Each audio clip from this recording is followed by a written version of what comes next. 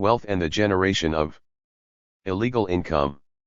Illegal potential may be thought of as the limit of one's ability to generate an illegal income. While labor power is relevant for defining the illegal potential possessed by the majority of the population, our concern here is with illegal potential as related to wealth. In particular, we are concerned with the illegal potential associated with that majority of privately held wealth which represents ownership of capital. The illegal potential possessed by the owners of this wealth reflects capital's ability to illegally appropriate income. In this section we will show that there is a basic inequality in illegal potential among groups defined as competitive and monopoly sector wealth holders. This inequality will be seen to reflect the characteristics of competitive and monopoly sector production and the fact that there is a highly concentrated ownership of monopoly sector capital.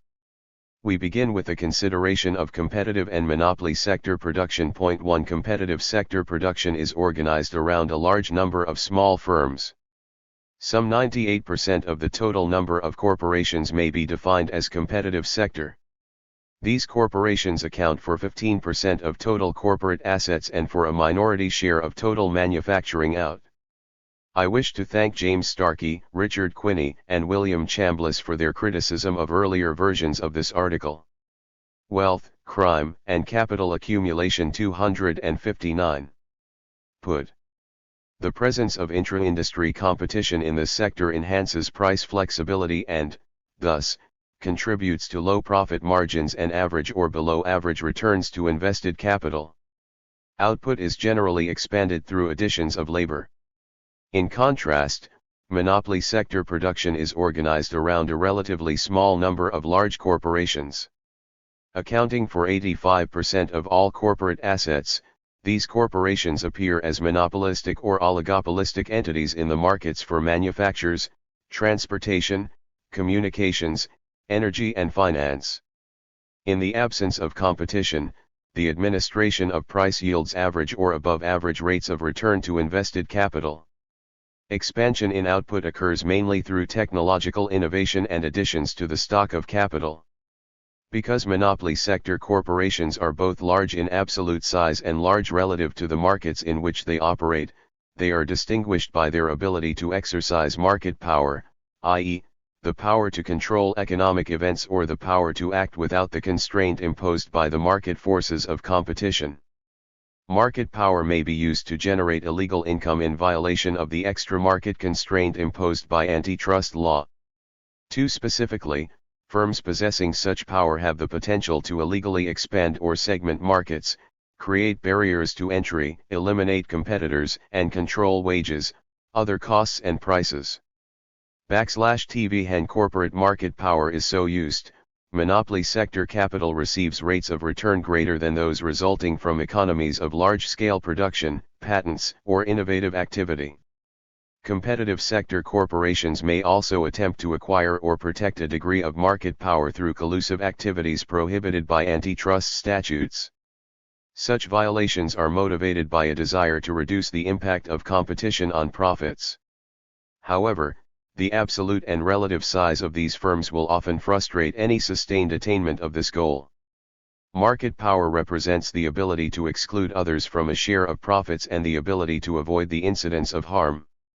Example: the harm associated with effective sanction. Therefore, while market power may be used to violate antitrust statutes, it may also be expected to increase the gains associated with illegal activities unrelated to antitrust. Since market power emerges from the structure of monopoly sector production, monopoly sector corporations should have the potential to receive long-run illegal rates of return greater than those available to competitive sector firms. And since the stock of monopoly sector capital exceeds the stock of capital invested in competitive sector production, it is apparent that monopoly sector corporations as a group have a potential to generate illegal income far in excess of that which may be generated by the aggregate of competitive sector firms. 3. One can conceive of distributional systems in which the social gains and losses associated with monopoly sector violations would be spread evenly. 260 Harold Barnett. Over the entire population. However, A brief examination of data on the distribution and characteristics of wealth holdings indicates that the gains associated with monopoly sector violations accrue to a limited group of monopoly sector wealth holders. And, as we will argue below, the losses tend to be borne by the larger population of competitive sector wealth holders. An overall inequality in the distribution of wealth holdings is indicated by the fact that the top 8% of families hold over 60% of total wealth while the bottom 25% hold no wealth. In addition, the top 1% of wealth holders are estimated to account for over 75% of all privately held corporate securities. Therefore, the assets held by this group of monopoly sector wealth holders may be taken to represent near total ownership or effective control of the capital which provides the basis for monopoly sector production. By way of contrast, we can identify the vast majority of the population as those whose minority share of total wealth is held in the form of housing, pensions, insurance and minor equity. Point 4. This competitive sector wealth holding population includes the organizers and owners of competitive sector business, the unskilled, skilled and white-collar employees of competitive, monopoly and government enterprise, and the unemployed. To summarize, it can be seen that monopoly sector wealth holders possess an inordinate potential to generate illegal incomes. This potential reflects their claim over the income which can be appropriated through the illegal use of monopoly sector capital and market power. Wealth holders who are the organizers of competitive sector business possess a lesser potential as a consequence of their minor capital ownership and their limited ability to benefit from the exercise of market power. And those members of the competitive sector wealth holding population whose assets are minimal, non-existent, or otherwise yield no individual influence over economic affairs are limited to the illegal returns which can be generated through an application of labor power to the illegal acquisition of transferable wealth. The degree of realization of these unequal potentials will depend on the manner in which state police powers are used to constrain violations by competitive and monopoly sector wealth holders. Since monopoly sector potential exceeds competitive sector potential, we can expect that a relatively limited monopoly sector enforcement will result in a disproportionate percentage of total illegal income accruing to the owners of monopoly sector wealth. In a part of this article reprinted in Part 3, Barnett shows that enforcement of antitrust legislation against monopoly sector corporations is weak and ineffective. This permits violations in this sector to continue, unchecked by legal threat. In the end of the article, reprinted here, Barnett discusses some of the consequences of the monopoly sector's relative immunity from enforcement ed. Wealth, see Rhyme, and Capital Accumulation 261. The realization of illegal potential. An insulation of monopoly sector producers from antitrust enforcement contributes to the conditions generating traditional crime in the competitive sector. Current levels of monopolization are estimated to account for an annual reduction in national income of at least 6%. 5. They could, in TUM, add 2 percentage points to the basic rate of unemployment, thereby increasing inequality and the incidence of traditional crime. 6. While the wealth status of traditional offenders limits the gains which any single offender can realize, and while the magnitude of income transferred is a small percentage of total competitive sector income, the aggregate income transferred is large relative to competitive sector profits. For example, in 1972 an estimated $12.4 billion was lost to business through traditional crime, with a disproportionate percentage of this loss falling on small business. This measured loss could be as large as 50% of total competitive sector profits. Therefore, enforcement is necessary to sustain competitive sector accumulation and to legitimize the state relative to competitive sector wealth holders in general and the organizers of competitive sector business in particular. We may then draw a conclusion: limited monopoly sector enforcement intensifies criminogenic conditions in the competitive sector and consequently requires that enforcement resources be used to constrain an illegal redistribution of income which victimizes the owners of competitive sector capital. While traditional crime imposes a drain on competitive sector profits, antitrust violations by competitive sector business contributes to that sector's profit income. However, as noted above, a disproportionate allocation of enforcement resources to prosecute competitive sector business violations is a corollary of limited monopoly sector enforcement. What makes this socially inefficient allocation acceptable? Since the knowledge that violations have occurred is often consequent on public enforcement, this allocation may contribute to a public impression that competitive sector producers are more prone to engage in illegal activities. This would reduce pressure for monopoly sector enforcement. It would also yield an increased conflict between competitive sector producers and a public which stands to gain from enhanced competition. As a consequence of this use of antitrust powers, monopoly sector firms retain the absolute size and market power which provide a relative insulation from loss due to other production-related prosecutions. For example, enforcement of environmental standards may place a relatively large burden on competitive sector profits regardless of the fact that most manufacturing output originates in the monopoly sector. First, monopoly sector producers can utilize their market power to diminish the impact of enforcement on profits by passing 262 Harold Barnett. Increased costs on as price increases. Second, given the absolute size of monopoly sector producers, effective constraints on their violations of environmental standards are argued to have adverse effects on growth and employment. Thus, state support for enforcement of environmental standards which place a relative burden on the competitive sector becomes a means to promote legitimacy while at the same time diverting enforcement resources and attention from the illegal environmental acts of monopoly sector producers, a result similar to that found in antitrust enforcement. In general, these arguments support a conclusion that the use of enforcement resources to prosecute violations by competitive sector business is out of proportion to that sector's relative potential for generating illegal returns to wealth. While this tends to reduce realization of competitive sector illegal potential, it simultaneously sustains realization of the relatively greater illegal potential possessed by monopoly sector wealth holders. In diminishing an unlawful redistribution which benefits some owners of competitive sector capital, the structure affluent enforcement sustains unlawful redistributions from competitive to monopoly sector wealth holders. James O'Connor has argued that increased social expenditures to ameliorate the adverse impacts of monopoly sector growth generate increased strains on the state's budget.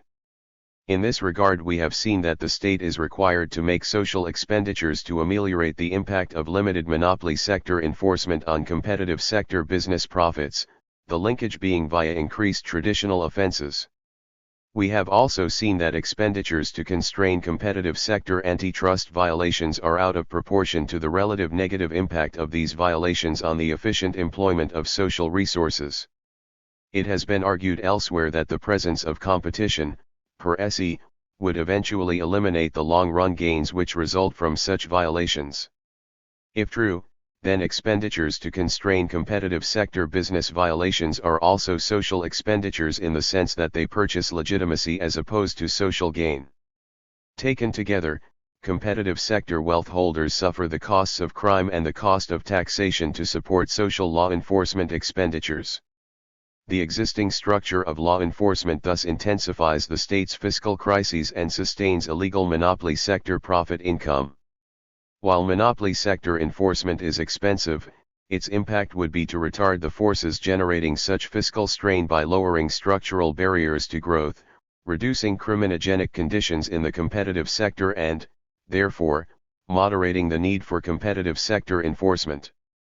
William Shepard has calculated benefit-to-cost ratios for antitrust enforcement under Sector 2 of the Sherman Act, i.e., prosecutions in response to monopolization, attempts to monopolize, and combinations or conspiracies to monopolize.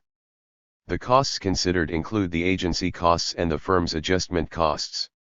The benefits include increases in efficiency, innovative activity, and equity. The average ratio of long-term benefits to total costs for 7 major cases was 43 to 1.10, while such socially harmful monopoly sector activity restricts the wealth, crime, and capital accumulation 263. Achievement of potential growth and employment.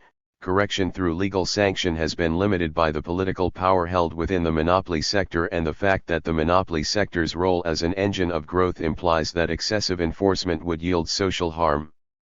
Out of this situation emerges the ability of monopoly sector wealth holders to realize Hegel gains in sustaining the structural basis for overall inequality in the distribution of income. Law and enforcement minimize the difference between potential and realized illegal returns to monopoly sector wealth holders. Gains from limited enforcement are distributed as dividend income and as appreciation in the value of equity holdings. Shepard estimates that current levels of market power may account for some 1/4 of the total value of corporate stock held by the 4 million top wealth holders, and offers the conservative estimate that in any year at least 3% of national income is redistributed toward greater inequality because of market power. L1 Since this estimate is based on measures of industrial concentration and the distribution of assets over the corporate sector, we can assume that the majority of this transfer is received by monopoly sector wealth holders.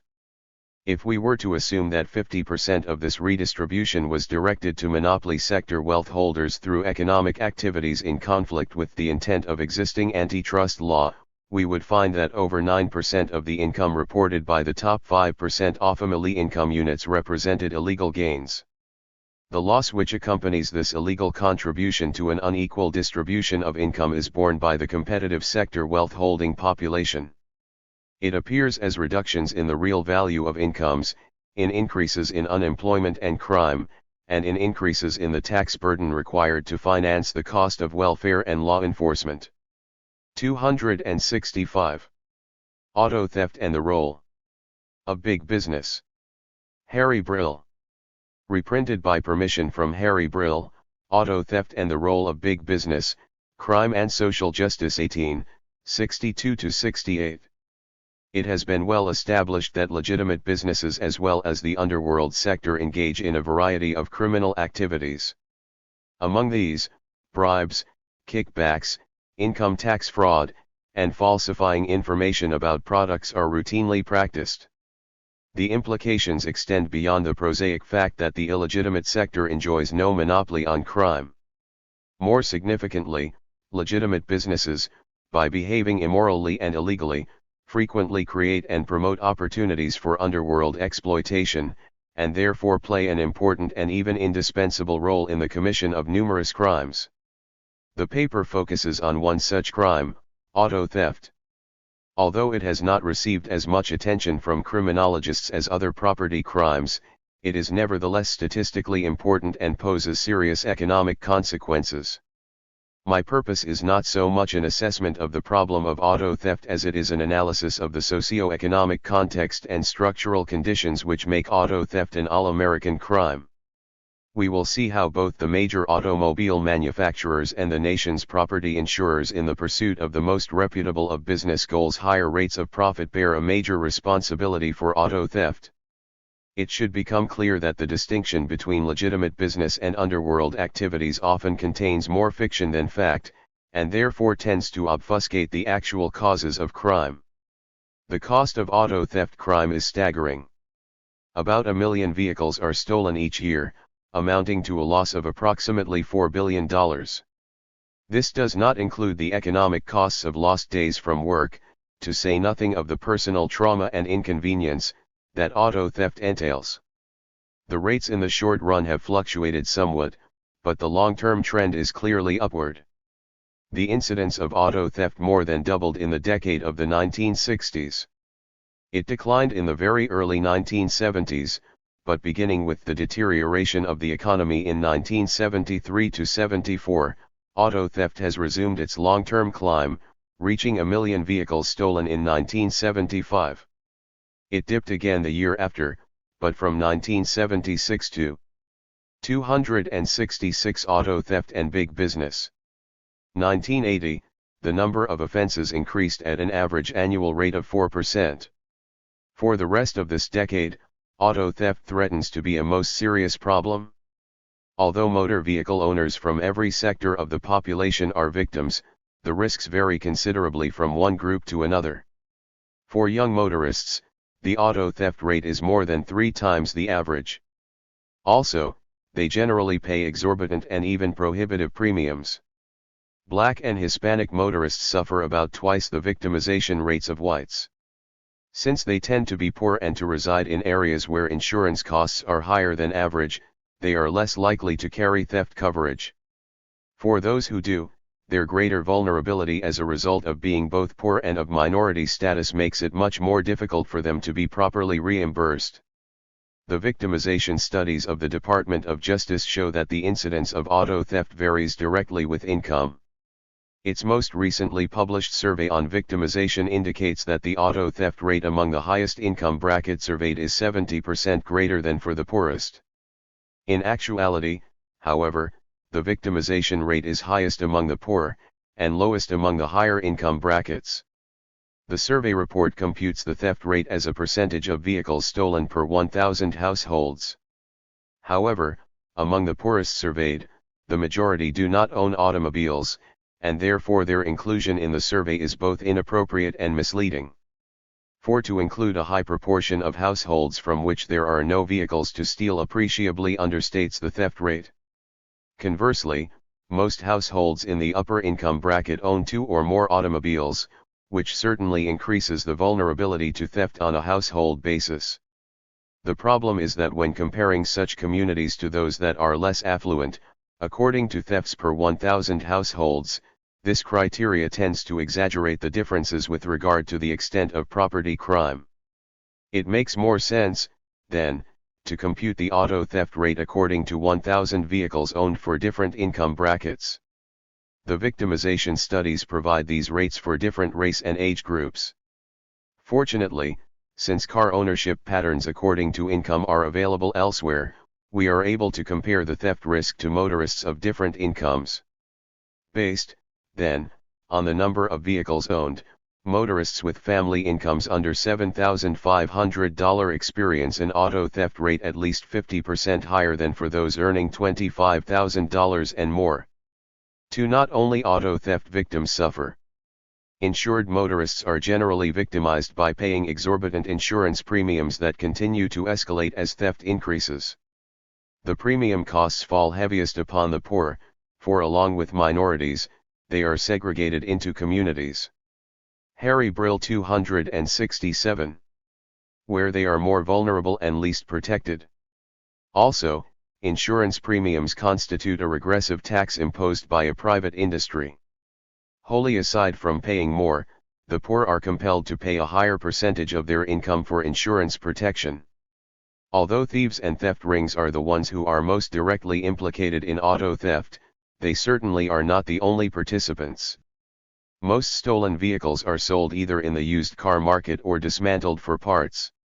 Auto body shops need crash parts, which they generally obtain from salvage yards, and many of these are operated by or have close connections to theft rings.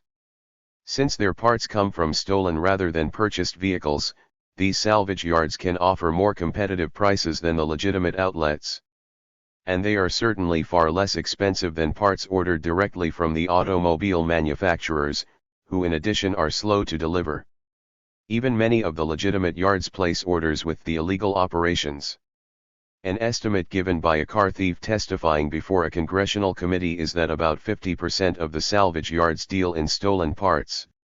Many of the cars stolen for resale are fenced through used car dealers and new car dealers with used car operations. Yet the small effort made to thwart auto theft is directed almost exclusively toward apprehending the auto thief.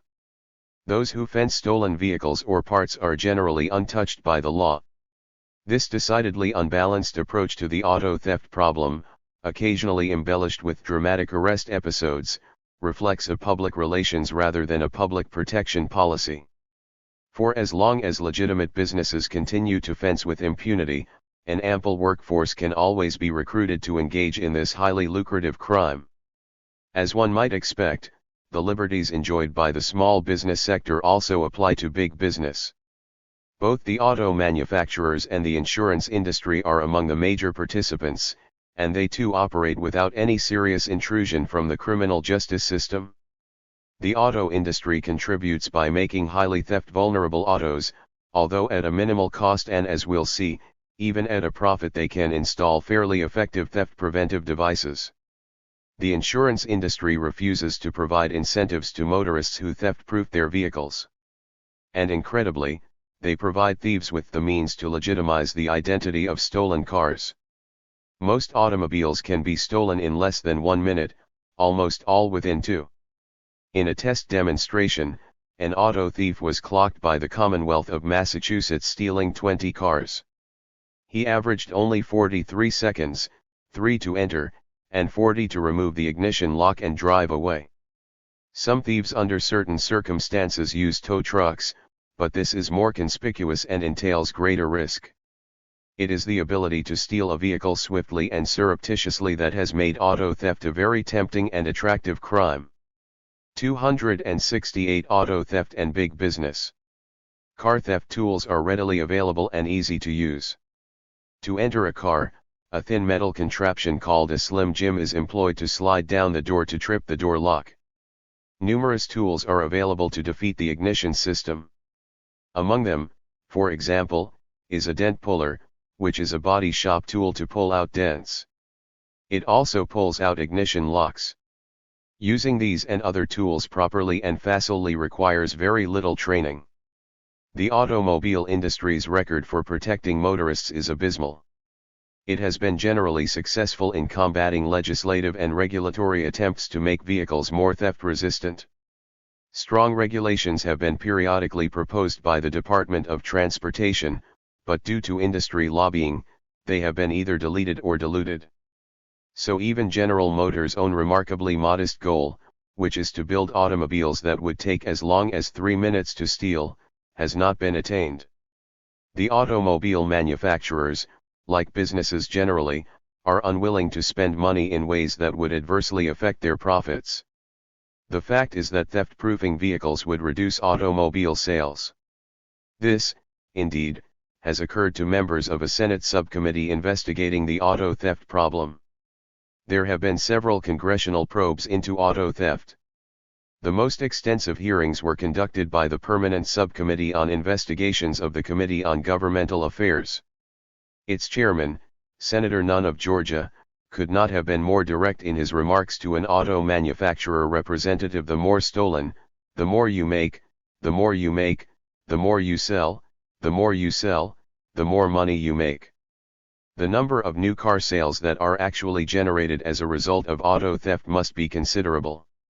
The subcommittee requested Chrysler to submit its own estimate of the impact of auto theft on the sales of its own cars. Using the company's own calculations and then applying them to the industry as a whole would yield about 50,000 new car sales per year. However, this estimate is much too low. Remarkably, Chrysler assumed that new cars are purchased exclusively by owners of other late-model automobiles, although the overwhelming majority of new car buyers have previously owned older vehicles. Also, the number of recovered vehicles that were still usable was grossly overestimated. Law enforcement officials count an automobile as recovered as long as any part that is retrieved clearly belongs to the particular vehicle. A completely stripped automobile, or just a discarded transmission or engine, counts a vehicle as recovered. The official police statistics look better, but the unfortunate motorist is still without a drivable car. A more accurate estimate of the stimulant effect of car theft would undoubtedly amount to several times Chrysler's figures, somewhere in the hundreds of thousands. Harry Brill 269. Of course, cost considerations alone can be sufficient to deter improvements.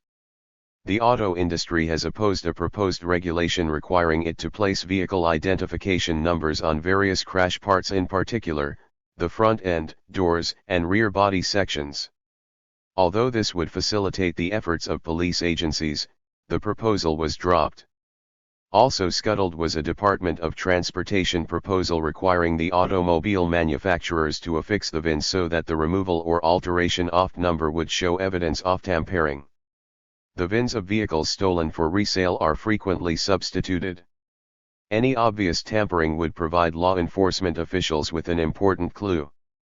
Even though the costs per car would be small in the aggregate, the figures would be in the millions of dollars for the large companies. So we would expect the auto manufacturers to oppose these changes regardless of the impact on auto sales. Nevertheless, the overriding commitment is to making cars that are minimally resistant to theft. The auto manufacturers successfully opposed a regulation requiring that a shield be inserted over the door lock mechanism so that it could not be directly contacted by external devices. This would have been quite inexpensive, and in fact, General Motors did place a shield on some of its models. However, since it did not take the trouble to design an effective one, the shield has proven to be completely useless. Apparently reacting to criticism, it at least wanted to convey the impression that it was doing something. This was only a public relations maneuver. What is really significant is that General Motors preferred to spend some money on a device that would not work, rather than on one that actually would. Particularly revealing is that the auto manufacturers refused to install effective anti-theft devices, although it would clearly increase their profit on each car. It has generally been the practice of the industry to load automobiles with amenities to improve their earnings on each unit they sell. From the manufacturer's perspective, these costs represent investments, not onerous expenses.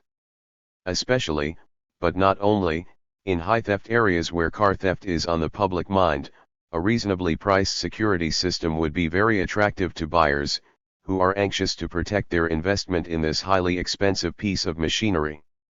A nationally known research organization, Arthur D. Little, developed an effective anti-theft device under a grant from the Department of Transportation.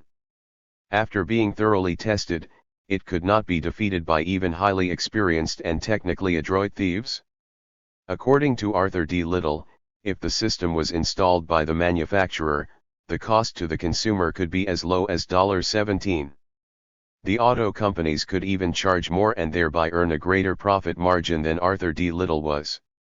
270 Auto theft and big business. Anticipating.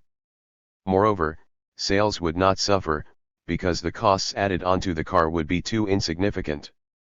If anything, car sales might increase slightly because some motorists, whose anxiety over high theft rates dissuades them from purchasing new vehicles, might reconsider if the manufacturers installed an effective, low-priced anti-theft system. Nevertheless, the auto producers have been uninterested. Building stealable vehicles stimulates sales not only by encouraging theft. Theft vulnerability, which also means cars can be readily repossessed, promotes sales indirectly by prompting lending institutions, banks, finance companies, and credit unions to adopt more lenient loan policies and to charge relatively lower rates of interest.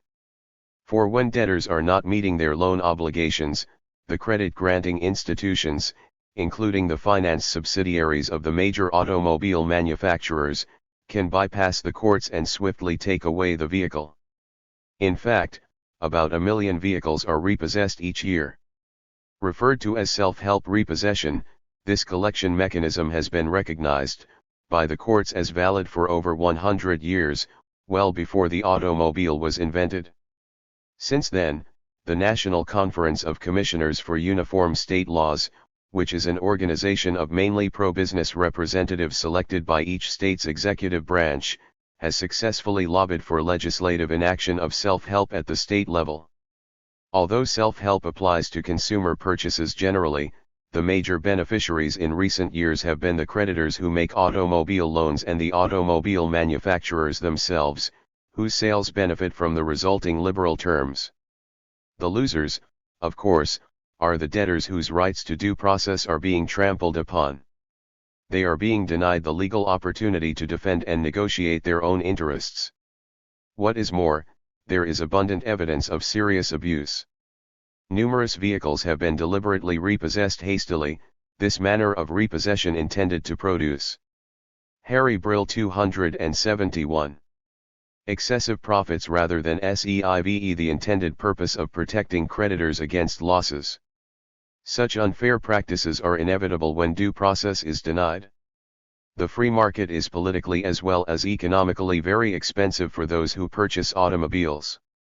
Due to the impoverished public transportation system, for which the automobile industry is largely to blame, car ownership has become a necessity.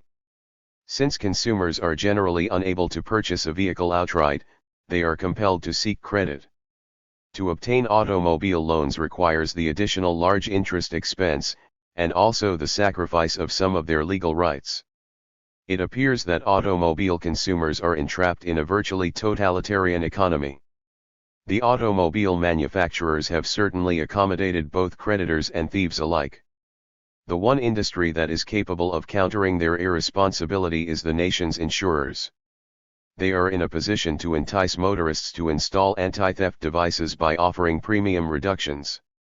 Theft-proofing vehicles on an individual car basis is far more expensive than if mass-produced and installed by the automobile manufacturers. Still, a reasonable and realistic incentive for theft-proofing late-model cars could subsidize the costs over several years of the life of a vehicle. Since curtailing auto theft would reduce claims costs, one might expect the insurance companies to be quite interested in some kind of incentive system.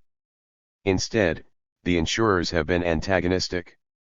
They refuse to voluntarily adopt any system and have vigorously lobbied against legislative efforts to mandate lower insurance rates for theft-protected vehicles. In Illinois, which is among the few states where such legislation has been approved, the insurance industry has been attempting its repeal. Massachusetts, the nation's theft capital, has adopted a similar law, implementation of which the industry, through delaying tactics, was able to postpone but could not stop. The industry defends its opposition to preferred rates on the grounds that they would not reduce auto theft. It claims that thieves who are unable to steal one vehicle would simply move on to the next one. However, for those thieves who are seeking only late-model automobiles, or certain particular models, the next car may be neither nearby nor accessible. Still, the insurers do make a valid point, since the overwhelming majority of vehicles have no protection against theft. So the difficulties in stealing one car are most unlikely to be experienced with the next one, which for most thieves would probably be in short reach. However, this problem can be dealt with by actively promoting, not discouraging, the widespread use of anti-theft mechanisms. On this score, the insurance companies are clearly an important part of the problem. In those states that offer preferred rates, the program is neither 272 auto theft and big business promoted nor even publicized. Few motorists are even aware of it. In fact, the insurers could realistically offer larger incentives than these states require, which would make theft-proofing even more tempting. But their preference is to offer nothing at all. A determined insurance industry could turn the odds against the auto thief. But this is not what it is interested in doing. This is particularly surprising if we take into account that the industry could entice motorists with lower rates without passing on the entire gain that would result from smaller underwriting losses. Their rate of return would be improved. The catch, however, is that a higher profit rate would be traded off for lower aggregate earnings. In other words, substantial premium reductions that yield only a slightly higher rate of profit would appreciably reduce the aggregate cash flowing into the industry. This would violate an important business principle. The purpose of a higher rate of profit, after all, is to increase the level of aggregate income, which is what ultimately determines the ability of business to expand and modernize and to allocate higher salaries and bonuses to its executives. For the insurance industry, there is a particularly pressing reason for maximizing income.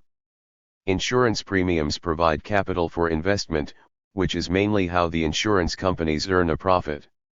Auto theft insurance earns a profit. But last year, the overall losses of the insurance companies for writing insurance reached about $6 billion. Investment income, however, surpassed $13 billion. Reducing premiums, even if somewhat advantageous to the insurance end of the business, would not appeal to the investment-minded insurance industry. To the insurance industry, a higher auto theft rate is better than a lower one. The more cars stolen, the higher the insurance premiums climb, and the more money the insurance companies accumulate to invest. So, the industry's propaganda notwithstanding, their self-interest is not only different from that of the consumers whom they insure, they seriously clash. The industry attempts to create an illusion that there is a harmony of interests between themselves and the public. One recent and important example is the campaign in Massachusetts of the Coalition for Auto Insurance Reform. CARE, which projected itself as a consumer-oriented organization, was actively promoting state deregulation of auto insurance. It claimed that by setting overall rates for the industry, the state virtually abolished competition and the lower insurance rates that would result. According to CARE, the pressure of competition would force the insurance carriers to adopt cost-saving strategies.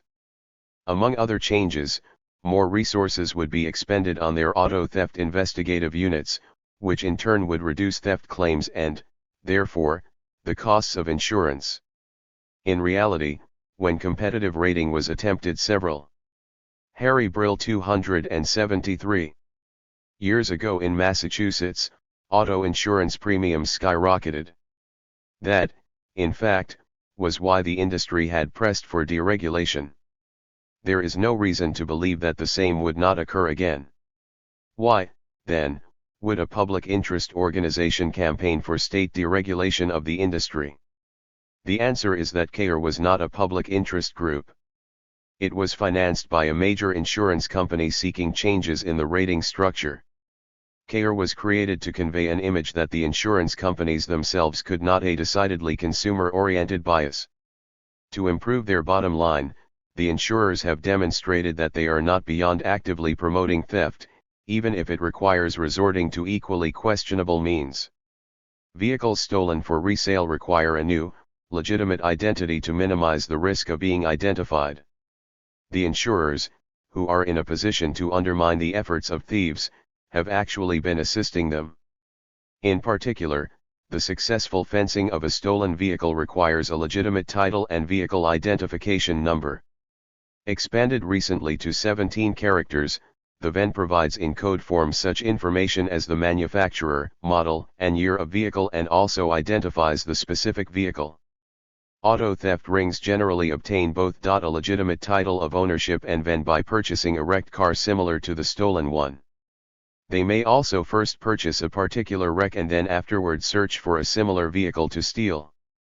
For those thieves who utilize legitimate outlets for fencing purposes, it is crucial to provide the stolen vehicles with legitimate identities. Theft rings want to avoid jeopardizing their fencing contracts. Thieves obtain wrecks either directly from lots operated by the insurance companies or from salvage yards that purchase them from the insurers. The insurance companies could dispose of these vehicles as junk, making certain that the VIN is removed or crushed along with the vehicle. There are additional steps that could be taken to assure that the title and the VIN are permanently buried. The problem for the industry, however, is that junked vehicles yield at best no more than a few $100s. Instead, the insurers prefer to sell these vehicles under the fictitious pretext that they can be rebuilt, which can instead command for a new car as much as several $1,000s. Actually, many of these vehicles have been completely demolished and therefore are impossible to rebuild. Their worth lies in the legitimacy that they provide for thieves. The insurers are certainly aware of what they are doing. They are expert in differentiating between rebuildable and unrebuildable vehicles. Also, police agencies have attempted to persuade some of the insurance companies to cease the practice. According to a police investigator in the Chicago area, about 80% of all the totally wrecked vehicles sold at insurance companies' own lots are used in illegal automobile reneging. 274 Auto theft and big business schemes. Remarkably, the auto theft problem is being subsidized by the insurance industry. Auto theft investigators have been puzzled by the industry's behavior. Whatever the short-run gains, it would seem that the insurers ultimately have more to lose. The industry winds up paying out in theft claims several times more than they collect from the salvage sales that have facilitated the thefts. The insurance companies understand, however, that the salvage switch does not exhaust the ingenuity of auto thieves. There are other subterfuges, including the counterfeiting of documents and VIN plates by some highly sophisticated theft rings. Tightening up on salvage sales would curtail many thefts, but those who would continue to steal would no longer be paying fees to the insurance carriers. As a result, the companies would lose a substantial income. Industry efforts to curtail auto theft are circumscribed by the profit motive. The industry is disinterested in a large-scale preventative approach because it generally prefers higher insurance rates to lower ones. However, any insurer welcomes the recovery of a stolen vehicle, since this reduces its costs. To assist in the recovery of the stolen vehicles, the industry sponsors its own organization, the National Automobile Theft Bureau. Supported by membership fees from over 500 insurance companies, NATB employs a highly trained staff, many of whom are former police officials.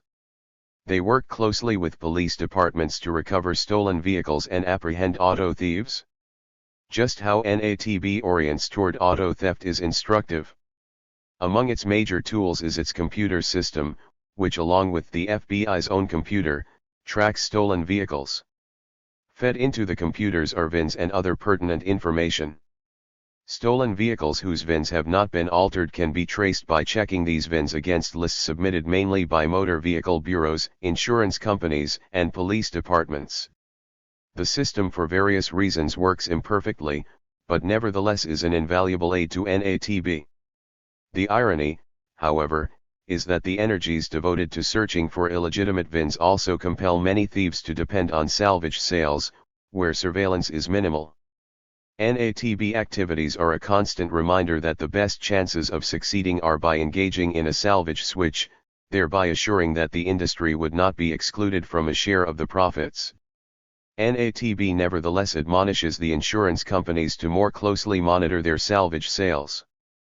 But since the practice persists, NATB investigators could be spending their time most usefully by routinely tracking down those who purchase unrebuildable, wrecked vehicles at the higher salvage prices.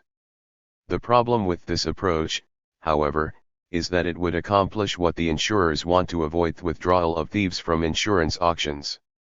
Harry Brill 275. The other major outlet for wrecked vehicles, salvage yards, are not required in many states to keep complete records.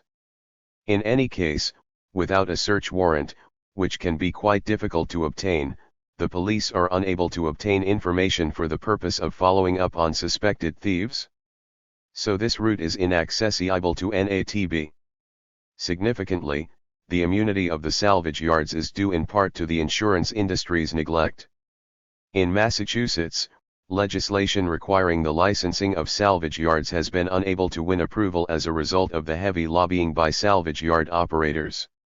Its importance for combating auto theft is widely recognized.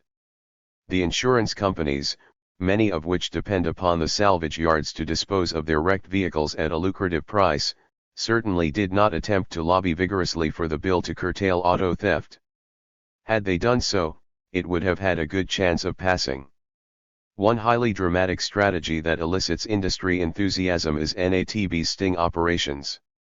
In cooperation with local police departments, a used car business is set up to lure thieves by purchasing their stolen vehicles. These sting operations, which are quite expensive, are financed with public funds. But it is really the industry, not the public, that mainly benefits. The insurance companies recover stolen vehicles as well as having already received, in many instances, the salvage price for wrecked vehicles, whose VLNs have been transplanted to the stolen cars that were sold to the sting operation. The police departments have gained too by promoting the illusion of seriously and effectively combating crime. Thieves are apprehended, but very rarely is serious punitive action taken against them. Generally speaking, property crimes directed against members of the public are treated lightly and even casually. With regard to auto theft, there is an important contextual factor. The insurance industry has not been emitting distress signals about auto theft to the police and the courts. These they reserve for those who can influence and determine insurance rates, especially the legislatures and insurance regulatory agencies. Aside from rhetoric, then, the criminal justice system does not accord an important status to auto theft. The few who are punished for auto theft are overwhelmingly drawn from the lower class stratum, while others who are involved are generally left alone. The sting operation is one example. Those who are apprehended are the so-called disreputable. By the sting's very nature, the legitimate businesses that fence stolen merchandise are bypassed. An alternative approach would be to feign a theft ring for the purpose of entrapping businesses that knowingly and willingly purchase cars believed to be stolen. But this is not done. The issue is not only one of inequity, as important as it is. Since legitimate businesses remain untouched, thieves continue to be assured of a market for their stolen vehicles. The sting operation represents only a momentary interruption. NATB is constrained by the usual police resistance to intruding into 276 auto theft and big business, the affairs of the legitimate business sector. Nor would the insurance industry condone widespread assaults against legitimate businesses which, after all, could include the insurance companies themselves. Once fencing operations are targeted, what is to stop an official investigation of the insurance industry's involvement in auto theft? Besides, there would be nothing to gain and much to lose if the auto theft problem was seriously confronted. The insurance industry, after all, is in the business of insuring against uncertainty. The greater the public uncertainty, the better for business. Like the automobile manufacturers, the nation's insurers thrive on auto theft. From our perspective, these industries are implicated in serious crimes. From their perspective, it is business as usual. In summary, we have seen how the profit motive involves the reputable business sector in the commission of crime.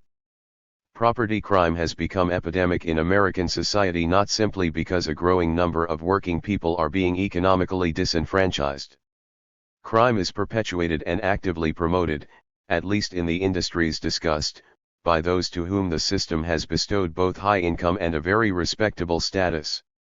Moreover, their highly questionable practices are legally sanctioned and even encouraged.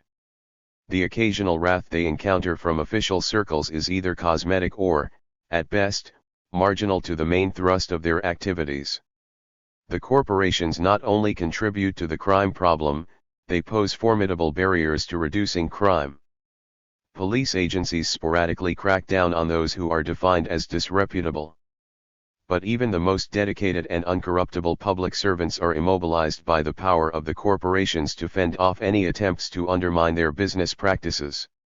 We can expect, then, that auto crime will continue to pay and flourish.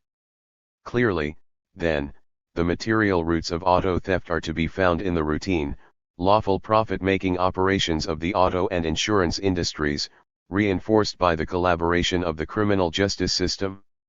This does not suggest a conspiracy explanation, though there is clearly a conscious unity of interests and undoubtedly a degree of cooperative planning among the businesses that profit from auto theft. Rather, the widespread persistence of auto theft and the ineffectiveness of the police in controlling it are structurally determined conditions which are institutionally generated by big business in its legal practices. 9. The production of black violence in Chicago. Cyril D. Robinson. 279. At the beginning of the 20th century, when there were but 2% blacks in Chicago, and as late as the 1940s, when most blacks were still in the South, few people saw blacks as the major source of violent crime. Yet today, street crime and gang violence by black youth ravage many black communities. This essay will show how public and private decisions contributed to and largely determined that result. One of its major theses is that people in a position to do so have used a subordinate group, in this case, lower-class blacks, as their instrument of capital accumulation. There has been, in effect, a direct transfer of wealth from the poor and powerless to the rich and powerful. One inevitable consequence of this process is the povertization of a part of this subordinate group. Out of such conditions, violent crime becomes an attractive occupational choice. I start my inquiry in the post-slavery period between the Civil War and the first Great Migration to the North beginning in 1916. This tale, being long and complex, will move back and forth between the black experience and the sometimes global decisions that affected blacks, then back again to reconstruct the community environment that produced the violence and crime in many black communities today. Rather than try to show the impact of those decisions throughout the United States, I have concentrated on Chicago. 1. Likewise, although these decisions have adversely affected lower-class workers, small farmers, and small business people of all ethnic groups and races, I have principally restricted this essay to black males. Blacks have the longest history of any non-indigenous group in the United States too, and because of their numbers in northern cities at the time of the recent structural economic transformation, the noxious results of those decisions on them act as predictors of what is happening to other subordinate groups. 88:7. Moreover, a rich historical, economic, and sociological literature has focused specifically on blacks. Because an important goal of this essay is to link governmental decision-making to inner-city street crime, committed mostly by males, the principal focus is on them. 3. 280 Cyril D. Robinson. Why blacks came north. Even though slavery had been abolished, conditions for blacks in the post-Civil War South were so oppressive that few were able to leave. Between the end of the Civil War and 1910, blacks in the South remained, economically, serfs, being dependent on white landowners and often legally tied to the land. Laws made it a crime to hire labor away from a farm for a higher wage. Those who left for this reason were subject to arrest and return by peace officers. 4. Most ex-slaves had little information about the North, few resources to get there, and greater interest in the possibility of landed independence in the more familiar South. White labor objected to working with blacks, and most employers preferred white immigrant labor to blacks, who they thought were unqualified for urban employment. Those few leaving were frequently unattached young males who had not been slaves and did not hold any special attachment to the soil. Blacks came north on their own as a reaction against constant violence and injustice, increasing destruction of crops by the boll weevil, flooding and drought in sections of Georgia, Mississippi, and Alabama, a decline in cotton prices and consequent lowered wages, and a labor glut for the limited jobs for which they were permitted to compete. They did the dirty work of Southern society, and most lived on the edge of poverty.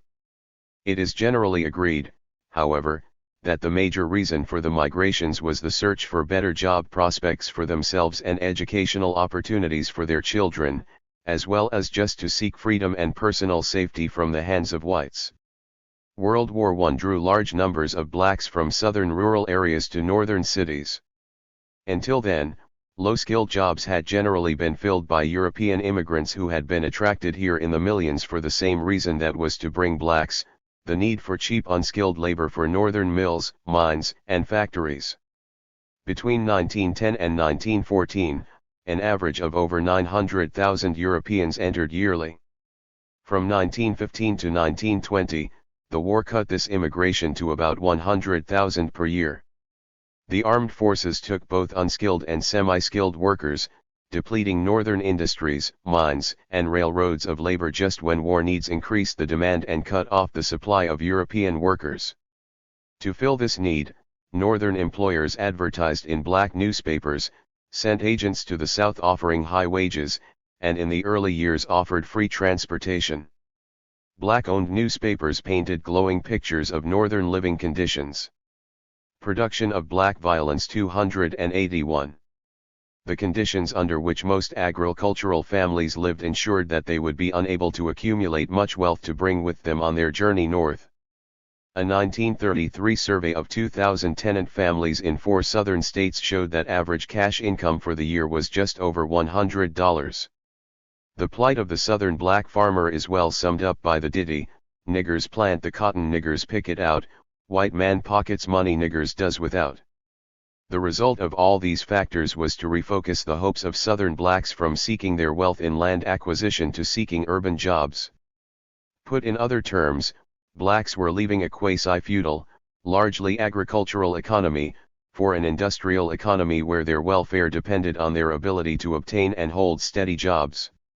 The migration of the 19,205 to 19,605. While the 1920s generally meant prosperity for the industrial parts of the economy, economic depression began in the rural South in the first years of that decade. Beginning in 1920, falling cotton prices, together with destruction of crops by the boll weevil, increased the flow of blacks from farms to cities. This migration declined during the Depression years of the early 1930s but resumed in 1938 and 1939 in response to the defense program. Mechanization of some selected farming areas, federal acreage reduction programs, and inability to compete with whites returning to farms also contributed to the later outflow.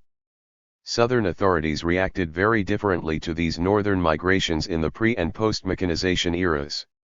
In the early period, when labor was necessary, Southern states passed restraining laws and regularly arrested and jailed blacks leaving their place of work unless they had in their possession written consent from their landowner or employer. When their labor was no longer needed, Southern authorities encouraged black flight, in some cases even hiring buses for the trip north. Between 1940 and 1970, because the same number of whites left Chicago as blacks entered, Chicago's population remained almost unchanged. Chicago's black population rose from 4% in 1920 to 8.1% in 1940, 13.6% in 1950, 22.9% in 1960, 32.7% in 1970, and in 1980 and 1990 about 40%. Thus, by the early 1960s, all pieces were in place for the tragic scenario. 282 Cyril D. Robinson. That followed. Moreover, policymakers had all the information they needed to shift resources and reverse these obvious trends. Some even saw the gathering clouds much earlier. Federal policies encouraging blacks to leave the South. Mechanization of Southern agriculture. What has been called the two-stage push off the farm involved mechanization, which substituted a capital-intensive for a labor-intensive process, thereby not only reducing the need for labor but changing the nature of the labor needed from unskilled or low-skilled to skilled, and as the capital-intensive system took hold, capital-intensive crops replaced labor-intensive crops. Gross changes in agriculture. 1910 to 1970. The major crop employing Southern black labor was cotton. In the 10 Southern states where in 1935 almost all cotton was grown, about 60% of those engaged in cotton farming were tenants. Of the cotton families in the Cotton Belt, roughly 60% were white and 40% were black. From the beginning, cotton culture was based on an abundant supply of low-cost labor. The social and economic institutions to which it gave birth were self-perpetuating and had a hand in delaying mechanization of cotton past the time when it might otherwise have occurred. The availability of a routinized, poorly educated, and politically ineffectual rural labor force made labor-saving devices economically pointless. But when mechanization came, it came with a rush. Because of the market conditions under which the farmer operated, once machines were introduced in some parts of the South in the early 1930s, all farmers felt compelled to go along in order to lower costs. Social consequences of mechanization were not unexpected. Testimony before the 1947 House Committee on Industrialization in the South concluded that the replacement of farm animals by tractors would result in the reduction of over 1 million farm laborers by 1965. Such displacement was said to be necessary in the interest of efficiency and higher farm income. 5 No one in power sought to respond to these predictions. Subsequent government decisions not only ignored the social consequences of these changes in agricultural organization but accelerated them. How did mechanization come about? Machine harvesting of cotton and com was introduced on a large scale in 1950, in a huge decline in use of labor. For example, in the space of only 3 years from 1949 to 1952 the use of unskilled agricultural labor in 20 Mississippi. Production of black violence 283. Delta counties fell by 72%, and 5 years later was down to only 10% off 1949 level. Because almost all plantations were white-owned, they naturally hired whites over blacks. The market forces set in motion by mechanization also worked to the disadvantage of the black and the poor who did not possess the necessary funds, land, experience, or initiative to utilize the new methods. The overall effect of new technology was to reduce the number of tenant farmers or to make smaller farms less profitable and to encourage wealthier farmers to buy up smaller operations. Vihirace in 1940 the agricultural census recorded 1,450,000 tenants in the South, by 1964 only 253,000 remained. These forces hit poor black farmers particularly hard. Farm ownership by blacks fell from 150,000 to 70,800 between 1935 and 1964. The role of the federal government in promoting or encouraging mechanization. The federal government's encouragement of technological progress has a long history. Land-grant colleges and experiment stations eventually became the primary institutions bringing technological change to American farmers. Originally intended for the narrow purposes of testing seeds and fertilizers and disseminating technical information, these stations have tackled all sorts of practical problems of agricultural production, testing machinery, and constantly monitoring quality and performance. Although the federal government neither invented the machines nor directly encouraged their invention, promotion, or sale, the government did promote mechanization in three important ways. Its experimental stations tested the performance of machines and developed improvements. It set up the system of supporting services that made mechanization feasible, and federal subsidies and credits allowed large landowners to purchase these machines. But such contributions were insignificant compared to the federal government's part in hurrying along the second agricultural revolution by encouraging the adoption of a package of farm practices including mechanization, greater use of fertilizer, conservation practices, and irrigation. The promotion of mechanization of agriculture, involving a private-public cooperative effort, illustrates the futility of trying to separate public and private contributions to this process. 284 Cyril D. Robinson. Other government programs encouraging migration. Their human consequences. The federal government has helped to build farm-to-market roads, provided market information, financed agricultural research and education, instituted power production, navigation, and flood control, irrigated a fourth of all land in the West, provided short-term loans through the Federal Credit Administration, and written crop insurance through the Federal Crop Insurance Corporation. Various subsidy programs raised the price of land so that it was more difficult for a poor or young farmer to become a landowner. Ford, reviewing federal farm policies from the 1930s to the 1960s, concluded that policy was highly influenced by lobbyists for large farmers, principally the Farm Bureau. Price support programs heavily subsidized large farmers and had the concomitant effect of displacing large numbers of low-skilled laborers.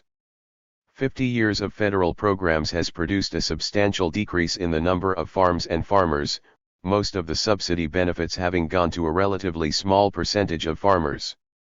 Under these programs, black tenant farmers fell from 900,000 in 1920 to 100,000 in 1970.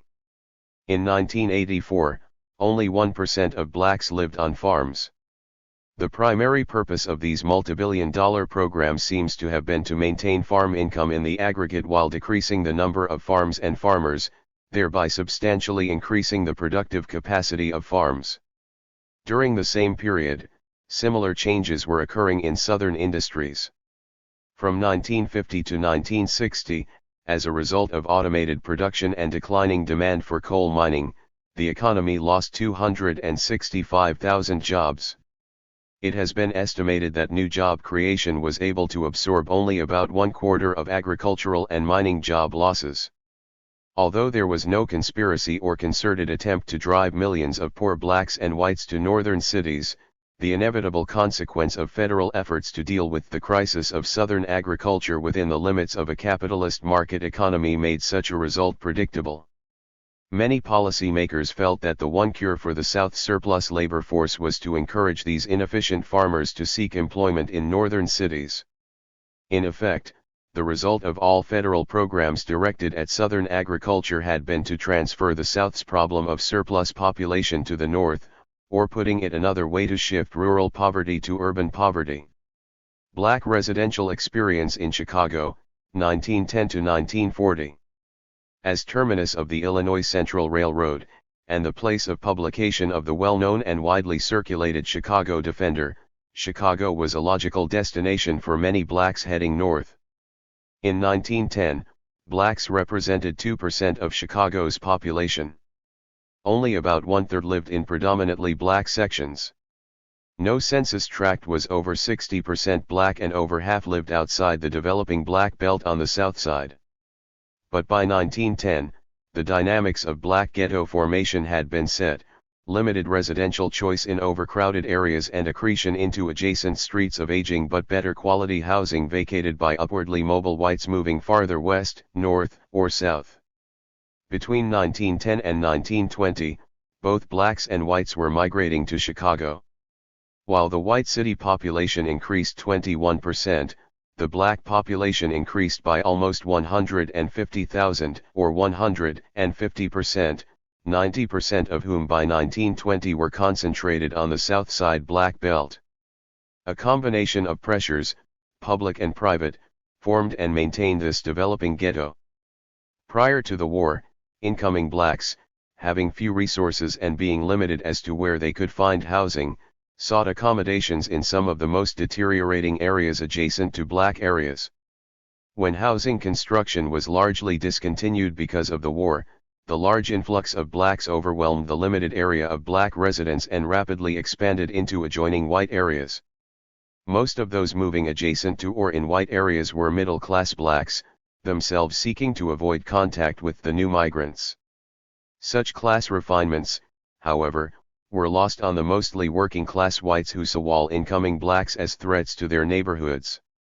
Blacks not only represented a social and economic threat but a political one as well. Most ethnic voters were adherents of the Democratic Party, while blacks, because of the dominance of the Democratic Party in the South, voted Republican. White ethnics, principally Irish and Poles, living in these neighborhoods organized a kind of guerrilla warfare to prevent this invasion. Between 1917 and 1919, white athletic clubs and neighborhood improvement societies engaged in threats and bombings of the homes of blacks moving into white areas and of black or white real estate agents who rented or sold houses to blacks. In July 1919, these individual acts of violence culminated in a race riot in which 23 blacks and 15 whites were killed and scores injured on each side. Although it was clear in this and earlier assaults that whites were the aggressors, neither the police nor other law enforcement authorities took measures to prevent these atrocities. Upper-middle-class whites in Hyde Park, further to the south, formed a neighborhood association that made arrangements to repurchase the property of blacks who moved in, but threatened and used violence if they. 286 Cyril D. Robinson stayed. Realtors were warned not to sell or rent to blacks or to hire black janitors. In addition to violent means, property owners sought to protect themselves from black occupancy by legal measures. In 1917, the Chicago Real Estate Board designed a plan to restrict black expansion to a block at a time. It recommended the creation of owners' societies in every white block for the purpose of mutual self-defense. In 1927, the board orchestrated a drive to cover all Chicago white communities with restrictive covenants, contractual agreements among property owners that they would not wanted colored persons to occupy, lease, or buy their properties. The campaign was so successful that by the spring of 1928, the Hyde Park Herald was pleased to announce that a fine network of contracts extended like a marvelous delicately woven chain of armor around all communities on the south side threatened by black incursion. Such a restricted housing market allowed landlords to charge higher rents and to neglect repairs. Although overcrowding was not at first a problem, higher rents forced many renters and owners to take in lodgers or to house incoming family members, or provided strong incentives for landlords to divide multi-room flats into kitchenettes. Larger and poorer families, not having the resources to move and least likely to find accommodations outside the segregated area, put the greatest strain on housing facilities, which in turn were least likely to be maintained by absentee landlords. Various other factors contributed to housing deterioration. White real estate agents, who would NOFFI1 ally filter out disreputable white tenants, did not differentiate among blacks. City authorities tolerated vice districts and even steered prostitutes to black areas in order to keep them from white areas. As the black ghetto expanded into white neighborhoods, realtors, both black and white, often created artificial panics to induce whites to flee. Realtors regularly steered black and white renters and buyers to areas reserved for each race. During the 1920s, elite groups, real estate investors, financiers, social reformi 1ers, businessmen attempted to solve the Negro housing problem. Numerous city and real estate boards and commissions were appointed, reports issued, and plans proposed. All suggested some variation of the dual solution, that blacks and whites should continue to reside in separate areas of the city, but that blacks should be provided with better housing, to be built by private enterprise for profit. Although there were numerous plans for this construction between 1915 and 1930, no housing was ever erected, because most workers, black or white, were unable to pay sufficient rent to support the necessary capital investment. By 1920, the scattered enclaves of the black population had almost. Production of black violence 287. Disappeared. 10 elementary schools and 1 high school were over 50% black. By 1934, 90% of blacks lived in predominantly black areas. By 1943, the combined segregated conditions and continued immigration resulted in a finding that between 75,000 and 100,000 persons above capacity lived in the Black Belt. Evolution of the black working class, 1910 to 1950. Most blacks arriving in Chicago before 1916 came from southern border states, had been farmers, and had few skills that could be used in the North. In 1910, over 4.5% of black men were engaged in 4 occupations: porters, servants, waiters, or janitors. Another substantial group, which had been resident a longer time, were servants to whites. Less than 1% were in sales and clerical positions, and only about 1.5% held professional jobs. As European immigrants flooded the labor market, jobs such as barbering, formerly occupied in the main by blacks, fell to the incoming whites. It was only with the migrations of the war years that a northern industrial black proletariat developed. Many of the migrants were skilled or semi-skilled workers who previously had migrated to southern towns, where they had lost in job competition with white workers. Thus, the mass of the Great Migration was a mix of mostly young, literate, skilled, semi-skilled, and unskilled workers and their families, many of whom came from southern cities. Nevertheless, on arrival, most blacks were limited to unskilled, low-paid labor, usually in stockyards, steel mills, or domestic service. Because as a rule whites believed blacks to be incapable of performing tasks which require sustained mental application, blacks were rarely promoted. Those hired during the war were usually displaced by returning white workers. By 1920, blacks had a more solid foothold in factory work, constituting approximately 4% of that workforce, about equal to their representation in the working population. But blacks were rarely admitted to apprenticeships, and in the 1919-20 recession, they were the first to be laid off. Certain occupations were designated Negro jobs and represented a kind of job ceiling, for example, Pullman porters and redcaps. Only 1 in 100 blacks was employed in a clerical, management, or supervisory position. Blacks had an edge solely in foundry jobs because the work was so hot and dirty in the 1930s. Blacks continued to be most heavily concentrated in unskilled labor categories. Such workers were the first to feel an economic crisis and suffered most. During the Great Depression, blacks were again pushed out of occupations they had previously dominated. Black. 288 Cyril D. Robinson. Waiters, for example, were replaced by white women. While blacks made up but 8% of the labor force, they represented 22% of the unemployed. Government was an important source of jobs. In 1932, blacks had 6.5% of city jobs. 3/4 of these, however, were as janitors, laborers, or as temporary employees. Although black migration slowed to 40,000 during the 1930-40 period, those blacks that came, by competing in an already limited job market, aggravated the employment problem for those already in Chicago.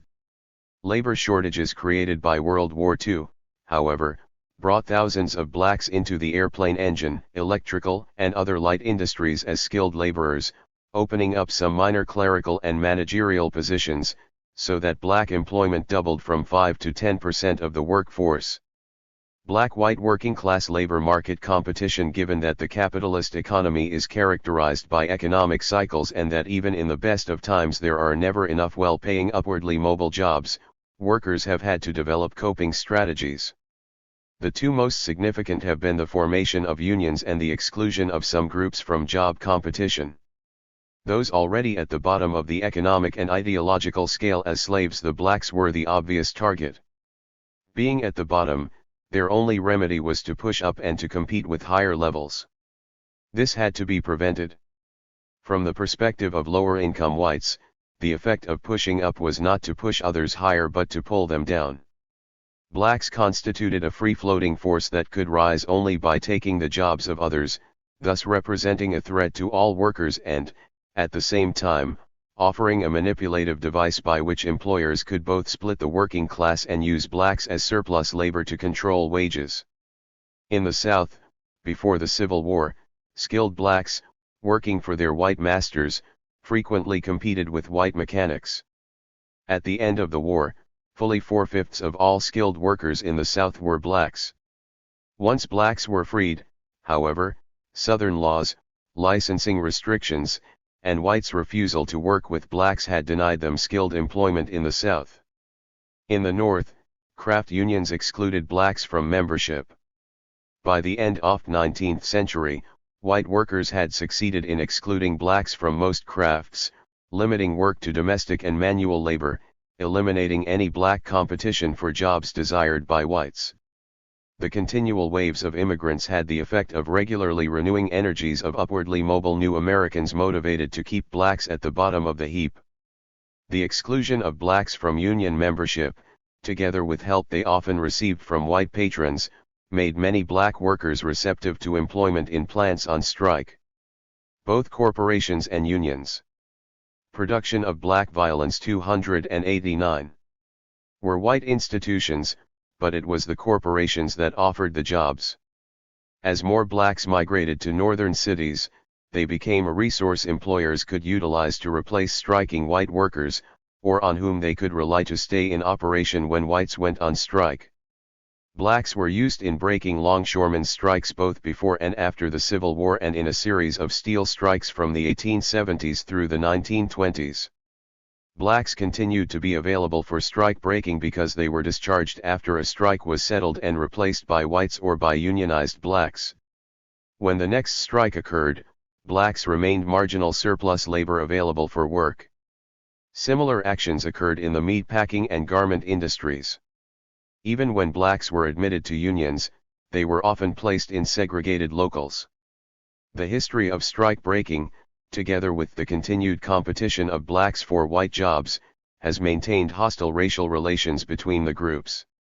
Because most blacks lived adjacent to neighborhoods occupied by the white working class and expanded into these areas, the double threat that blacks represented to jobs and neighborhoods was a powerful factor in igniting white resistance and in the continued maintenance of housing and employment segregation. Riots and other racial violence can largely be attributed to labor competition. After 1935, one of the most damaging and pervasive policies affecting black employment was the institutionalization of seniority. By management, often in conjunction with unions, to meet the threat of unemployment by enhancing the security of some workers while heightening the insecurity of others. It was not until the formation of the Congress of Industrial Organizations in 1937 that relations between organized labor and blacks somewhat improved. Although the leadership of the CIA in the 1950s made some attempts to organize blacks, those efforts largely failed as a result of increasing job competition and McCarthyist attacks on organized labor. Blacks' attitude toward unions continued to be shaped by their work experience. As one black worker responded to urgings to join a union, "Let's see what happens before we go into the union. We all get fired anyway. I don't see that it makes any difference." Black working-class education. Compulsory ignorance in the pre-Civil War South. Both blacks and whites have understood the power of education. In 1838, free blacks unsuccessfully petitioned the Virginia legislature to allow them to erect a school because so general has become the diffusion of knowledge that those persons who are so unfortunate as not to be in. 290 Cyril D. Robinson. Slight degree educated are cut off from the ordinary means of self-advancement and find the greatest difficulty in gaining a livelihood. This prescient idea was well appreciated by the white dominant class. Negro education was seen by most Southern whites as an expensive luxury. Whites did not believe blacks could profit from education. More important, education tended to feed dangerous political aspirations or could even encourage discontent and rebellion. It gave blacks the ability to compete with white labor and reduce the supply of low-wage menial labor. Before the Civil War, compulsory ignorance laws were content throughout the Deep South. Some blacks did learn to read at clandestine schools, and until 1850, the Upper South and border states allowed some blacks to enroll in public schools. But faced with the impending conflict over slavery, these states reapplied the compulsory ignorance laws. During the post-Civil War period, 1865 to 71, the Ku Klux Klan and other organized and unorganized whites attacked blacks who attempted to acquire learning, by burning schoolhouses and books and running teachers out of town. Under the Reconstruction governments of the 1870s and 1880s, blacks were admitted to public schools. Federal troops withdrew in 1877, and by the 1890s, Reconstruction governments were gradually replaced by white Democratic administrations that withdrew the franchise. Once blacks lost all political power, the right to public education was quickly denied them. Educational opportunity in Chicago. Whereas in the South blacks were relatively powerless to effect change in school conditions, in the North that ability depended on their political resources.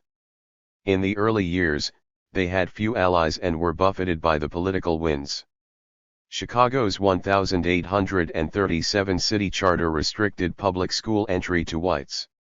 In 1849, Chicago broke with state discriminatory laws and granted school access to all children.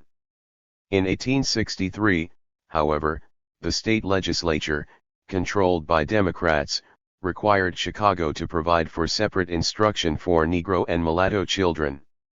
The same year, the city council, pressured by Irish fears of the increasing black presence, passed a black school law requiring black children to attend segregated schools.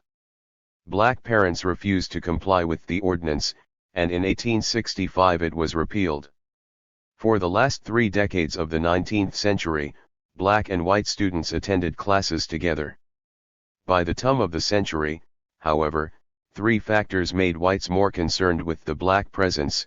The post-Reconstruction generation of whites was unconnected with and less interested in the anti-slavery movement, and thus the problems of blacks.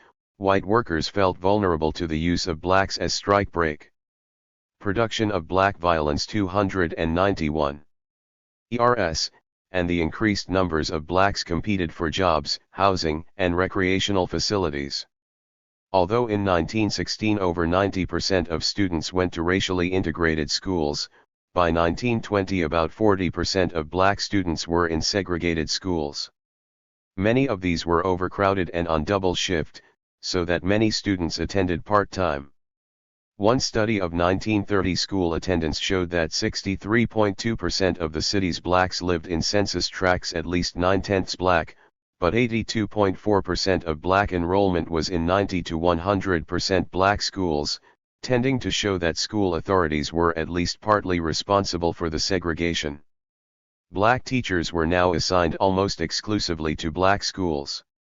Much of this discrimination resulted from pressure by white parents on administrators, many of whom were from similar ethnic backgrounds and therefore sympathetic to parents' wishes. Segregated conditions had their effect on black children. By 1916, truant colored boys regularly responded to juvenile court admonitions to go to school by asking, "What work can I get if I go through school?" The goal of the school program, according to the superintendent of schools, was not education, but rather to teach them habits remarkably similar to those required of unskilled and semi-skilled workers in industry. Three means were used by the school board to carry out its segregationist policy. School districts were gerrymandered to conform to changing racial boundaries. Black students were assigned to newly created branch schools in their areas when high schools became overcrowded, and white students were permitted to transfer out of schools with large black populations, but black students were not allowed the same privilege. By 1920, the principle had been established. Most whites attended the nearest or a nearby school, blacks attended the Negro school, wherever it was located. A study of city schools during the period 1920 to 40 found that teacher-pupil ratio dropped least in black schools. Teachers in black schools were lower paid. New, inexperienced teachers were most often sent to black schools, and often transferred out as soon as their seniority merited it, and black schools received almost 50% less for supplies and maintenance than white schools. In 1940, the Black Belt was the only area in the city with overcrowded schools. Most teachers considered their black charges to be incapable of learning and acted on that belief. Therefore, expectations and demands were generally low. Black students were often taught manual skills and singing, rather than arithmetic and English. Textbooks depicted blacks as shiftless, gave almost no black history, portrayed the slavery period as one of happiness and well-being for the slaves, and Reconstruction as a time. 292 Cyril D. Robinson. When blacks showed an inability at self-government. Almost no mention was made of the cultural contributions of Africa or of black leaders. Black students also received a bad deal in vocational education. Because of Union opposition, they were barred from the one vocational high school whose training led directly to skilled jobs. The vocational school established in the black area was underfunded, paid lower teachers' salaries, and was housed in a building designed for use as an elementary school. Because of these deficiencies, the state refused to recognize it as a trade school. Already in the years 1928 to 33, teenage pregnancies were highest in the poorest black areas. Alcohol and marijuana use was widespread. Vandalism of school property and of students' and teachers' personal belongings was a problem.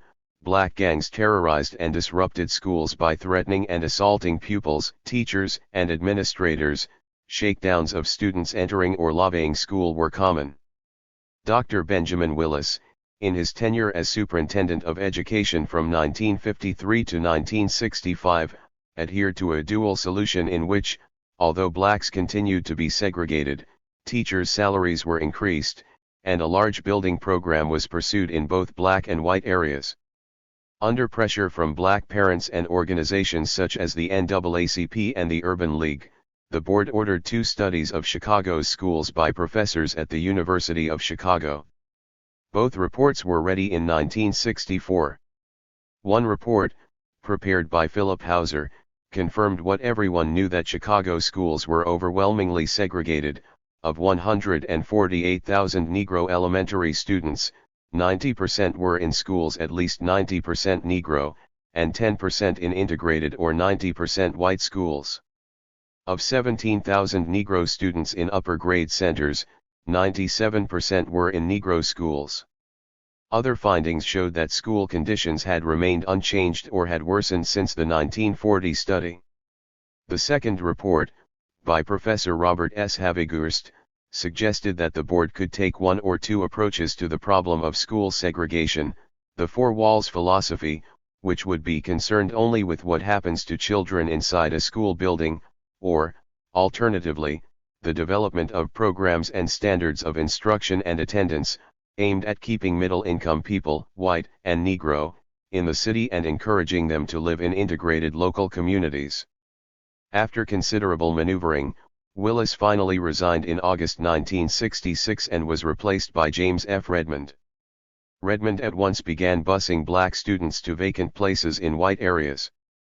The plan was greeted by whites with mass protest at board meetings, with marches, threatened school boycotts, lawsuits, and an attempt by area legislators to pass a law banning busing. Nevertheless, the busing continued. But it was too late. The city did not and perhaps could not follow. Production of black violence 293. Professor Havigurst's admonition to keep middle-income people, white and Negro, in the city. Between 1969 and 1987, the school population declined from 580,292 to 419,537, a fall of 28%.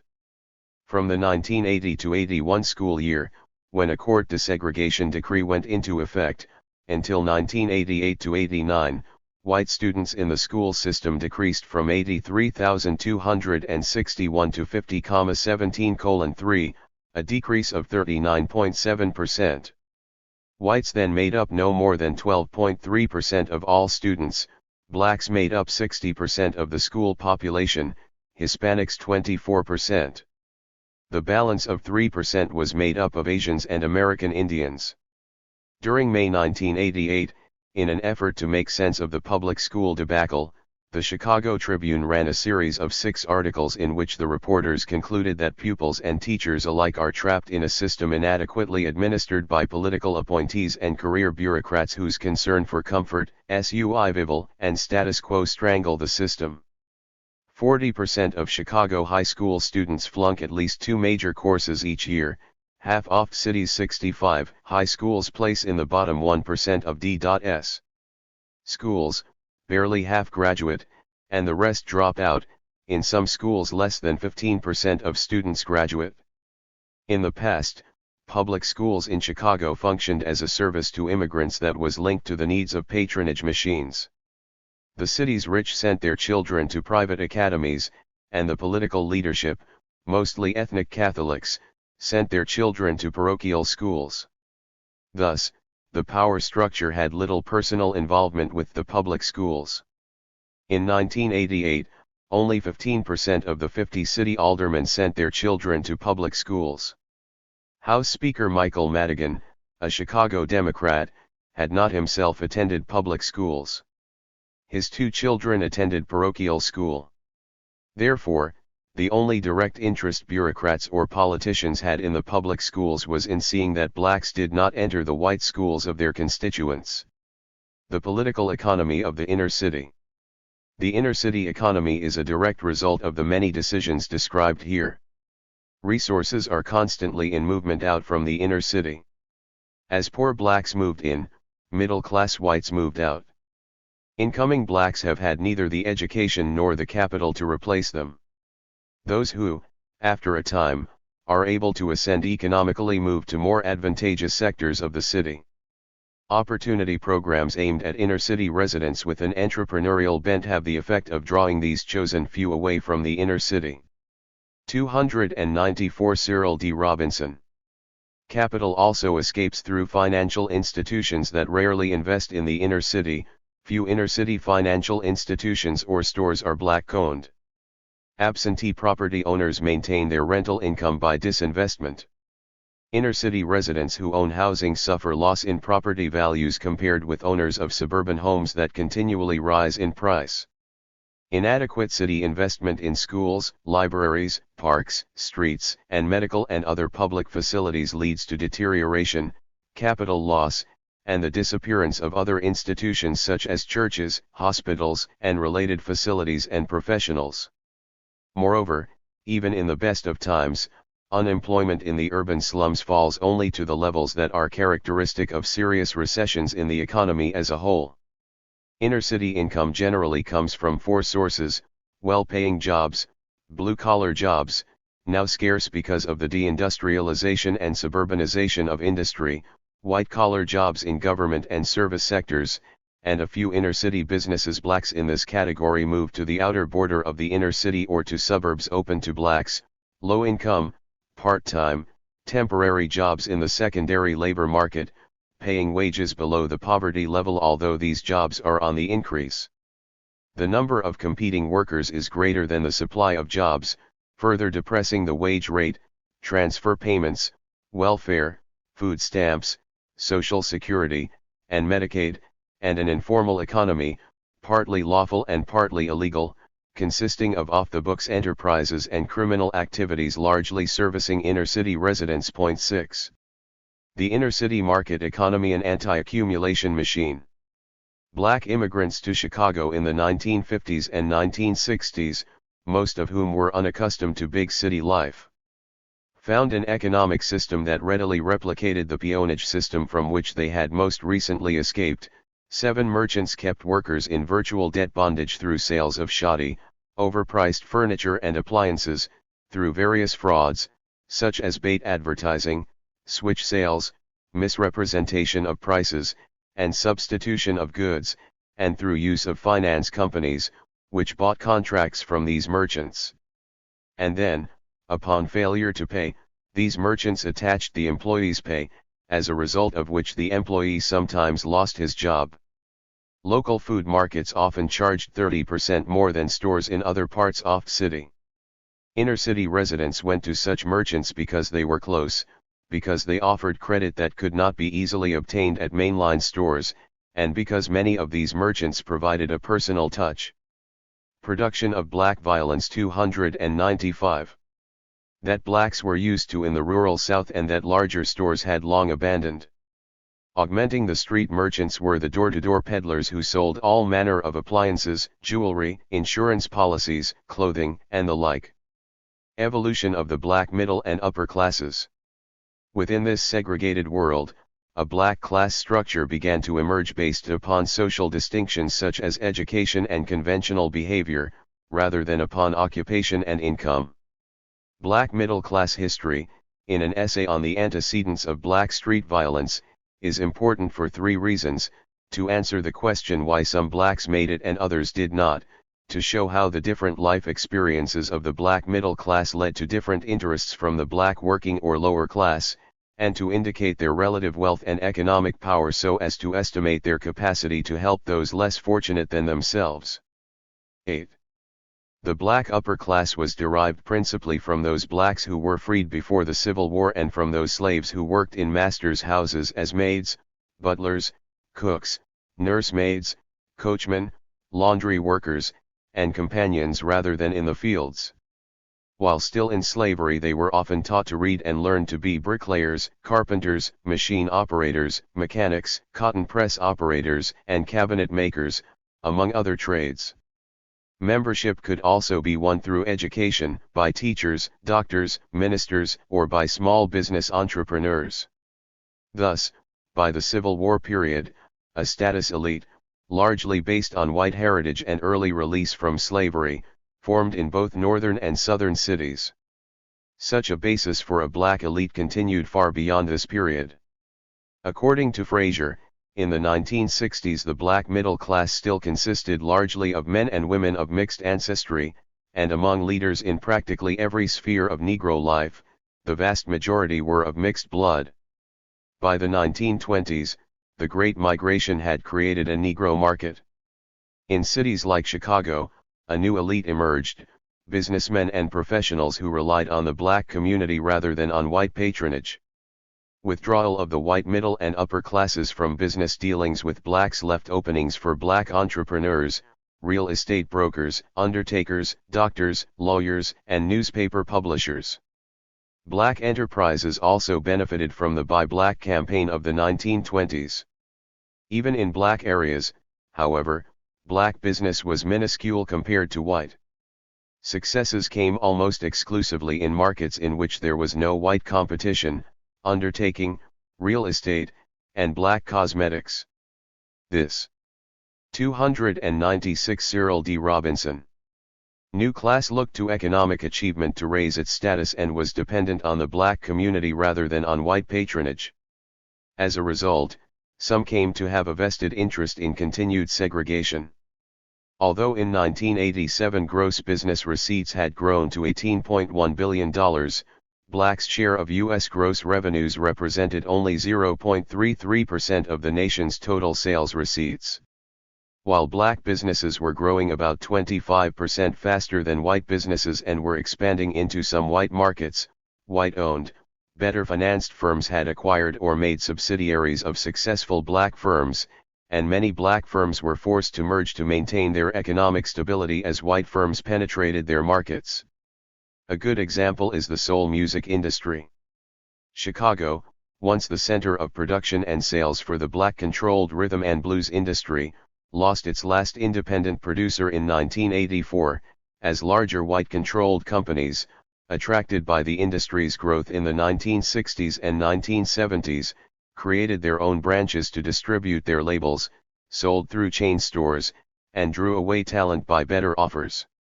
Blackwell has described the black class system as being pyramidal and, in 1984, divided into an upper class, subdivided into an old and newly arrived section, a middle class, consisting of professionals, managers, and skilled blue-collar workers, and a lower class, divided between those marginally poor and a poverty-stricken underclass.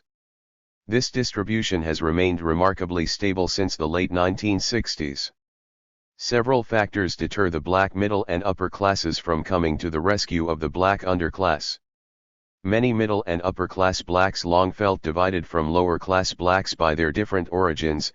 Socially, they had separated themselves from lower class blacks by leaving ghetto areas as soon as they were economically able, finding more in common with middle class white values than with those they perceived held by the black lower class. Economically, they were becoming more dependent on whites.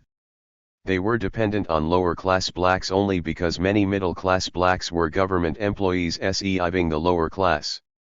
As a result, many middle-class blacks had more of an interest in the maintenance of a black underclass than in its disappearance. Moreover, many middle-class blacks held on to their status only because both husband and wife worked. Thus, they had few resources and little sympathy for lower-class left-behinds.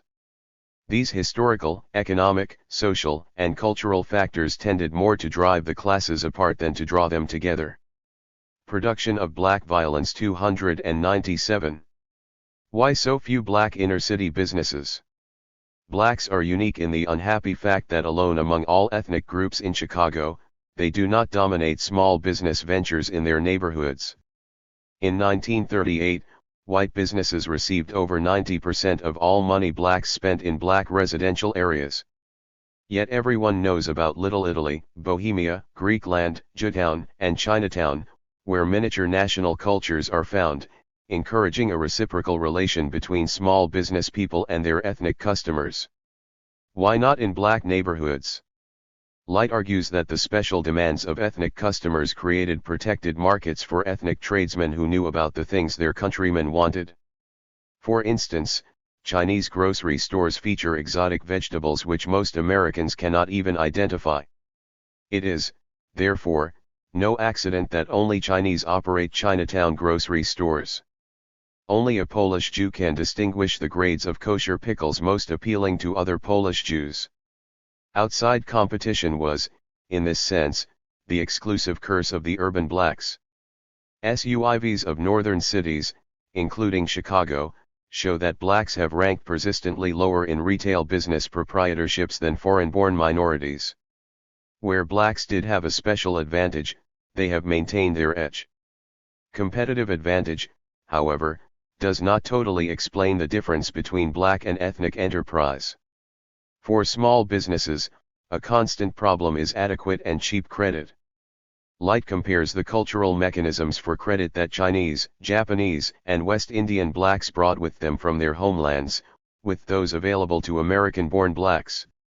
In their native countries, all of these cultures had rotating credit associations, usually of about 10 members, who would periodically deposit money in a common fund.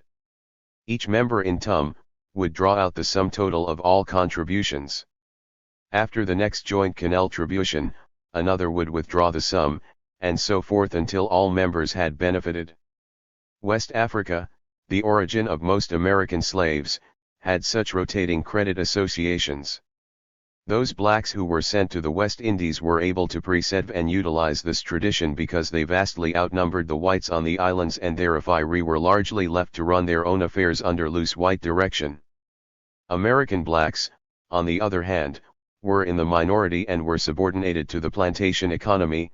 Thus, the lack of slave self-maintenance and markets in the United States would tend to account for the disappearance of such customs among American blacks.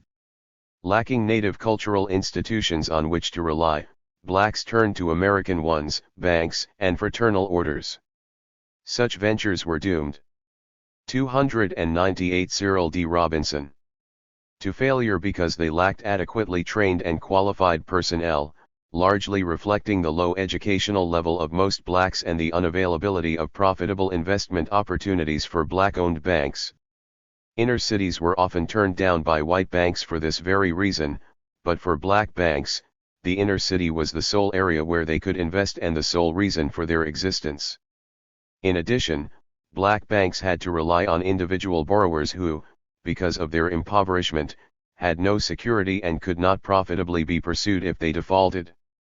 Black organizations, such as the National Negro Business League, established in 1900, or the National Urban League, organized in 1911, consisted entirely of the black upper class. Neither the Urban League, whose mission was to provide welfare services for the lower class, nor the Business League, whose members had little contact outside their own class, could recruit lower-class youth into business.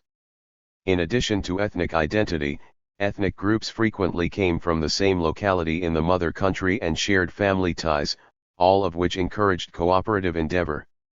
Blacks, not having these cultural ties, were more likely to engage in individual proprietorships, thereby decreasing the chance of success.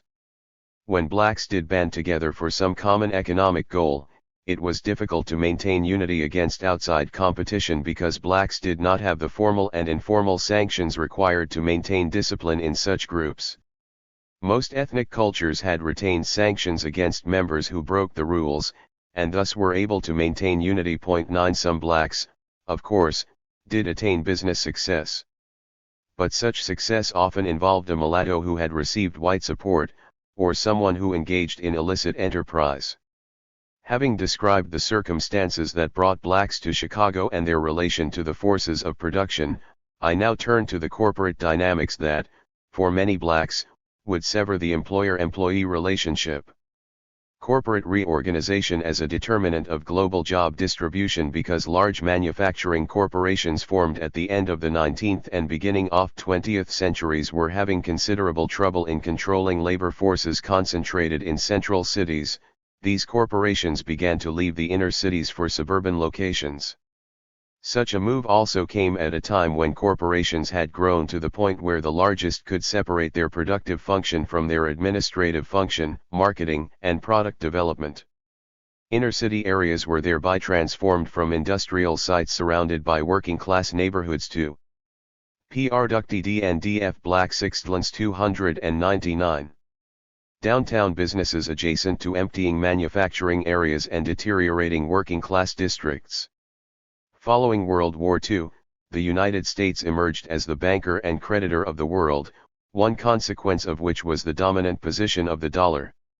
This advantage allowed U.S. corporations to make massive investments in new plants and equipment overseas, producing commodities through foreign subsidiaries and shipping them back here.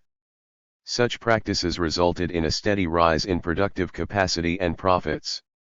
By the 1960s, 1/3 of all corporate investment was in other countries. During the same post-war period, large corporations began the continuing trend of switching from manufacturing to predominantly marketing products.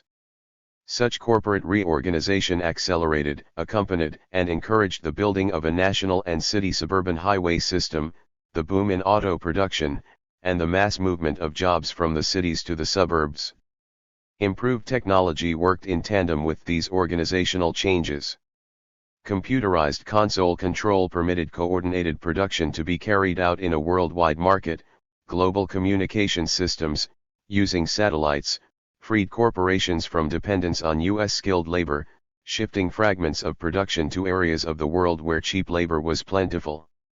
A series of government policies aided this corporate strategy: accelerated depreciation and depletion allowances, investment tax credits, tax loopholes, military and foreign aid, favorable tariff provisions, and the creation of various government agencies whose sole purpose was to subsidize, encourage, and protect foreign investment.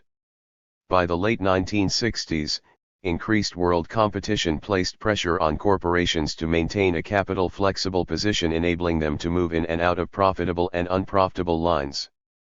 Corporations engaged in a number of strategies. Rather than reinvest in and update their properties, they attempted to buy profitable and sell off unprofitable lines or companies.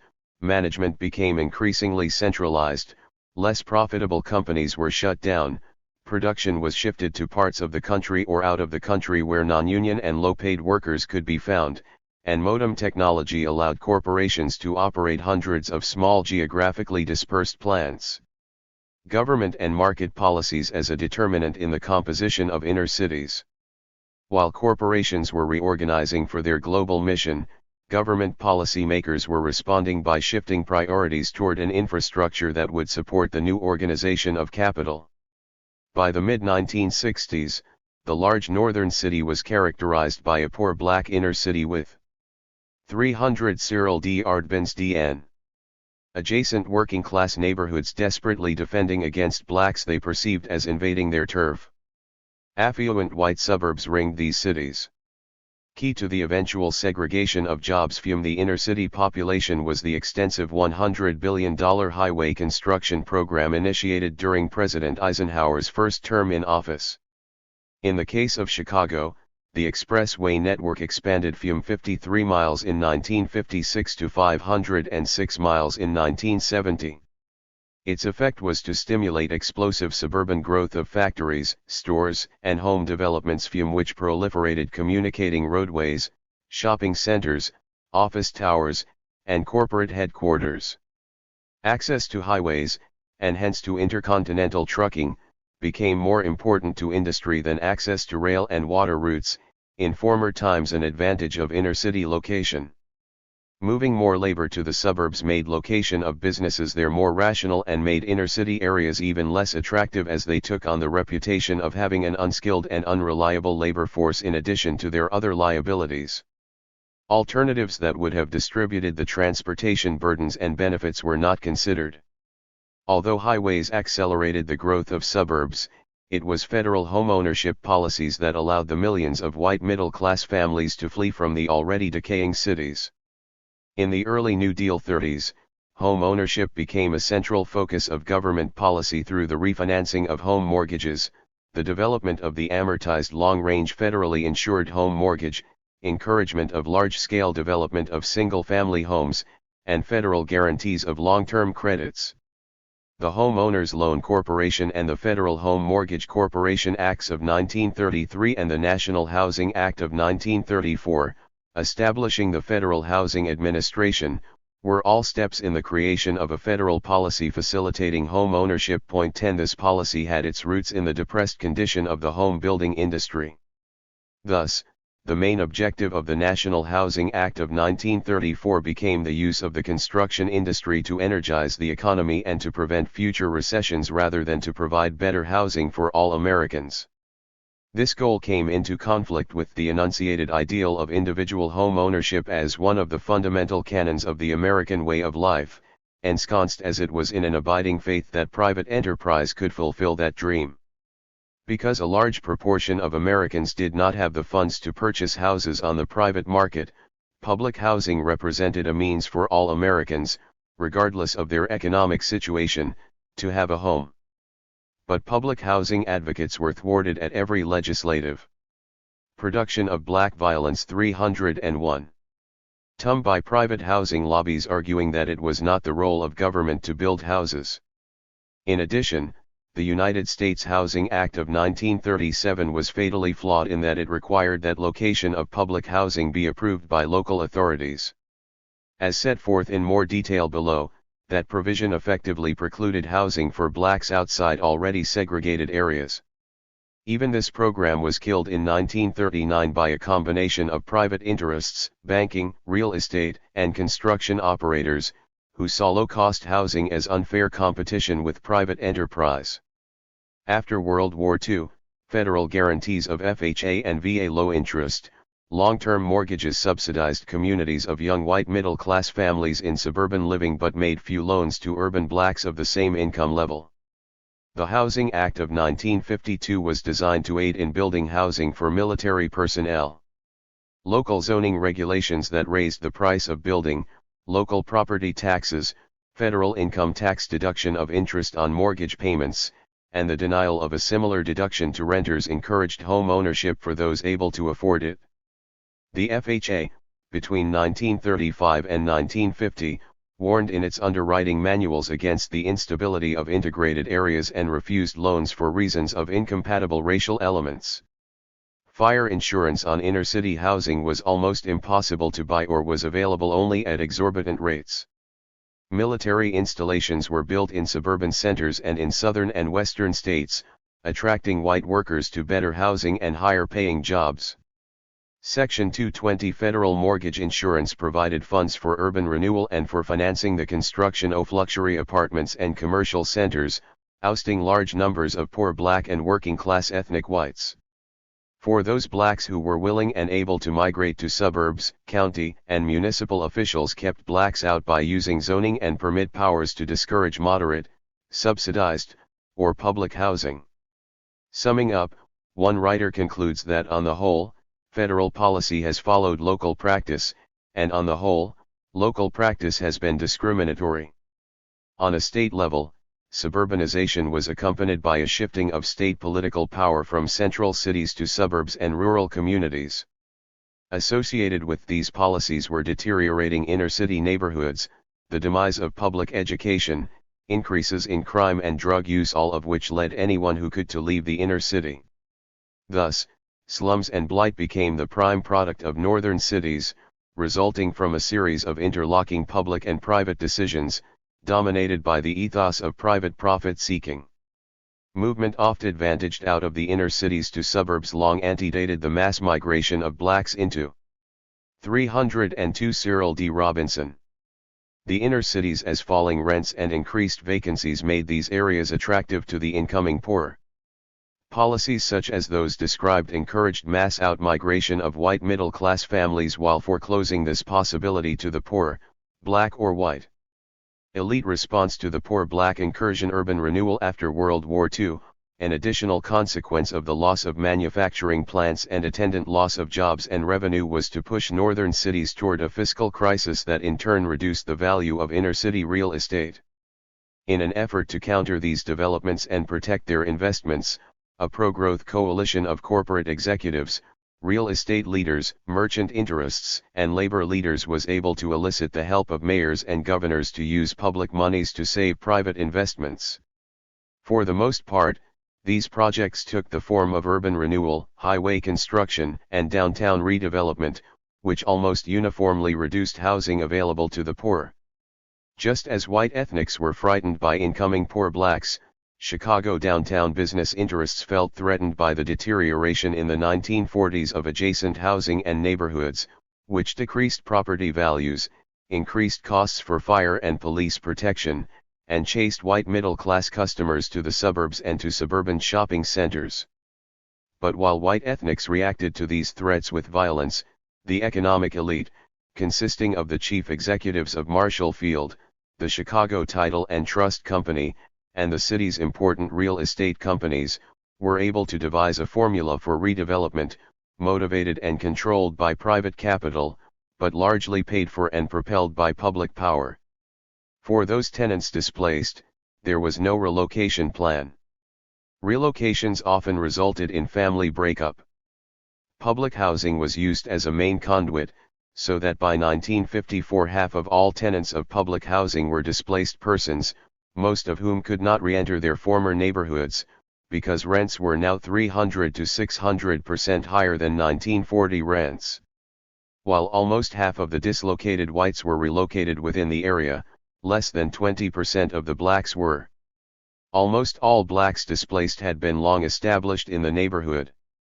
When they moved, they frequently paid more in rent than in their previous location. And moreover, the uprooting of lower-class blacks had an impact on surrounding neighborhoods of ethnic working-class whites, thereby increasing interracial tensions. Tenants replacing the outgoing blacks in these projects were predominantly white, single, or married without children, had college educations, were professionals, and often worked in nearby hospitals or universities that had been active in engineering the projects. Most had previously. Production of black violence 303. Lived in similar high-rise, high-rent apartments and moved for convenience of location. The ultimate result has been the creation, on the one hand, of large corridors of culturally and racially segregated communities of very low-income Negroes on some of city's least desirable land, and on the other hand, of enclaves of professional and academic elites of single persons and childless couples, albeit racially integrated, on prime urban land. The Chicago Housing Authority's site selection process added to the problem by requiring site selection to be approved by the city council, whose members were almost all from white ethnic districts. 12. This policy guaranteed that all black tenants would be located in black areas, and effectively shut the door to 180,000 white applicants who refused to live in all black projects. 13. As device suggests, Chicago's preeminence in having 10 of the nation's 16 poorest neighborhoods testifies to the past power of Chicago's government to concentrate and lock in the city's black poor. Causes of the depletion of the low-skilled IOB market for young blacks. Jobs in the central city, mostly white-collar, were taken by whites driving in from suburban homes, financed by federally secured mortgages, over federally built roads. Between 1948 and 1977 Chicago lost nearly 400,000 jobs. After 1967, most of these were in the blue-collar area. Between 1955 and 1963 black poverty areas, extending west and south of the Central Business District, suffered the greatest job loss, while northwestern Cook County, 15 to 25 miles away, showed the largest increase. 14 blacks suffered disproportionately as a result of plant movements, because blacks have been employed disproportionately in industries with the largest number of layoffs due to economic cutbacks, plant closings, and the relocation of firms to cheaper labor sites and to the suburbs. Jobs increased in the Central Business District, but few black males were qualified for available white-collar jobs. These same companies with offices downtown have plants in the outlying suburbs. Because few blacks work in the suburbs, the Illinois Central Railroad closed stations in black areas while expanding its suburban service. Only 10 to 20% of blacks living in these areas own automobiles. While in 1966 there was negligible white unemployment, black unemployment in these poor communities varied from 5 to 37%. Between 1950 and 1966, average family incomes of these poorest communities increased from $2,494 to $4,809, but during the same period in the richest communities, the increase was from $7,390 to $22,330. Thus, the transformation of large cities from centers of production to centers of administration bypassed much of black community. Even the disappearance of jobs from inner cities is not an adequate explanation of black unemployment. If black youth had moved to the 304 Cyril D. Robinson suburbs, as many did in the 1970s, studies show the unemployment rate for blacks would have been just as high. Blue-collar jobs in the types of hairy industries where low-skilled blacks were most highly concentrated disappeared, and government jobs, a normal middle-class entry point for all ethnic groups, required skills lower-class blacks often lacked. One survey showed that almost 2/3 of all government employment required professional, technical, or clerical skills. Just as government policies encouraged mechanization in the pre-World War II South, which in turn eliminated large numbers of blacks, first as farmers and then as workers, their government tax, social investment, and capital formation policies increased the numbers of white-collar jobs and those qualified to enter them, while at the same time decreasing blue-collar employment.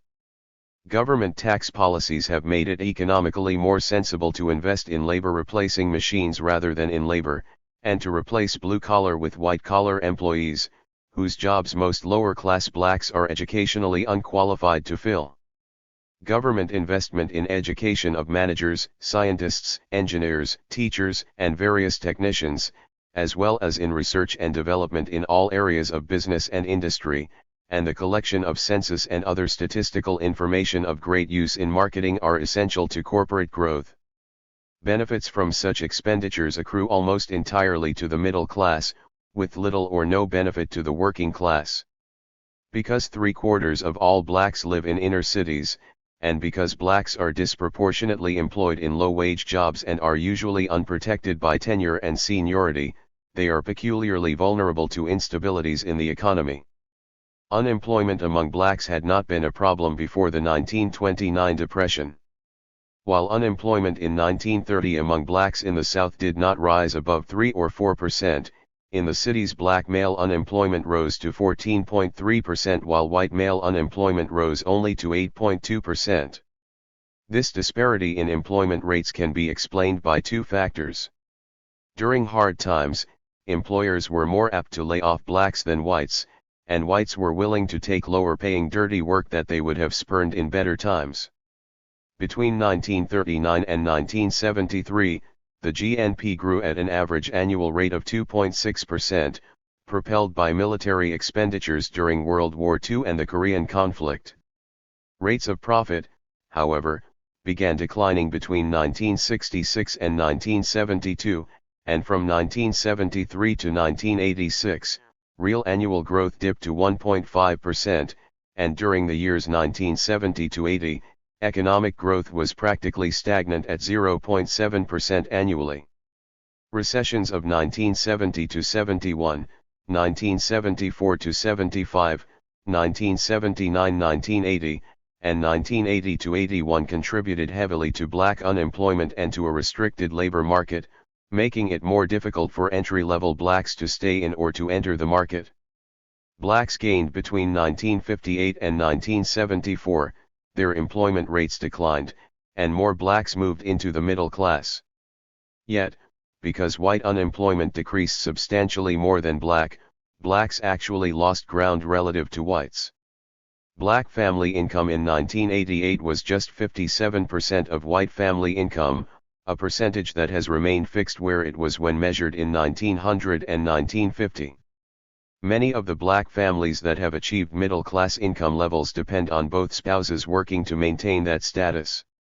Thus, absolute improvements in blacks' economic standing left intact a large base for a developing underclass. The Carter and Reagan administrations fought combined inflation and recession at the expense of workers, particularly black workers. The administration's main policy tool was to reduce the growth of the money supply.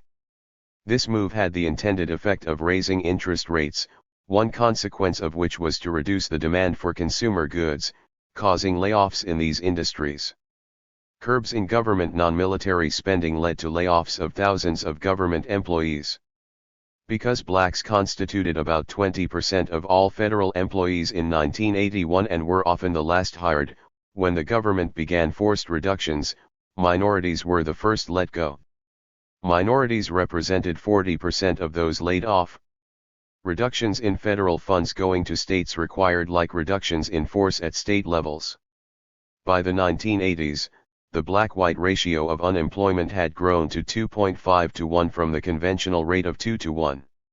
A more recent study shows that this discrepancy has mounted in 1989 to 4 to 1. Difficulties in finding jobs hit young workers hardest. 15 Why then, after so many years of progress, do we still find almost 1/3 of black families in poverty? Two factors have continually been cited in explanation: inadequate economic growth since the late 1960s, together with recurrent recessions, and the breakup of the black family. These two causes are intimately related. Not only did the percentage of black mother-headed families increase from 1940 to 1980, but a larger percentage of women were becoming pregnant at an earlier age, women who had never been married and came from impoverished families. They started off poor, had a limited capacity to earn because of low skills, needed to care for their children, had no spouse to add to the income, and often lived in low-income neighborhoods. Many women who divorce or separate from their husbands drop into poverty because they are so close to the poverty line already that the loss of the spouse's pay moves them below the line. 306 Production of Black Violence. Rawlinson argues that the social and economic origins of the underclass lie in the formation of the underclass family. While the normative middle-class family places the father in the labor force and the mother in the home, or in today's society, both the mother and father in the labor force, the underclass family places only the mother in the labor force. Therefore, it can be seen that the underclass family is the family form in which children are present and the mother must at some point sell her labor power given that the father cannot. Given a patriarchal society marked by gender inequality, this ensures the subordination of the underclass. From 1950 through 1980 the rise in female-headed black families followed the growth of unemployed black males. 1950, 1960, 1970, 1980. Unemployed males 27.6%, 30.7%, 34.4%, 41.1%. Single female-headed 17.6%, 21.7%, 30.5%, 41.7%. Families. During this same period, unskilled jobs that did open up in the central business district's secretarial, data processing, office clerk were defined as women's work, thus excluding black men from good-paying unskilled male jobs because of race and low-paying unskilled female jobs because of gender. Thus, in capitalist America, the black lower-class family, far from being society's basic mode of economic organization in the pre-industrial land, was positively dysfunctional. Another useful indicator of the stability of the poverty population is the percentage of the population at or below the poverty line from 1964 to 1986. Between 1964 and 1969, numbers in poverty had been reduced about one-third, from 36 million in 1964, to just over 24 million in 1969, or from 19 to 12.1%. Nevertheless, in 1976, 25 million people, or 11.8%, were still in poverty.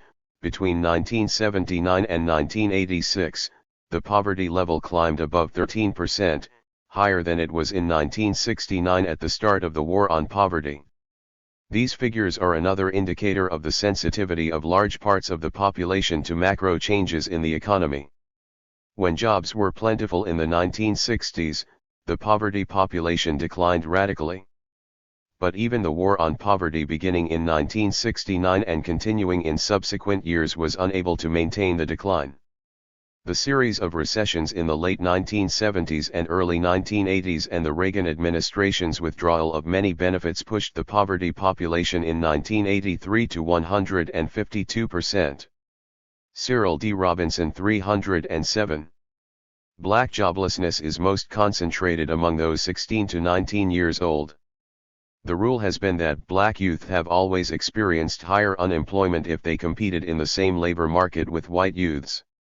Indeed, since the late 1960s, young black men have shown a decreasing participation in the civilian labor force. From 1969 to 1983, for black males 18 to 19 years old, labor force participation rates declined from 62.3% to 49.1%, while for white males it increased from 59.6% to 65.5%, that is, whereas in 1969 black male labor force participation was almost 3 percentage points higher than white, by 1983, it had fallen to more than 15 percentage points below. In Chicago, this discrepancy between black and white youth employment didn't happen just by change. There was a sense that blacks were not really in on the intricate system of deals by which Chicago operated. When a white baby was born, certain things were guaranteed. The minute the priest sprinkled the water on his head at his baptism, it was as if three powerful interlocking institutions had lined up on his side: the Roman Catholic Church, the Cook County Democratic Central Committee, and the AFL-CIO Building Trades Council. He was in. He had a future. In grammar school, the priests would check the kid out and decide what track to put him on. If he was smart and ambitious, it would be Loyola or DePaul Law School, the state's attorney's office, and then a partnership at one of the big law firms on LaSalle Street. If he wasn't so smart and ambitious, there was Washburn Technical Institute, a plumber's or electrician's license, and a relatively undemanding billet with a municipal department like streets and sanitation or public works. The kid might even achieve the Chicago dream, a job with the city and a job with the county, running concurrently, or, failing that, he could at least supplement his salary with a little moonlighting on private contracting jobs. Neither route, the one to the state's attorney's office or the one to streets and san, was open to a black kid. If some black young men were not or could not participate in the legitimate labor force, what were they doing? The underworld, the underground economy, the underclass, and black violence. During the first few years of the 20th century, blacks coming to Chicago with few resources found residence in areas where rents were low and where there were employment opportunities. For many, this was 308 production of black violence.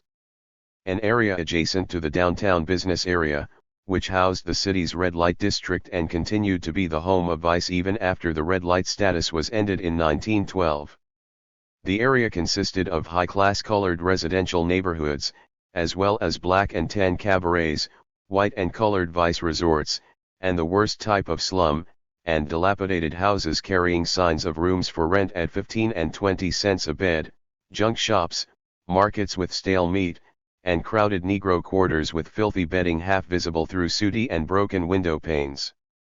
But vice to some meant jobs for others as porters and maids in houses of ill fame, as entertainers, madams, pimps, prostitutes, panderers, and policy runners for gamblers. As the area became a center for jazz, blacks as well as whites furnished customers for these enterprises, the only spot in Chicago where blacks and whites could mix. Policy, a type of lottery involving a drawing of numbers, was particularly attractive to the black poor because as little as a few pennies could be wagered. In order to reduce their risks, policy banks were formed, covering perhaps 100 policy stations, which, in turn, employed runners, who carried betting slips between the stations and the banks. In addition, there were clerks, cashiers, accountants, lawyers, police, and politicians on the payroll. With the increasing numbers of blacks arriving, and their concentration in the vice areas, white and, later, black politicians organized them into voting blocks that dominated two South Side wards.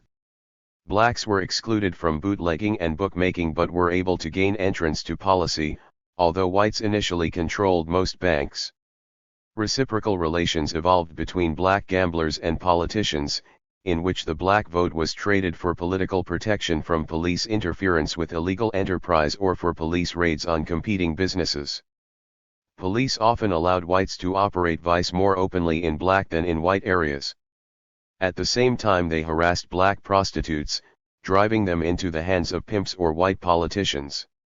By the end of the 19th century, a few blacks became important gambling entrepreneurs, investing their profits in legitimate enterprises such as real estate or cabarets, where bootleg liquor was served, prostitutes plied their trade, and marijuana and cocaine could be used or sold. In the 1920s, contemporaries already considered narcotics addiction a serious problem. Blacks dominated inner-city numbers playing and narcotics, but, as in the rest of society, black illegal activity was limited to black areas. A few black owners of policy games had amassed fortunes from which they built political bases. Entrepreneurial gains were pumped back into inner-city legitimate business, religious and other philanthropic causes. Such men, aside from wielding considerable political influence, provided what was perhaps the largest and best employment opportunities in Cyril D. Robinson 309.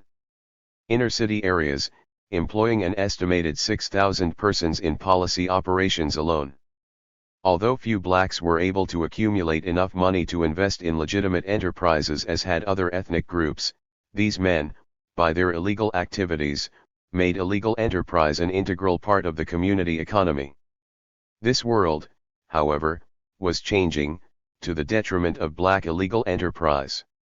By the end of the 1920s, the diffusion of radios and talking pictures, the popularity of dance bands, and the building on the south side of large white-owned ballrooms sounded the death knell for the more intimate cabaret black culture. Accelerating this decline was the burgeoning criminal underworld that scared away white patrons. For most blacks, the Great Depression was a disaster. Black children, no longer receiving pocket money from their parents, took to purse snatching and petty thievery. Commercialized prostitution gave way to street walkers. Scattered among the church folks were the denizens of the underworld, the pimps and prostitutes, the thieves and pickpockets, dope addicts and reefer smokers, the professional gamblers, cutthroats and murderers. Criminals, however, tended to be lone wolves. Most crimes were either crimes of passion or petty misdemeanors. For the policy kings, the Depression was a time of growth. To unemployed working-class blacks, policy represented not only a source of employment but a change of fortune. Reportedly, in 1941, blacks were spending $7 million yearly on policy. A small industry developed in predicting winners, dream books, spiritualists, and numerologists. To the gambling entertainment political link, the 1930s added the emerging field of black sports, partially supported by gambling money. Policy kings, long recognized as race leaders, improved their social position during the Depression by being among the few blacks having the capital to establish legitimate businesses and thereby having the ability to continue as patrons of charity. Considerable community influence was acquired by their ability to withhold as well as to give. Known as the Upper Shadies, they were powerful enough so that other community leaders were hesitant to criticize their leisure activities, association with sporting women, extravagant and expensive clothing, extensive traveling, and wild parties. Policy kings invested in nightclubs and ballrooms, attended horse races, associated with theatrical and sports celebrities. At the same time, in an attempt to replace the old black upper class, they sent their children to the best Eastern prep schools. The decade of the 1940s was dominated by the economic good times energized by World War II. Those blacks who came north after the war often exchanged $10 a week farm jobs for $200 a week city jobs in labor-starved war industries or government. Increased supplies of cash in 310 production of black violence.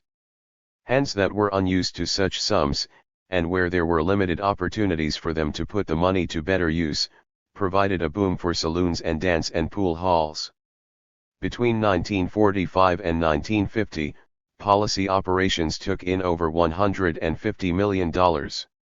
Gambling continued its climb into respectability, attracted middle-class interest, and thereby lost its dependence on violence as a means of norm enforcement.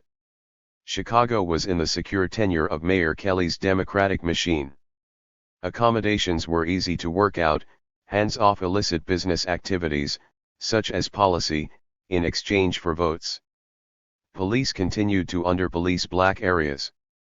A high police profile, particularly when it threatened black business interests, would result in charges of race prejudice from black politicians. Because of numbers and concentration of black voters, their support, controlled by black politicians, was crucial to the machine's success. Meanwhile, the underground economy flowered: policy, prostitution, narcotics, and outlets for juvenile theft. Dope, which earlier had been pretty much limited to the jazz subculture, was merchandised throughout the inner city by white-controlled rings. Cocaine was available from the west coast of Central America. Teenage pushers sold reefers to other school children who stole to pay for them. Robberies, purse snatchings, thefts, muggings, and beatings of white johns drove away the remaining white trade. With the end of Prohibition, Italian and Jewish bootleggers took over leadership of black operations, with the exception of policy. Black gamblers still ran the inner-city gambling apparatus, but a substantial portion of the profits poured into the pockets of the Capone syndicate. Because recent research has shown that delinquency and gang violence have different etiologies and forms, I discuss the two separately. Evolution of black gangs as drug sales organizations. Until the 1960s, except at the street level, blacks had been shut out of bootlegging and drug sales, principally by Italian-controlled groups. In the mid-1960s, blacks engaging in illegal enterprise saw their chance to take over the drug operation. A number of factors coalesced to make this possible. Italians and allied groups who had now moved into the middle class were unwilling to use sufficient force to maintain their domination, while lower-class blacks were both willing and able to use violence. Blacks had the organization to merchandise drugs either through the use of their policy network or through organized street gangs. Youth employment was sufficiently bad in the late 1960s and thereafter, that the nature of gang composition changed once the work. Cyril D. Robinson 311. Option for maturing out of gangs disappeared, stable families became problematic, and the gang became the substitute family and the survival technique for many youth, and in the late 1960s and 1970s the drug market expanded into the middle class. Various other factors played a part in the transformation of some gangs into drug sales organizations. The politicization of crime, accompanied by intensive law enforcement efforts against gangs, had the unintended effect of encouraging intra- and inter-gang conflict and of enhancing gang organization. Large numbers of young men were concentrated in poorly maintained public housing, and in families where there was no male presence, mothers were on welfare, and their own prospects were dismal. Numbers of Hispanics, some with criminal connections, immigrated from drug-producing centers in Cuba, Mexico, Central and South America, and access of blacks to Far Eastern drug markets, as a result of their Vietnam War experience, freed them from dependence on mafia sources. In the 1920s, the black South Side was bordered on the north by Italians, on the south by Irish, and on the west and south by Poles and Germans. Although there were more black gangs than white gangs per capita, white gangs were usually better organized, often as ethnic-based athletic clubs, that is, they had political sponsorship, which might later lead to political jobs for members. Such groups were active in fomenting mobs against blacks in the 1919 race riots. Black gangs, therefore, may have first formed both to protect themselves and their communities from these clubs and to imitate white gangs. Usually, however, gang fights were over territory more than race and could involve the use of firearms. Gangs are most numerous in the poorer sections and especially in the so-called crime spots where gambling, robbery, and murder are prevalent. Gangs evolved from neighborhood play groups. Members, once they reached marriageable age, usually left the gang, and when most members were that age, the group would disappear, to be replaced by younger boys forming another group. By 1920, however, there was the rare criminal gang, composed of older boys, purely commercialized groups that engaged in crime for profit. One of the gangs specialized in dope peddling. During the 1940s, gangs began organizing in housing projects. Violence consisted principally of inter-gang fights, in which gangs settled their differences with zip guns, knives, baseball bats, and brass knuckles. Criminal acts consisted of muggings, hold-ups, assaults, and burglaries, but, on the whole, during the 1950s and 1960s, property crime was the most prevalent form of delinquency. Serious violence was uncommon. With the increase in black and decrease of white enrollment, however, schools began to deteriorate. 312 Production of black violence. School dropout rates reached 40% in some schools. Gang recruitment often followed school dropout, which in turn led to petty crime and involvement in the juvenile court system. Various attempts were made to domesticate these gangs by such organizations as the YMCA, the Chicago Boys Club, Chicago Youth Centers, and Hull House. Social and law enforcement agencies were often at odds in their treatment of gang members. As a result, neither gained their trust. City business and political interests did little to provide gang members with alternatives to criminal activity. During the late 1960s, a number of abortive efforts were made by various interests to turn newly formed powerful gangs to their political advantage. In 1968, leaders of the Black P. Stone Nation were invited by President Nixon to the White House. Funds from the federal government and private foundations were used for a number of short-lived training and small business ventures that failed because they lacked sufficient ongoing funding and professional guidance to assure successful management and were hampered by internal struggles for power among gang members. But perhaps most of all, they were defeated by harassment from City Hall forces led by Mayor Daley, who feared a competitive political force not under his control. In the late 1960s and early 1970s, the city launched a war against gangs. A series of prosecutions on weapons, racketeering, and murder charges resulted in the incarceration of many gang leaders, who claimed that they were railroaded on trumped-up charges and that black organizations, which had earlier worked with them, had now abandoned them. Incarceration of gang leaders had multiple effects: new gang coalitions formed, gang violence increased in the prisons, and as gang members were released, gangs reformed in the streets. Disorganization within and competition between gangs resulted in fights for leadership and for control of drug territories. According to one study, the most serious period of gang violence was between 1967 and 1971, followed by a lull between 1972 and 1976, and then a heightened degree of violence, reaching a high of 84 gang-related homicides in 1981. Black gamblers had maintained their dominance in policy operations until the early 1950s, when Italian and Jewish mobsters with superior manpower and organization muscled in. Blacks continued to run street operations as well as intermediate ranks within the inner city, but for the most part, outside operations were controlled by Italian syndicates with the political contacts to provide police protection. By the late 1960s and early 1970s, the character of black gangs began to change from territorially oriented younger members to commercially oriented older members. Cyril D. Robinson 313.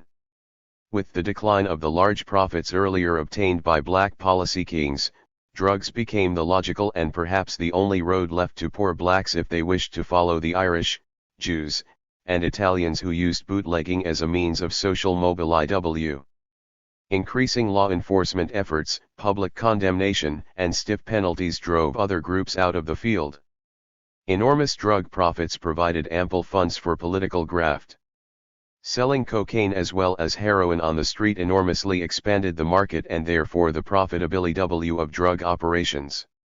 Through the late 1960s into the mid-1970s, congruent with gang involvement in drug trafficking, both the seriousness and the violent nature of crime increased.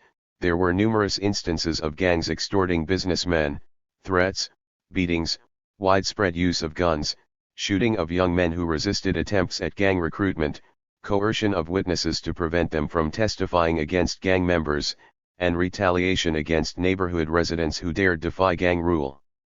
In 1975, territorial disputes over narcotic sales resumed as imprisoned gang leaders began to be released.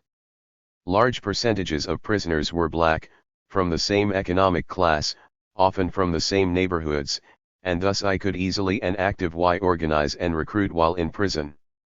In 1978, one leader, Jeff Ford, of the Black P. Stone Nation formed the El Ruins. Soon after his release, he met with representatives of the Italian syndicate having vice interests in El Ruin Territory. Reputedly, the Italian group ordered Ford to keep hands off. After burning down the mob restaurant where the warnings were given, Ford, in turn, ordered the syndicate out of El Ruin Territory. The reorientation of some Chicago gangs from territorial defense to economic gain through drug sales was reflected in the 1978 reorganization of the Chicago Police Department. The Gang Crimes Unit and the Narcotics Unit were merged. By 1981, the El Ruins were investing their drug profits in real estate and other legitimate businesses and were employing pharmacists, doctors, accountants, and lawyers. Satellite clubs or alliances were formed in other parts of the county. Point 16. Reportedly, by the mid-1980s gangs were so strong that they were able to keep crack out of Chicago until 1988, while it was ravaging other cities. The incentive to prevent its distribution was that it could be easily produced and sold by small entrepreneurs and thus, if allowed to enter the market, might have challenged the monopoly of the established gangs. 314 Production of black violence. As to why anyone would engage in such a dangerous and short-lived occupation as selling drugs, a young adult already launched on a career in organized crime answered, "If the people I saw driving Lincolns and Cadillacs in my neighborhood had been doctors or lawyers, that's probably what I would have wanted to be, but they weren't, they were drug dealers and pimps who were making it." The path of black violent crime. Historians, writing about the late 19th century, have concluded that after 1870 the socializing effects of industrialization, public schooling, bureaucratic and industrial employment brought about a significant downturn in all varieties of crime, from drunkenness to murder. In Philadelphia, between 1900 and 1930, young Italian male immigrants had high rates of criminal involvement, much of it violent. But such violence declined, as it did in other northern cities, as they went to school, got married, and settled into the orderly pattern of home ownership neighborhood stability, thereby focusing the immigrants' attentions on family and future. Blacks, on the other hand, have been denied the experience of regimentation, the need to adjust to the psychological and emotional demands exacted by urban industrial discipline. National crime rates appear to bear out this thesis.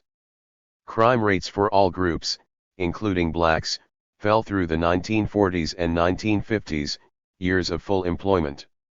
Moreover, the predominant type of murder during these years was between persons known to each other, that is, assault rather than robbery homicide. But beginning in the mid-1960s, at a time when black youth once again were excluded from industrial advancement, crime, particularly violent crime, began to skyrocket to rates comparable to the pre-industrial 1840s and 1850s. Additional support is given to this hypothesis by subsequent Chicago crime statistics. The homicide rate in 1965 was about the same as in 1926 and 1927, during the Prohibition era, and remained relatively stable during the interim, even though the black population in Chicago rose from 7 to 28% off total. But between 1965 and 1974, although the black population increased only 22%, its homicide rate doubled, and robberies by blacks increased 55%. Thus, the higher homicide rate cannot be explained by the increase in the young male population. Additionally, troubling findings are that those youths between 15 and 21 who got into trouble acted in concert with other youth, began to commit more serious and violent offenses as they got older, and increasingly used guns during robberies.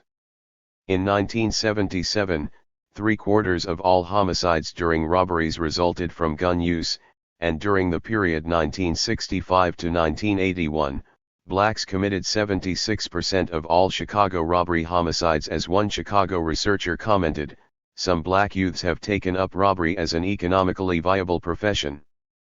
Because Chicago is the most racially segregated city in the country, and because most offenders, particularly younger offenders, normally commit crimes in their own vicinity, both offenders and their victims are usually black.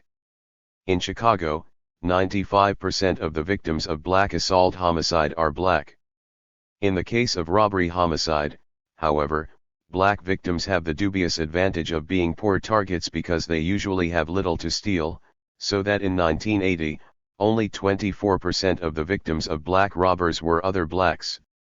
In 1985, across the United States 84% of violent crimes perpetrated against blacks were committed by black offenders.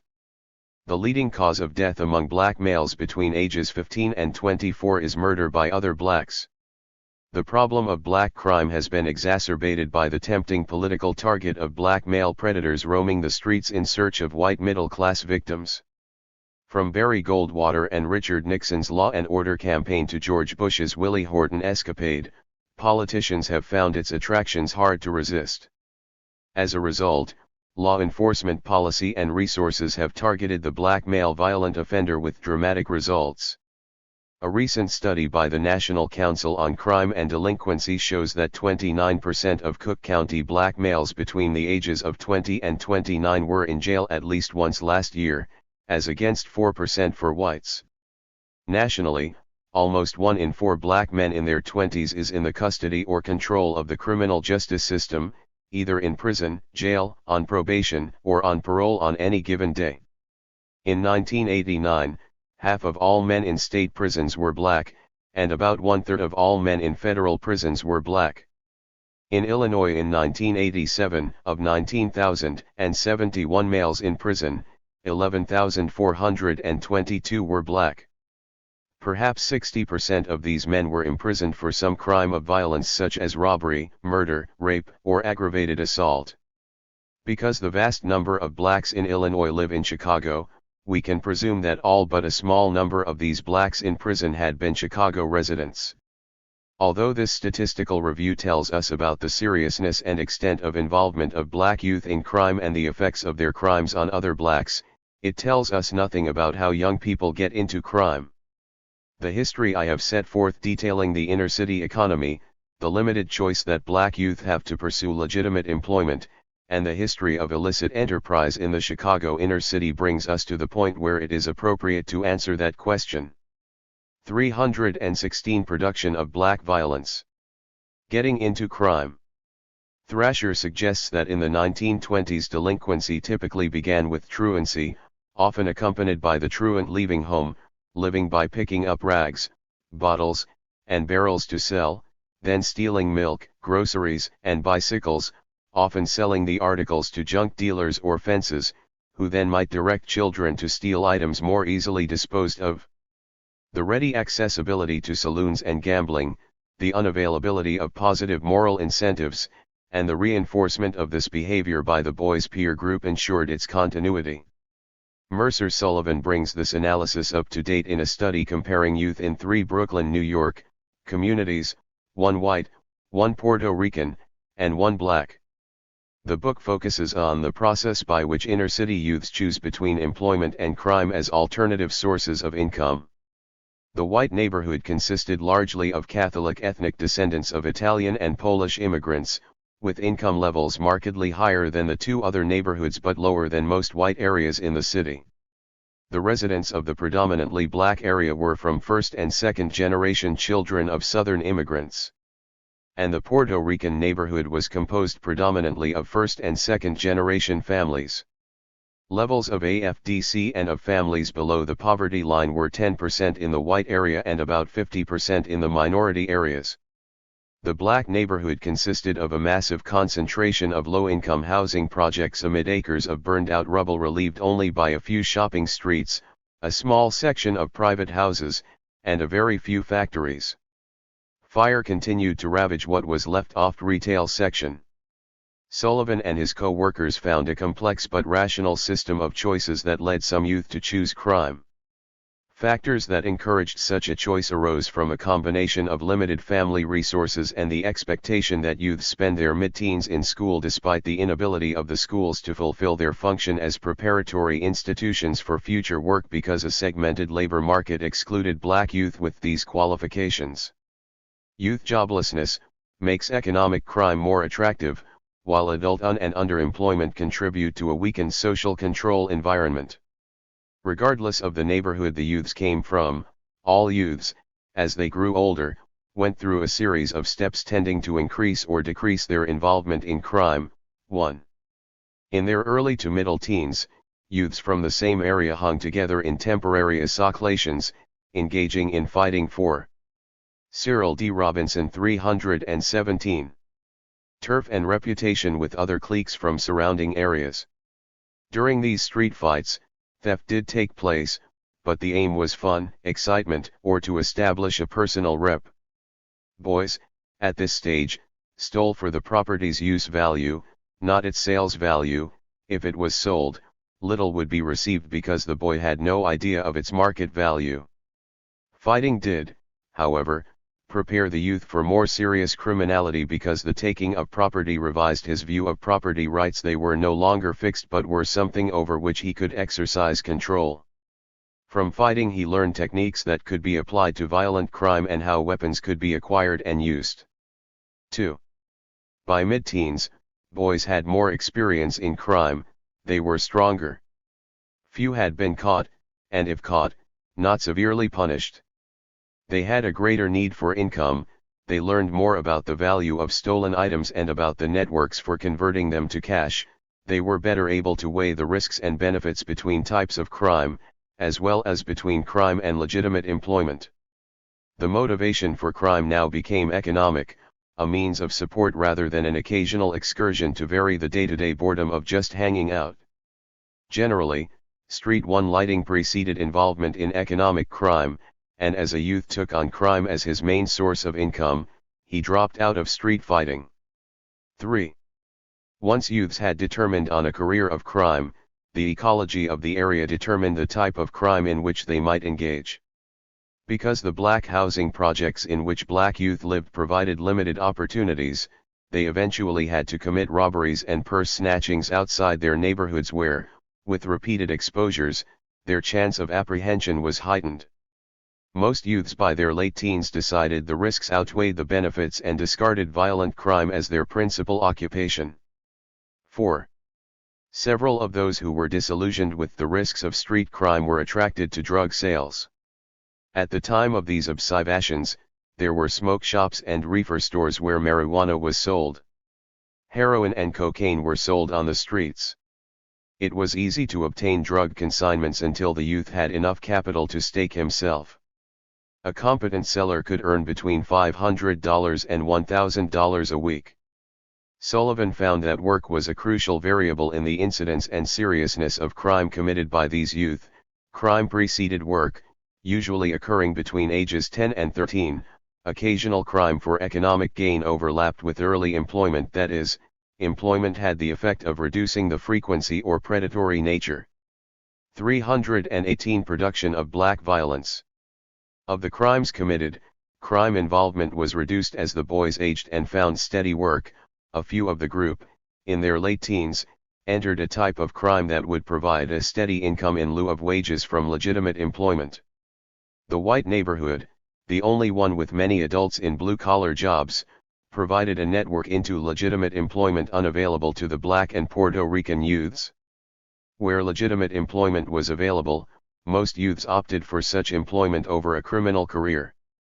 Even those who pursued crime tended to commit less risky and predatory crime than youth in the other two neighborhoods. Crime, particularly violent street crime, which has a noxious influence on any community, hits black communities particularly hard. Because blacks are so segregated and are so visible in other communities, the general absence of easy, lucrative targets such as factories and stores, as well as their lack of access to employee theft, forces young blacks into available crime opportunities such as robberies and drug sales. In the Puerto Rican neighborhood, by contrast, nearby factories provided easy access to young burglars. For auto thieves, there were markets in both legitimate auto repair shops that dealt on the side and with illegitimate chop shops. Stolen goods were sold at bargain basement prices to community residents. For community residents, such crime represented a kind of wealth redistribution, and the perpetrators were therefore more or less tolerated at the local level according to the extent to which they distribute scarce resources into a neighborhood. On the other hand, blacks who commit crimes in their own neighborhoods receive no such tolerance. But regardless of their choice, crime or no crime, the futures for these youth are dim. Some will accept the low-wage, unstable jobs to which they did not have access during the period of their involvement in serious theft. Some will die, others will spend much of their lives in prisons or mental hospitals. Few will graduate to lucrative criminal careers, and few will continue the patterns of street crime of their youth. Even at $500 to $1,000 a week, a drug seller's future was dismal. I'm a good businessman. I know how to buy and sell. But I've been ripped off, cut, and arrested. Now, I'm on probation and I won't get off so easy next time. But how am I gonna get a job now? I can't go up to somebody and say, listen, I know how to buy and sell. I've been buying and selling drugs for years. and I sure don't want to be no messenger, not after the money I'm used to. An economic and political end product, the Henry Horner Housing Project. Kotlowitz tells the style of two black pre-teenage boys, Terrence and Lafayette Rivers, during the period 1986 to 1989 in the Hen Horner Housing Project on Chicago's Near West Side. Of the 66,000 people in 1980, Cyril D. Robinson 319. Living in the immediate area, 88% were black and 46% had incomes below the poverty line. In the Stunmer of 1987,6,000 lived in the project, 4,000 of whom were children. 85% of the households were headed by women. The neighborhood had no banks, theaters, movie houses, skating rinks, or bowling alleys, all having moved away with the white and black middle classes in the 1960s and 1970s. Welfare checks were cashed at currency exchanges at a cost of $8 a check. Once a month women took cabs out of the neighborhood to buy all their groceries. Both in management and design, the project matched the deterioration of the neighborhood. Beginning in 1965, a series of damning reports alleged that the Chicago Housing Authority was run by incompetence and political hacks. One report concluded that the CRA is operating in a state of profound confusion and disarray. No one seems to be minding the store has primarily the gap between high and low-paid workers. A 1983 survey of wealth distribution in the United States found that it was remarkably uneven and that such maldistribution has been increasing in the past 20 years, the wealth moving upward from the poor to the rich. 19 The multiple roadblocks in the way of black accumulation act also as collection points for a transfer of wealth from poor blacks into richer hands. 20 When this process is multiplied in all the ways I have tried to show in this essay, it is apparent that lower income blacks, being at the base of market structure, have the least ability themselves to accumulate capital. Life for them is the equivalent of an Atari war game. If one missile doesn't get you, another will. Like the children's game King of Hill, those on top stay on top by pushing down those who try to scramble up to the top themselves. Not only do those on top push down, but all those along the path up have an interest in keeping those below them always below them. Just as space on top is limited, so is space along the path up the hill. By using the capitalist process of accumulation as the point of inquiry, I have shown that all resources, whether found in government policy, corporate enterprise, market forces inside and outside the inner city, or in their own racial group at a higher level on the hill, have some interest in keeping a certain number of young black males at the bottom or, more to the point, have no interest in them at all. One should not be surprised. 322 Production of black violence. Therefore, if those at the very bottom create their own hill and turn all of these forces on their heads, through the gang, powerlessness becomes power, daily boredom is replaced by melodrama, through drug sales, wealth is instantly created, accompanied by the possibility of acquiring a future of material goods and status. In a word, people denied all means of legal accumulation have created their own ladder of opportunity, temporary and destructive though it may be. Although the accommodation arrived at by some blacks' violent crime in black communities is understandable, it creates havoc and great pain and suffering, mostly for other blacks, and thus, ironically, substantially decreases their ability to accumulate educational and occupational riches. The reality for inner-city blacks is that white capitalist America no longer needs to exploit them. Left high and dry on the capitalist shore, these same young men, infused with capitalist values of power and materialism, have turned to the only other victims available in their segregated world, other blacks.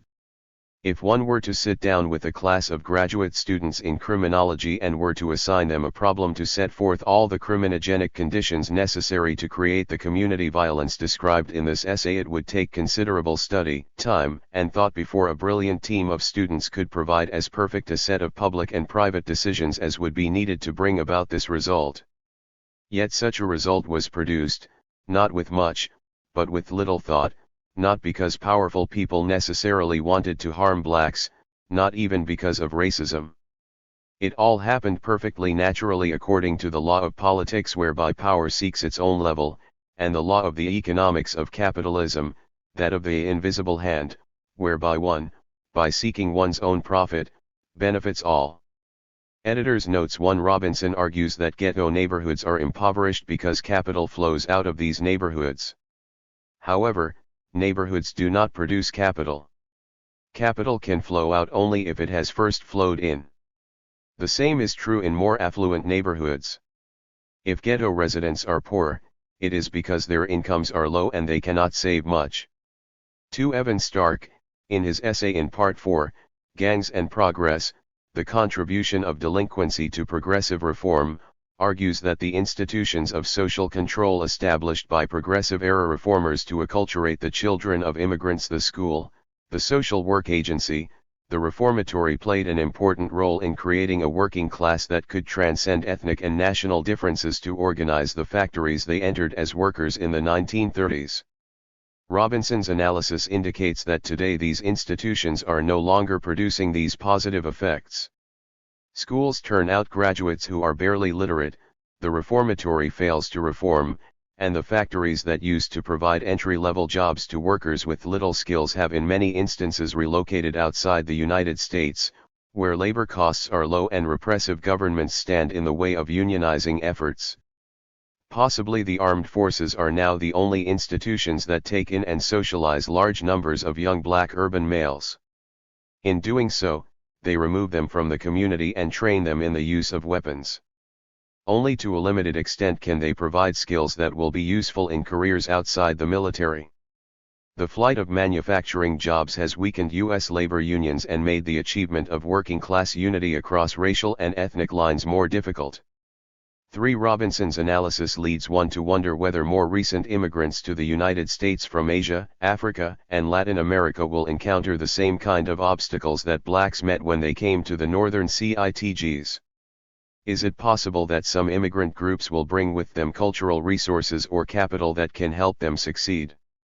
One also wonders whether the outcome Robinson describes for blacks was truly inevitable. Suppose the consequences of throwing large numbers of blacks off the land in the South had been anticipated.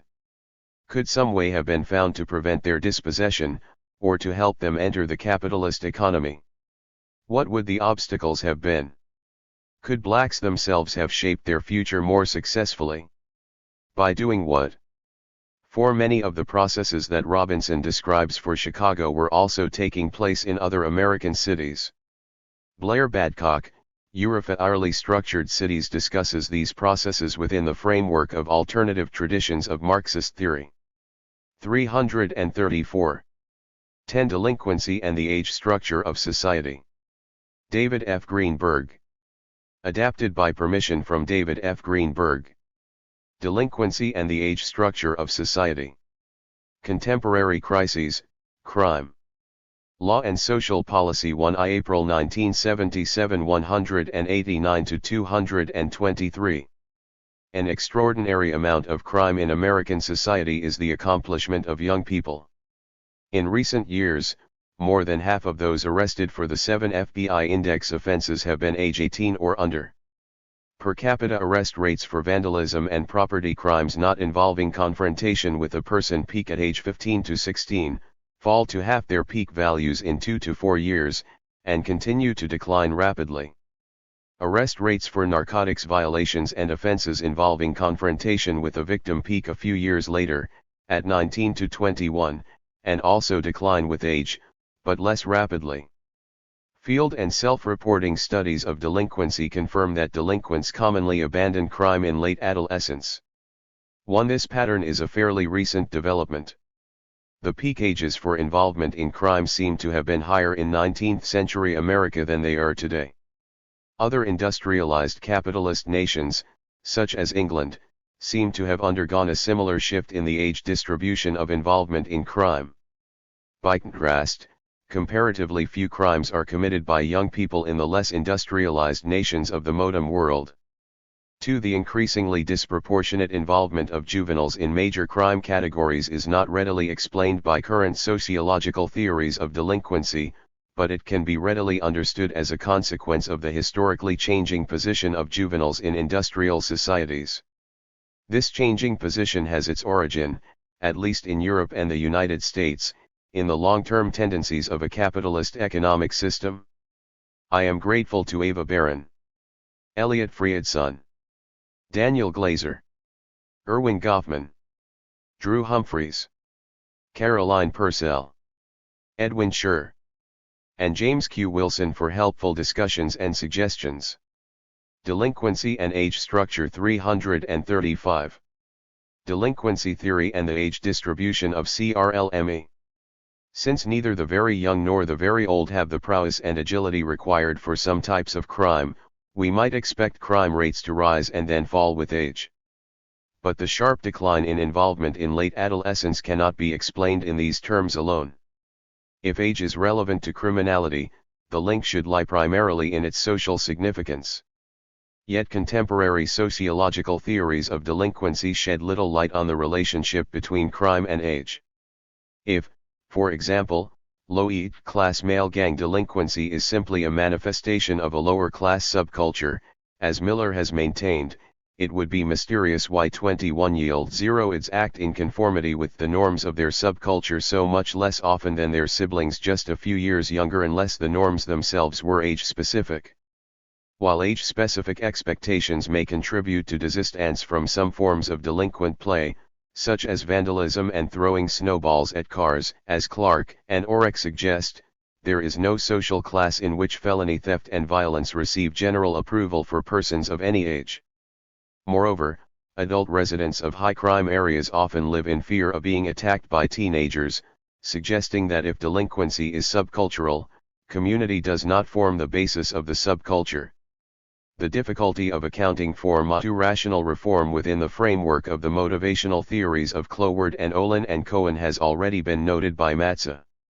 In both theories, male delinquents cope with the problems arising from lower class status by entering into and internalizing the norms of a subculture which repudiates conventional rules of conduct and requires participation in crime.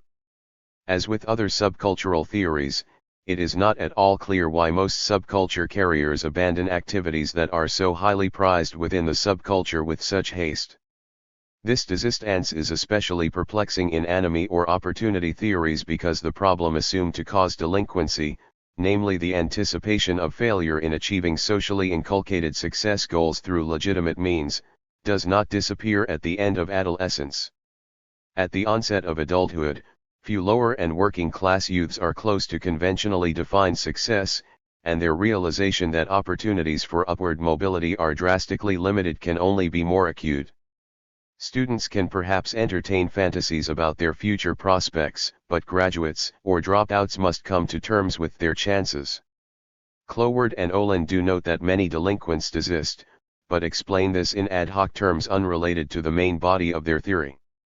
Writing of neighborhoods where violence is common, they assert, as adolescents near adulthood, excellence in the manipulation of violence no longer brings status.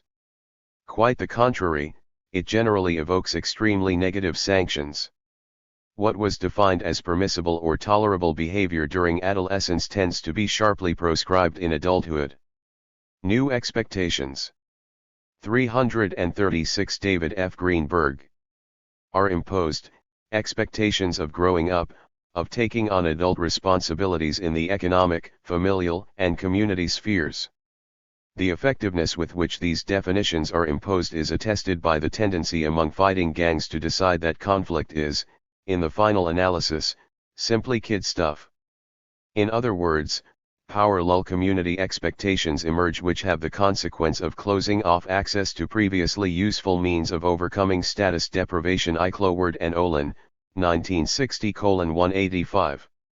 In view of Cloward and Olin's characterization of neighborhoods where gang violence is prevalent as so disorganized that no informal social controls limiting violence can be exercised, one can only wonder whose age-specific expectations are being described. Cloward and Olin do not say.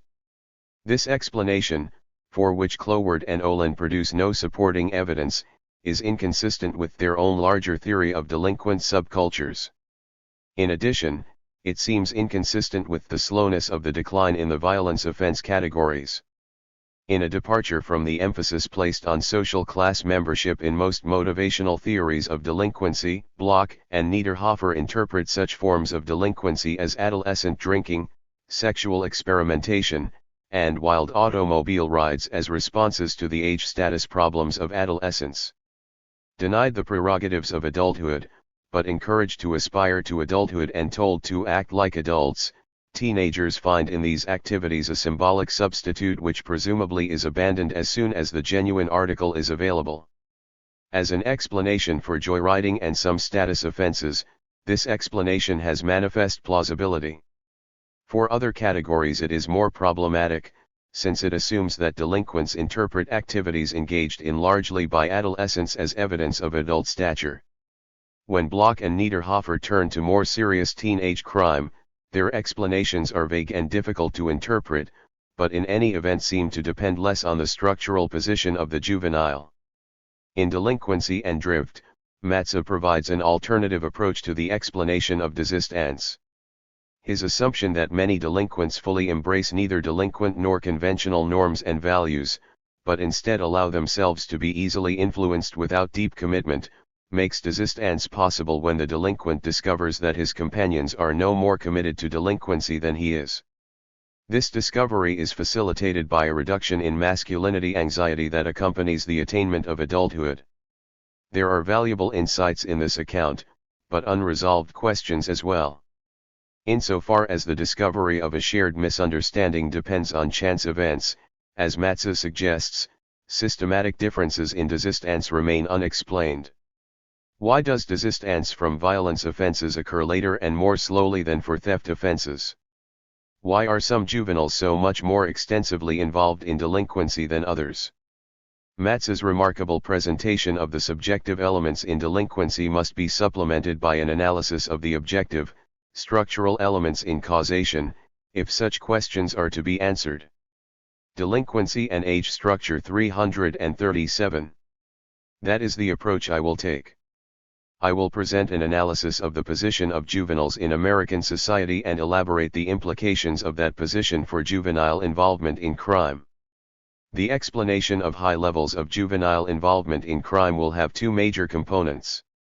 The first, a theory of motivation, locates sources of motivation toward criminal involvement in the structural position of juveniles in American society. The second, derived from control theory, suggests that the willingness to act on the basis of criminal motivation is distributed unequally among age groups because the cost of being apprehended are different for persons of different ages. Although some of the theoretical ideas on which I will be drawing have already appeared in the delinquency literature, each by itself is inadequate as a full theory of delinquency. When put together with some new ideas, however, a very plausible account of age and other systematic sources of variation in delinquent involvement emerges. Anomie and the juvenile labor market. Robert Merton's discussion of anomie has provided a framework for a large volume of research on the etiology of crime. Although Merton observed that a disjunction between socially inculcated goals and legitimate means for attaining them would produce a strain toward deviance, whatever the goal, specific application of the perspective to delinquency has been restricted to an assessment of the contribution to delinquency causation of the one cultural goal Merton considered in depth, namely occupational success. Cloward and Olin, for example, attribute lower-class male delinquency to the anticipation of failure in achieving occupational goals as adults. These youths' involvement in theft is interpreted as a strategy for gaining admission to professional theft and organized crime circles, that is, a way of obtaining the tutelage and organizational affiliations necessary for the successful pursuit of career crime, rather than for immediate financial return. Crime is thus seen as a means toward the attainment of future goals rather than present goals.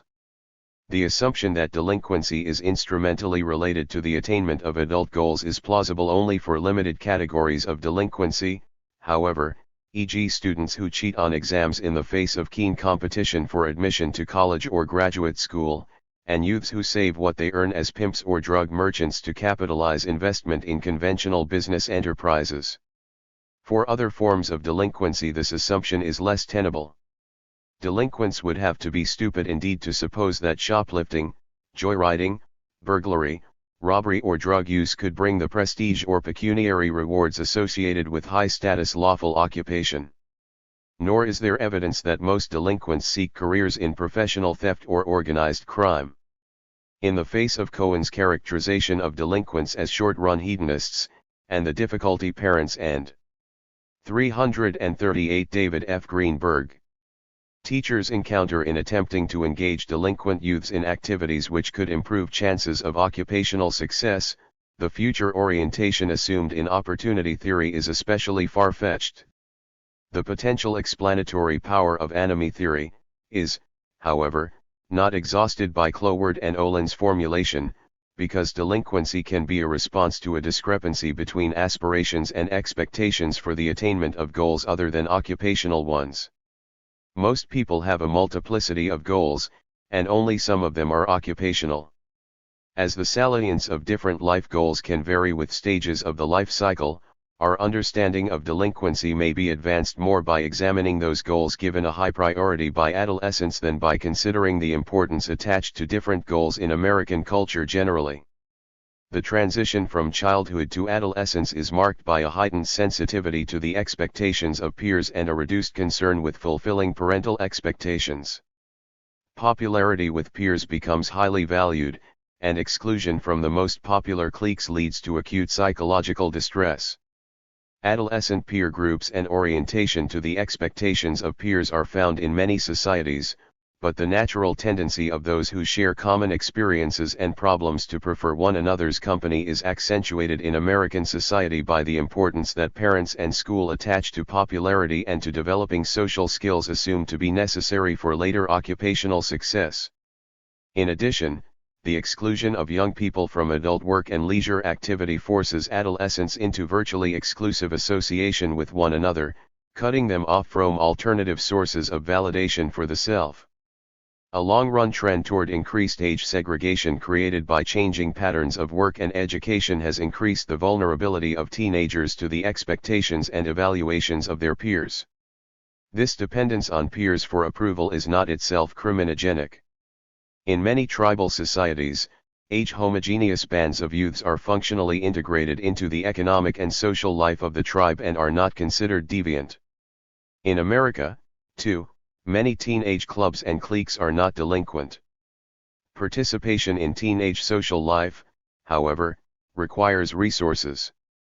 In addition to personal assets and skills, money is needed for buying clothes, cosmetics, cigarettes, alcoholic beverages, narcotics, phonograph records, transistor radios, gasoline for cars and motorcycles, tickets to films and concerts, meals in restaurants, and for gambling. The progressive detachment of teenage social life from that of the family and the emergence of advertising directed toward a teenage market have increased the importance of these goods to teenagers and hence have inflated the costs of their social activities.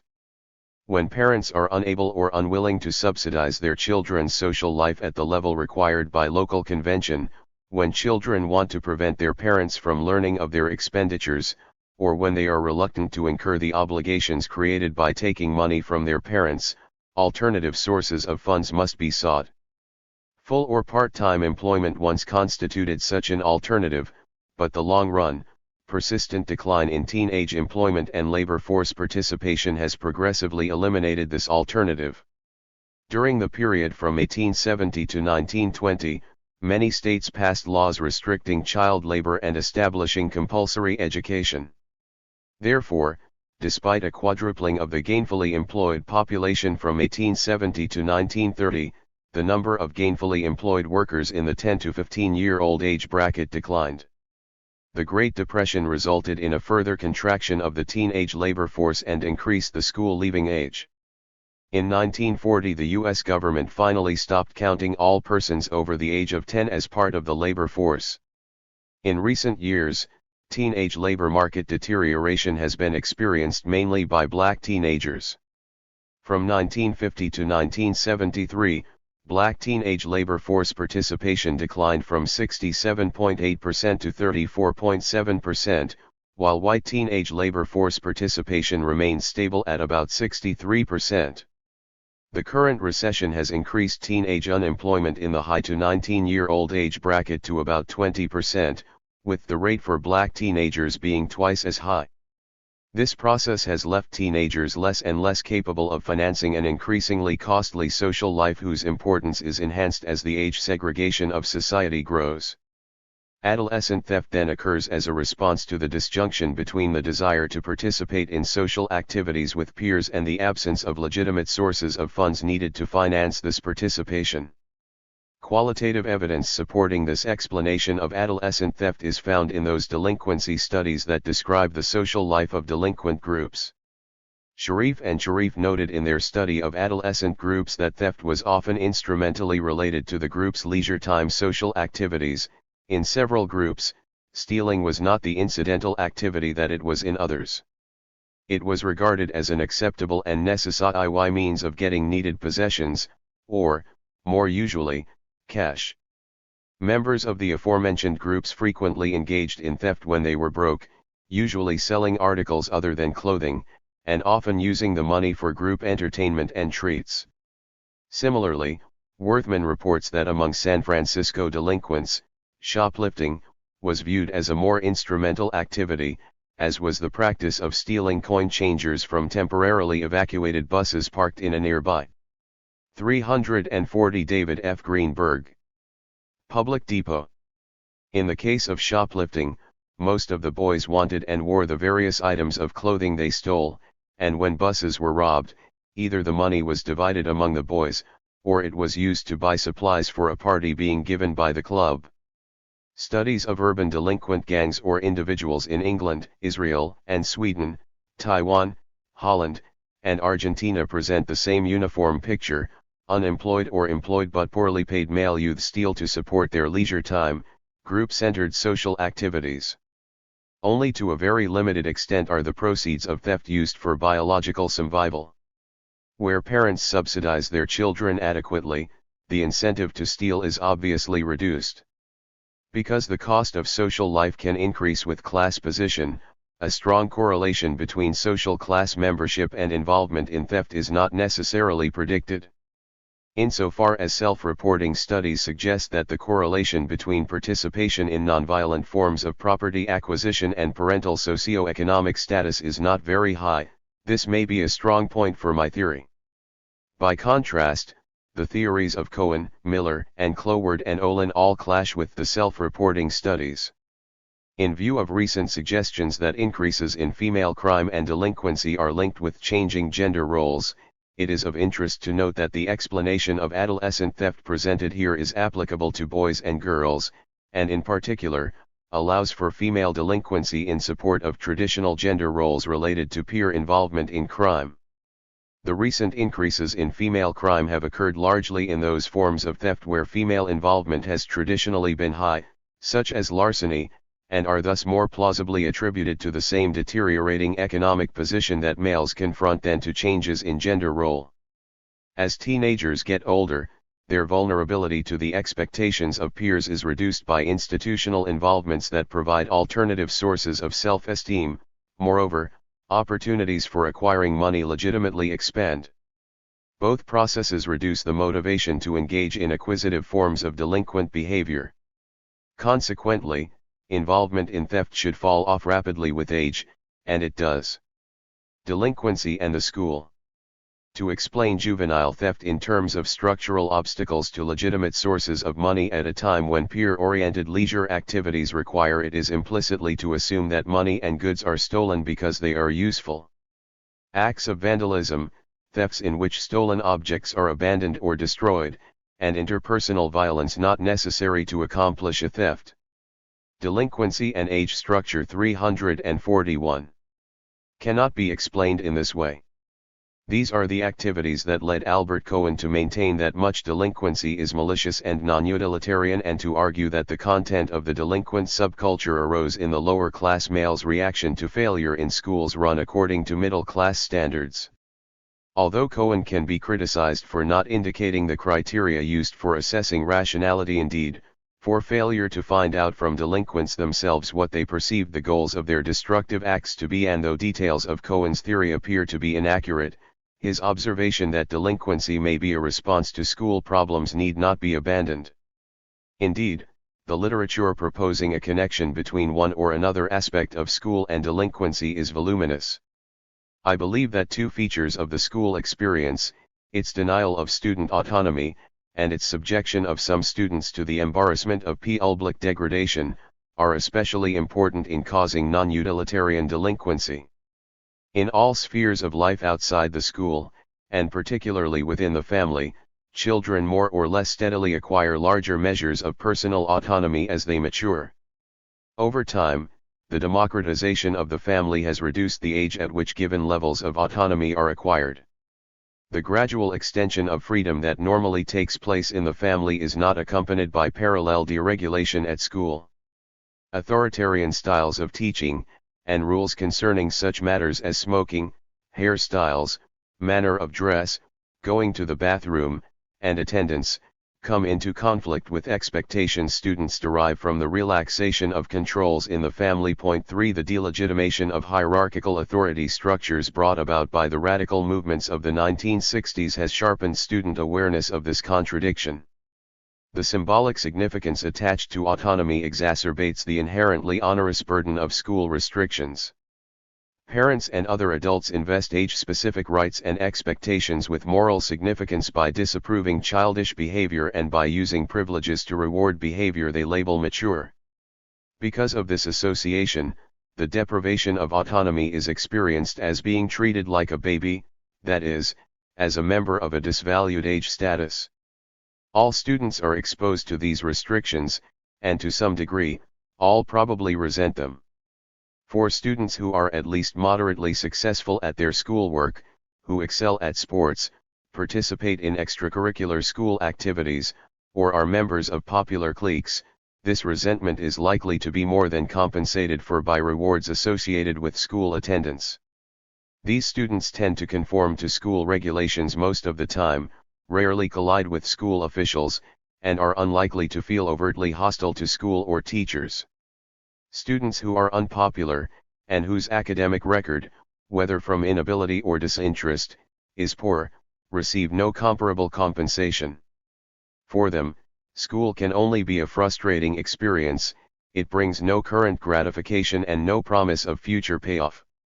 Why then? 342 David F. Greenberg. Should they put up with these restrictions?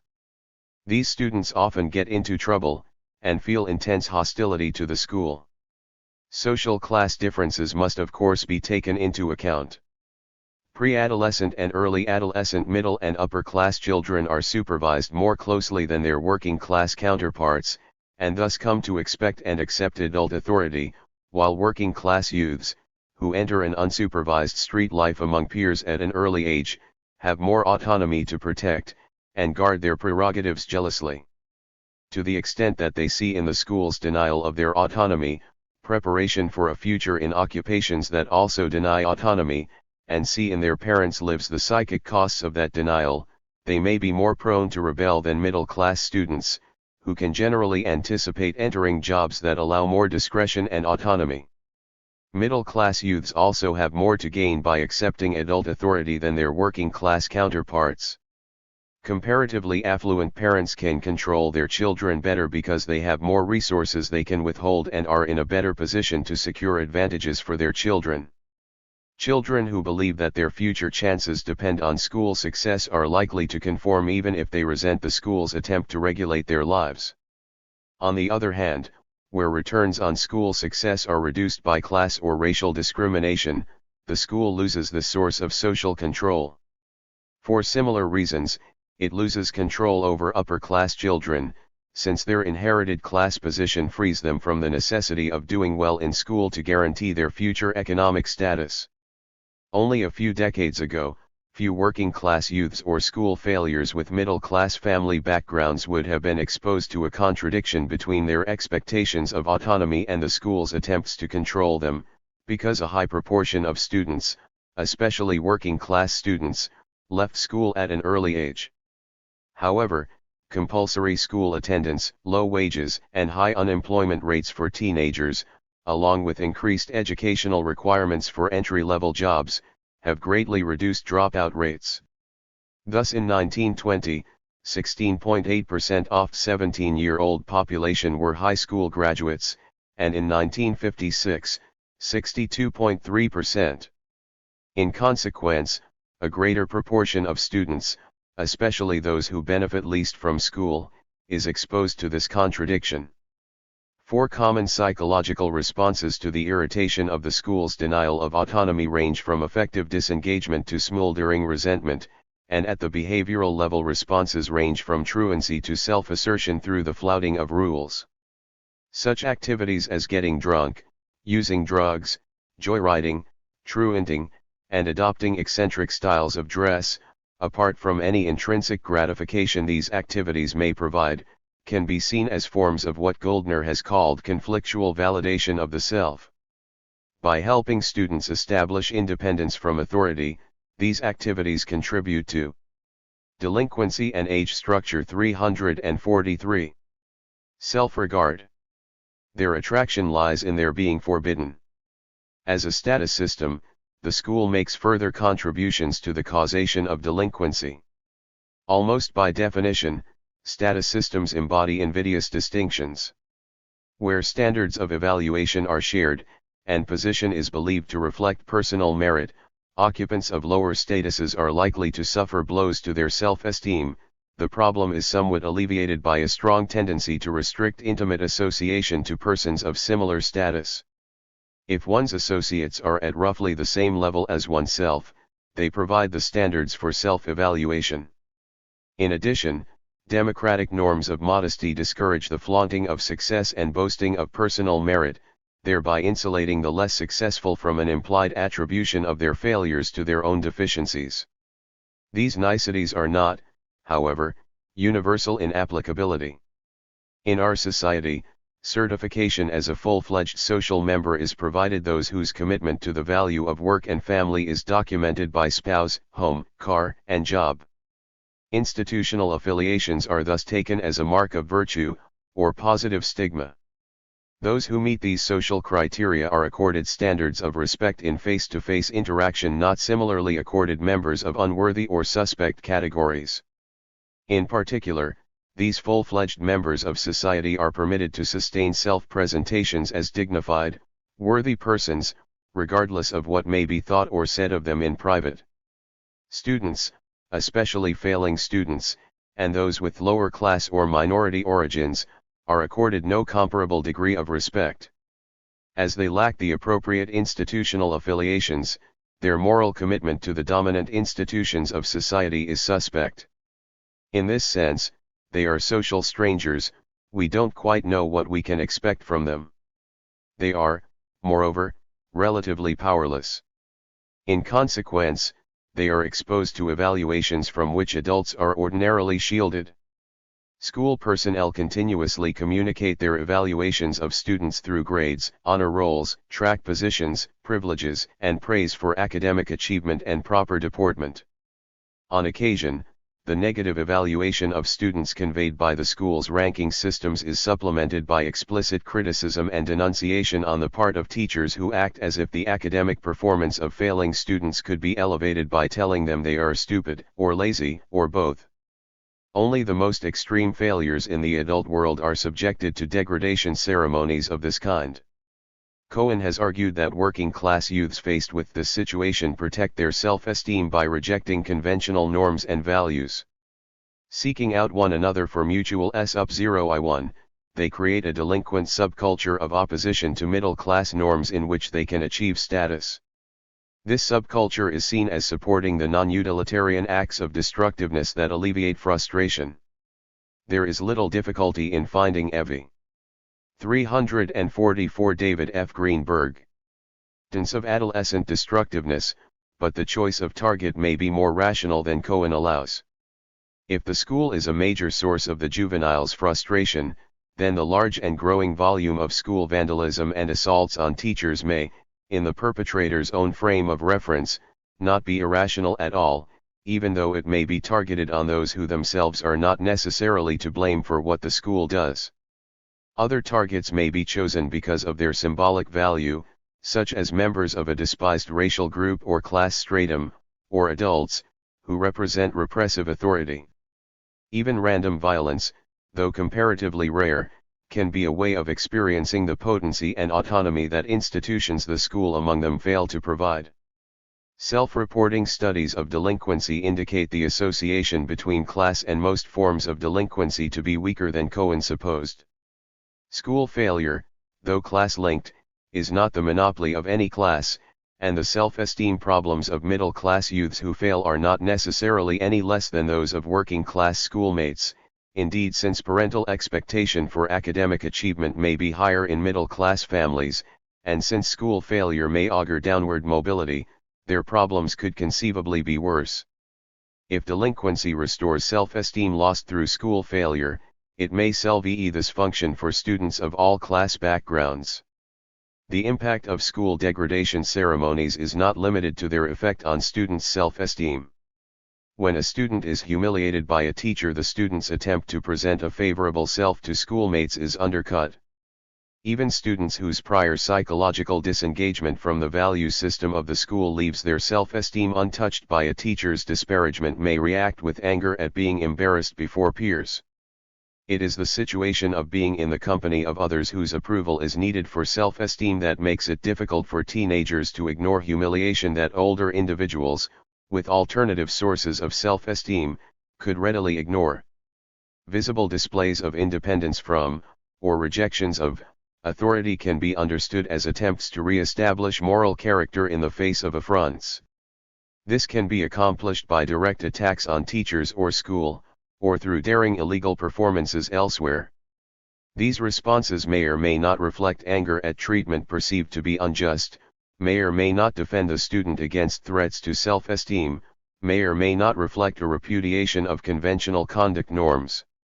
What is crucial is that these activities demonstrate retaliation for injury and the rejection of official values to an audience of peers whose own resentment of constituted authority causes it to be appreciative of rebels whom it would not necessarily dare to imitate. Secret delinquency and acts that entailed no risk would not salve this function. Field research on the interaction between teachers and delinquent students, and the responses of delinquent youths to challenges to their honor, support this dramaturgical interpretation of delinquency. Most gang violence seems not to erupt spontaneously out of anger, but is chosen and manipulated for its ability to impress others. Non-utilitarian forms of theft, property destruction, and violence may well be understood as quite utilitarian if their purpose is the establishment or preservation of the claim to be a certain sort of person, rather than the acquisition of property. Goffman has called attention to the common features of other, mainly non-criminal activities in which participants establish moral character through risk-taking. Such activities as dueling, bullfighting, skydiving, mountain climbing, big game hunting, and gambling for high stakes are undertaken for the opportunity they provide to carve out a valued social identity by exhibiting courage, daring, pluck and composure. These qualities are those the industrial system tend to disvalue or ignore. The concept of seeking out risks and showing off is antithetical to the traditional ethos of capitalism, where the emphasis has been placed on minimizing risk, using time productively, and suppressing the self to demonstrate moral character. Consequently, those who seek prestige through risk-taking traditionally come from classes not subject to the discipline and self-denial of industrial production, e.g. the European nobility, bohemian populations, and the unemployed poor. More recently, as production has come to require less sacrifice and self-denial from large sectors of the workforce, and to require the steady expansion of stimulated consumption for its growth, the more affluent sectors of the labor force are increasingly encouraged to seek an escape from the routine of daily life through mild forms of risk-taking as well as through the leisure use of drugs and sex. The similarity between the subculture of delinquency and that of the leisurely affluent, noted by Matza and Sykes, makes sense in view of the position of the delinquent vis-a-vis the school. Like the factory, the school frequently requires monotonous and meaningless work. Regimentation is the rule. Expressions of originality and spontaneity are not only discouraged, but may be punished. Sociability among students is prohibited by the discipline of the classroom. Students who reap no present rewards from their schoolwork or who anticipate only the most limited occupational returns as a compensation for their adherence to the honorousness of school discipline are free to cultivate the self-expressive traits which the school fails to reward, because they will lose nothing that is important to them by doing so. As Downs points out, they may come to regard adults who work as defeated and lifeless because of their subordination to a routine that necessitates self-suppression, and hence try to avoid work because of the cost in self-alienation. Traditionally this has been especially true of students with lower class backgrounds. However, when the political and economic institutions of sectors of society lose their legitimacy, students of other classes may find the prospect of entering conventional careers in those sectors so repugnant that they lose the motivation to achieve in school, and also cultivate life. 346 David F. Greenberg. Styles based on self-expression or politically motivated risk-taking. The bright hippies and radicals from white middle-class backgrounds in the late 1960s are a case in point. The similarity between delinquent and non-criminal recreational risk-taking warns us that the pursuit of status through risk-taking does not necessarily arise from problems in self-esteem. Once a status system rewarding delinquent activity exists, students may act with reference to it in order to increase prestige in the group, not only to prevent prestige from falling. Thus teachers may be provoked, gang rivals taunted, and daring thefts and assaults perpetrated, even in the absence of humiliation. When students drop out or graduate from high school, they enter a world that, while sometimes inhospitable, does not restrict their autonomy and assault their dignity in the same way the school does. The need to engage in crime to establish a sense of an autonomous self and to preserve moral character through risk-taking is thus reduced. In addition, the sympathetic audience of other students of the same age is taken away. Thus school leaving eliminates major sources of motivation toward delinquency. Indeed, American studies indicate that the self-esteem of dropouts rises after they leave school and that dropping out produces an immediate decline in delinquency involvement. In England, when the school leaving age was raised by 1 year, the peak age for delinquency rose simultaneously by 1 year. These findings are especially ironic, in that 19th-century reformers touted the extension of public schooling as a way of reducing delinquency, and present-day delinquency prevention programs have involved campaigns to keep delinquents in school. 5. Masculine status anxiety and delinquency. Many observers have remarked on the disproportionate involvement of males in delinquency, and the exaggerated masculine posturing that characterizes their involvement, particularly where violence offenses are concerned. This behavior pattern has been explained as a masculine protest against maternal domination and identification, especially in the female-based households of the lower class.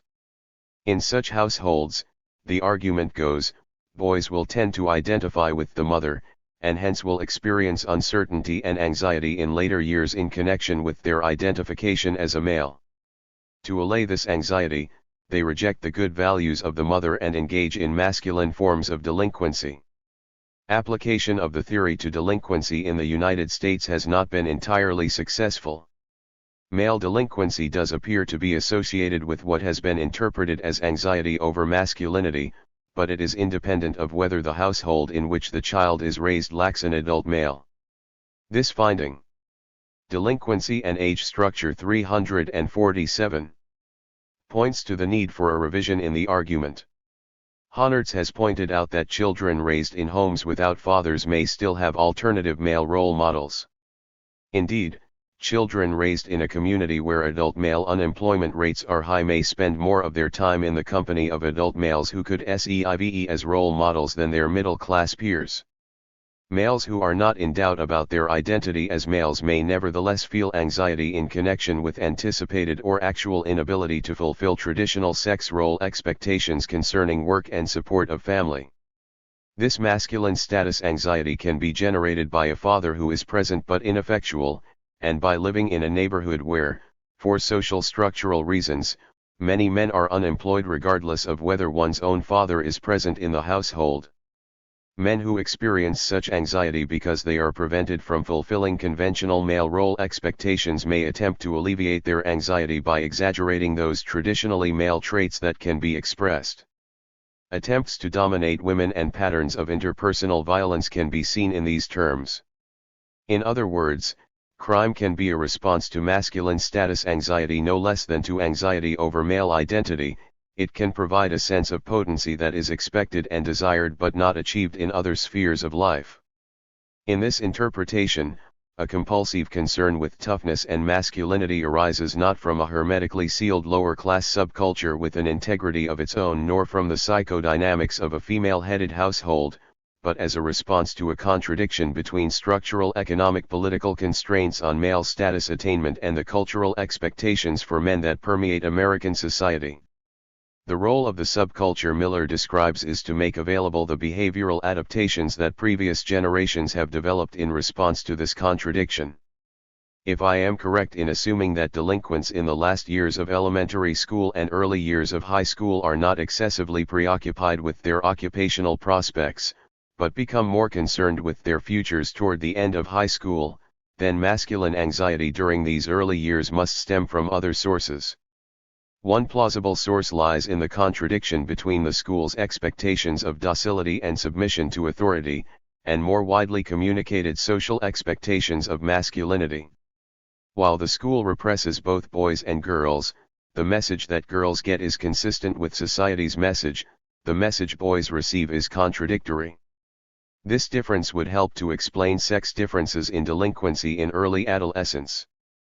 Most of the male behavior that can be explained plausibly in this way, smoking, sexual conquests, joyriding, vandalism, fighting, is fairly trivial, and either becomes legal in mid to late adolescence or abates rapidly. Anxiety over inability to fulfill traditional male occupational roles would be expected to show up late in adolescence. One would expect masculine status anxiety to appear with greatest in 348 David F. Greenberg. Tensity and to decline most slowly in those segments of the population in which adult male unemployment is exceptionally high. This conforms to the general pattern of arrests for violent offenses such as homicide, forcible rape, and assaults, offenses often unconnected with the pursuit of material gain, and hence most plausibly interpreted as a response to masculine status anxiety. Rates of arrest for these offenses peak in the immediate post-high school age brackets, and the decline is slower than for property offenses. Moreover, blacks are overrepresented in violence offense arrests to a much greater degree than in arrests for property offenses. Costs of delinquency. So far, some possible sources of age-linked variation in motivation to participate in criminal activity have been identified, but this is only half the story, for one may wish to engage in some form of behavior but nevertheless decide not to do so because its potential costs are deemed unacceptably high. Costs can be a consequence of delinquency, and must be taken into account. Control theorists have begun to do so. In early adolescence, the potential costs of all but the most serious forms of delinquency are relatively slight.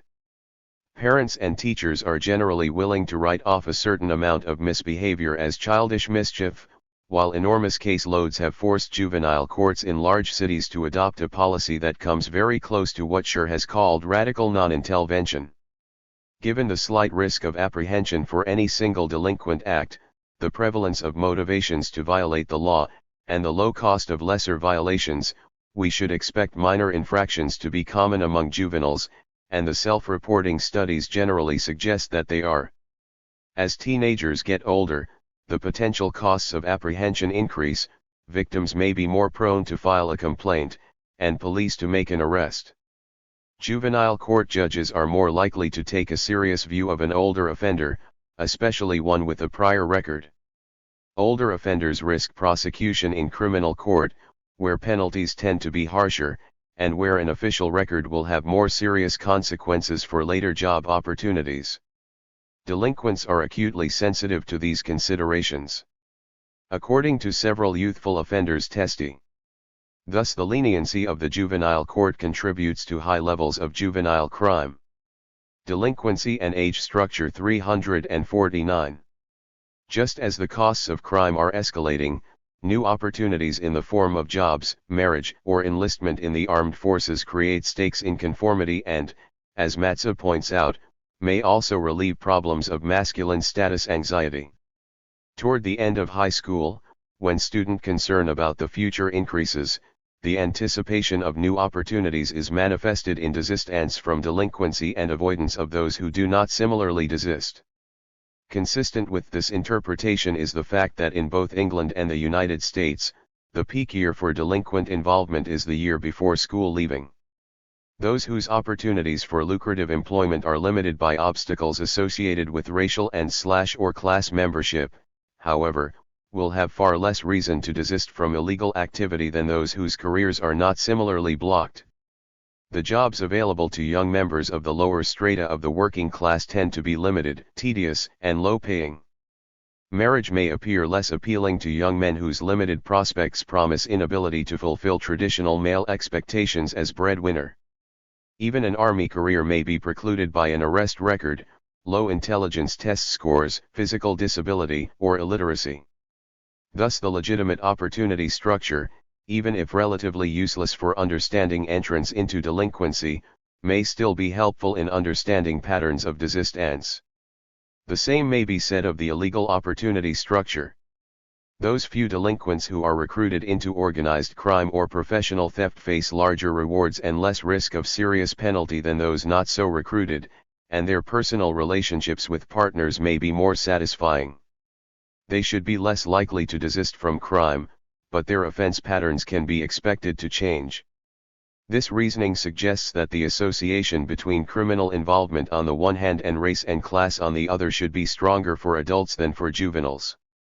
If this is so, arrest rates in a given offense category should decline more rapidly for whites and youths with middle-class backgrounds than for blacks and youths with working-class and lower-class backgrounds, and they do. Delinquency and the social construction of the juvenile. Among the structural sources of adolescent crime identified here, the exclusion of juveniles from the world of adult work plays a crucial role.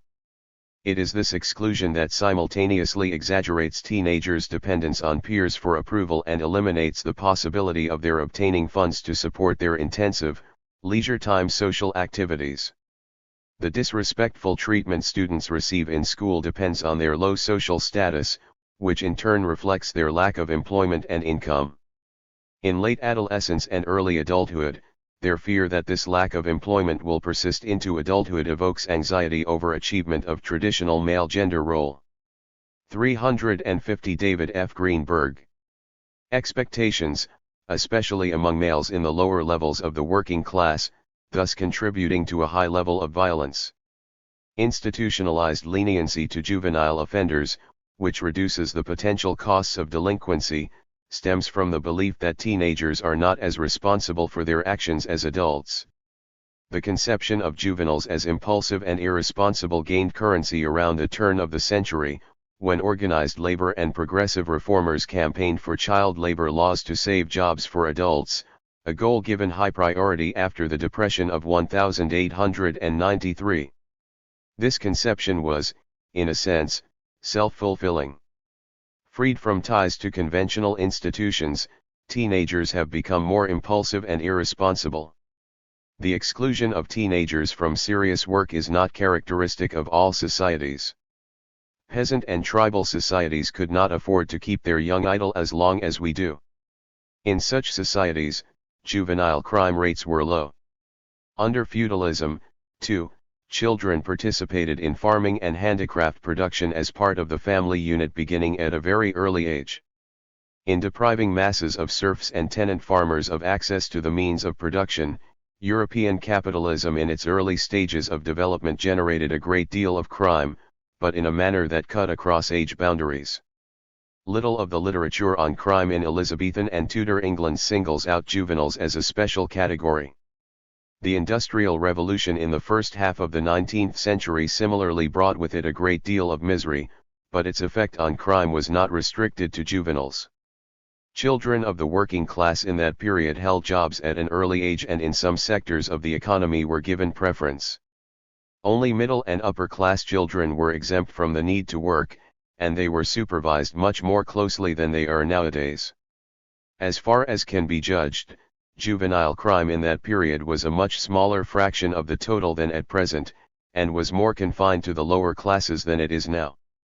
In modern capitalist societies, children of all classes share, for a limited period, a common relationship to the means of production which is distinct from that of most adults, and they respond to their common structural position in fairly similar ways. Although there are class differences in the extent and nature of delinquency, especially violent delinquency, they are less pronounced than for adults, for whom occupational differentiation is much sharper. The deteriorating position of juveniles in the labor market in recent years has been ascribed to a variety of causes, among them the inclusion of juveniles under minimum wage laws, changes in the structure of the economy, teenage preference for part-time work, which makes teenage labor less attractive to employers, and the explosion in the teenage labor supply, created by the baby boom, at a time when women were entering the labor market in substantial numbers. /NHAT contribution these circumstances may have made to shifting teenage employment patterns in the delinquency and age structure 351. Short run, the exclusion of juveniles from the labor market has been going on for more than a century, and may more plausibly be explained in terms of the failure of the oligopoly capitalist economy to generate sufficient demand for labor than to these recent developments. 6 In both the United States and England, the prolongation of education has historically been associated with the contraction of the labor market, casting doubt on the view that more education is something that the general population has wanted for its own sake. Had this been true, the school-leaving age would have jumped upward in periods of prosperity, when a larger proportion of the population could afford more education, not during depressions. Moreover, the functionalist argument that increased education is necessary as technology becomes more complex would apply at best to a small minority of students, and rests on the dubious assumption that full-time schooling is pedagogically superior to alternative modes of organizing the education of adolescents. The present social organization of education, which I have argued contributes to delinquency, has also been plausibly attributed to the functional requirement of a capitalist economy for a docile, disciplined and stratified labor force, as well as to the need to keep juveniles out of the labor market. Thus the high and increasing level of juvenile crime we are seeing in present-day United States and in other Western countries originates in the structural position of juveniles in an advanced capitalist economy. Delinquency is not, however, a problem of capitalism alone. Although there are many differences between crime patterns in the United States and the Soviet Union, the limited information available indicates that delinquency in the Soviet Union is often associated with leisure time consumption activities on the part of youths who are academic failures, and who either are not working or studying, or are working at or preparing for unrewarding jobs. This suggests that some of the processes described here may be at work in the Soviet Union. Since Soviet society is based on hierarchical domination and requires a docile, disciplined and stratified labor force, this parallel is not surprising. Yet it must not be forgotten that the parallel is only partial. The Soviet economy, for example, does not generate unemployment the way the capitalist economies of the West do. Insofar as can be learned from Soviet sources, juvenile delinquency has declined in recent decades, whereas it has increased rapidly in most of the capitalist nations. Discussion.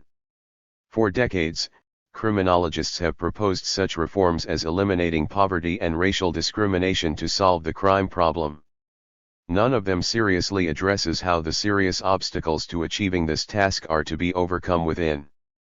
352 David F. Greenberg. The Framework of a Capitalist Society. To suppose that the writing of an article or a book calling for an end to poverty and racism will actually contribute to ending poverty and racism is to betray a whimsical bit of utopianism. Marxist theorists tend to see these problems as largely produced by a class society, and insoluble within it. Efforts to tackle these problems may certainly be worthwhile, but not because they can be expected to achieve full success. My analysis of delinquency suggests that most proposed solutions to the delinquency problem would have limited impact. Thoroughly integrating teenagers into the labor force, on at least a part-time basis, would go far toward reducing delinquency. But the jobs for adolescents are not there, and the drastic restructuring of education that would be required is hardly to be expected in the foreseeable future. If young people had a good understanding of the structural sources of their frustration and oppression, their response might well be different. Instead of individualistic and predatory adaptations, we might see collective, politicized, and non-predatory challenges to their exclusion. It seems unlikely that such a radical transformation in consciousness would develop spontaneously, but in the context of a mass socialist movement, it could well occur. 357. Rape, sexual inequality, and levels of violence. Julia Schwendinger and Hermann Schwendinger. Adapted by permission from Julia and Hermann Schwendinger, Rape, Sexual Inequality, and Levels of Violence, Crime and Social Justice 16. In light of the historical variations in sexual equality, the so-called perpetual battle between the sexes becomes a myth without substance. Women were not subjugated by men in the dawn of time. Anthropologist Eleanor Leacock describes numerous archaic societies in which the status of women was autonomous or equal to men. Her work on the Montagne Labrador tribes uses the chronicles written by a 17th-century Jesuit priest, Father Paul Lejeune, to show how the French colonials imposed sexual inequality and patriarchal family relationships on a society that had never known such relationships before. On the other hand, the use of rape as a mode of controlling women, in addition to other violent measures, has been reported by anthropological studies. In some societies, for example, rape is institutionalized to keep a woman in her place after other measures fail to restrict her sexual activities. In Mundug Amour, says Margaret Mead, a woman of equal violence who continuously tries to attach new lovers and is insatiable in her demands, may in the end be handed over to another community to be communally raped. The Ayatmul headhunters also call in their age mates to rape their wives into submission. Anthropologist Gail Rubin generalizes, in the Amazon Valley of the New Guinea highlands, women are frequently kept in their place by gang rape when the ordinary mechanisms of masculine intimidation prove insufficient. We tame our women with the banana, said one Mundurako man. 358 Schwendinger and Schwendinger. We notice, however, that this form of rape exists in societies that are violent in other respects. Among the Mundug Amour, according to Mead, the punishment for a man who exceeds the norms of violence is death. He may be killed treacherously during an intertribal battle, or a member of his tribe may kill him directly. The Mundurako and Ayatmul provide further evidence that institutionalized rape is usually embedded historically in supremacist, warlike cultures. Consequently, it is possible that the adoption of rape is partly determined by the general level of violence in these societies. The economies of such male supremacist tribes figure importantly, though not universally, in creating the level of violence. Often the tribes are distinguished by patrilineal estates or individual male property ownership. While, allegedly, tribes like the head-hunting Mundurako were extremely violent traditionally, in other tribes, violence may be a function of their production for exchange, which, in some cases, includes production for capitalist markets. Furthermore, while some of these tribes may not be internally divided by social classes or characterized by private property ownership, their relations with neighboring groups may be antagonistic. They engage in raids and militia campaigns, and at times, their violence is directed toward capturing wealth, tribute, natural resources, or children, or toward the abduction of slaves, especially women.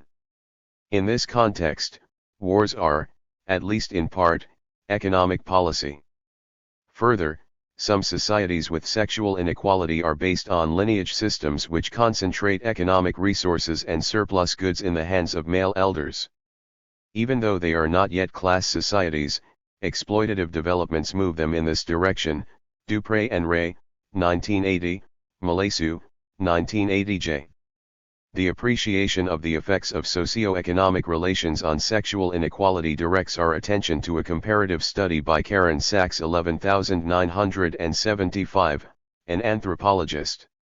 Sachs contends that sexual inequality varies greatly depending upon socio-economic relations. Her thesis will be extended to suggest that within the context of modes of production and their articulation, both property relations and a woman's participation in social production affect her status in differing degrees. 1 Furthermore, we will hypothesize that the general level of violence in the societies studied is also associated with their modes of production and degree of sexual inequality, although this association is not necessarily invariant. 2 In the second part of this article, we will test our hypothesis by examining evidence of violence in the same 4 African societies studied by Sachs. We will be particularly interested in demonstrating that exploitative modes of production culminating in pre-capitalist class societies produce sexual inequality along with the production or intensification of violence in general. 3 Finally, the third and concluding part of our discussion will rape, sexual inequality, and violence. 359. Deal with the social mechanisms, operating in societies dominated by commodity relationships, that make violence against women appear to be derived spontaneously from the nature of men. The 4 tribes, modes of production and autonomy. As indicated, sexual inequality varies depending upon the dominant mode of production within a society. Sachs prepared a fascinating account of changes in sexual relations ranging from enviable equality to the subjugation of women in 4 African societies. She selected the 4 from anthropological writings on East and South Africa, ensuring that the sexual, economic, and political data were adequate and comparable. The societies ranged from the highly egalitarian beauty of Zaire to the inegalitarian class society of the Baganda in Uganda. She included the Luvdu and Bondo of South Africa because their egalitarianism falls between the others.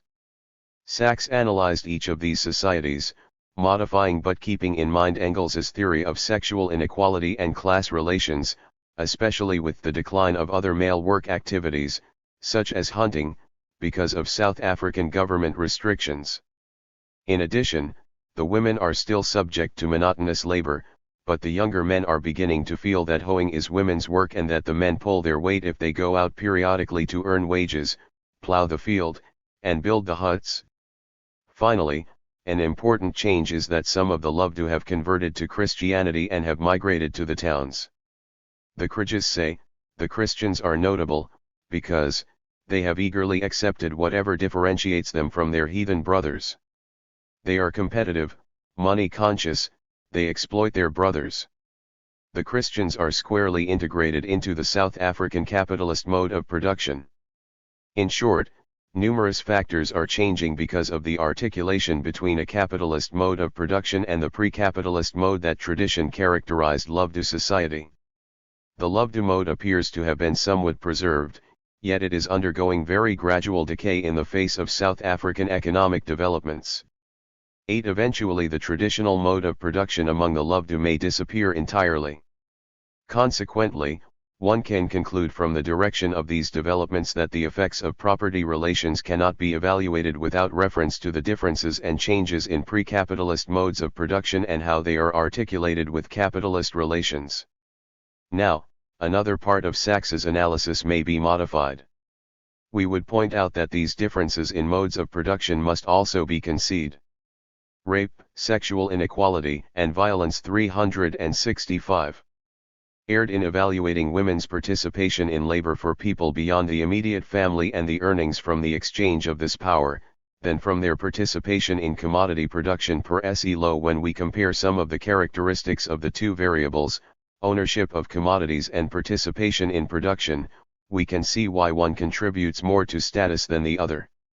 The sale of commodities results in money income, a readily observable value contributing to autonomy, while the underlying values of social production activities are hidden from view due to the complicated and indirect social relations on which they are based. These indirect relations are experienced by people only as relations between people on the one hand and saleable things on the other. Since status appears to be based merely on commodity ownership and money, a worker's contribution to production cannot usually be observed in terms other than money earnings. Therefore, the fact of participation in social production alone does not have the same social psychological effect that property relations have. In other words, depending upon the mode of production or its articulation with other modes. Both property relations and a woman's participation in social production affect her status in society, in differing degrees. They may support either sexual equality or inequality depend. 366 Schwendinger and Schwendinger. Ing upon the concrete modes of production within which they operate. Usually it is the mode of production that informs us about who owns or controls women's ability to labor. It determines both the products of their labor and the means of production that are used to create these products. And it is the mode of production that informs us of how independence is dynamically related to the nature of property relations as well as woman's participation in social production outside of her immediate family. 2 levels of violence and social formations. In part I we suggested a positive correspondence between sexual inequality and violence in certain socio-economic formations.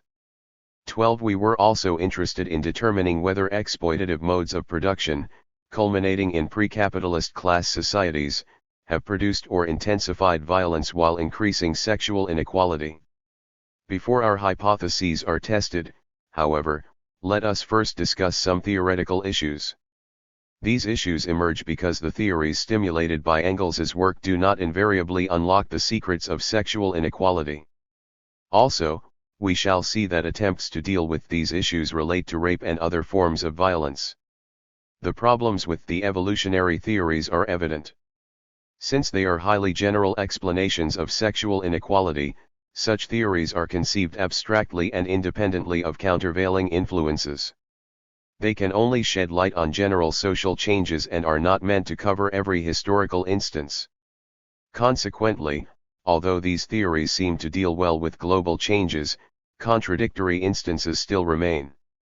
Further, even the critics of anthropologists like Leacock recognize that egalitarian societies deteriorated much more rapidly than inegalitarian societies under the destructive impact of colonialism. After contact with the world economic systems created by class societies, few social systems with a high degree of sexual equality remain. Since male domination is the rule today, tribal societies that contradict evolutionary theories are easy to find, while positive examples are, by now, relatively rare. Thus, there are inegalitarian tribes and bands that seem to have none of the characteristics that Engels felt were necessary to the original development of sexual inequality. For instance, the Munduruku, who lived in the savannas of the Amazon basin, engaged in horticulture and hunting during the contact period. They had no private property in the means of production and no social classes or state apparatus. The Munduruku relations of production were organized communally, and rape, sexual inequality, and violence 367. Food was distributed to each according to need. Finally, Munduruku women participated in production beyond their immediate households, yet, contemporary anthropology implies that they were still dominated by men. Reports about the traditional culture of the Munduruku men suggest that they were male supremacists despite the apparent absence of virtually every economic relations important to evolutionary interpretations of sexual inequality. Maurice Godelier has made such contradictions the basis for discounting the importance of Leacock's observations of societies where women have autonomy. He states that men have so far dominated power in the last analysis, and their dominant position is due to several causes. First, men were more mobile in hunting and gathering societies than women, and this difference encouraged men to become hunters. The sexual division of labor led men to adopt a differential value system which set a higher value on men's activity insofar as it involved greater risks of losing one's life and greater glory in taking life. Cooking, by comparison, was not valued so highly since both sexes can perform it. Second, men assumed a dominating position in order to force women to reproduce the life that maintains the group, that is, by bearing and raising children who become productive social beings. They also required dominance to force women to marry into and live with another group, thereby establishing reciprocal relations among families. There are other parts of Godelier's theory that might be mentioned. For example, the ban on incest allegedly exists because it aids survival, and the ideology of male supremacy is based partly on ego defense mechanisms. Men compensate for their inability to bear children by elevating their roles as hunters and warriors and by denigrating the roles of women. In sum, Gödelier's functionalist theory regards male domination as a means for optimizing the chances for social survival when natural resources are scarce. 13 Sexual inequality, therefore, arises to preserve the lives and well-being of humankind. A society is thus able to survive because men dominate women with regard to childbearing and with regard to the establishment of supportive joint family relations. Presumably, women are unable or indisposed to engage wholeheartedly in the reproduction of producers and kinship relations without male domination. Besides having to force women to reproduce and raise children, male violence against women appears, in this context, because women resist being controlled. Violence also arises, according to Gödelier, when solidary kinship relations disintegrate. Out of this social disorganization there emerges raiding, rape, war and expropriation. 368 Schwendinger and Schwendinger. Even though Gödelier considers himself a Marxist, in our opinion his theory is composed of a melange of Durkheimian and Freudian ideas which, besides having factual shortcomings, are susceptible to the same kinds of criticism that plague other structural functional theories. 14 First, this criticism refers to equifunctional alternatives that are egalitarian and that would have enabled a given society to survive equally well. Second, the alternatives posed by such questions undermine the facile structural functional assumptions that certain relations, such as prostitution, monogamy, male supremacy, social classes, or the state, are necessary for the survival of society. Inquiring into equifunctional alternatives, one would ask whether Munduriko women really needed to be dominated by men to reproduce tribal existence. Why couldn't the women easily achieve the same results by ensuring cooperation among their own sex? After all, most women are just as intelligent, capable, and interested as most men in conceiving of the need for establishing mutual aid among families and ensuring the survival of their tribe, their children, and their kin. Second, why should any violence, male or female, be pitted against women to achieve this purpose? Intratribal violence is exceptional among tribes like the Mbuti or Luvdu. Couldn't female persuasion, ridicule, shame, and even banishment perform the same social control function? After such questions are asked, Gödelier's theory seems extremely unconvincing and hopelessly androcentric. Furthermore, Gödelier, for all practical purposes, virtually ignores the extent to which the world economic system, introduced by early mercantile and capitalist developments, transformed tribal societies. True, he mentions that colonialism affected egalitarian societies adversely, but this awareness plays no role in his theory. Certainly, with regard to the Munduriko, one should inquire whether it was perhaps the European penetration of the Amazon Valley that produced inequality rather than any general necessity to control the fertility of women. What were the effects of the colonial penetration of the Amazon Valley? As indicated, conventional accounts of the Munduriko suggest that they have always been warlike, yet this impression seems to have originated mainly from their furious attacks, in 1770, against Portuguese settlements along the shores of the Amazon. Robert Murphy writes that this period also witnessed an epic attack by the Munduriko into the state of Maranhão, an amazing 500 miles away. These attacks would suggest that some extraordinary events had provoked the Munduriko either by offending their sense of justice or their need for survival, but unfortunately, curiosity about these possibilities is nowhere expressed by Murphy. By the 20th century the Munduriko in the upper river region had become integrated into plantation networks headed by patrones who were part of the economic system established by Brazilian descendants of the Portuguese ruling class.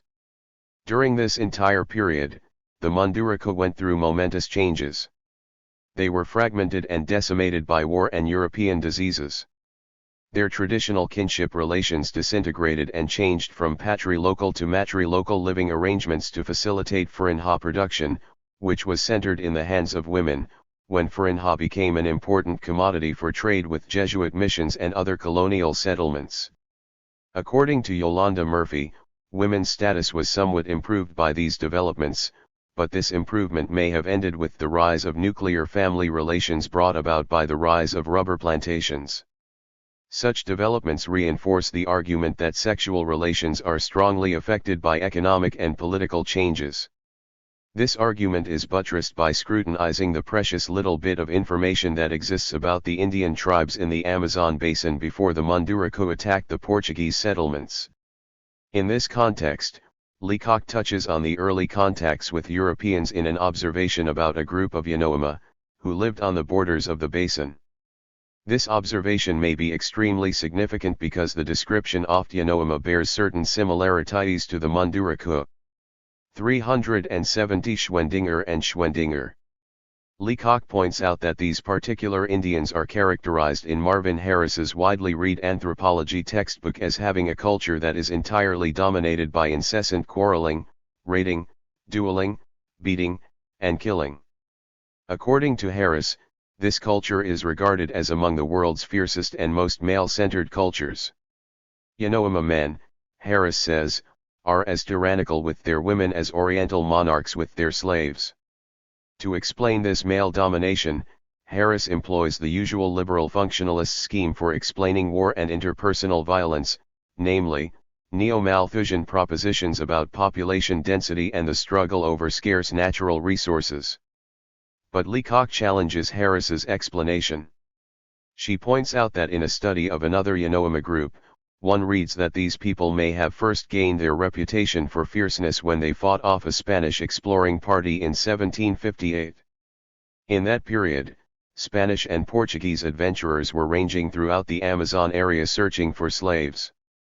The author of the account worked with a relatively peaceful highland group, and he suggested that the exaggerated fierceness of the lowland Yanomama is not typical, but may have been developed for self-protection. In the village he studied, elder women, like elder men, are highly respected. When collective decisions are made, mature women often speak up, loudly, to express their views. Younger men, like younger women, have little influence. Now, it is quite possible that the Munduruku gained their reputation as fierce warriors after attacking Portuguese settlements, but it may also be that their attack was a response to prior contact with European slavers. On the other hand, slavery does not have to be the only basis for conflict. There are numerous accounts of European contacts with North American Indian tribes that justify their attacks against white settlers. Everywhere, from the 15th to the 18th century, tribal societies waged fierce struggles against slavery and colonialism. Also, the number of Indians in the Amazon basin does not at all suggest that population density was a critical factor for the development of warfare or sexual inequality. Only 1,500,000 lived in the vast Amazon basin, and this figure dropped drastically to 75,000 after the conquest and assimilationist periods ended. True, the Munduruku were among the most ferocious headhunters in the Amazon Valley, and they were noted for attacking neighboring tribes, killing the adults and incorporating the children into their own families. But their warlike culture may be due primarily to Portuguese influence, and the Munduruku may have captured children because of the drastic diminution of their own population resulting from disease and warfare. It may have had nothing whatsoever to do with high population density and scarce resources. On the other hand, the effects of such changes alone cannot tell us anything about their relation to male domination unless the effects of war, rape, sexual inequality, and violence. 371. Jesuit missionaries, and other colonial-induced factors on the social organization of male activities encouraged sexual inequality. That the Jesuits steadfastly encouraged male domination is a certainty. Also, considering that men are its primary participants, referee in this context may have led to the male control of organized violence, the glorification of male warriors, and dominance relations headed by men. If the earliest engagements of referee against the colonial settlements did not encourage male domination, then the later ones at the behest of the Brazilian authorities and under the influence of the Church may have. Certainly, if the tribal mode of production is not itself conducive to violence, then this violence has to emerge from external sources. and if the mode of production is not conducive to sexual inequality, then there would have to be mechanisms based on internal and external relations that engender inequality. In the preface to her new book of collected articles, Leacock comments on how egalitarian social relations are undermined. She notes that in societies which are otherwise egalitarian, indications of male dominance come out to be due to either the effects of colonization and/or involvement in market relations. The concomitant of developing inequality in a society, commonly referred to in anthropological writings as ranking, when trade is encouraging specialization of labor and production for exchange is accompanying production for use. Or in economic, kinship, ecological and other relations, the files isolate information for comparative research. In light of such information, were our predictions substantiated or were they unfounded? First, however, it should be noted that violence in all four of these societies can be demonstrated in several ways. For example, it can be expressed by the state itself whenever legal codes are enforced by corporal punishment instead of persuasion. Furthermore, military activities and the treatment of prisoners or slaves are further indicators of violence.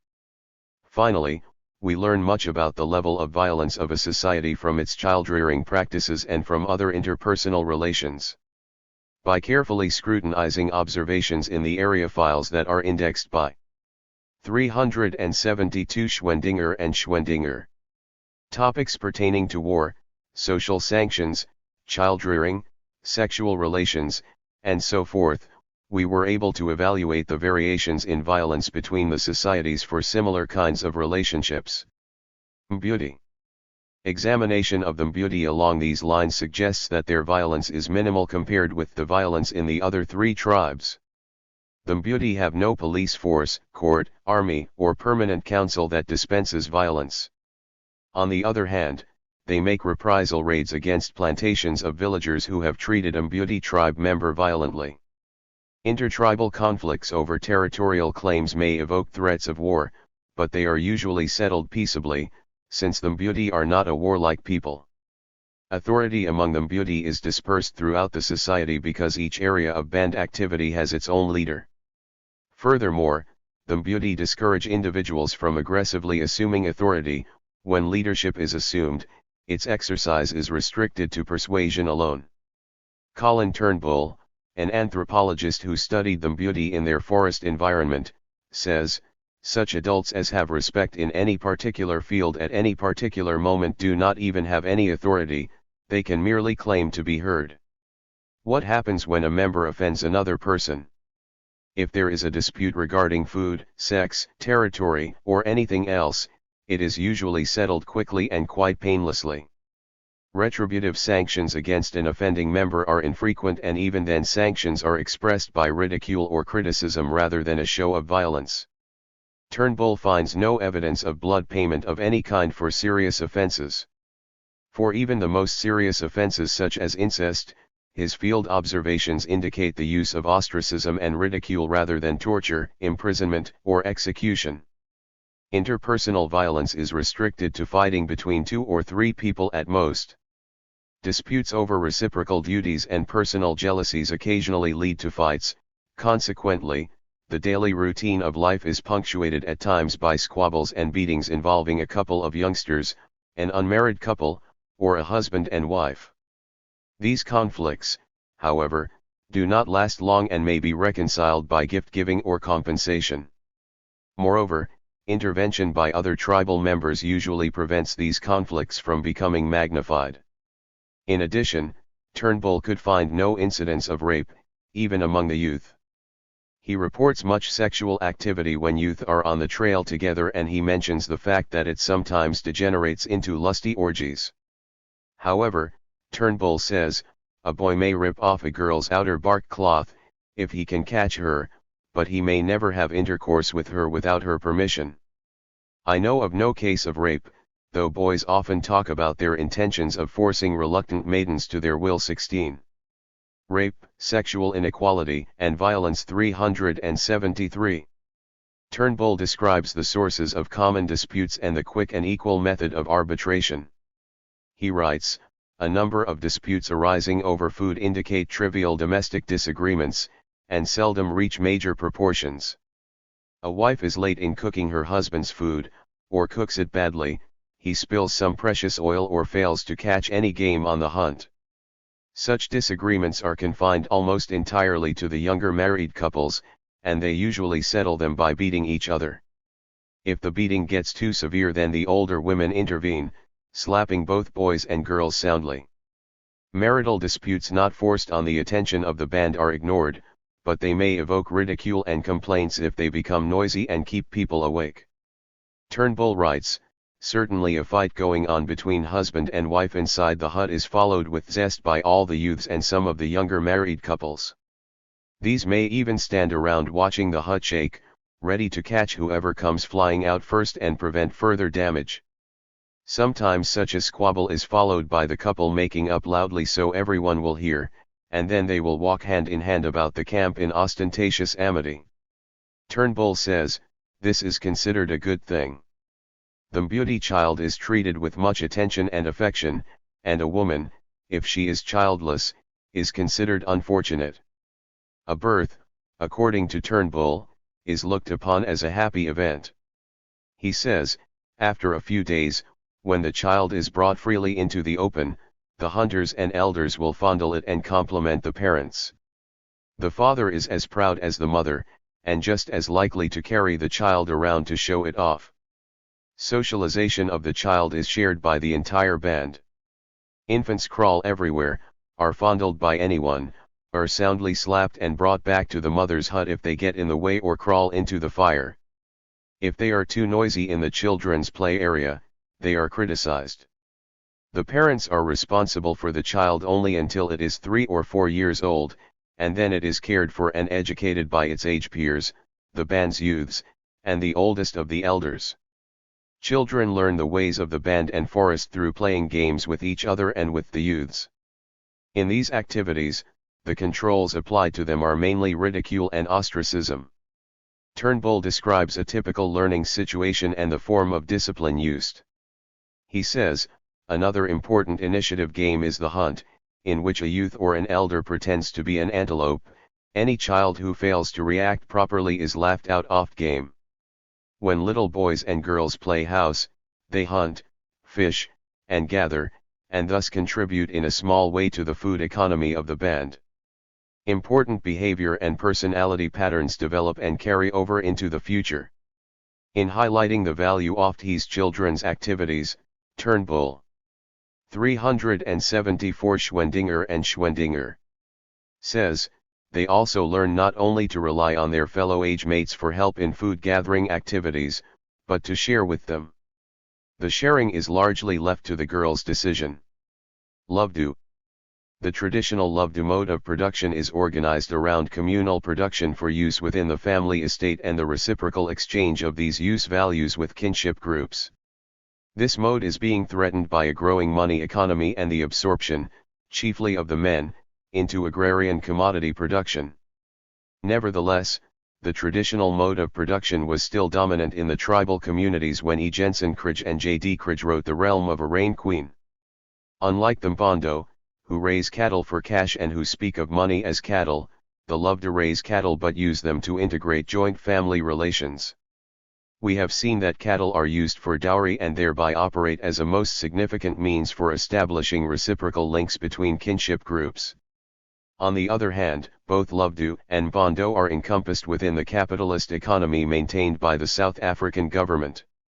They operate within the framework of a racist state apparatus which ruthlessly represses activities that threaten the safety of the white population. The white government also thwarts any and all developments that threaten such prerequisites for capital accumulation as labor, land, orderly commerce, and political conformity. Consequently, although native courts and customs deal with violations of tribal rules, a South African criminal justice system is imposed on the tribes. The system appears to restrict itself to violations of South African laws, including laws containing intertribal warfare and protecting the government and the white population. Imprisonment and execution are used as sanctions by the South African government. Engaging in sedentary agriculture, the Lovdu have developed a much more complicated mode of production and social structure than the Mbudi.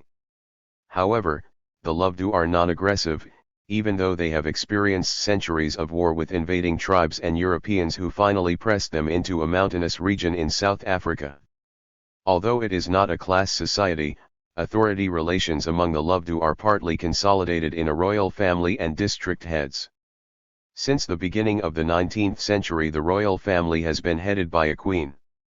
The Krijas report, nowhere else are so many women heads of districts or in so many important political positions. Women generally have high status in Lovdu society. The Krijas observe, women are the strongest pillars of the social structure, and without their support there can be no guarantee that the rape, sexual inequality, and violence 375 adjustments in the superstructure will be lasting or effective, and in a society that relies on compromise and not on coercion, this role becomes even more important.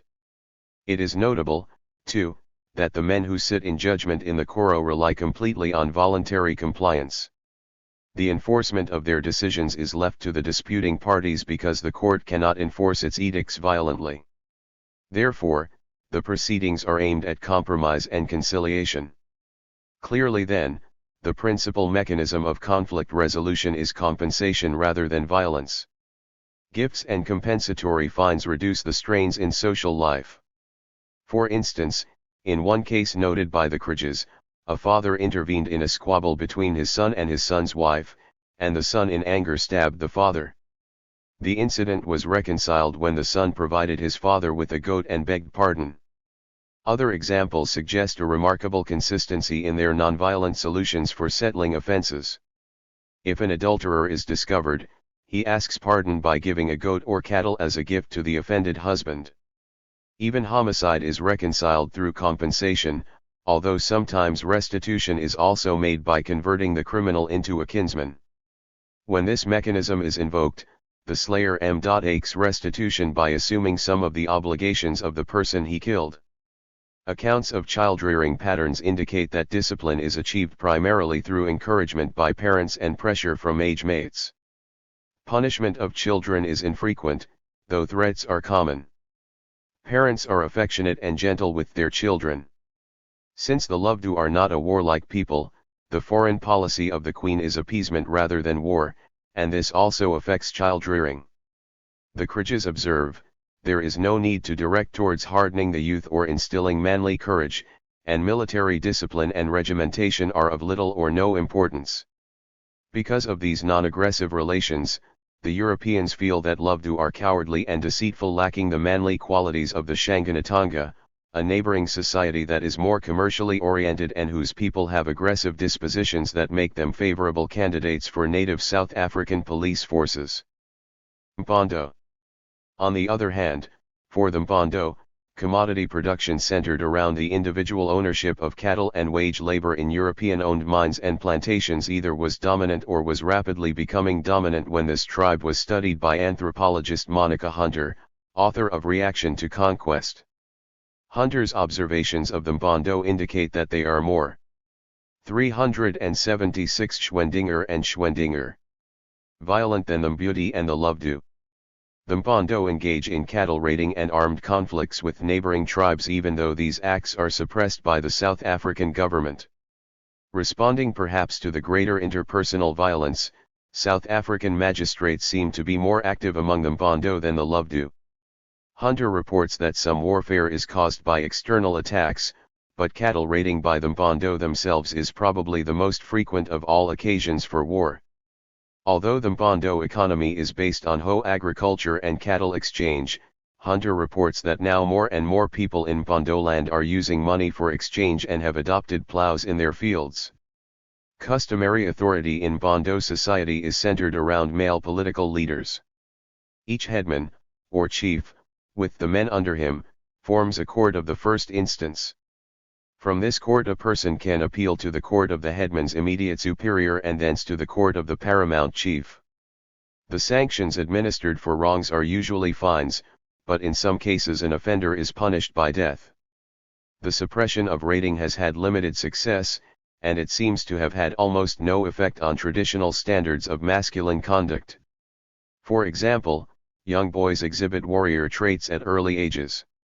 Hunter observes, small boys begin to carry sticks at about 5 years, and from that age are constantly fighting one another with sticks. She reports herd boys fighting each other in tournaments, and they continue into adolescence, fighting over grazing land and girls. Hunter says, the boys of one ridge, of one subdistrict, fight those of another. Sometimes they dare not enter each other's territory. Subdistricts fight over grazing, and over girls. Gatherings in the hut of a girl being initiated, weddings, and festivals are usual occasions for a fight. Fights at festivals between subdistrict and subdistrict often become serious. Older men join in, and sticks are exchanged for spears. Women give the war cry, and word goes out, Illas Wheela File. One such fight began at a beer drink which I attended at Ententella. As always, the division was on territorial lines, each man fighting with his neighbors. 3 men died of wounds received in that fight. Hunter adds that such local disputes sometimes envelop whole tribes.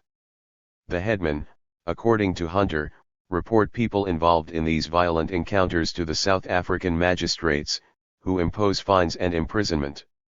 Despite these sanctions, fights between young men of different districts, in which sticks and occasionally spears or guns are used and individuals killed, are not unusual. Mpondo fathers are devoted to their children, carrying them about in their arms, fondling them, playing with them, and teaching them to dance. As children grow older, however, they are taught respect and rape, sexual inequality and violence. 377. Obedience, which are particularly due their fathers because of the patriarchal traditions. These traditions also encourage the use of violence toward women. Hunter reports, for instance, that one man beat his brother's wife because she had beaten one of the children who was quarreling and not the others. She ran home, but a brother-in-law complained, "In the old days you beat another man's wife even more than your own, but now women say they will not be beaten except by their own husbands." Most of the quarrels between husband and wife turn on the double standards in sexual morality, according to Hunter. Men can have as many wives as they can afford, but a wife is forbidden to have relations with any except her own husband. In actual practice, very many of the married women have lovers even though their husbands make every effort to catch and prosecute the adulterer. Sometimes the jealousies between husbands and wives over adultery lead to beatings of the wife. The Mpondo are obviously more violent than the Lovedu or Mbuti, but for a quantum leap in violence beyond the others, we must examine the Baganda. 8. Aganda. The Baganda's dominant mode of production is based on the extraction of an agricultural surplus directly from peasant producers by landlords and political officials. The Baganda had their own judicial system at the time they were studied by Rev. John Roscoe, an anthropologist and missionary who spent 25 years in Africa. The Baganda belong to a class society where the juridical system headed by the King's Court enforces the law and administers punishment. When fines are used as punishment, the state typically takes a lion's share and gives the rest as compensation to the injured party. In addition to fines, the King's Court administers justice through imprisonment in stocks, agonizing torture, and execution. Roscoe notes, the king often brought a spurious charge against a chief who was becoming rich, and fined him heavily, or sent him to prison, intimating to him that he must pay a handsome sum if he wished to be freed. Failing that, he would be cast into the stocks, where he would be so much ill-used, that he would be glad to pay any fine to escape the torture and the danger of being put to death. In the lower courts, petty theft and disobedience on the part of a child are often punished by burning the child's hand or cutting off his ear. The punishment of children was usually far in excess of the fault, and little mercy was shown when the child was a slave or an orphan. Adults often have their hands cut off for theft, says Roscoe. 378. Schwendinger and Schwendinger. Adultery is punished severely. Roscoe writes, though death was usually the punishment inflicted for adultery, an offender's life would sometimes be spared, and he be fined 2 women, if he were able to pay them. The culprit was, however, maimed, he lost a limb, or had an eye gouged out, and showed by his maimed condition that he had been guilty of a crime. A slave taken in adultery with one of his master's wives was invariably put to death. 19. Corporal punishment can also be inflicted by any man on his wives or slaves, but this is a private affair. Punishment might consist of cutting off a person's lips, ears, or one hand, or gouging out an eye. Moreover, a husband is also allowed to torture his wife until she confesses if he suspects her of committing adultery. Roscoe indicates the following procedure for the torture: the woman was stripped and made to lie down, her legs and arms were stretched out and tied to the posts of the house, she was flogged, and then left in this position for the whole night, or until she made confession. The husband would not be punished by law, even if he killed his wife under such circumstances. Her relations might have the case tried, but if it was proved that she was in the wrong, no one would condemn the husband. If the husband was proved to have unjustly tortured or killed his wife, her relations would be satisfied with fining him. Women's roles among the Baganda are defined in terms of serving their husbands and supplying them with children. This is apparent in the differential socialization of boys and girls. Boys are allowed time for fun, while girls are put to work that is unremitting. Roscoe says, boys had a free and happy life while the time of herding lasted, they met together daily, and while the animals browsed, they had ample time for all kinds of games. He notes further, girls seldom played games, they were kept busy for the whole day, and were taught to make mats and baskets to occupy their leisure time. They also drew water and brought in firewood. From the time that a girl arrived at puberty, she was called Malongo, a term used of a cow when it was old enough to have calves. Girls learned their female roles early. Roscoe observes, girls were taught to cook and to cultivate as soon as they could hoe. The mother had charge of the child temporarily in its earliest years, but it would soon go to one of the father's relatives. Warm and caressing relations occurred only minimally. Roscoe says, the language contains no word for tender affection such as love. Children as they grew up had some regard for their parents, the father was at least feared and respected, while there was something approaching love shown towards the mother. She might hug it, and pat it, while it was small, when it was cross or had been hurt. In previous centuries, the ruling classes of Baganda engaged in war and raids to capture people for the slave trade. In the first half of this rape, sexual inequality, and violence 379 century, the Baganda still attacked neighboring tribes and were known for their merciless treatment of conquered people. The acquisitions from war may have numbered hundreds of women and servants and more than 1,000 cattle. Male prisoners taken in battle were speared or clubbed to death, while the women were enslaved and some of them awarded for valor to military personnel. If the army won a battle, the defeated enemy was made to suffer greatly, their wives, servants, cattle, goats, sheep, ivory, and anything else valuable they possessed being seized. All the men except the male children were put to death. It is not necessary to continue describing the Baganda to further confirm our hypothesis about the general relations among violence, sexual inequality, and socio-economic formations. We grant that variations in violence are produced by historical conjunctures that affect the evolution of a mode of production or the class struggles and political institutions that secure a mode. 20. Nevertheless, the variation in violence that we have seen here and elsewhere on the face of the globe is not produced by the inherent nature of man. Clearly, this variation is socially determined and different modes of production are basic to this determination. Finally, the exploitative modes of production which have culminated in the formation of class societies have either produced or intensified sexual inequality and violence. 3. Mechanisms and fetishism of violence.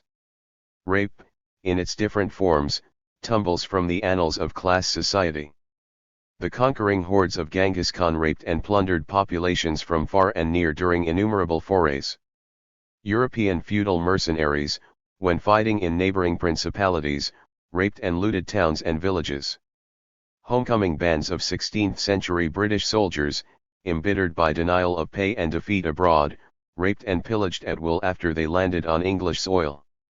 The Force Publique of the Congo, a native colonial army, adopted the ethos of their imperial Belgian masters. They too raped and plundered Congolese people. Today, in the Philippines, thugs and bandits are hired by Christian settlers who covet the lands of neighboring tribes. These hirelings are employed to rape and terrorize the Philippine tribal communities.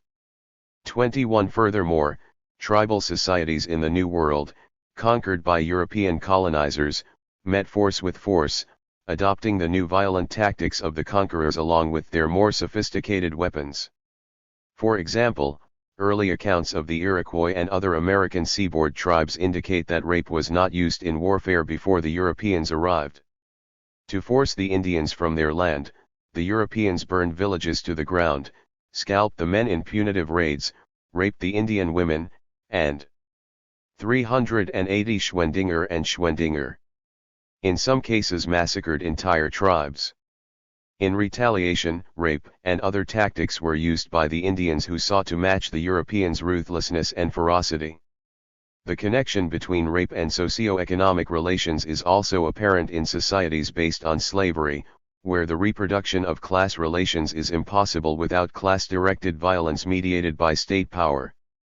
In American slave states, black women were treated as objects with commercial value. Unprotected from slave owners and overseers, these women were raped with impunity. Gerda Lerner, author of Black Women in White America, notes that from the slave period onward, the rape of black women by white rapists cannot be explained as the isolated acts of criminals.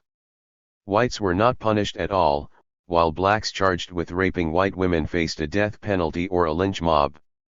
Furthermore, rape, in this context, expressed the relations between social classes as well as individual men and women. Angela Davis, the black philosopher and activist, writes, although the immediate victim of rape was the black woman and it was she who endured the pain and anguish, rape served not only to further her oppression, but also as a means of terrorizing the entire black community. It placed brutal emphasis on the fact that black slaves were indeed the property of the white master. Rapes by whites emphasized the special forms of racial oppression that support exploitative modes of production. Consequently, in an endless spiral of cruelty and violent counter-reactions, numerous forms of violence, including rape, were conferred on the people of the world. Rape itself became associated with violent practices organized around broader aims: the subjugation of women, the exploitation of tribes, classes, and other social groups. Violence became the focus of a never-ending struggle by individuals, classes, and nations for power and property. Internal mechanisms of interpersonal violence. There were societies that exhibited both a high degree of violence and male domination before contact with European nations. However, for those that did not already have these characteristics, the internal social changes resulting from European contact contributed to violence within the societies themselves. Some of these changes are illustrated in an article by Leacock and Goodman referring to the 17th-century chronicles of Paul Léjeune, a Jesuit missionary. After wintering with Montagne families, Léjeune wrote, "They are very much attached to each other, and agree admirably. You do not see any disputes, quarrels, enmities, or reproaches among them." But Lejeune's admiration was outweighed by his mission to improve the level. Rape, sexual inequality, and violence. 381. Of native morality. He and his countrymen systematically instigated the changes that eventually destroyed this interpersonal amity. Lejeune's chronicles show that French missionaries and troops pressured or cultivated social changes that were religious, familial, and political. For example, when some of the Montagne converted to Christianity, they adopted the patriarchal family, and accepted a system of permanent chiefs that enforced religious and colonial mandates, violently when necessary. Economic changes were also imposed. The French encouraged fur trading with European class societies. As the Indians warred with each other over the gains from fur trapping, the Montagne took delight in torturing their Iroquois prisoners. Furthermore, before the arrival of the French, the Montagne abhorred corporal punishment. 3 incidents will show how their outlook changed. At first, when the French introduced corporal punishment, it was rejected even when it was administered to a French boy who had wronged one of the Montagnais. In the Chronicles, Jean tells this story. One of was looking very attentively at a little French boy who was beating a drum, and, going near to see him better, the little boy struck him a blow with one of his drumsticks and made his head bleed badly. Immediately all the tribal onlookers took offense and loudly demanded compensation. They cried, "Behold, one of thy people has wounded one of ours, thou knowest our custom well, give us presents for this wound." 22 Jean, noting that there is no government among the savages, recorded the native mode of settling accounts. He said, if one kills or wounds another, he is released from all punishment by making a few presents to the friends of the deceased or the wounded one. The French viewed the incident with the boy as an opportunity to teach the Montagnais an object lesson. The interpreter turned to the Indians and said, "Thou knowest our custom, when any of our number does wrong, we punish him. This child has wounded one of your people, he shall be whipped at once in thy presence." As the savages saw we were really in earnest, they began to pray for his pardon, alleging he was only a child, that he had no mind, that he did not know what he was doing, but as our people were nevertheless going to punish him, one of the savages stripped himself entirely, threw his blankets over the child and cried out to him who was going to do the whipping, "Strike me if thou wilt, but thou shalt not strike him." And thus the little one escaped. Later, however, the Montagnais' views of punishment changed as they were converting to Christianity. In one account, Jean tells how a young Indian woman, who had separated from her husband, was chased. 382 Schwendinger and Schwendinger. Forcibly captured, and then threatened with imprisonment in a dungeon if she did not return to her husband's domicile. Imprisonment and other harsh measures were recommended by the Indian Christian converts who had learned that it was the custom in France to proceed in that manner with recalcitrant wives. But men also became objects of corporal punishment, sometimes self-inflicted. Once again, religious zeal was involved. In one such account, the punishment expressed the personal guilt, sexual obsession, and self-flagellation cultivated by Christianity. One can imagine the moralistic sentiments imposed by the French for this to happen.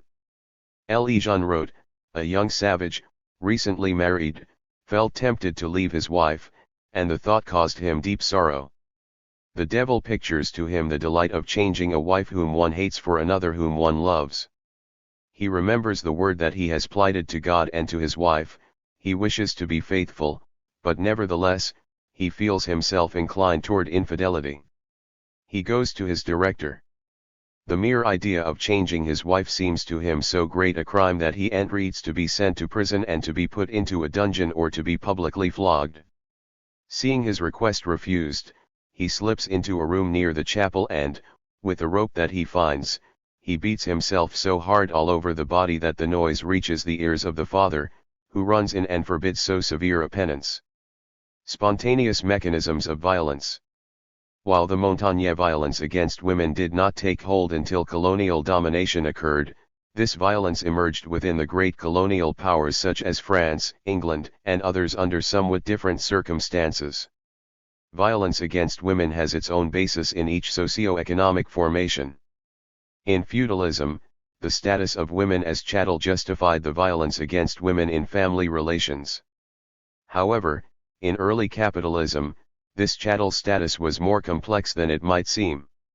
It became intertwined with the personal dependencies based on class control of rents and income stemming from early capitalist, agrarian commodity relations rather than serfdom. For instance, H. Perkin, author of The Origins of Modern English Society, 1780–1880, writes, in the small communities, the villages, and tiny towns, of the old society, the source of income itself, with the rest of the life chances of the individual, was controlled by a paternal landlord, employer, or patron. In a world of personal dependency, any breach of the great law of subordination, between master and servant, squire and villager, husband and wife, father and child, was a sort of petty treason, to be ruthlessly suppressed. Literally so in the case of women. Rape, sexual inequality, and violence 383. Who murdered, or were accessory to the murder of their husbands, who were burned at the stake for their petty treason. 23. Elsewhere, we have indicated that the dependency relations imposed on women have been grounded historically in the socio-economic changes that have restricted most women to the continuous production of use values in the home, and men to production for commodity exchange. Because of these restrictions and dominant moral standards in capitalist societies, the dependency of women has been equated ideologically with inferior abilities and capacities. Such ideological equations also enter into the determination of the status relations that legitimate sexual inequality. Similar changes continue to occur today in developing nations. A study by Susan Draper dealing with the impact of modern African labor markets on village-family relations illustrates these changes. Although they are taking place under more benign circumstances, the effects of capitalism on sexual relations and patriarchal violence, in this study, parallel the changes that occurred in Western societies. Draper's study is also significant because it contrasts Aboriginal band sexual equality and relatively nonviolent family relations, on the one hand, with village inequality and greater family violence, on the other. Draper's field experiences focus on the Kung Bushman Aboriginal bands that forage on the edges of the Great Kalahari Desert. However, she also details the changing patterns of life among those band members who have migrated into village settlements. In the villages, the egalitarianism of the band is disappearing, yet this change does not appear to be imposed by any force from the outside. Importantly, from the standpoint of everyday life, it seems to arise spontaneously from the personal inclinations and the changing roles and relations of people inside the village itself. Draper's observations begin with the familiar correspondence between primitive communism and sexual equality. She notes that among the people living in bands, in the economic sphere, which is based on hunting and gathering, Kung women have personal autonomy. Also, there is no rigid sex typing for most adult activities, including domestic chores and raising children in their communal society. Finally, the Kung nomads are gentle and they actively minimize any sign of harmful competition among males and violence between the sexes. The Aboriginal bands are unquestionably characterized by sexual equality. All of this is changing, however, as the Kung are relocating in villages where the economy is partly organized around commodity production. This commodity activity involves the private ownership of livestock on land surrounding a village and the exploitation of male wage labor in nearby Bantu or European settlements. In the villages themselves, the authority of males is gradually increasing and the status of women is declining. 384 Schwendinger and Schwendinger. Why are these changes taking place? Partly it is because the desire for higher living standards encourages the men to leave the village, frequently for several days at a time, to work for Bantu employers. When they return, their authority is heightened by their control over goat and cattle raising and their mastery of the Bantu language and customs. These work experiences and the knowledge of Bantu also encourage male participation in political relations that are largely based on contacts with the other settlements. Village women themselves have become enmeshed in household economies whose material inventory is much richer than that of the nomadic bands. In the village, food preparation becomes more complicated. Furthermore, Draper says, women do the greatest part of the cooking, and they also do most of the drying and storing. Household possessions also require more energy to maintain. The women, therefore, spend more time and work harder at domestic tasks. In addition, village relations are being affected by severe economic and political constraints that operate behind the scenes. The village economy is organized around independent peasant households, and it is essentially based on a pre-capitalist mode of production in the process of being shaped by its articulation with a capitalist mode of production. Yet unlike the Montagne under 17th century colonial rule, there is no military or religious institution blatantly imposing these changes in the village itself. Instead, in everyday life, the allocation of men to commodity production and women to household labor, outside of the economic constraints, appears to be based on spontaneous choices exercised freely by individuals. Along with their competition for status and material wealth, the men are becoming more aggressive and contemptuous of women. In the nomadic bands, a woman finding herself with an ungenial husband quickly leaves his company and spends a year or two in casual flirtations before marrying again. In the village, however, couples are held together in fitful marriages by economic pressures. At the same time, public censure is addressed to the wife, and slander by boastful husbands in public settings deflects social criticism of marital conflicts away from the men. Simultaneously, the organization of space and privacy in the villages isolates marital conflicts. Village men spend more of their time in economic activities away from the village or on its periphery, while women are more restricted to the household economy centered around the residence. Moreover, in the bush, choice of residence is such that over time married couples live about equally often simultaneously with the kin of both the husband and wife. Consequently, a bush woman who is involved in a marital dispute usually has several of her kin to support her interests nearby. Village wives, however, live only with their husbands.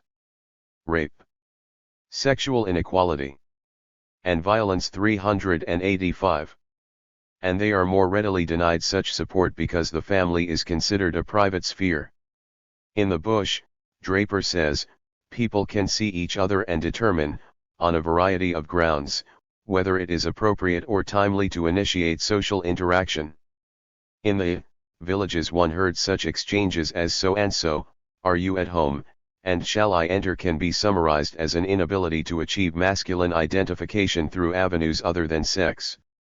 Denied other avenues for expressing their manhood, male prisoners displace their frustration in rape. Davis's observations, in our opinion, are valid, yet his psychoanalytic, causal explanation is not. Whatever its form, rape is mediated by socially. 388 Schwendinger and Schwendinger. Acquired attitudes, and even though it can be catalyzed around personal frustration, it is vitally important to recognize that it occurs regardless of whether or not men are experiencing any deprivation at all.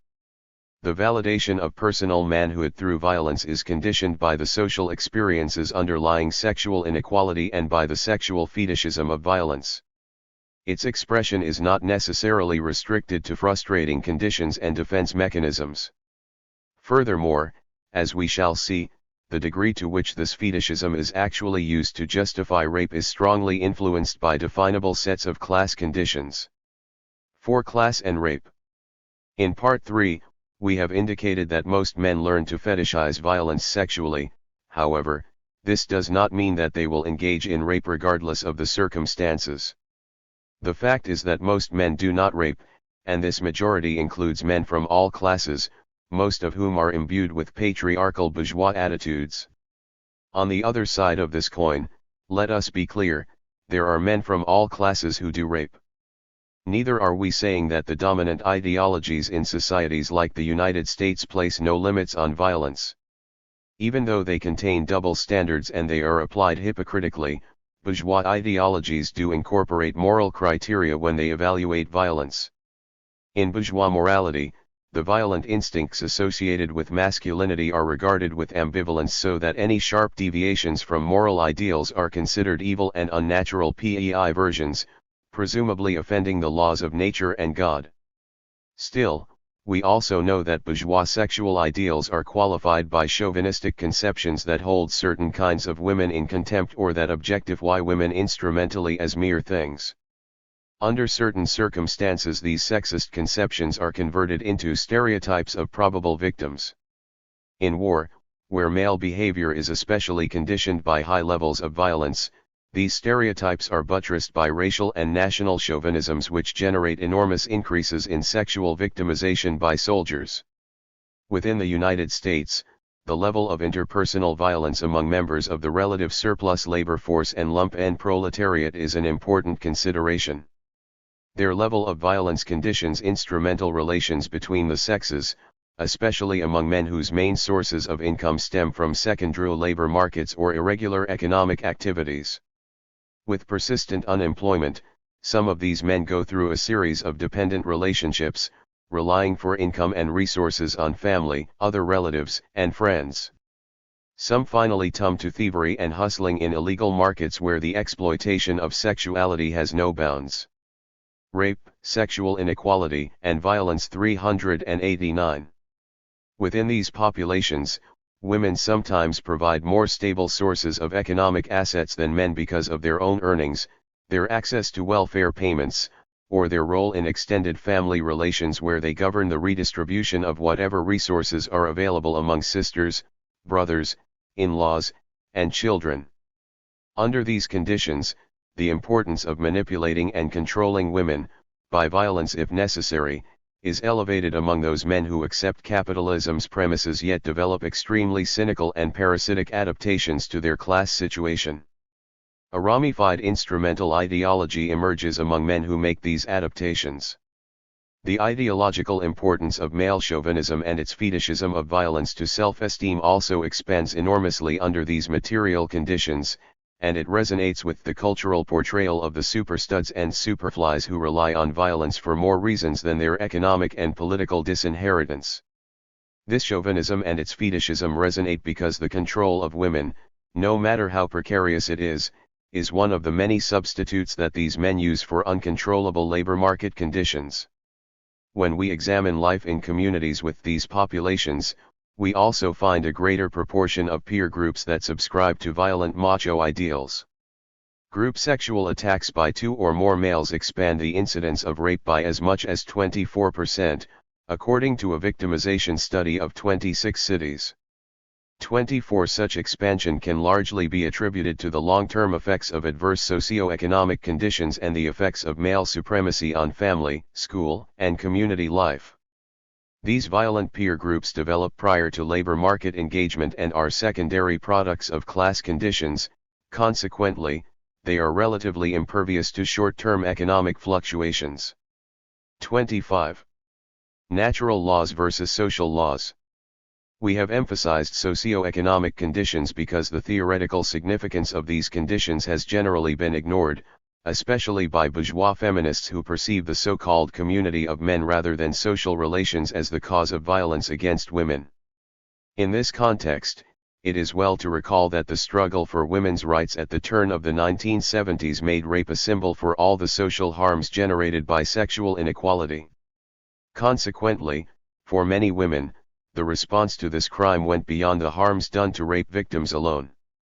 The response became infused with a moral outrage so intense that it flared up against every form of violence inflicted by men upon women. While this kind of outrage is very important, it cannot substitute for an adequate social theory. Without a realistic understanding of society, outrage invites utopianism and eventually disillusionment. Furthermore, 390 Schwendinger and Schwendinger. Without an emphasis on the socio-economic factors contributing to violence, this outrage is easily captured by demagogic appeals for repressive crime control. It is readily absorbed by law and order movements that locate the fundamental causes of crime within individuals rather than in the social conditions under which individual criminals thrive. A prime example of a law and order rhetoric is Susan Brown Miller's Against Our Will, the most popular American work on rape today. The innumerable accounts of rape in this work shocked its readers and triggered their moral outrage. Yet these accounts also stimulated the belief that rape is due to the bestial nature of men.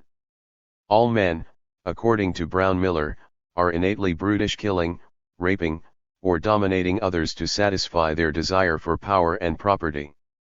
Such a notion, as we indicate elsewhere, properly belongs to a natural law conception of man, because it attributes rape to natural tendencies, inherent in every man. 26 natural law conceptions have been proclaimed for a long time and they are frequently called upon to justify highly repressive criminal justice policies. Consequently, rapists can be controlled, Brown Miller says, by putting more women into positions of power, equal numbers of women and men in the police and military forces, by redefining rape as assault, so that rapists can be convicted more frequently, and by repressing prostitution and pornography without qualification. Aside from the serious legal and social issues posed by the implementation of such policies with regard to pornography and prostitution, for instance, these policies by themselves cannot by any stretch of the imagination significantly reduce the incidence of rape. Thus, whether or not moral outrage catalyzes people around progressive crime-fighting policies depends upon how the causes of crime are interpreted. Is rape really a crime that erupts from the sordid nature of men in general?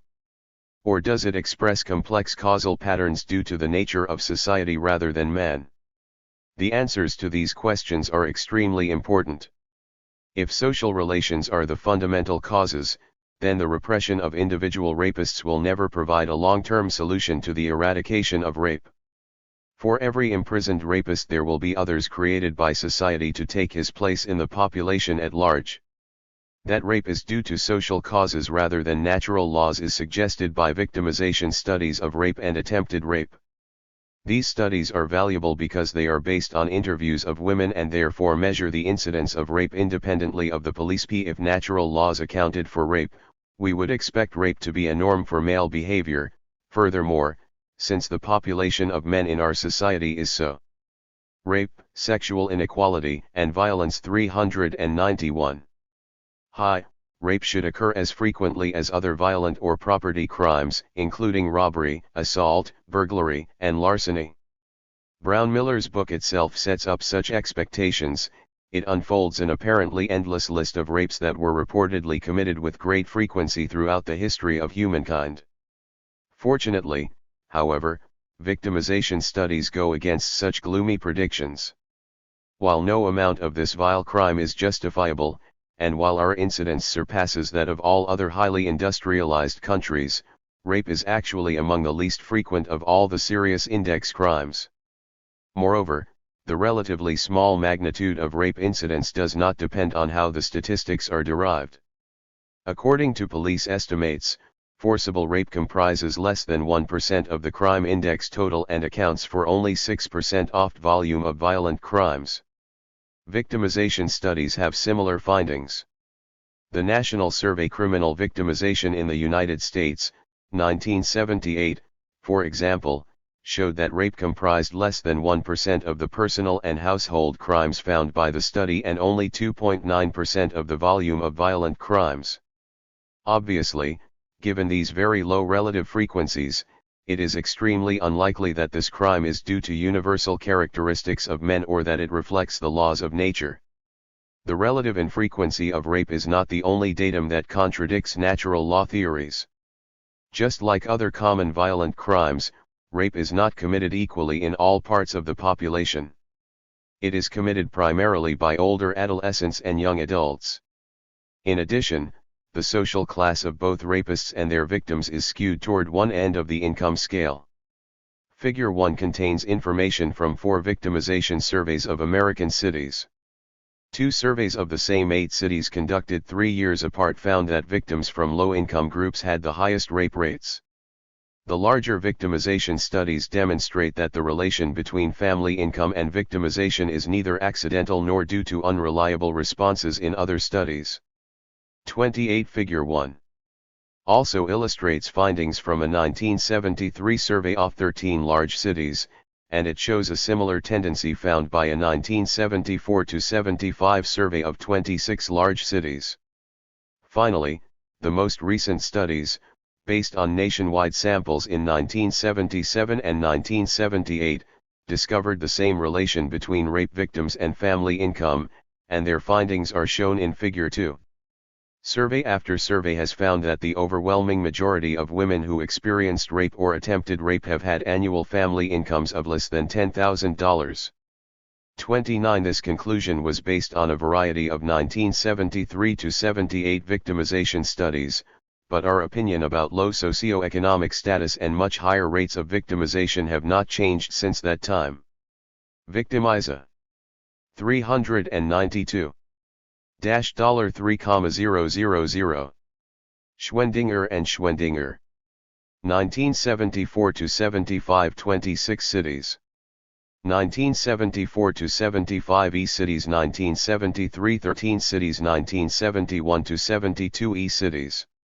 $7,500, $15,000, $25,000 plus family income of victim.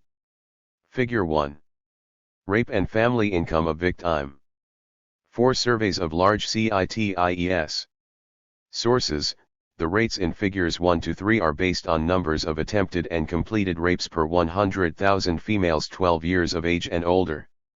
The SUIVs of cities included Atlanta, Baltimore, Cleveland, Dallas, Denver, New Orleans, Portland, and St. Louis. See Criminal Victimization Sun 1 Yen in 8 American cities, U.S. Department of Justice, LEM, and CJ Information and Statistics Service, November 1976.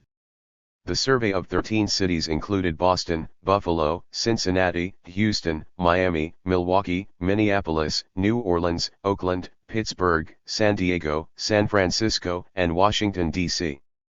See Criminal Victimization Surveys in 13 American cities, U.S. Department of Justice, LEM, and CJ Information and Statistics Service, November 1975. In addition to most of the cities listed above, the survey of 26 cities included Chicago, Detroit, Philadelphia, New YMX, and Los Angeles.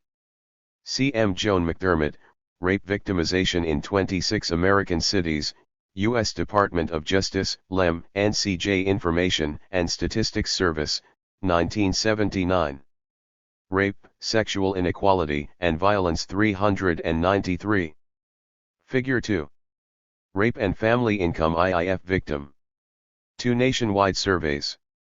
Sources: Criminal Victimize.1 in the United States, 1977, U.S. Department of Justice. LEAA.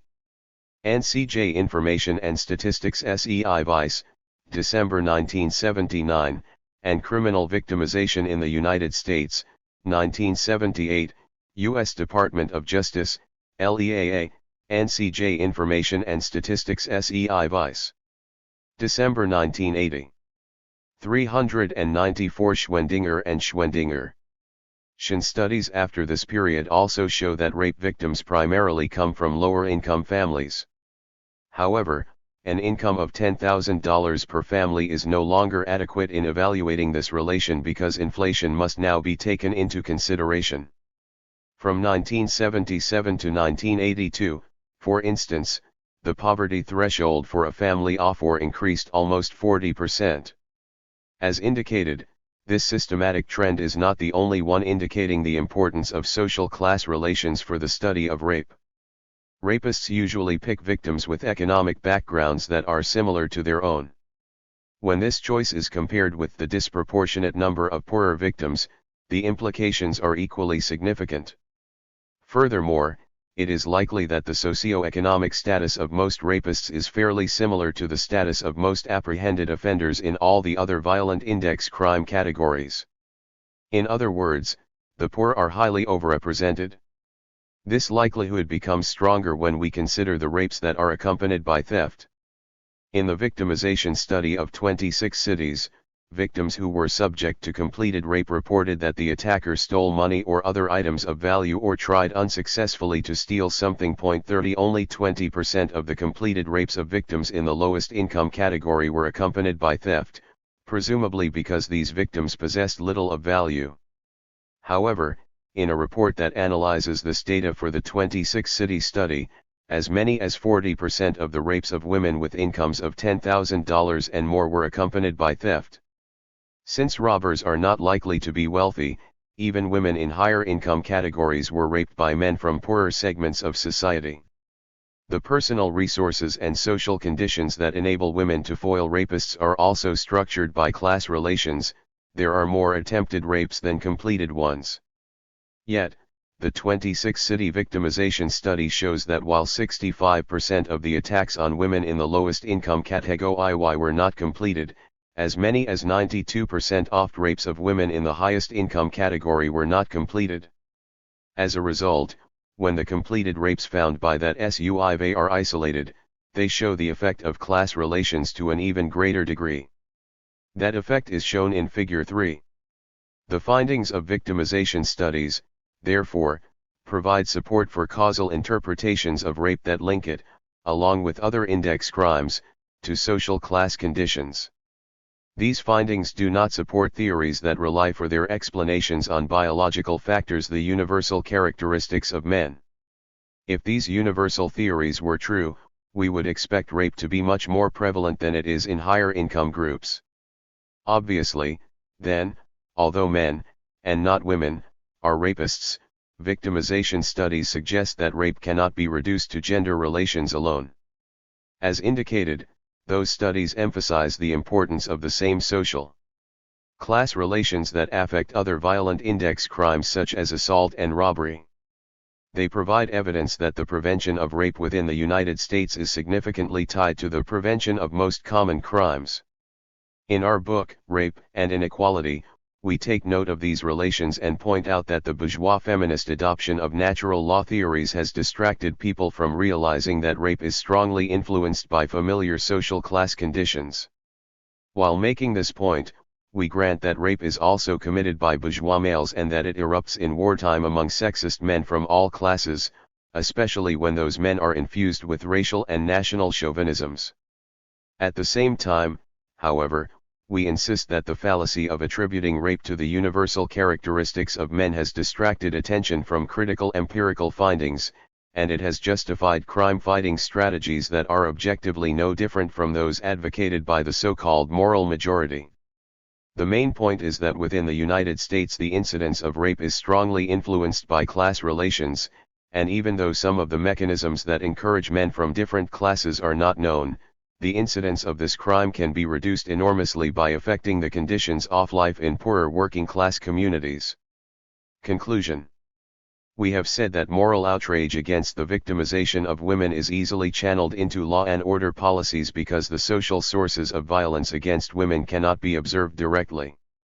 Law and order strategies are appealing partly because the behavior of violent men appears to reflect a spontaneous expression of personal motives which, therefore, merely call for individual repression. On one level of reality, these appearances are valid, the acts of these men are indeed willful and they are morally responsible for their crimes.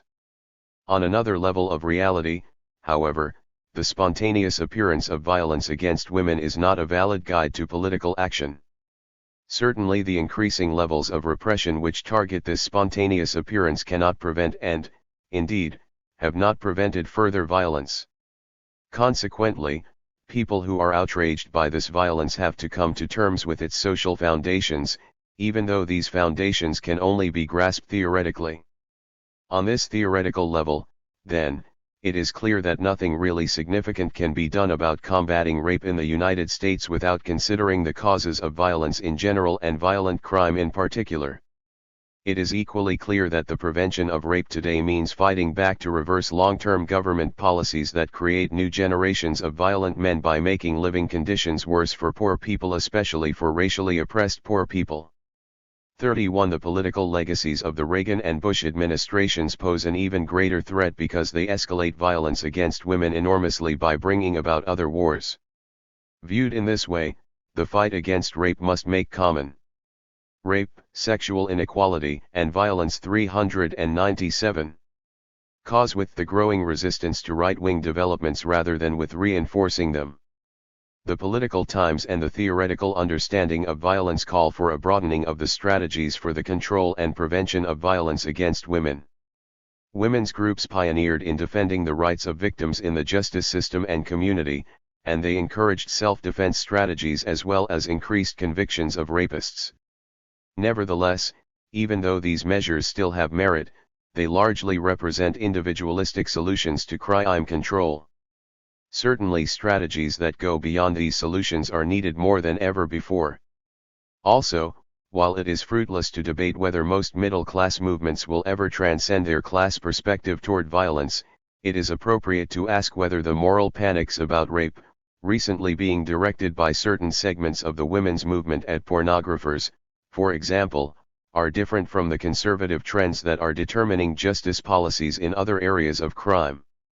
In this regard, we fully agree that pornographic enterprises should be punished for exploiting violent sexuality and for demeaning and preying on women and children, but, there are political approaches to the problem of pornography that make no distinction between violent sexuality and other forms of erotica, or between the rights of pornographers and the rights of political dissenters. Brown-Miller's work is only one example. It has a markedly anti-civil libertarian stance, and it makes no distinction between the absolutist interpretation of the First Amendment and the interpretations that protect political dissent. Such an approach to crime control is hardly distinguishable from the law and order trends that have swept the country during the last decade. The advocates of these law and order trends have swindled the American people by promising them crime prevention that they have never delivered. They have also made matters worse by encouraging the repression of political dissent.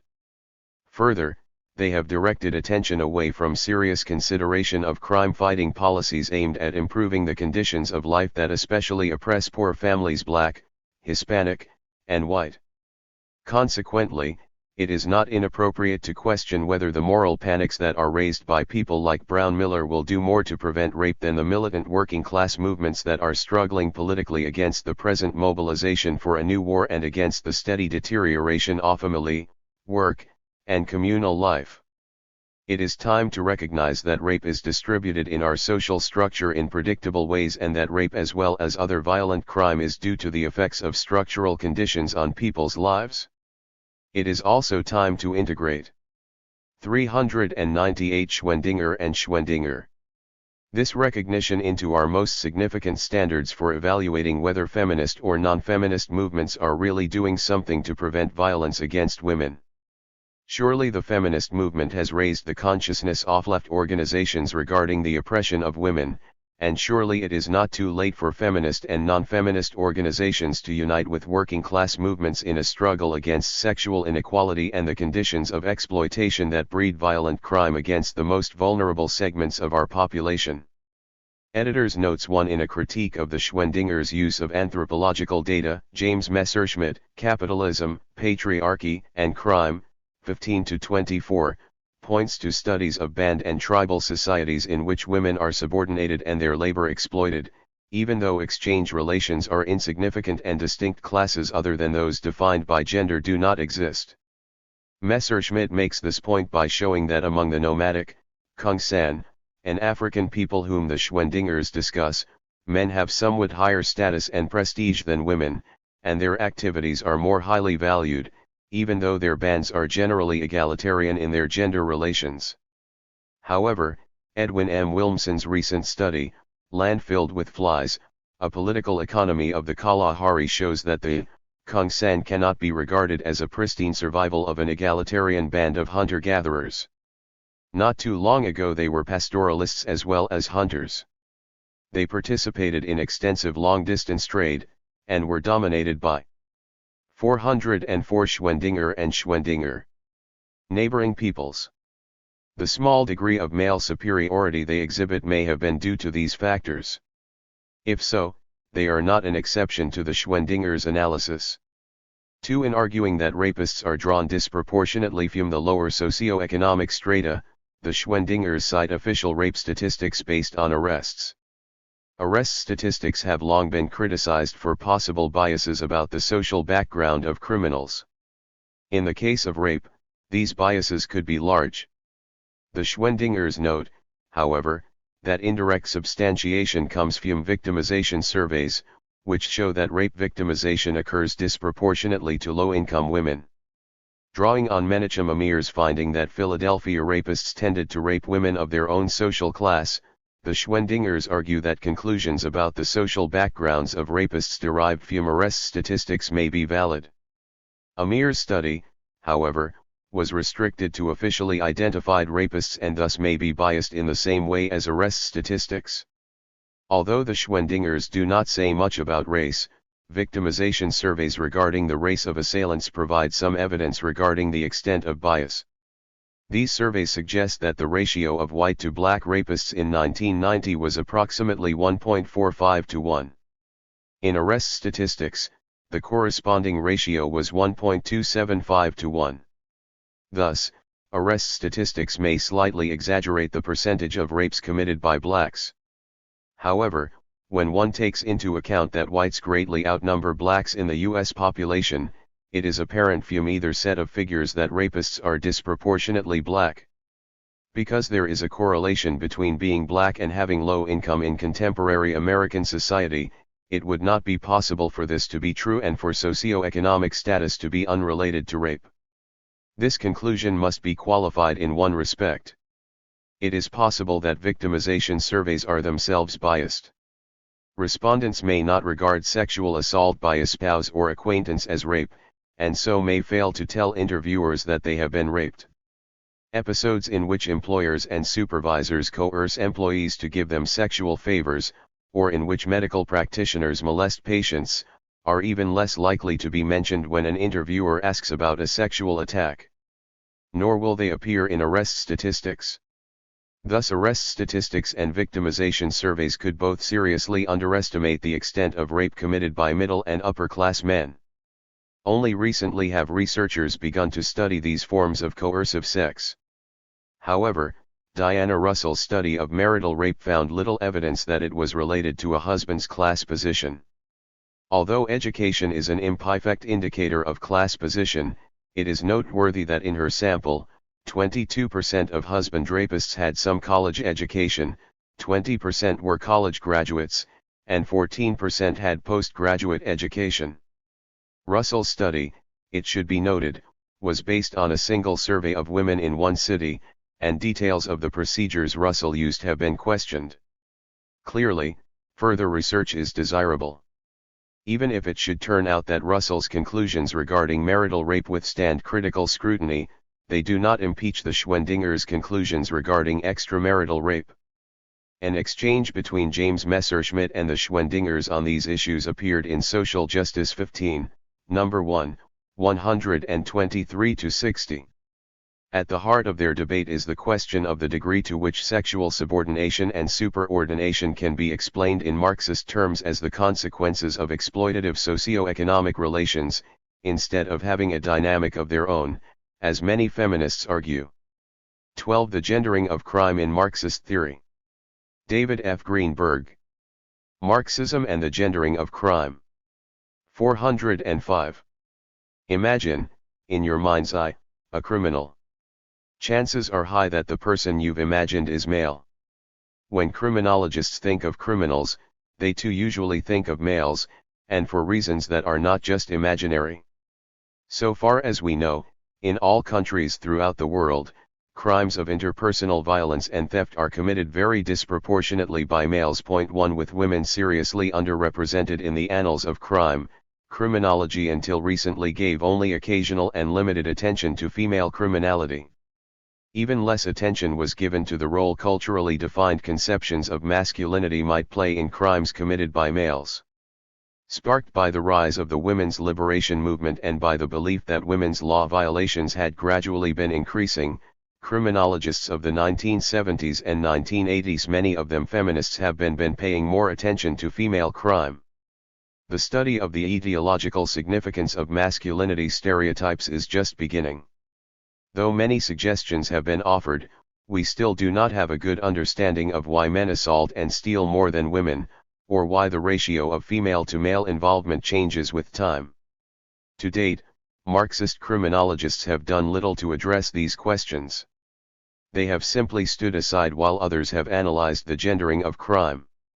I am grateful to Annette Sroka for invaluable research assistance, to Whitney Bagnall for help in using the Columbia Law Library's collection of Old Bailey sessions. Frida Adler, Ava Barron, Harold Benenson, Peter Linnebaugh, James Messerschmitt, Anthony Simpson, Ross Matsueda, and Carol Smart offered helpful comments and suggestions. My greatest debt, however, is to Malcolm Feely, from whom I learned of the relevance of the Old Bailey sessions to my problem, and for sharing his thoughts and work with me prior to publication. 406. David F. Greenberg. Since Marxists have long slighted gender issues of all kinds, their neglect of the gendering of crime is not so surprising. That feminist criminologists have neglected Marx as a possible theoretical resource is also not surprising. Pioneering feminist scholars had to legitimate their focus on gender by arguing that gender relations are autonomous from other dimensions of social life, hence not explained by or reducible to them. 2. The persistence of discrimination against women in the aftermath of revolutions led by Marxists who had made the equality of men and women one of their goals lent plausibility to the feminist claim of autonomy. Some radical feminists went so far as to propose a new reductionism. To them, class was not the key that unlocked the secrets of society, as Marxists claimed. Instead, it was gender that illuminated class relations and the state, the profoundly radical analysis beginning to emerge from revolutionary feminism that capitalism, imperialism, and racism are symptoms of male supremacy sexism.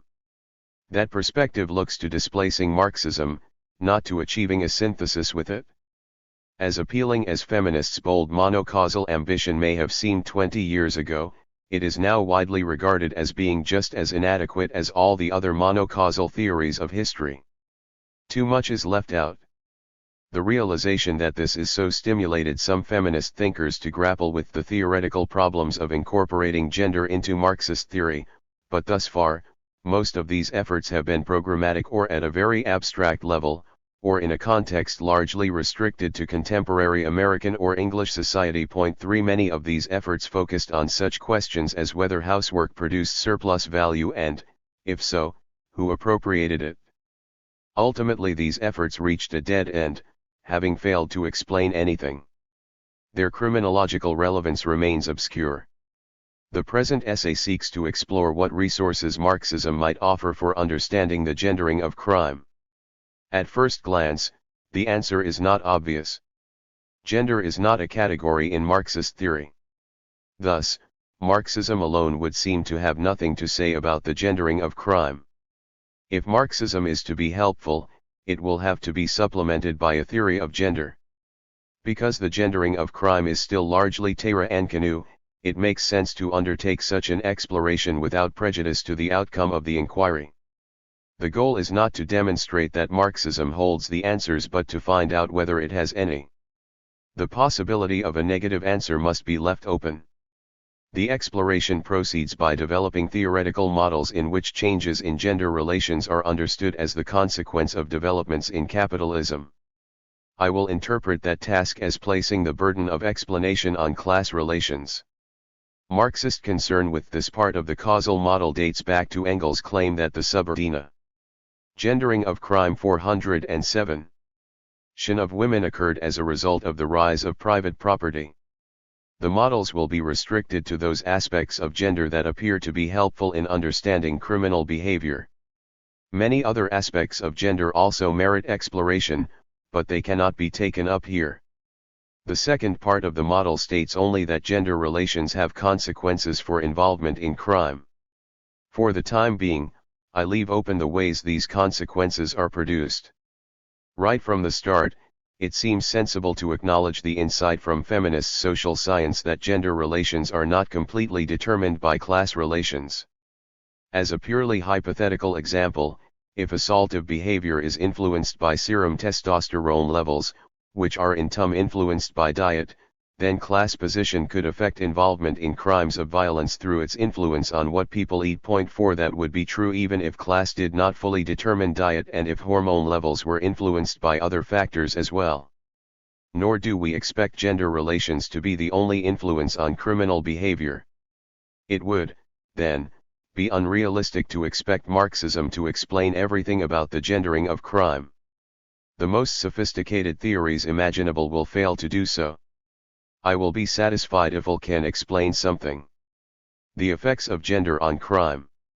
The existing criminological literature leaves us with many possibilities for theorizing the effects of gender on crime. For example, women have fewer opportunities to commit some kinds of crime.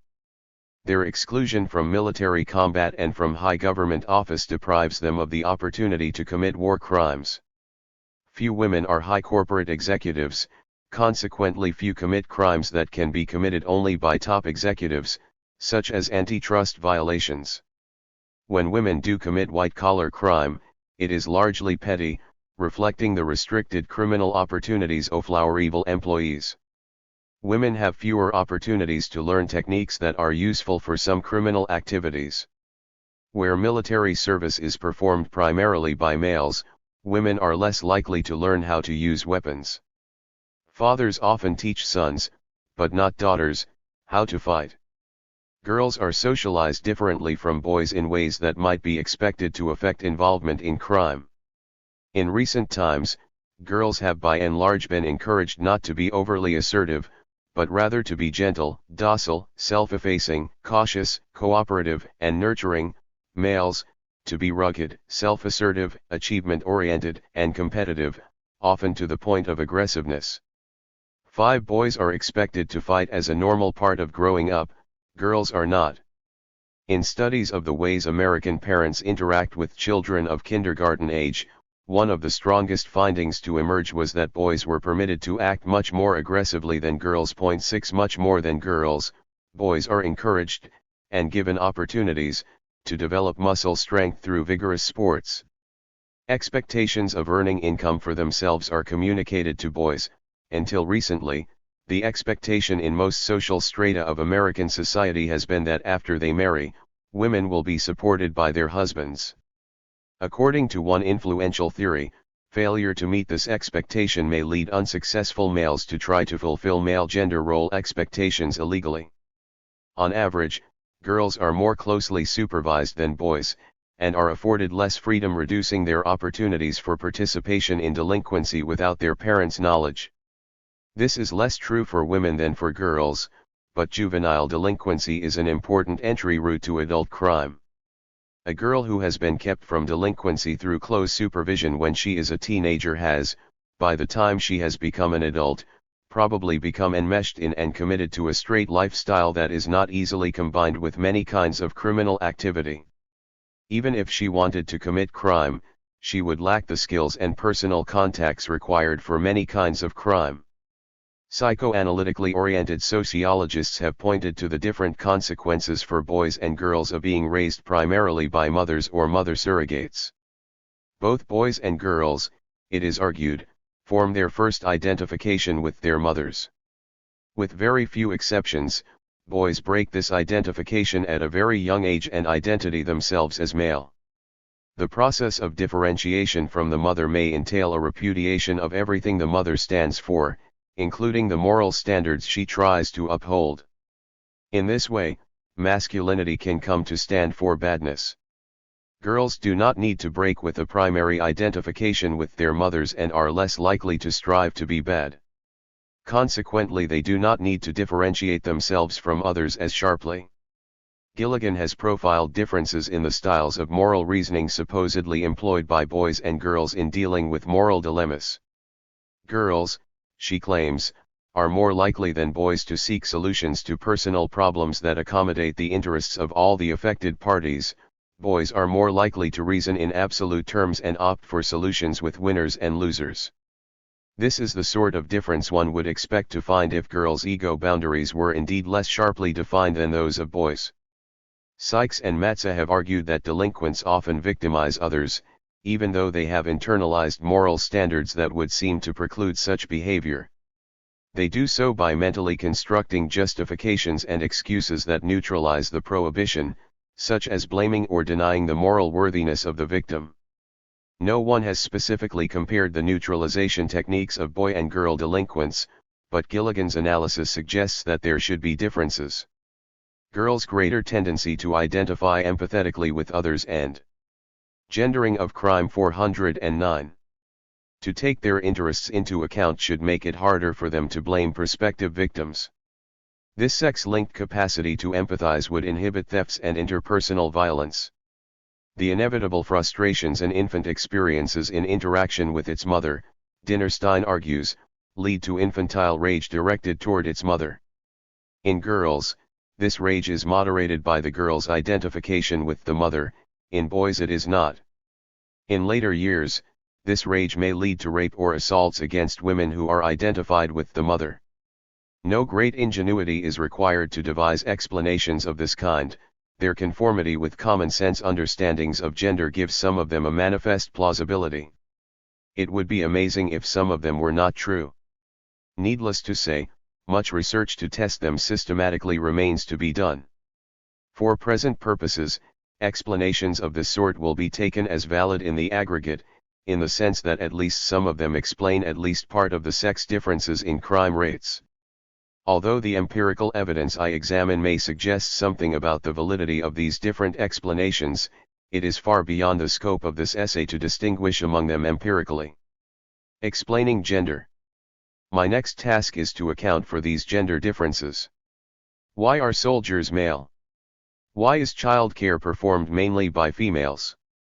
Why do parents supervise girls more than boys? It is tempting to observe that humans evolved from primate species in which gender distinctions already existed. This observation pushes the explanation of gender differentiation back into the pre-human stages of evolution. If men differ from women in more ways than the obvious, it can only have been a result of natural selection. The skeletons of early hominids show men to have been taller and larger than women. Perhaps other gender differences are equally a part of our primate legacy, built into our genes. Sociobiologists have found this line of reasoning appealing. Thus, Stephen Goldberg contends, men and women differ in their hormonal systems. Every society demonstrates patriarchy, male dominance, and male attainment. The thesis put forth here is that the hormonal renders the social inevitable. Yet, in some primate groups, including chimpanzees, who are genetically very close to humans, neither gender differentiation nor male domination is pronounced. In some human societies, too, gender differentiation is weak, and male domination weak or absent. Though it is possible that the genetic legacy we have inherited from our primate ancestors plays a role in human patterns of gender differentiation, it is clearly far from being the only factor. The whole story must include social phenomena that do not arise directly from genetically. 410 David F. Greenberg. Transmitted sex differences. The present essay explores Marxist ways of conceptualizing the social aspects of gender.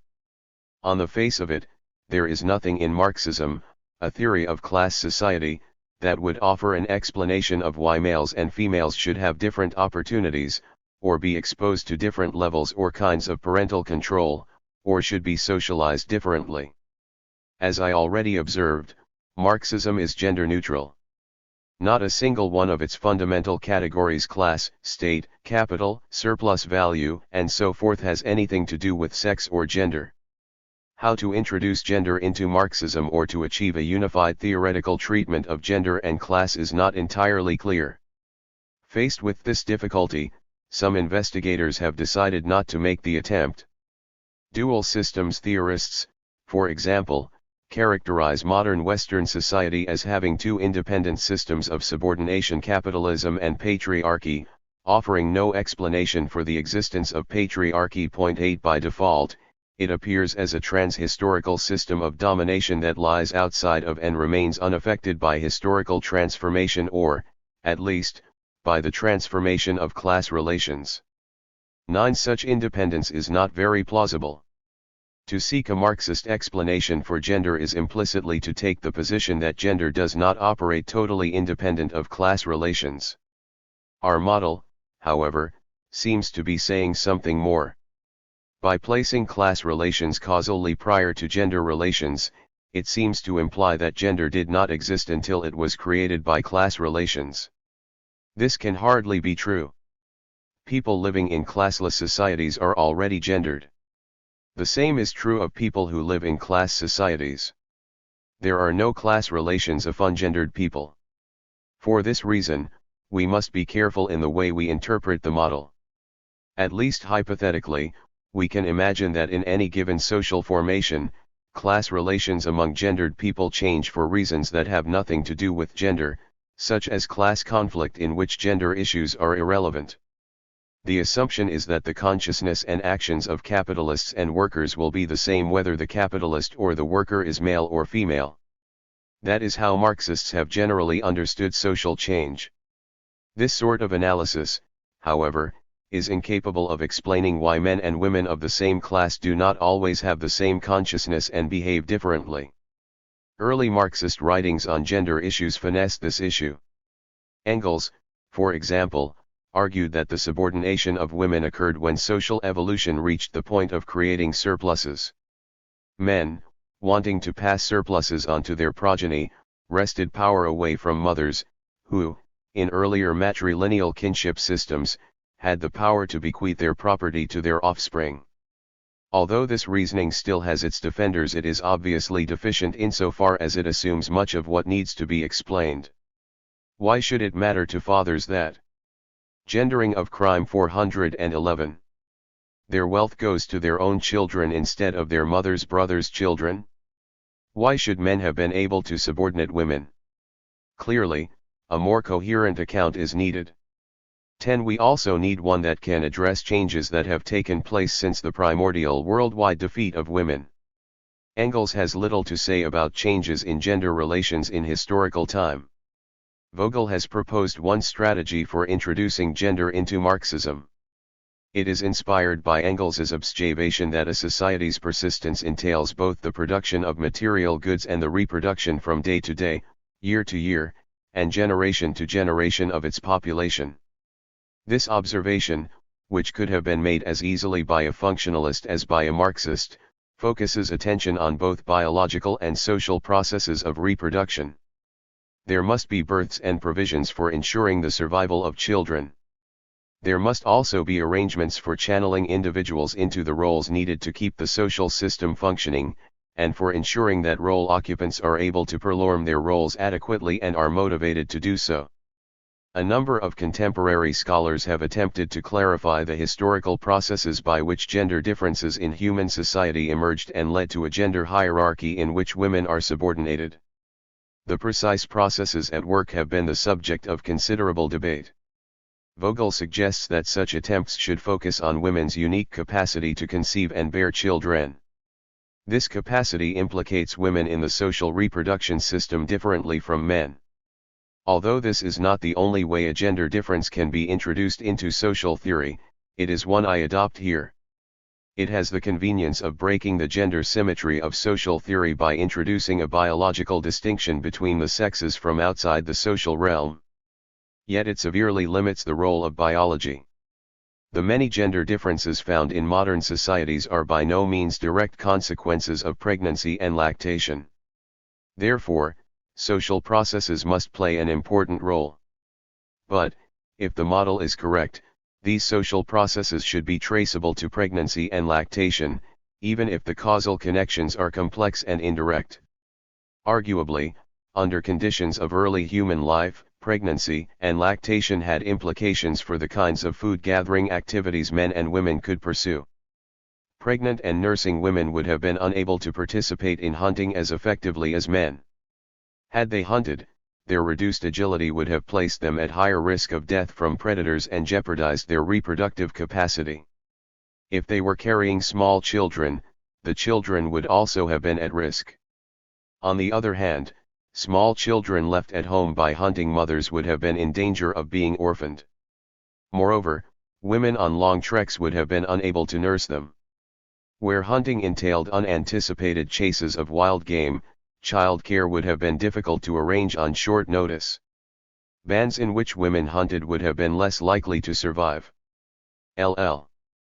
412 David F. Greenberg. Because the density of early hominid populations was probably very low, warfare between bands was most likely infrequent or non-existent. For that reason I have developed the argument with reference to hunting. However, it is possible that warfare did occur under special circumstances, such as famine. For present purposes this is irrelevant. Similar arguments could as easily be made in reference to warfare. What is important is the development of some differentiation in task performance or division of labor based on sex, as an adaptation to biological differences in males and females connected with reproduction, in the conditions under which early hominids lived. In itself, differentiation need not imply subordination. The form human sex differentiation took, however, could have led to subordination. Men's primary responsibility for hunting could have given them the physical capacity and perhaps the mental emotional outlook needed to dominate women. One might speculate that women would have preferred husbands who were taller and stronger, and perhaps more aggressive, as those qualities would make them better at hunting and fighting. 13. Sexual selection would then have produced domineering husbands and fathers. Yet if that did happen, it did not necessarily produce male supremacy. Having the physical capacity to dominate women is not the same as doing so. Many anthropological studies of band societies have found that men do not usually dominate women. Typically, gender stereotypes and constraints are flexible and are not accompanied by the subordination of women. In some regions of the world, however, subsequent developments enabled men to capitalize on the earlier differentiation of sexes in such a way as to dominate women. Much effort has been devoted to identifying the points in history at which this shift occurred. Marxist analyses have posited the rise of exploitative classes as the critical point, but their adequacy has been contested. Anthropological research has focused on such factors as warfare, herding, residence rules, and the domestication of large animals, with its attendant problems of theft. As interesting as they are, these efforts will not be reviewed here. Once a given gender division of labor is established, it tends to perpetuate itself. Those who benefit from it will use resources at their disposal, force, material rewards, ideological manipulation to perpetuate that division. 14 legitimating ideologies that define the existing arrangement as natural and desirable will be created and communicated to the next generation. Children tend to model their own behavior on the example of adults they see around them. To encourage their children to follow established patterns, parents will apply positive and negative reinforcements to shape their behavior. Once a given division is established, there are costs in abandoning it. Habits have to be broken. Gendering of crime. 413. Unfamiliar skills acquired, and new arrangements established. The benefits of change, on the other hand, may be remote or hypothetical. But of course, conditions can and do change. Climactic shifts can alter the conditions of social reproduction, forcing new adaptations. A technological innovation may affect men differently from women. New access to external markets made possible by conquest can bring financial benefits to those who make the products that can be sold in those markets. In some instances these benefits have gone to men, in others to women. Changes in resources going to men and to women will tend to shift the balance of power in the group. In the long run, gender relations will change in response to these exogenous changes in resources and power. However, in the short run, the conserving processes described in the previous paragraph may retard the impact of these changes. Indeed, those who perceive their situation as deteriorating because of these changes may resist them. These intended and unintended conserving processes are a major source of the partial independence of gender from the social or ecological conditions to which gender differences were an initial adaptation. Still, this independence can be only partial. Any set of gender relations is dependent on resources and possibilities made available by the entire complex of social relations. Under these circumstances, neither gender nor anything else can be totally autonomous. Thus far I have been speaking as if all men and all women of a given social formation were implicated by any particular gender system in more or less the same way. Yet once social cleavages or divisions of other sorts are present in a society, change can affect women of different categories in different ways. Relations between men and women will, in general, differ depending on whether they are aristocrats, saires, slaves, capitalists, or workers. Moreover, changes in the gender system however they arise can have implications for the class system. In stateless groups structured on the basis of coiparate kinship, gifts of daughters as wives, and surpluses extracted from them, are used to build patron-client relations that form the basis of big man political systems. A specific type of gender relation thus appears to have been critical in the development of early stratification systems. In Africa, relations between men and women were of great importance in state formation. Some of the surplus that helped to finance early industrialization in England may have been produced by the labor of housewives and appropriated by their husbands. This dependence of state and class on gender has largely gone unstudied within Marxist social science, which has implicitly taken them to be unimportant. For that reason they are omitted from the model. Even if the long-term influences of gender on class should prove to be large, in any given short time frame, their omission may be innocuous. 414 David F. Greenberg. Crime in 18th and 19th Century England. To explore the implications of this crude causal model, it is necessary to examine the gendering of crime over an extended period. Enough time must elapse for major changes in the social relations of production to occur and for these changes to influence socialization practices, learning patterns, kinds and degrees of control, and opportunities to commit crimes of different kinds. I shall examine these changes in England between the early 18th and the early 20th centuries. Crime statistics of a sort are available for this period and have recently been exploited by Feely and Little, and the development of capitalism and the transformation of gender relations have both been much studied. A standard model, appearing in synthetic histories addressed to a wide audience of non-specialists, has women in early modern England participating actively in a wide range of productive and distributive activities. This participation was cut back as industrialization removed production to the factory, leaving women isolated in the home. 15 My model of gender and crime suggests that as women's roles were restricted to housework and childcare, they were less likely to violate the law. Socialized to care for others, they would not have been disposed to steal or assault. Lacking the personality traits of assertiveness and competitiveness, they would have been inhibited in confronting victims. Being out in public less than men, women would have had fewer opportunities to steal small objects from carts and coaches, or laundry from clothes lines, to shoplift or pickpocket, to take pewter pots from public houses, or to pilfer tools, raw materials, or finished products from their employers. These were common forms of theft in 18th and 19th century London. In principle, this is only half the story. Reconstructions of women are at the same time reconstructions of men. The historical process by which women were removed from the pool of criminals was not a necessary one for the production of high levels of male involvement in crime. As far as we can tell, there was a great deal of it in the 18th century. But newer definitions of masculinity may have prevented male rates from dropping along with those of women. A full account of historical trends in the gendering of crime must deal with both aspects of the gendering process. Here, however, I can tell only half the story. The pioneering study of trends in the gendering of crime recently carried out by Feely and Little, using the trial records of the Old Bailey Court in London, examines trial records for every 20th year between 1715 and 1895. They discovered that female involvement in crime peaked around 1735 at approximately 42%, with a secondary peak in 1795, at about 32%.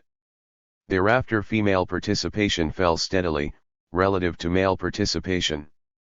Gendering of crime 415. Reaching about 9% in 1912. For both sexes, the offences charged overwhelmingly involved theft. That London was not unique in seeing this type of change is demonstrated by a recent study of crime rates in Toronto, where women's participation also underwent a long-term decline between 1859 and 1955. Apart from year-to-year fluctuations, the percentage of property crime arrestees who were female declined from about 31% around 1865 to about 12% in the mid-20th century. Female involvement in crimes of violence also declined substantially for several decades but then rose somewhat in the 20th century. Women's involvement in diverse forms of crime was also exceptionally high in 18th century Amsterdam and Leiden. The common lore about female crime is that there has always been little of it. Thus Barbara Hannawalt, who studied crime in medieval England, concluded the role of women in crime has remained remarkably consistent from the 14th century to the present. In the 14th century, with some minor county-to-county variations, the suspect was female in 10% of the cases. In Elizabethan Essex, 250 years later, women still comprised only 10% of the cases. This constancy, she notes, could be explained by the stability of women's roles since medieval times, or by biological causes. 16 Yet the analyses of Feely and Little, and of Borich and Hagen, showing substantial changes in levels of female criminality over long periods of time, point to substantial historical change. These changes clearly call for a social, not a biological, explanation. I follow the lead of Feely and Little by examining the Old Bailey trial transcripts. With only a few exceptions, the Old Bailey had exclusive jurisdiction over felony cases during this period. Peers accused of crime were tried by the House of Lords, and commoners could remove their cases to the Court of King's Bench. But few peers were put on trial, and few criminal defendants could afford the high costs of bringing a case to the Court of King's Bench. I examined every 10th year from 1730 to 1910, instead of every 20th year, in the hope of being able to identify the beginnings and ends of trends with greater precision than was possible with Feely and Little's sampling procedure. In addition, I wanted to examine patterns for individual offenses classified less broadly than in their work, and to examine relations between defendants and accusers. Many of the defendants in this period were employed by the victims of their thefts, raising the possibility that changes in female labor force participation might account for changes in their involvement in crime. Table 1 shows the percentage of defend.mts who were female in each of the years I sampled.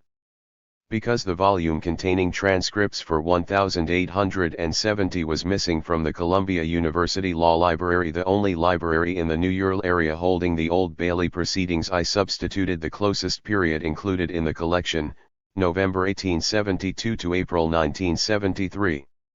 The years 1750 and 1760 were also missing. Unfortunately, the volumes for neighboring years were also missing, making a similar substitution impossible.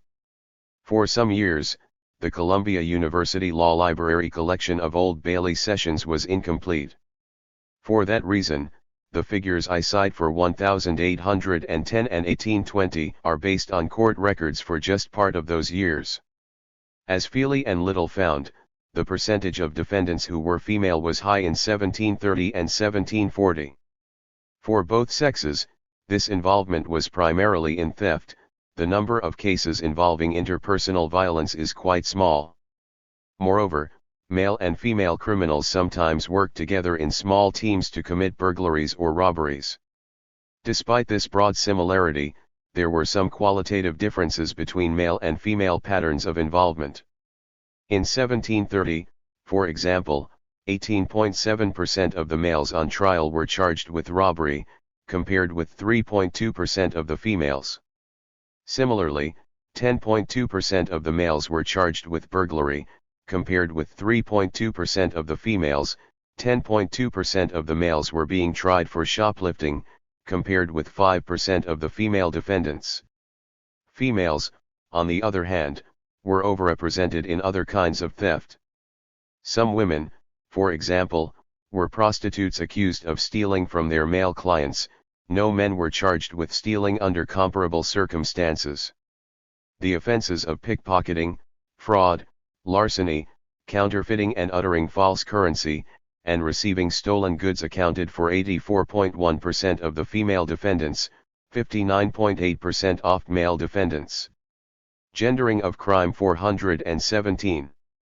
These figures suggest that when women stole, they tended to avoid crimes that involved real or potential confrontation with a victim, or the destruction of property.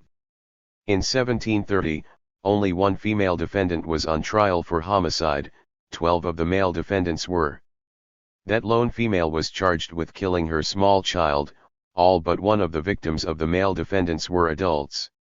I have no data for the next 30 years, but Feely and Little's figures show that in 1755, female involvement had declined only moderately, to about 30%.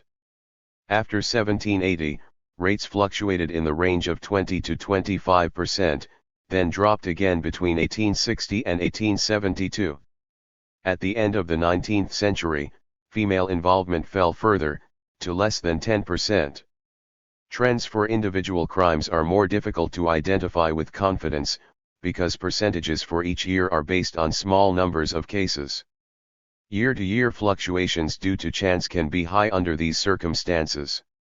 Thus, in 1840, 60% of robbery defendants were female, a higher percentage than in any other year of my data. but there were only 5 robbery cases in that year.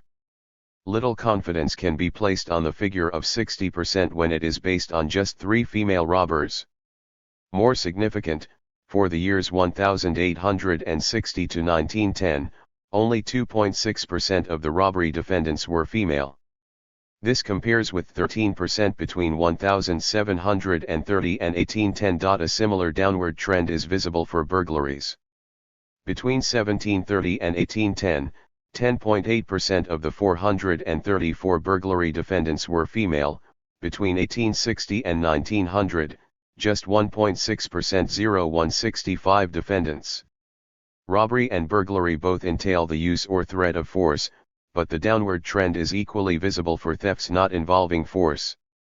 An examination of trends for other forms of theft is plagued by ambiguities in classifying many thefts on the basis of the limited information provided by the transcripts and by small numbers of cases.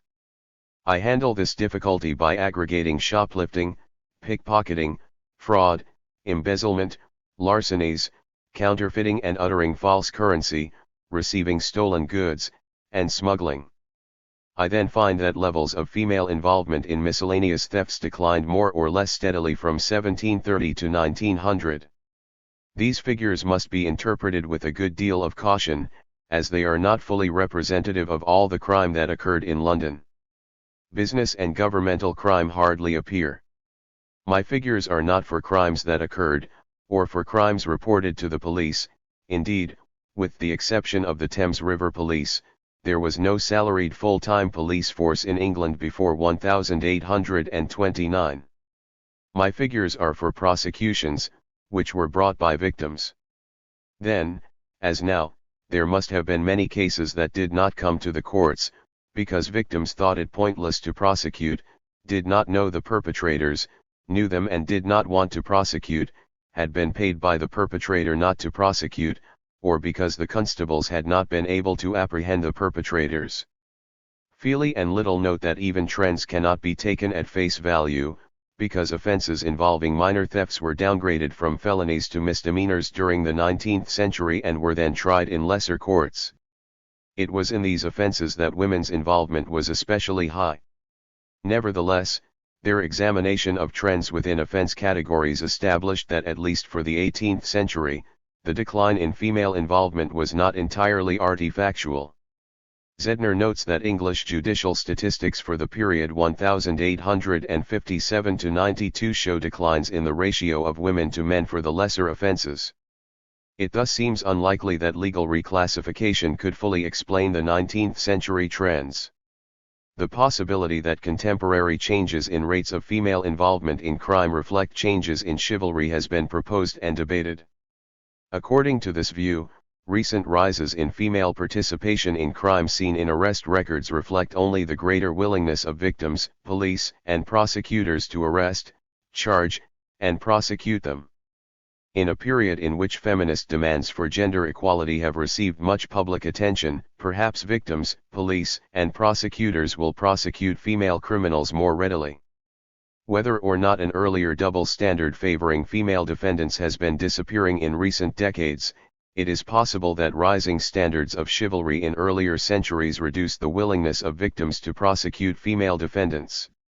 Several students of 18th Gendering of Crime 419 century English crime have found that juries and judges were more lenient to women. Certainly one encounters many cases in the transcripts in which judges and juries failed to act according to standards we would call chivalrous. In 1777, Mary Jones was destitute and her children starving. She took a piece of raw linen off a shop cl but put it back when the shopkeeper saw her. For this alone, she was hanged. Among the death sentences in my sample, I find the cases of women shoplifting a linen cloth, pickpocketing, shoplifting, and stealing laundry from an employer. Here the defendant was young, as in the case of the 16-year-old sentenced to hang for stealing money from her employer's home, juries commonly recommended men. In the case of the 34-year-old Mary Beckworth, who was convicted of shoplifting £5 worth of calico with her 14-year-old daughter, both were sentenced to death, with the recommendation of many for the daughter on account of her age. But none of the juries recommended many on account of sex. Nor did troops hesitate to fire on female rioters. Perhaps the Victorian age brought greater leniency to women. If this leniency extended to the willingness of victims to prosecute female criminals, they would be underrepresented in the court records in the latter part of time span under study. If so, my analysis, which assumes that the gender ratio really changed, would be seriously threatened. However, 18th century writings about crime suggest that the ratio of women to men was higher then than later. Thus, Joseph Massey, writing in 1758, wrote that it would be necessary to guard charity homes for women to prevent street robbers etc. from coming to the homes to recruit female accomplices. This would not have been thought necessary a century later. One observer estimated in 1859 that at least one-third of all English criminals were female. Victorian age discussion of crime focused on female criminality to a far greater degree than has been true in the VV-20th century. Moreover, indirect evidence suggests that in the 19th century, the trend was not in the direction of more leniency toward female defendants. Over the period 1857 to 90, the discharge rate for women apprehended for indictable offenses dropped from 38.1% to 17.9%. The dismissal rate for men dropped almost exactly as much. The decline was probably brought about by better police work, and did not favor either sex. Moreover, with the exception of a few feminist writers, middle-class commentators on crime had little sympathy for female criminals, whom they tended to see as more depraved than their male counterparts. Women, they thought, tended innately toward morality and respectability. Those who turned to crime had fallen farther than had their male counterparts, and thus were more depraved and less susceptible to redemption. 420 David F. Greenberg. A further complication is that the percentages of defendants who were female are not per capita rates, they have not been adjusted to take into account possible differences in the numbers of males and females in the London population. The earliest British census was held in 1801, leaving no figures at all for the 18th century. With immigrants from the countryside streaming into London, I cannot assume that the sex ratio for adolescents and adults would have equaled 1:18. That a substantial fraction of the defendants were female in the 18th century has implications for the notion that gender differences in crime stem from differences in styles of moral reasoning. Either differences in styles of moral reasoning have little relation to criminality, or the differences were not very sharp in the 18th century. Perhaps children were raised differently 250 years ago, or perhaps the theory itself is flawed. It seems implausible that people's moral reasoning should fail to affect their involvement in crime. However, women's domestic responsibilities as wives and mothers sometimes led them to steal in order to feed their children, as in the shoplifting cases cited above. Women sometimes led 18th century food riots. According to one contemporary account, they were foremost in violence and ferocity. In the early 19th century, they gave militant support to strikes, sometimes stoning police and scabs. In these circumstances, caring for others did not preclude crime. Of course, many women's crimes did not stem from altruism. If one wishes to reconcile these illegalities with the work of Gilligan and Codoro, one might note that in the standard model of gender and capitalist development, much production took place in and around the home before the Industrial Revolution.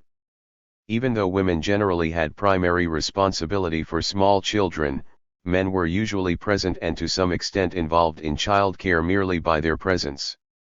Gender differences in the permeability of ego boundaries, and in styles of moral reasoning, should have been smaller then because child rearing was not so exclusively the task of women.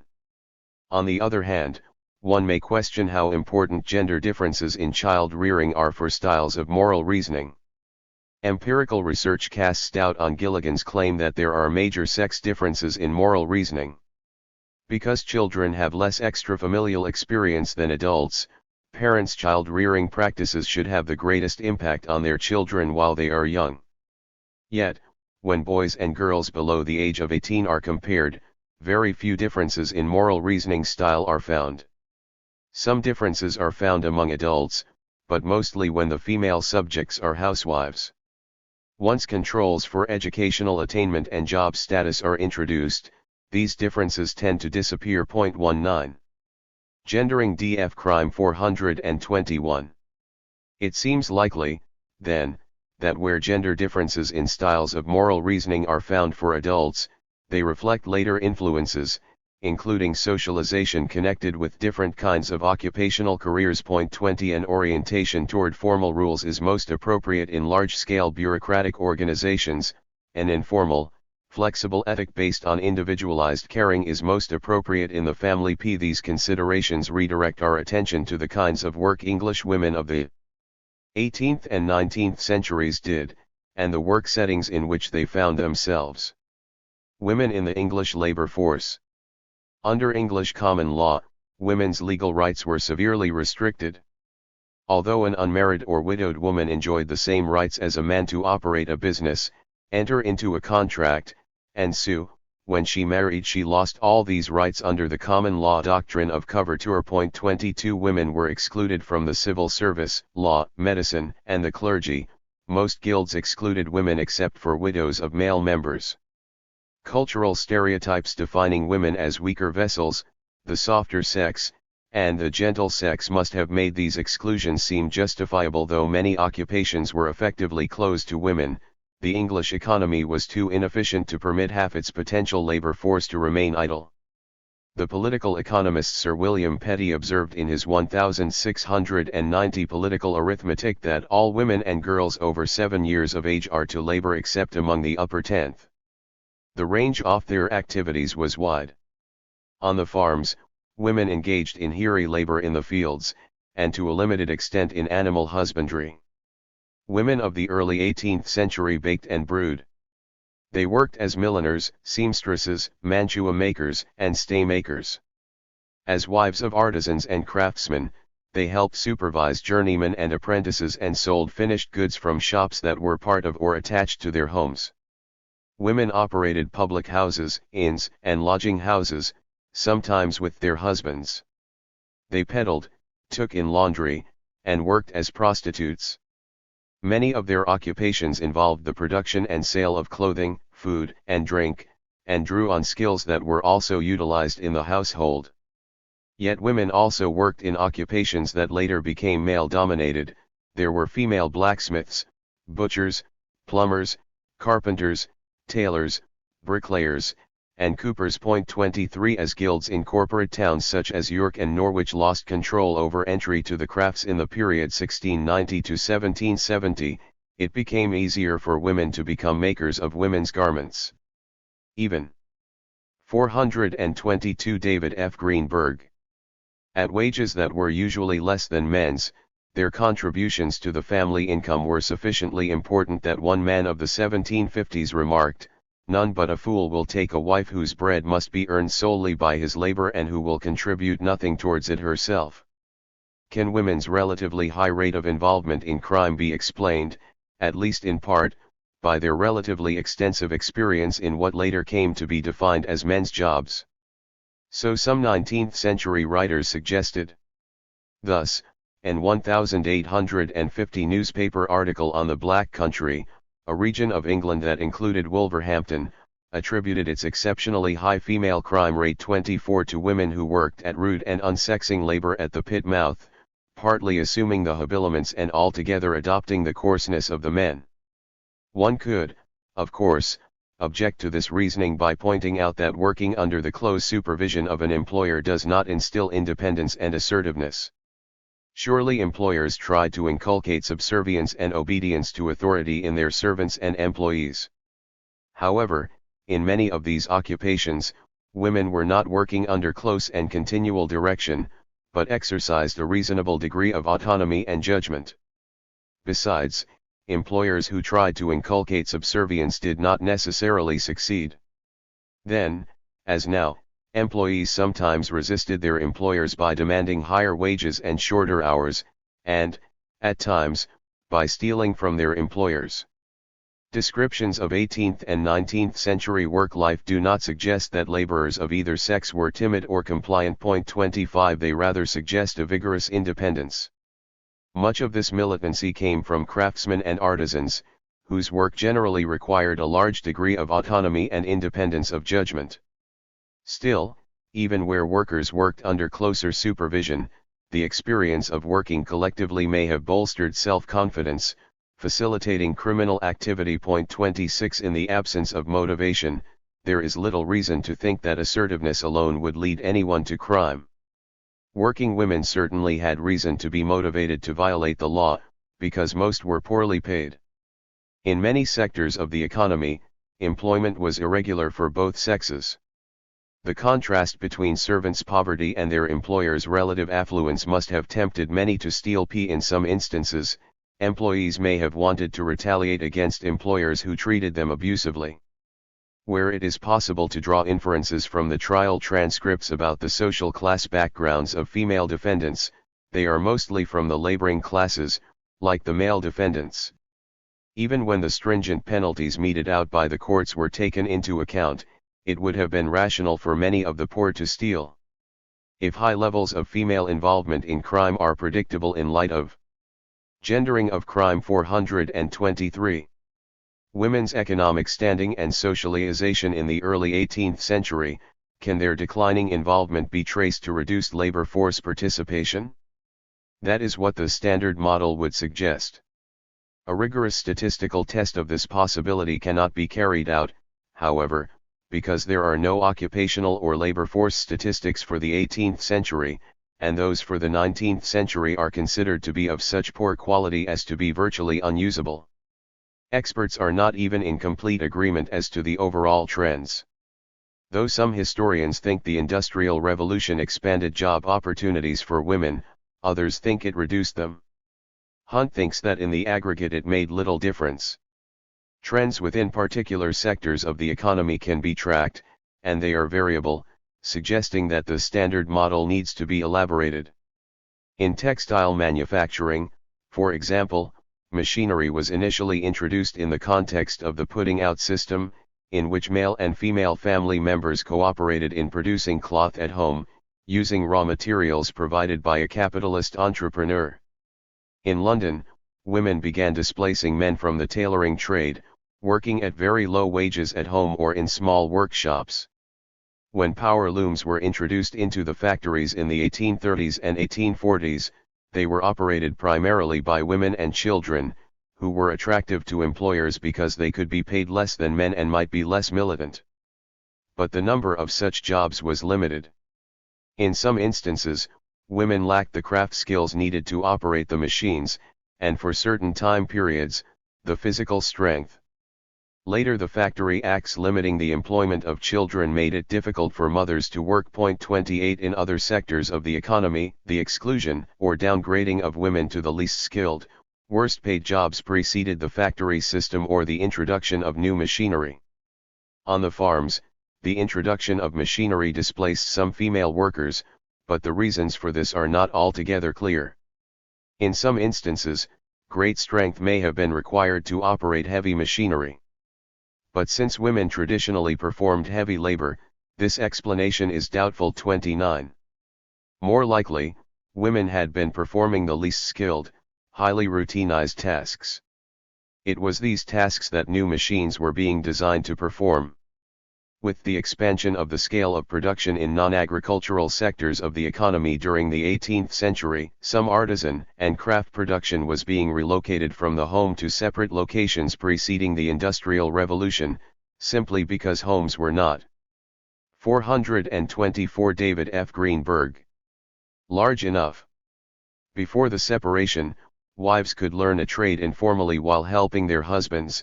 Afterwards, this was no longer possible. Beginning in the late 18th century, male workers protested the hiring of women, alleging unfair competition. Employers were hiring women instead of men because they could pay them less. This pressure, which was not always successful, was framed in terms of an ideology that originated higher in the social structure and earlier in English history. John Brown, secretary to the Grand Lodge of Operative Tailors, wrote in a Union publication in 1834, "Have not women been unfairly driven from their proper sphere in the social scale, unfeelingly torn from the maternal duties of a parent, and unjustly encouraged to compete with men in ruining the money value of labor?" The notion that women should be subordinate to men has a long history in Christian thought, dating back to the Pauline injunction that women should submit to their husbands.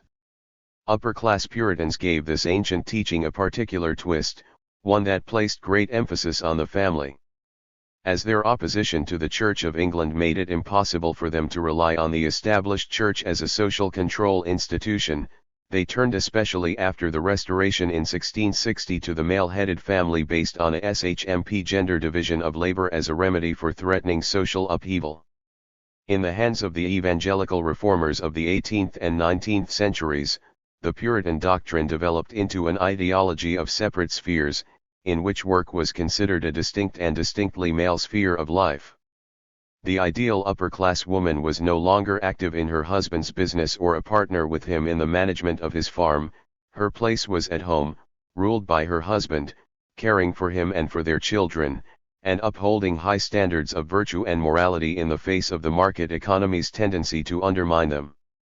The Puritan poet John Milton had Adam express this new thinking about the family when he told Eve, "For nothing lovelier can be found in woman, than to study household good and good works in her husband to promote." It is reflected in the comment of a member of Parliament in 1649 that it was not for women to petition, they might stay at home and wash the dishes. At first, only wealthy men could afford to relinquish their wives' incomes or contributions to household production and maintenance. It thus became a badge of male achievement to be able to keep a wife idle. In 1726, Daniel Defoe, in The Complete English Tradesman, remarked, "Gendering of crime 425. Sarcastically that the tradesman is foolishly vain of making his wife a gentlewoman, and forsooth he will have her sit above in the parlor, receive visits, drink tea, and entertain her neighbors." Once a few shopkeepers barred their wives from working in their shops, others went along so as not to have their trades or shops thought less masculine or less considerable than others. Conduct books telling the new domestic woman how to behave circulated widely among the nascent middle class, to great effect. According to Defoe, ladies, scorn to be seen in the counting house, much less behind the counter, despise the knowledge of their husband's business, and act as if they were ashamed of being tradesmen's wives, and never intended to be tradesmen's widows. For practical reasons, this innovation spread downward through the class structure only slowly. Most 18th century shops were still parts of houses, and women continued to play a large role in running them. By mid-19th century, however, the cult of domesticity was well established, at least as an ideal. According to a woman's diary for 1853, a respectable woman of the middle classes must not work for profit, the conventional barrier that pronounces it ungenteel to be behind a counter, or serving the public in any mercantile capacity is greatly extended. The same in household economy. Are in no way created by the state power. On the contrary, they are the power creating it. The individuals who rule in these conditions, leaving aside the fact that their power must assume the form of the state, have to give their will, which is determined by these definite conditions. A universal expression as the will of the state. As law. An expression whose content is always determined by the relations of this class. As the civil and criminal law demonstrates in the clearest possible way. Just as the weight of their bodies does not depend on their idealistic will or on their arbitrary decision. So also the fact that they enforce their own will in the form of law, and at the same time make it independent of the personal arbitrariness of each individual among them, does not depend on their idealistic will. Thus it is not the will of those that rule, but the relations of those that rule that determine the law. Both the relationships within the ruling class and those that involve other classes have consequences for the form and content of law. That a class rules through law and not in some other way is itself a consequence of these relations. This passage implies, and structuralists have explicitly argued, that the role law plays in reproducing capitalist social relations precludes its expressing solely the interests of a single individual or class. If law is to be legitimate to the masses, it cannot appear to be nothing more than an instrument of their oppression, it must appear to be fair. And to appear fair, it must sometimes be fair. Thus Byrne has suggested the possibility that if class discrimination in sentencing were too blatant, the consequence might be social unrest. The upshot of this line of reasoning is that there are structural constraints on law and its enforcement that operate outside the will of any single class or individual. Although the structuralist position has the merit of avoiding some obvious weaknesses in the instrumentalist position, structuralists have themselves given little attention to the historical process by which the formal criminal law and criminal justice 447 properties of bourgeois law, to which they pay much attention, arose. This neglect leaves structuralism in the unsatisfactory position of pointing to what seem like formal correspondences between bourgeois law and capitalist social relations whose existence is never explained. The structuralists have yet to reconcile their argument that formal legal equality reflects bourgeois social relations with the gross violations of formal equality that are to be found in some capitalist legal systems. For if instrumentalists have exaggerated discrimination as a feature of law enforcement, structuralists may well err on the opposite side by minimizing it. Some of the readings in Part 3 reflect a largely instrumental conception of law, while others either show a structuralist orientation or draw on both perspectives. The student who wishes to assess these different perspectives on law and the state as they bear on empirical research will find pertinent material here. The first reading, on crime control by Humphreys and Greenberg, provides a general overview of developments in criminal law and criminal justice from the beginning stages of the Industrial Revolution to the early 20th century in England and the United States. Since so much Marxist work has been done on law, I felt that an overview of this kind would be more useful than a selection of a couple of papers on particular aspects of the law. The chapter will also provide background for the chapters on criminal justice that follow it. Histories of criminal law and criminal justice of course abound. The Humphreys and Greenberg paper emphasizes not the myriad details in so many histories, but the way that Marxian theory helps us to understand the main lines of historical development. It stresses four principles. First, the partial autonomy of the state is highlighted. A number of recent Marxian works on the state have stressed that the state is not controlled by a single class and that it acts with partial independence from the economy. Though constrained by class forces, its policies are not entirely determined by them. Second, in the political arena one sees not only classes, but fractions of classes and alliances of classes and class fractions. Criminal legislation and law enforcement are viewed as products of shifting alliances. The superior financial resources of capitalists naturally give them an advantage over other classes in conflicts over legislation and enforcement, but this advantage is not always decisive. Third, ideologies are important in understanding changes in both law and enforcement. They grow out of the experience of class relations, though once created they may persist despite changes in class relations. Fourth, changes in class alliances as well as in ideologies are the consequences of unplanned, or even unanticipated structural changes. Changes.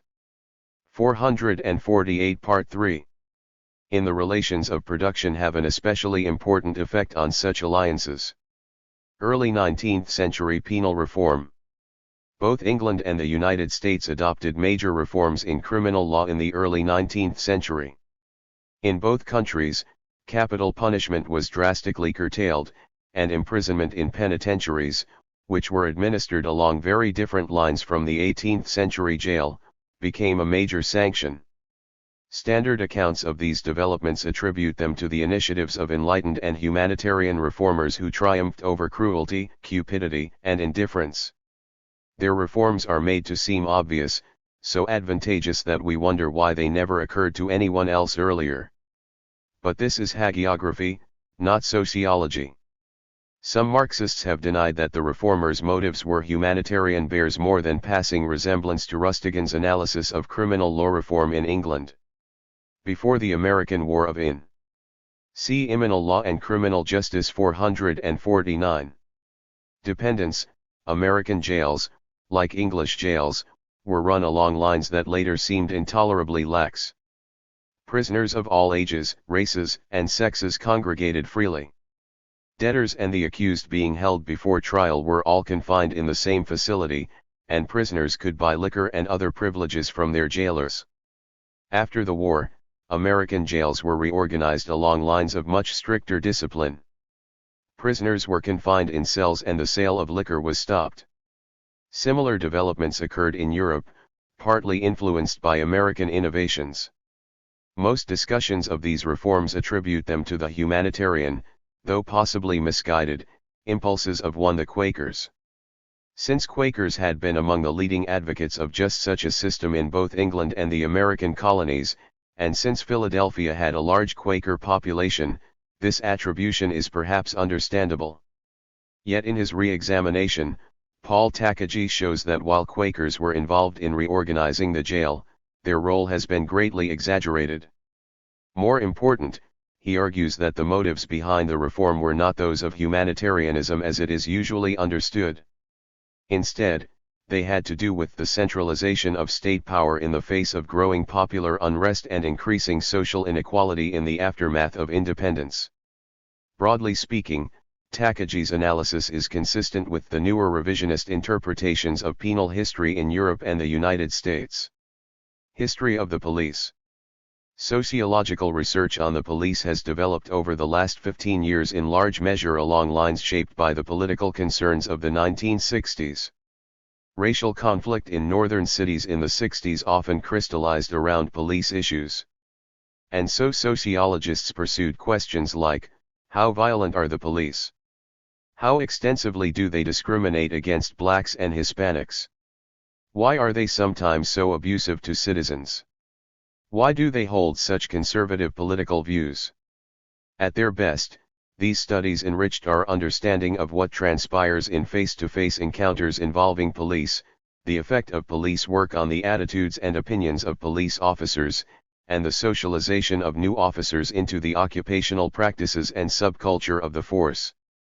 Concentrating on routine patrol activity and the enforcement of vice and narcotics prohibitions, this genre of research ignored the more explicitly political dimensions of policing, such as the Red Squads responsible for policing subversives and the repression of blacks and civil rights activists by police departments in the South.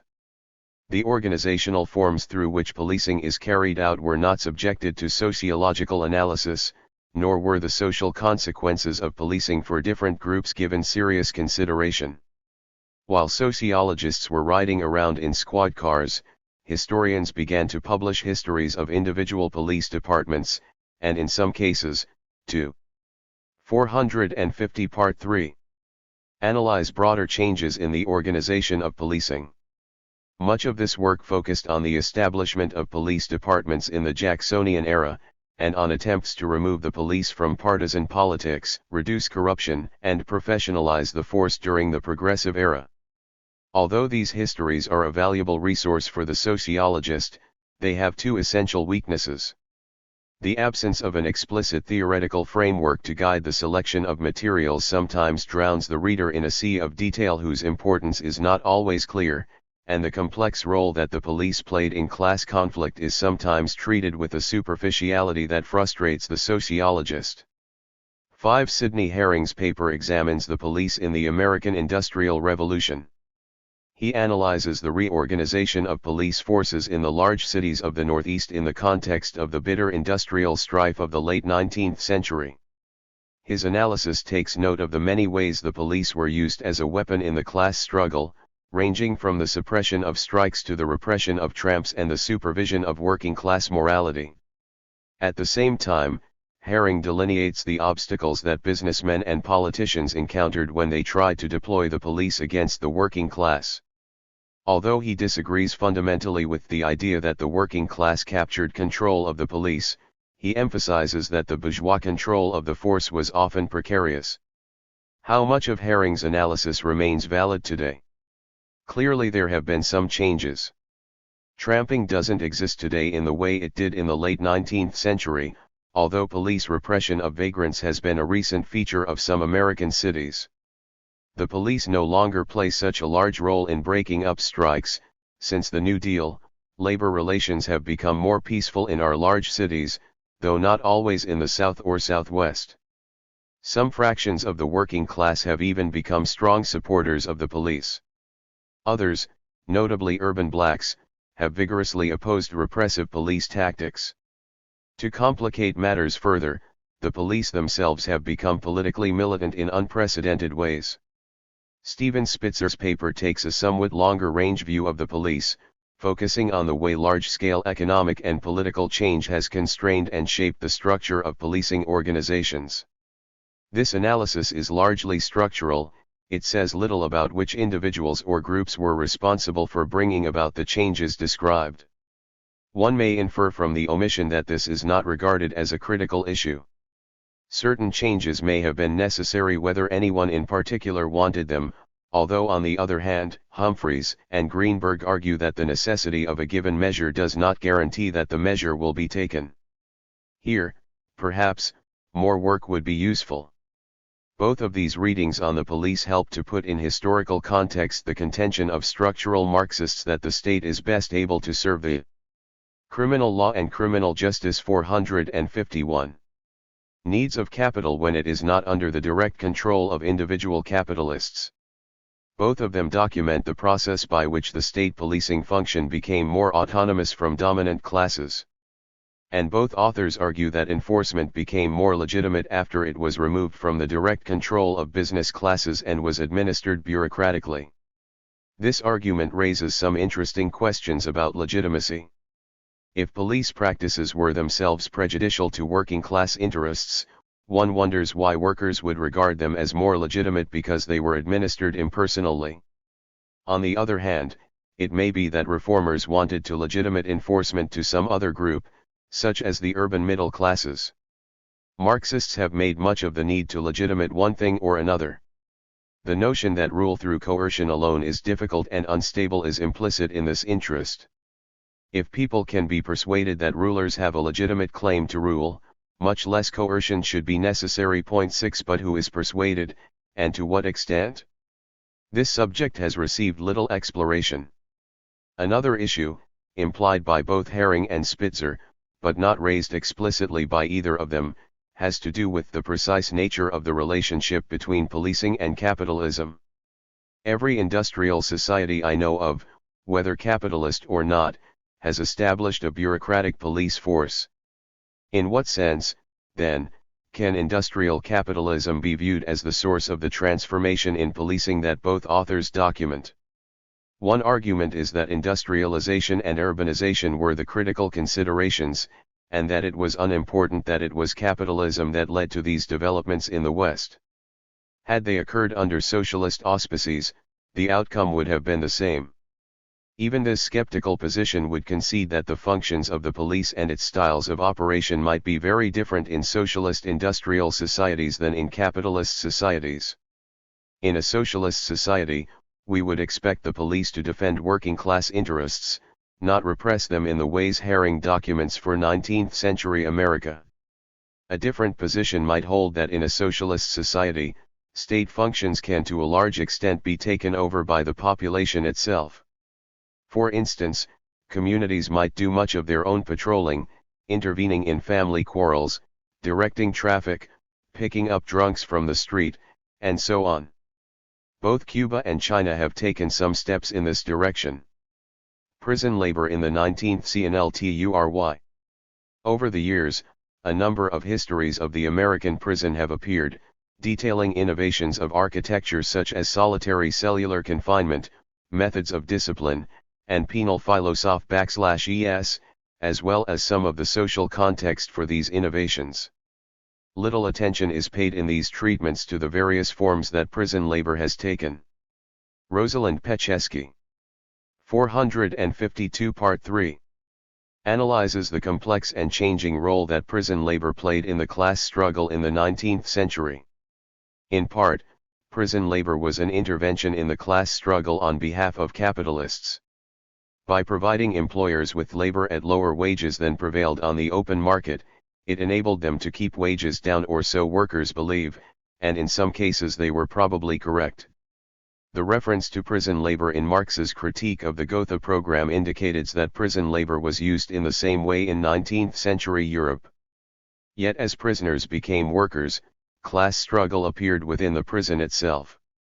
And since employers who did not have the use of prison labor were competitively disadvantaged, they, like workers, opposed the use of prisoners to manufacture goods for sale on the market.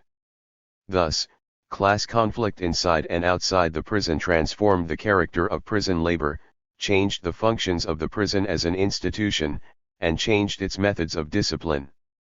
The lesson is one that several of the contributors to this volume have drawn: the history of prisons, like the history of other responses to crime, cannot be understood in terms of reform from the top down alone. Innovation was forced on administrators by both workers and prisoners. Whereas Pecheski's analysis focuses mainly on prisons in the industrial Northeast, Sheldon's focuses on the South, taking the work of Rush and Kirchheimer as its point of departure. Rush and Kirchheimer demonstrated the importance of labor control as an influential, though often hidden function of criminal punishment. As a society's economic system changed, they argued, the methods of punishment used to control labor changed also. Rush and Kirchheimer drew on this idea to interpret the history of penal sanctions in Europe. In Chapter 7, Sheldon confirms their general thesis by documenting the effect that the abolition of slavery in the United States had on the type of criminal punishment imposed on Southern blacks. Since slave owners could not subject their slaves to imprisonment without losing the value of their investment, they preferred to punish their slaves' infractions with corporal punishment. With a free market in labor, the value of an individual laborer is less a consideration. If one laborer is sent to prison, another can be hired in his place. Thus, when capitalism is fully established as a mode of production, we tend to see imprisonment substituted for corporal punishment. That is exactly what happened with regard to blacks in the aftermath of the Civil War. The contract labor and convict leasing systems are both forms of organizing prisoner labor that are specific to a capitalist economic system. An issue worth considering is the use of prison labor in socialist societies. Since private business enterprises are not part of a socialist system, we would not expect to see contract labor or convict leasing in a socialist society. Yet prisons and prisoner labor might well be found in socialist societies. The question arises, then, how prisoner labor might be organized in an industrial socialist society. See Immunal Law and Criminal Justice 453. The prosecution of crime.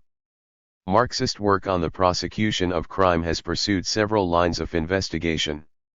One line, followed by Timothy Carter and Donald Cleland, has concerned the criteria used in judicial decision-making. In recent years, researchers have tried to find out what influence the attributes of defendants, victims, judges, and the characteristics of the case itself have on sentencing. How much impact does the nature of the offense and the length of the defendant's prior record have on the length of sentence relative to the defendant's age, race, sex, or social class? Conflict theorists had argued that lower-class defendants would be treated more harshly than middle or upper-class defendants, and black defendants more harshly than white. As Byrne has observed, this is not a prediction that follows unambiguously from Marxist theory, but many criminologists, some radical and many not, have held that these patterns prevailed. Empirical testing of these propositions has produced conflicting findings. Some studies have found evidence of racial or class differences in sentencing, and others have not. Those that have not have been interpreted in some quarters as a refutation of radical criminology. 8 In any event, Carter and Cleland note that the definition of class position employed in these studies, i.e., socioeconomic status, does not derive from Marxian theory. They found that when juveniles were assigned to classes defined in Marxian terms, predictions derived from Marxian theory about class bias in juvenile court dispositions were confirmed. In the late 1960s and early 1970s, sentencing practices were widely and sharply criticized for being discriminatory and arbitrary. Individual prosecutors and judges generally have wide discretion in deciding whether to prosecute someone, what the charges should be, how much bail should be demanded, and what sentence should be imposed on those convicted. Since prosecutors or judges may think different criteria are relevant to these decisions, wide disparities in outcome can result. This concern with arbitrariness and discrimination has led to proposals for restricting the discretionary powers of prosecutors and judges. Some of these proposals were conceived in connection with broader efforts to build a socialist movement. In this respect, they were unsuccessful. But in another respect they succeeded. Sentencing reform legislation has been adopted in a number of states. Greenberg and Humphreys outline the original proposals for sentencing reform in Chapter 8 and describe the way they were transformed in the process of being implemented. This article explains the transformation in terms of political and economic developments in the 1970s. It ends by suggesting that in their present form, the new sentencing arrangements are likely to be unstable, since they are creating problems for administrators that will lead to pressure by overt political socialization and community pressure. Such a society needs to make no pretense that the legal, political, and economic spheres are independent of one another. Indeed, it is inconceivable, from the point of view of communist theory, that they could be. Reified formal legality in the Western sense is seen as inferior, and only necessary in imperfect societies. Consequently, struggles over violations of the principles of bourgeois justice are diversionary. Clark notwithstanding, the People's Republic of China has not relied exclusively on socialization and community pressure to control deviance. Imprisonment, forced labor, and executions have been employed on a vast scale there. It is in response to wrongful imprisonment and executions that the People's Republic of China began in 1979 to institute new fonts of due process in criminal cases. Similar abuses in other socialist countries have made some Marxists suspicious of throwing out bourgeois justice altogether. Thus the British Marxist historian E. P. Thompson insists that law must be preserved in a socialist society to protect individuals from the state. It is useful to consider these debates not only in light of Greenberg and Humphreys' treatment of sentencing reform movements here, but also in connection with comments in Part V about the relationship between praxis and Marxist criminology, and in the about socialism. In a brilliant and suggestive paper, Wolf Heidebrand has drawn on the work of the Marxian economist James O'Connor to analyze organizational developments in the administration of justice. O'Connor argued that in its present stage, capitalism generates increasingly higher social costs: environmental pollution, unemployment compensation, medical costs connected with job-related injuries, and so forth. The political power of large corporations enables them to pass these costs on to the government. Yet the state's revenues cannot be expanded indefinitely to meet these costs without damaging the private sector of the economy or provoking a taxpayers' revolt. Consequently, the state faces a fiscal crisis. It is caught between the need to spend more money and the inability to raise it. Criminal Law and Criminal Justice 455. Heidebrand sees the courts facing just such a crisis now, and innovators are responding to the crisis by seeking more efficient ways of carrying on the court's business, including better use of judicial manpower. A number of developments in the criminal courts are consistent with this analysis. Although crime rates and arrest rates have risen rapidly over the last 2 decades, the judiciary has been relatively unsuccessful in increasing its resources. Sentencing legislation that restricts the judge's flexibility in coping with the flood tide of cases exacerbates the shortage of resources. At the same time, public demands to do something about crime create pressures for effectiveness. The decentralization of American criminal justice administration in favor of substantive rationality degree can evoke ideological opposition. Feely and Sharad have shown that liens need to accommodate the vested interests of existing local law enforcement agencies has greatly weakened its ability to rationalize the administration of justice. The sentencing developments documented in Chapter 8 by Greenberg and Humphreys likewise stand in the way of full substantive rationality, though perhaps not decisively. The use of systems like promise at the low visibility level of prosecution may avoid criticism on grounds of unfairness, while sentencing legislation which applies after conviction, will interfere with the achievement of substantive rationality only to a very limited extent. Harold Barnett, in Chapter 9, also draws on O'Connor's work. O'Connor has argued that in a capitalist society the state must fulfill two functions: promoting the accumulation of capital in the private sector, and legitimating the steps taken to accomplish this. Legitimation may be required because the state's fostering accumulation by providing special benefits to capitalists may run counter to popular belief that the government should be more even-handed, or should aid the have-nots. Barnett applies this analysis to the enforcement of antitrust legislation. Radical criminologists have denounced the weak enforcement of laws involving corporate crime in stentorian tones.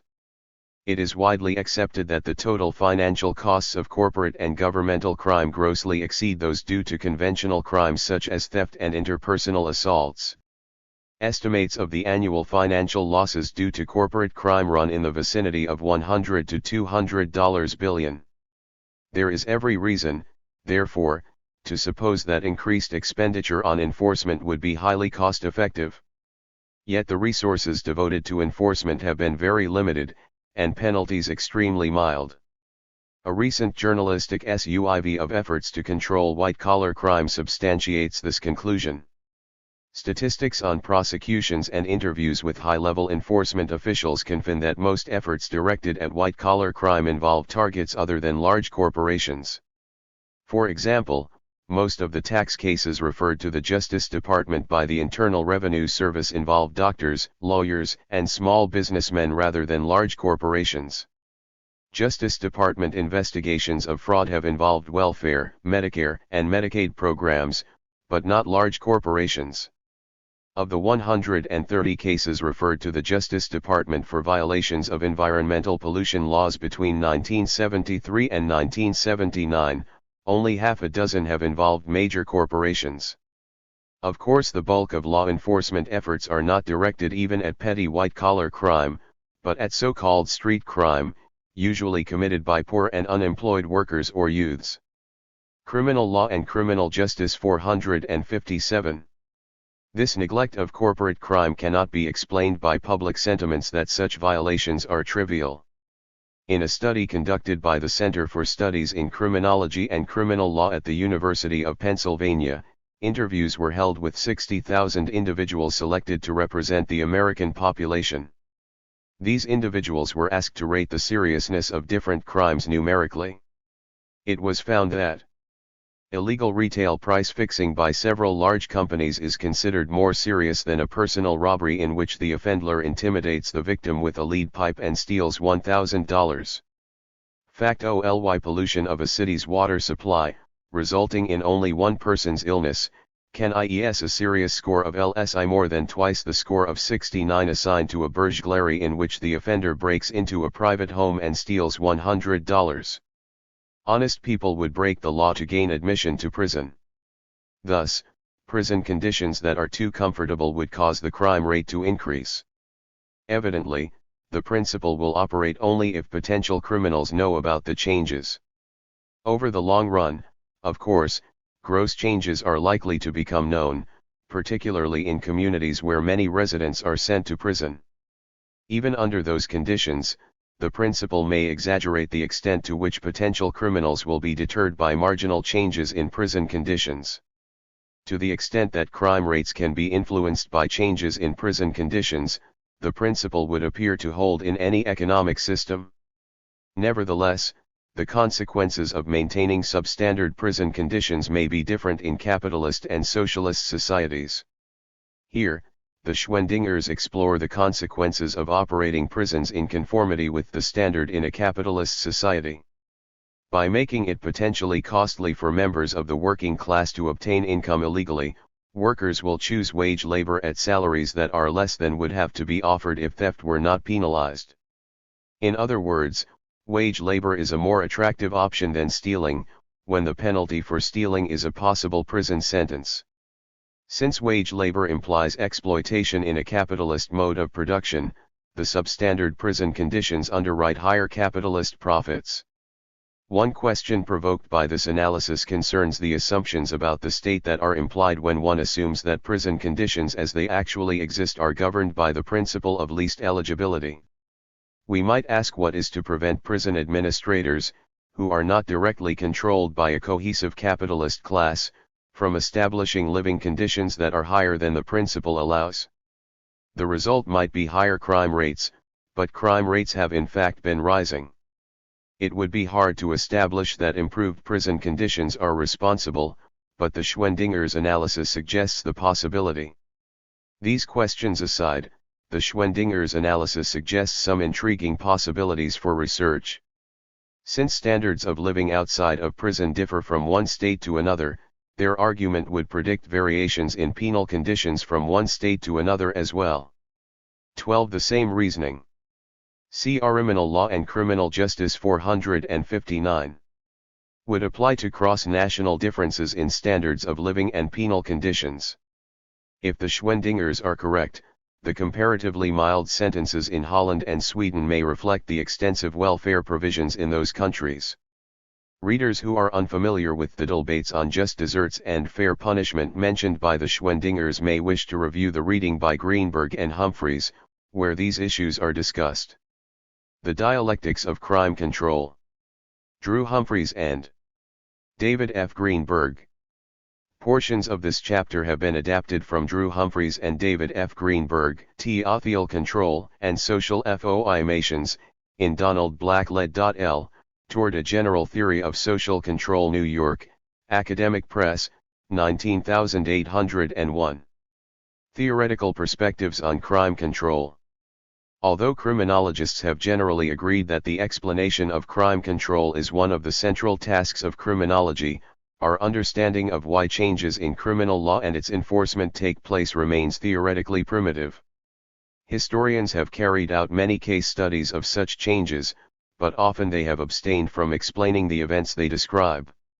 Sociologists, on the other hand, commonly devise explanations for a particular change of interest without considering how widely the explanations can be generalized. Textbook treatments typically survey these explanations but without reconciling or synthesizing discrepancies of perspective. Until these matters are clarified, the continued multiplication of case studies will make only a limited contribution to our understanding of crime control. It is in the hope of contributing to this clarification that we point to deficiencies in the explanations currently in vogue, and show how Marxian theory can contribute to an understanding of historical changes in the scope, methods, and legitimating ideologies of crime control. The framework we develop will be used to discuss changes in crime control in England and the United States from the Industrial Revolution to the present. 1. Because of space limitations, our treatment will necessarily be somewhat schematic. We focus on those features of selected developments that are of analytical significance. We begin by examining the logic of explanations for changes in crime control that appear often in the literature. Broadly speaking, these explanations fall into two types: systems theories and theories concerned with agency. We consider each in turn. Systems theories. Systems theories explain the features of a social system in terms of the functional needs of the system, the needs that must be met if the system is to 464 Humphreys and Greenberg. Continue functioning as a system. For example, laws prohibiting murder have been explained by the assertion that in the absence of such laws people would kill one another off to the extent that society itself would disappear. Systems theorists typically assume that crime control mechanisms prevent or contain disruptive or disequilibrating tendencies that arise from within the social system or from outside it. Criminal justice is thus a self-correcting or restorative mechanism. Functionalist sociologists who have interpreted repressive punishment in terms of its presumed effects of reinforcing normative consensus and restoring social solidarity in the face of deviance use this reasoning. Although Marxists have criticized the functionalist characterization of society as consensual, and have argued against the proposition that a mode of production based on exploitation can be stabilized in the long run, some Marxian theorists have discussed crime control in similar terms. Thus Palantzes, following Althusser, discusses the state apparatuses in terms of their principal role, which is to maintain the unity and cohesion of a social formation by concentrating and sanctioning class domination, and in this way reproducing social relations, i.e. class relations.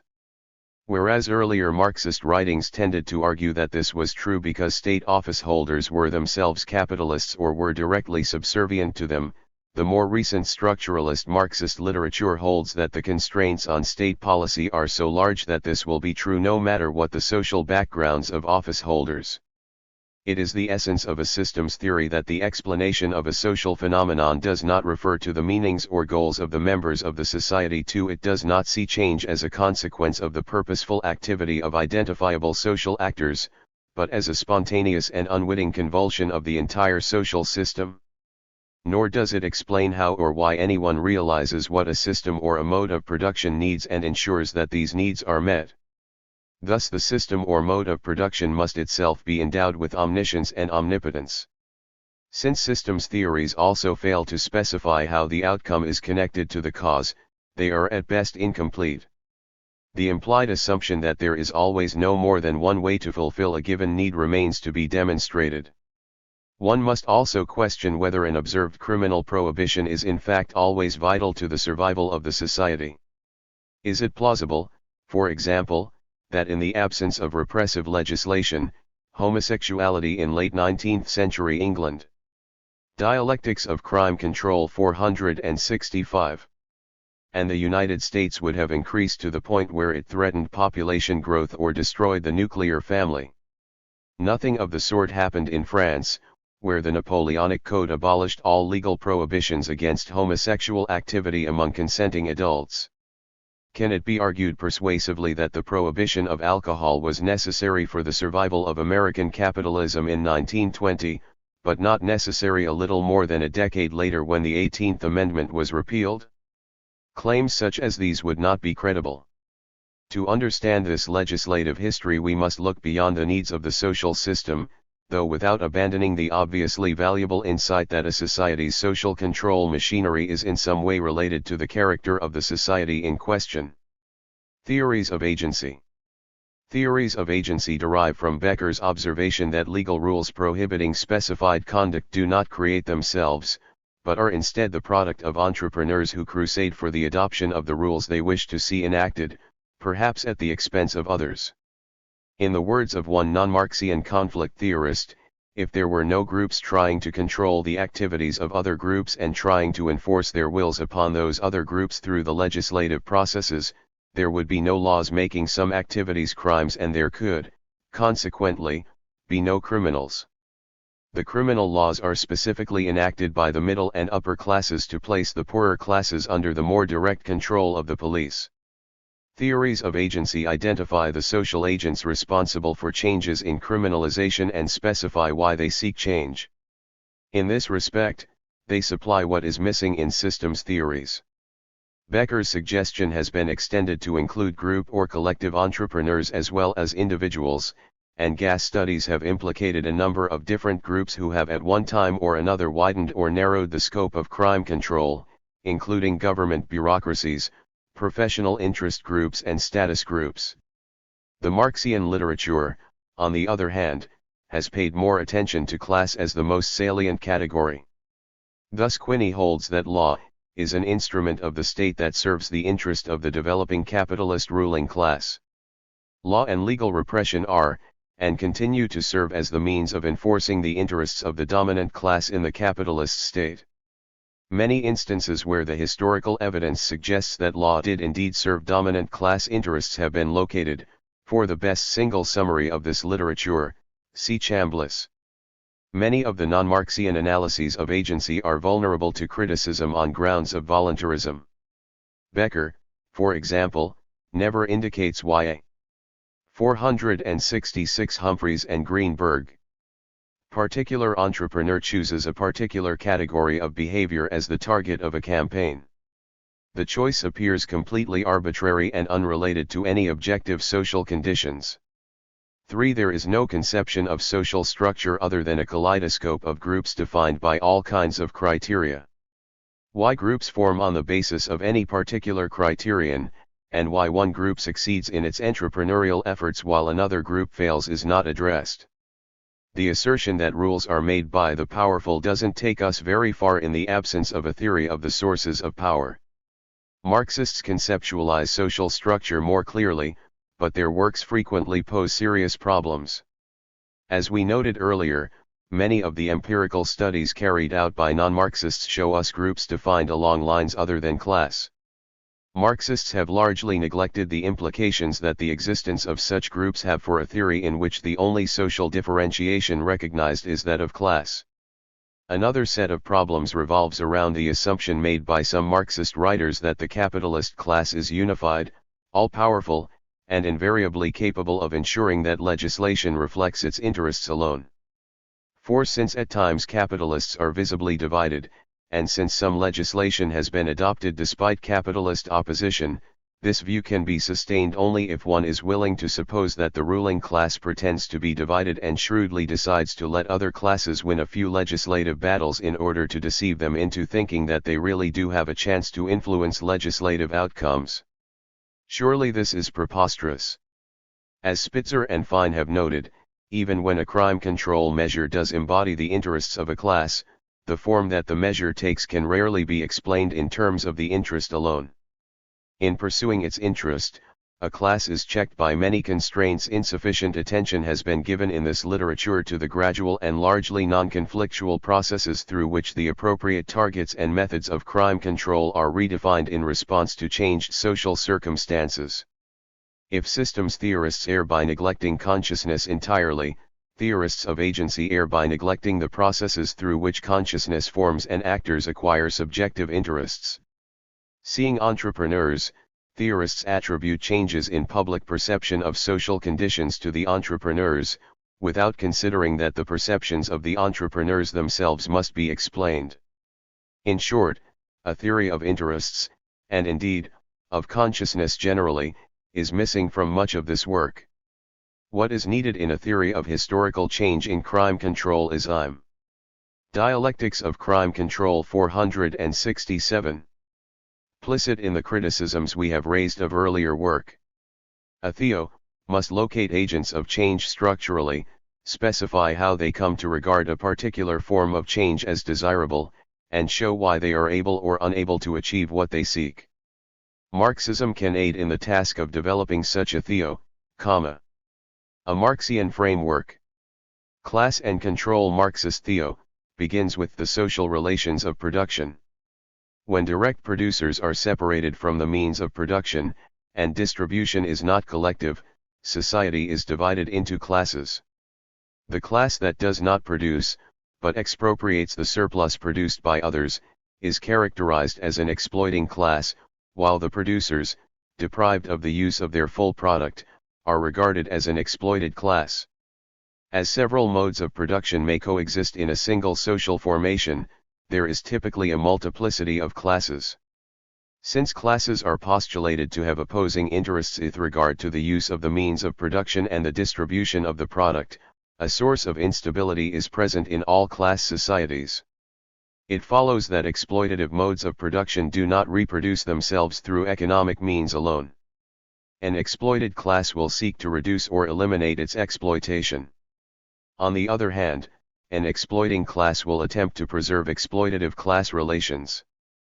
Criminalization is one tactic among many that an exploiting class will attempt to use in doing this. Exploiting classes will thus define as illegal, and to punish, actions that threaten its interests. For example, it may seek to eliminate forms of appropriation of wealth that are inconsistent with the mode of production in question by defining them as theft and attaching penal sanctions to those who steal.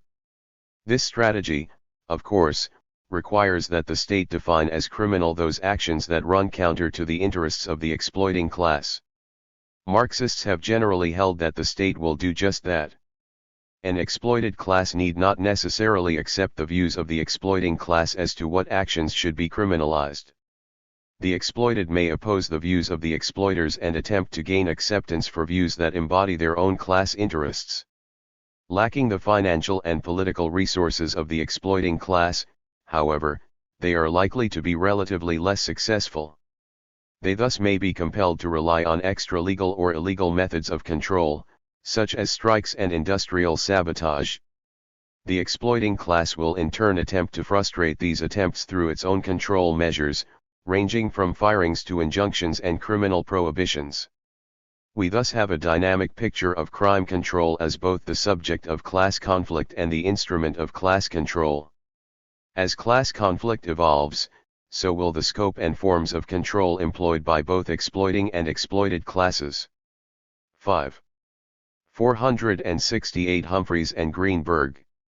Marxist theory does not exclude the possibility that the factual premises from which a class defines its interests and formulates control strategies may be wrong. Marx's comment to the reader of Capital is worth recalling here, if, as the reader will have realized to his great dismay, the analysis of the actual intrinsic relations of the capitalist process of production is a complicated matter and extensive, if it is a work of science to resolve the visible, merely external movement into the true intrinsic movement, it is self-evident that conceptions which arise about the laws of production in the minds of agents of capitalist production and circulation will diverge drastically from these real laws and will merely be the conscious expression of the visible movements. The conceptions of the merchant, stockbroker, and banker are necessarily quite distorted.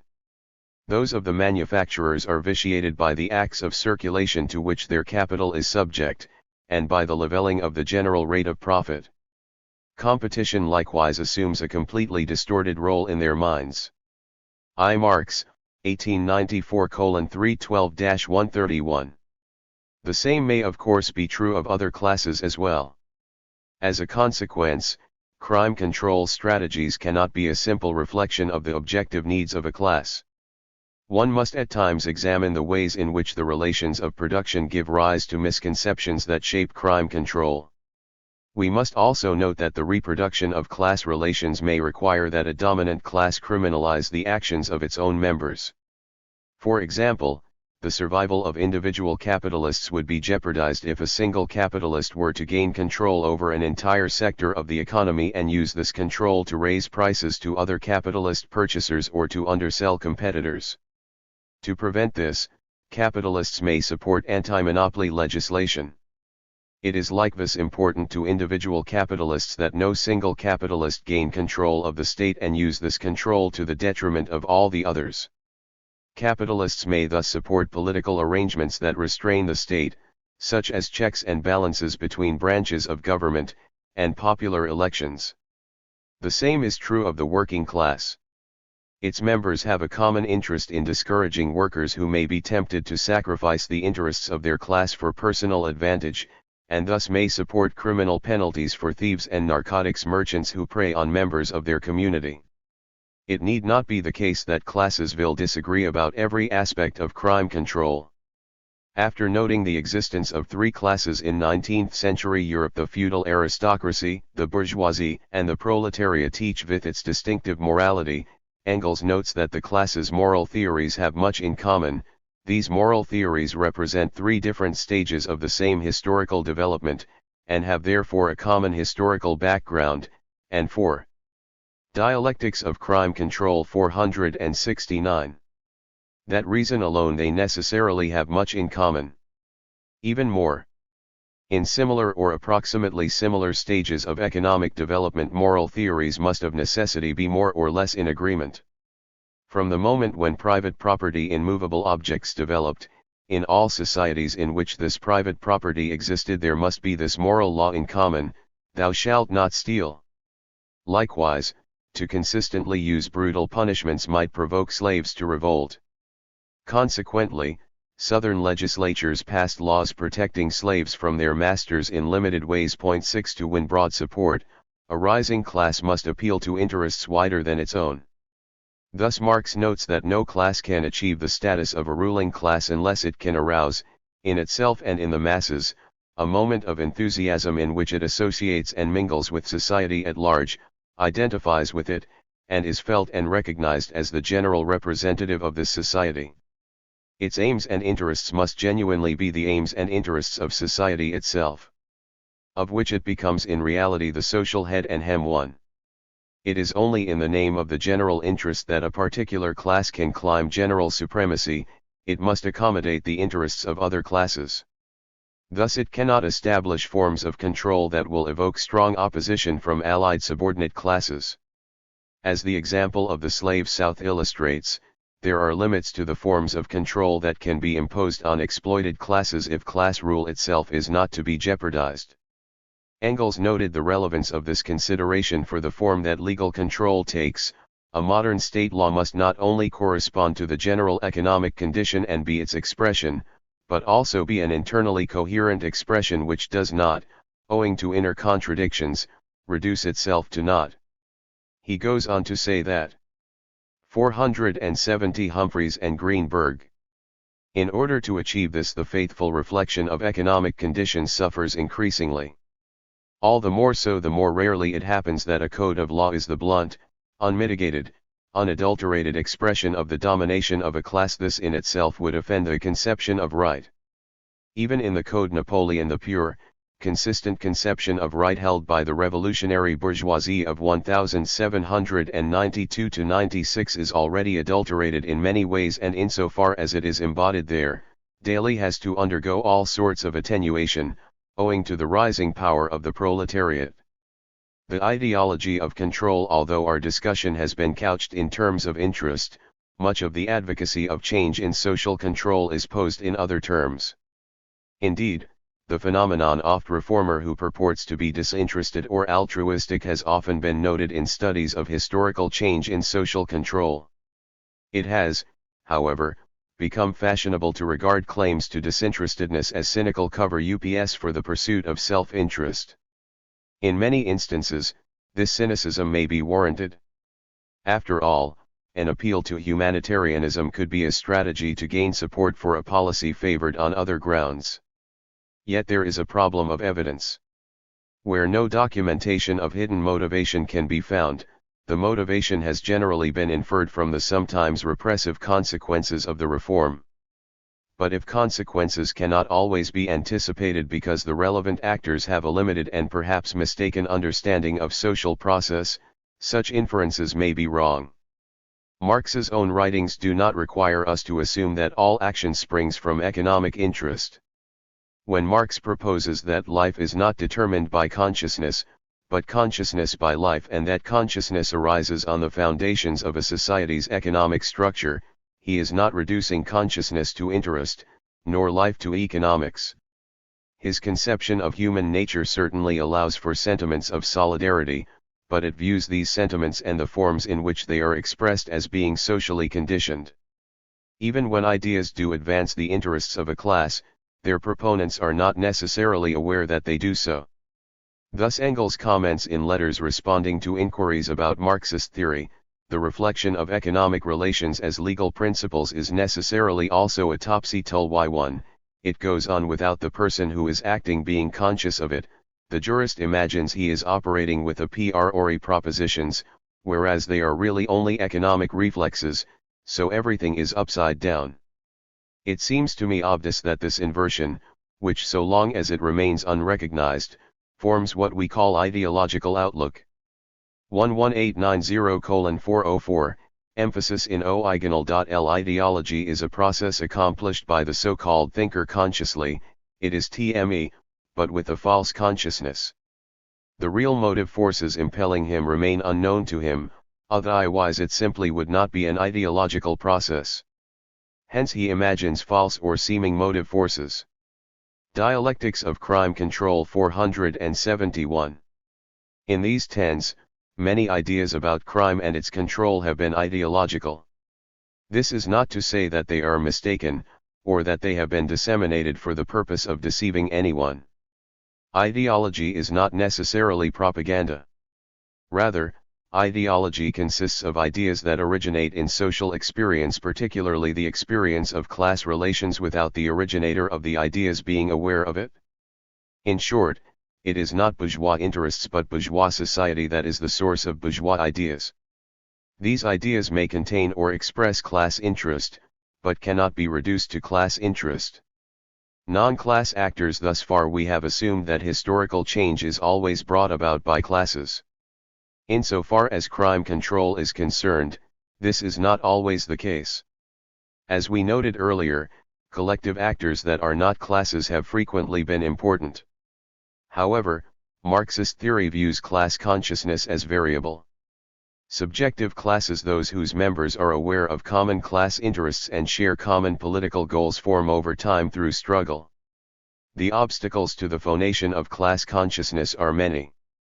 When class consciousness is weak, we can expect to see other entities, such as class fractions, or groups that cut across class lines, seeking change in crime controls. Occupational groups are especially likely to be important, because communication on the job, as well as through conventions and trade journals, strengthens identification with the occupation and facilitates the dissemination of conceptions of occupational interest. Professionals' high incomes provide them with greater financial resources in seeking or obstructing change than people in other occupations have, while the long period of professional training strengthens their identification with the profession. Furthermore, the mystique associated with the greater conceptual elaboration of occupational knowledge and the service ethic of professionals provide advantages to the professions over other occupations in seeking support for social change. At various times, physicians, psychiatrists, lawyers, and social workers have mobilized to gain acceptance for their own occupationally derived conception of how society should respond to crime. Marxian theory suggests that the state would also be a relevant actor in promoting change. Although at times Marx and Engels wrote as if the state could be viewed as a simple tool of a single class, and therefore not an independent actor in its own right, on other occasions they recognized that this view was too simple. Thus, according to Engels, society gives rise to certain common functions which it cannot dispense with. The persons appointed for this purpose form a new branch of the division of labor within society. This gives them particular interests, distinct, too, from the interests of those who empowered them. They make themselves independent of the latter, and the state is in being the new independent power. 472 Humphreys and Greenberg. While having, in the main, to follow the movement of production, reacts in its by virtue of its inherent relative independence, that is, the relative independence once transferred to it and gradually further developed upon the conditions and course of production. The new political power strives for as much independence as possible. State office holders may use this partial autonomy to advance their own immediate interests or to gain political support by advancing the interests of other social groups, such as classes.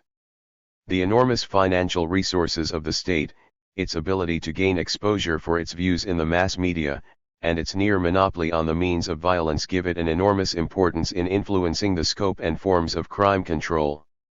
9. The mobilization of both class and non-class actors has often been the work of individuals or small groups who construct theories of crime causation, devise strategies of control and decontrol, and organize support for these strategies.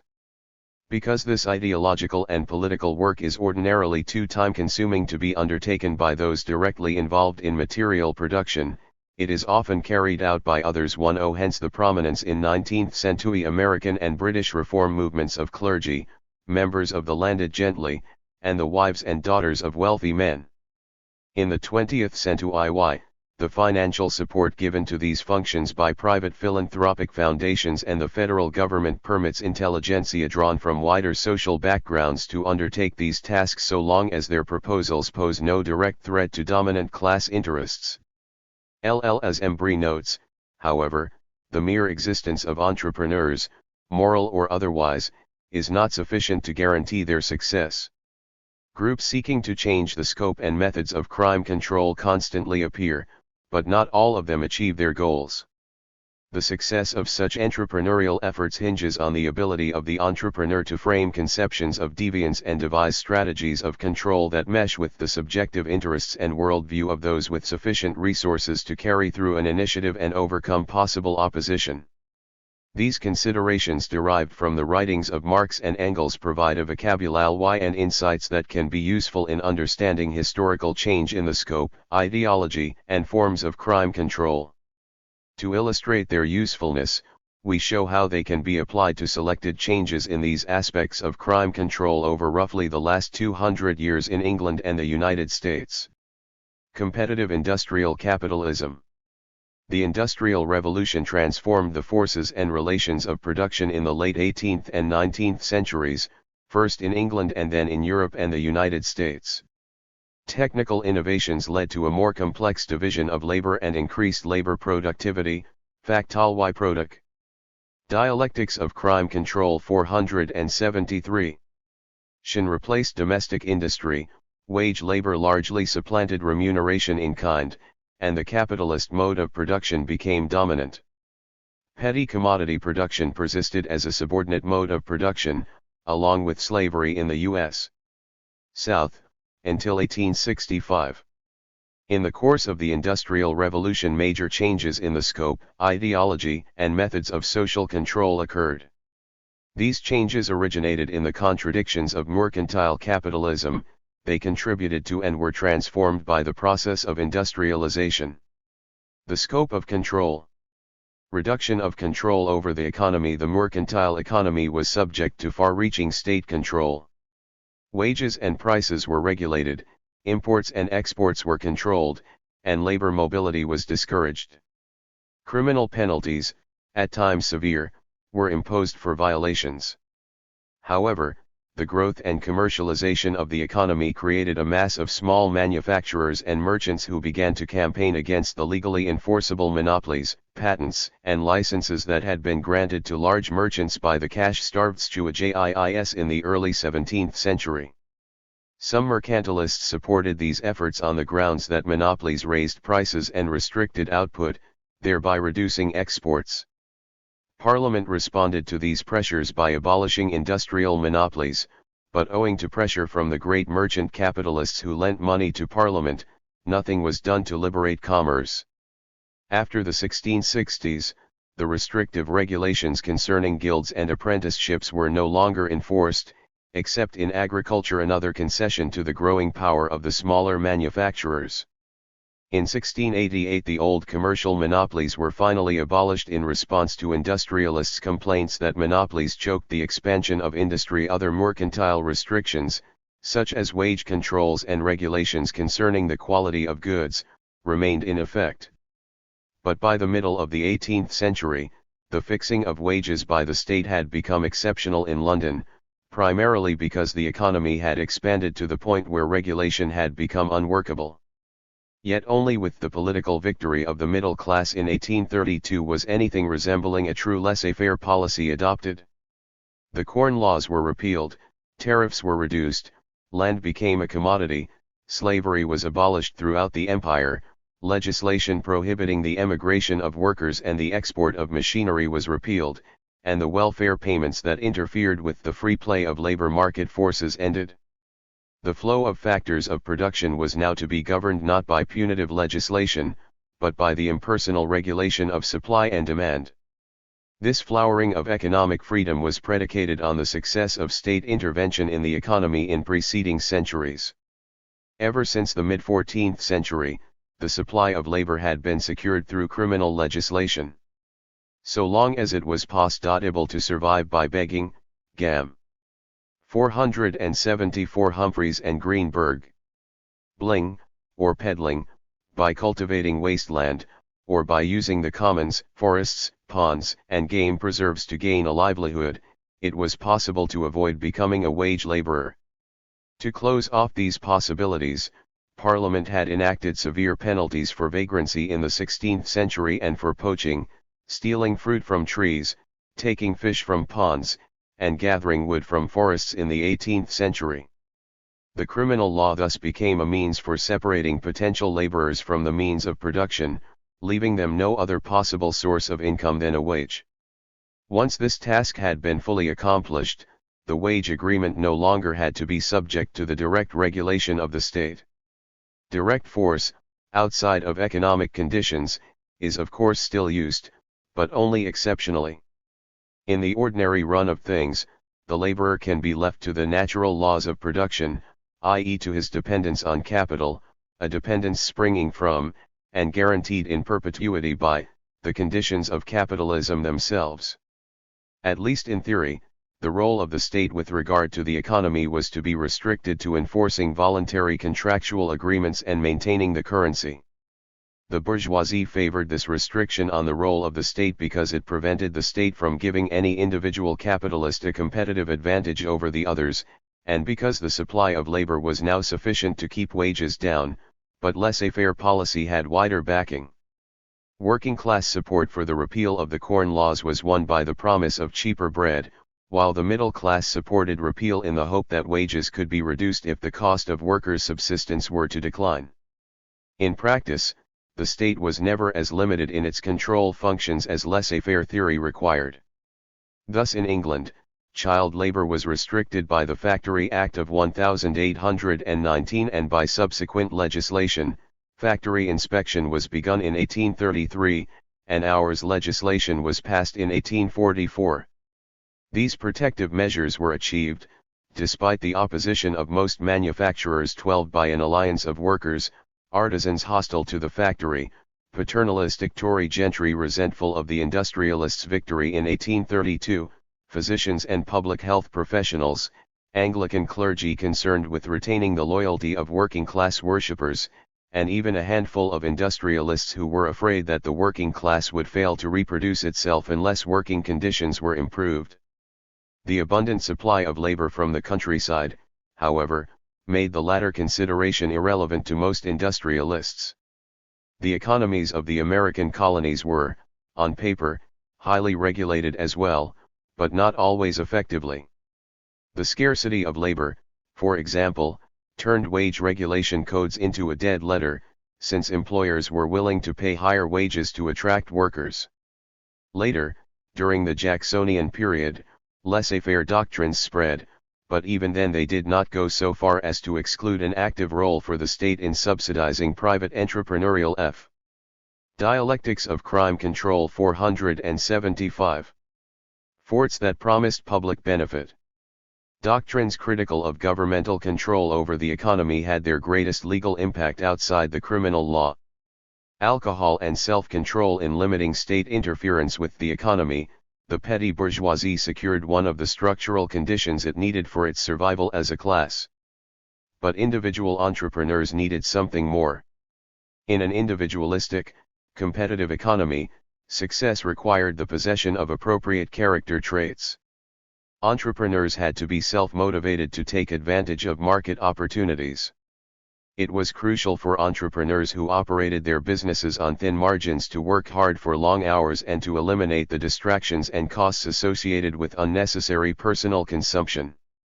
With labor costs comprising a large fraction of the cost of doing business, it was equally important for employers to minimize the wages paid to employees. Thus the emphasis placed on cultivating self-mastery, assertiveness, industriousness, thrift, frugality, and abstemiousness, and the stress on avoiding laziness and ostentatious consumption in literature written for middle-class male audiences in the early 19th century reflected the needs of the individual entrepreneur quite accurately. 13 As the weakening of community and extended kinship ties had reduced the effectiveness of external sources of control and the increased industrial production of low-cost goods multiply temptations to spend one's earnings, powerful internal sources of control were required. A sense of duty had to supply what neither formal nor informal external sources of control could continue to provide. This development can be seen in 19th century, by Irish and American thought concerning drunkenness. Levine has noted that American attitudes toward the consumption of alcohol shifted dialectically at the end of the 18th century and in the early part of the 19th. The American colonists, including the Puritans, had valued alcohol for the contributions it made to health and conviviality. It was widely consumed by all social classes. Work discipline for artisans and craftsmen in the petty commodity mode of production was not rigorous, and it included drinking rituals as part of a non-competitive work culture. As the capitalist mode of production became dominant, these rituals disappeared among the middle class, and work discipline was tightened, though drinking remained an important element of male working class culture. Fear that drunkenness would lead to the loss of self-control led to a rejection of alcoholic consumption by the middle class. 14 temperance societies were formed in both England and the United States to encourage moderation in drinking, and later, abstinence, and heavy chronic drinking came to be explained as the consequence of a pathology entailing the loss of self-control. The hysterical tone of much prohibition literature reflected the precariousness of middle-class status and the danger to that status that uncontrolled drinking posed. Ls. 476 Humphreys and Greenberg. Following the American Civil War, industrialization shifted the emphasis of the petty bourgeois temperance movement away from an exclusive preoccupation with self-control. The expansion of capitalism gave the large corporation an increasingly prominent role in the economy, and the industrial proletariat grew rapidly, swelled by culturally alien immigrants attracted by high wages. Upwardly mobile fractions of the working class adopted the abstinence patterns of the middle class they aspired to join, and in some cases they became active prohibitionists, though most of them did not. 16 middle-class women, now fully excluded from the public economy, gave prohibition strong support. Given women's financial dependence on men, wives' class positions were jeopardized by male drinking to the same extent as their husbands. Furthermore, the association between the saloon and prostitution posed a potential threat of venereal disease. And, as an exclusively male preserve, the saloon symbolized male prerogative and privilege. Much of the leadership of the post-Civil War temperance movement came from women, as well as from evangelical clergy who were able to draw on the organizational resources of their churches to mobilize lower middle-class support for the cause, and whose involvement may have been provoked by their own declining occupational status. With the backbone of the movement remaining a middle class that was being squeezed economically and politically between labor and capital, anti-Eker agitation began to embody middle-class fears of the working class. The liquor trust, denounced for profiting by promoting human misery, became a symbol of capitalist greed. Middle-class prohibitionists also linked alcohol with working-class crime, labor militancy, 18 industrial efficiency and accidents, the level of wages, and political corruption. Thus alcohol control became joined with class control. Many states adopted prohibition legislation, and ultimately prohibition was established nationally. This last development will be discussed below, when we take up crime control in the early stages of monopoly capitalism. Narcotics legislation. The earliest legislation against smoking opium also grew out of the social conflicts engendered by competitive industrial capitalism, but through a different process. During the 19th century, tens of thousands of Chinese immigrants had come to California to work in railroad construction, mining, and agriculture. So long as the economy remained prosperous, opium-smoking Chinese laborers attracted little attention. Then, as the labor market contracted during the Depression of the 1870s, white workers organized to exclude new Chinese immigrants, whom they believed were taking away their jobs. These white workers gained sup. Dialectics of Crime Control 477. Support from the white petty bourgeoisie, who also suffered from competition when unemployed Chinese workers opened small retail businesses. A considerable body of anti-Chinese legislation was passed at local, state, and federal levels in response to this sentiment. It was in this atmosphere that local and state legislation against the smoking of opium was adopted in San Francisco, in 1875, in Virginia City, Nevada, in 1876, and in California, in 1881. Ingestion of opium and its derivatives by other means than smoking remained lawful, only the usage associated with the Chinese was banned. Until early in the 20th century, the only federal restrictions on opium consisted of tariffs on its importation. Helmer, 1975, Morgan, 1976, Embry, 1977. We see here a process in which an economic crisis occurs at a time of weak class consciousness, engendering conflict within the working class along lines of race, national origin, language, and class experience before immigration. Cultural practices of groups regarded as different but not deviant before the crisis become more salient in the face of economic competition, and by association with the competitor fraction of the class, come to be viewed as reprehensible in themselves. It is this ideological process that leads to the criminal prohibition of cultural traits associated with the politically weaker fractions of the class. 19. The ideology of control. Formal legal equality. The campaign to reduce state control of the economy in late 18th and early 19th century Britain was waged in the name of a theory that claimed general social benefits for laissez-faire. According to the theory, as individuals pursued private gain, an invisible hand would maximize social well-being provided that all exchanges were consensual. External interference with the terms of these mutually agreeable exchanges could only be detrimental.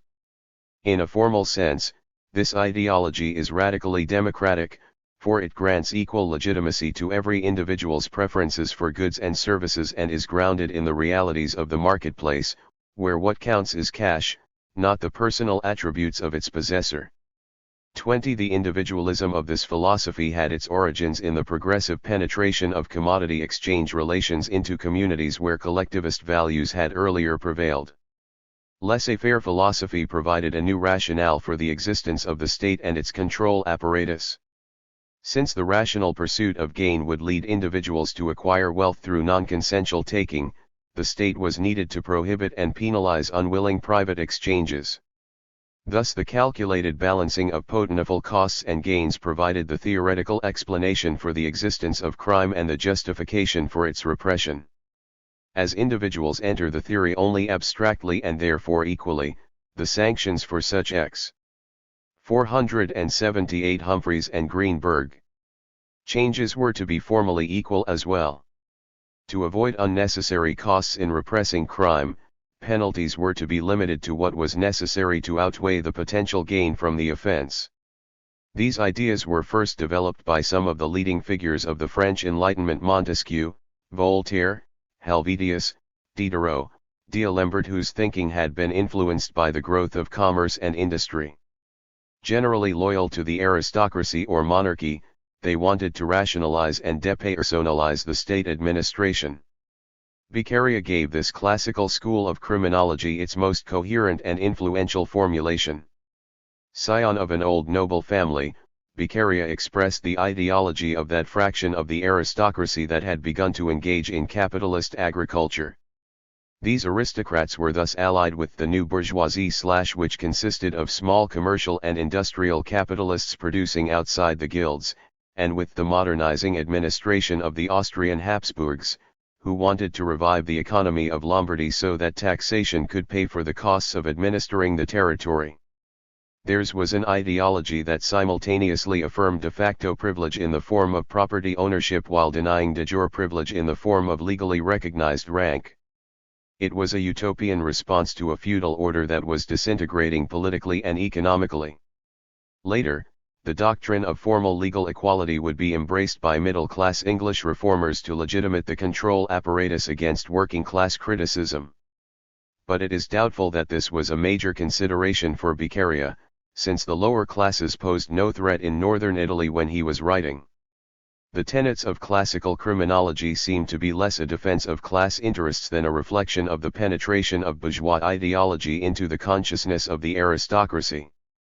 Scientism. The writings of the classical criminologists enjoyed great popularity in the U.S. around the time of the War of Independence.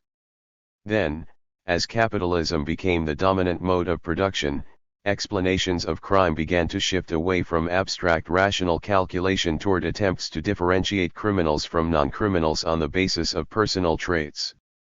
For many writers, criminals were incapable of restraining themselves when faced with temptation. Some attributed this inability to parental overindulgence and the subsequent failure to develop self-control. Thus the upbringing of a man released from a New York prison in 1831 after serving a sentence for attempted rape is characterized as follows: lived with his parents who indulged him too much for his good, was very wild unsteady boy, fond of company and amusements, when he could not get his parents' consent, would go without it. Other writers paid more attention to other causes of weak self-control, ranging from inherited deficits to pathological social environments. These. Dialectics of Crime Control 479. Writings tell us little about crime, but say much about bourgeois preoccupation with such matters as raising children, resisting impulses in the face of temptation, and working class movements for higher wages. Eclectic and empirically unsupported though these explanations tended to be, they marked the beginnings of an attempt to account for crime in scientific terms. The striking advances in technology made possible by discoveries in the physical sciences gave impetus to those who sought comparable understanding and control of socially troublesome populations.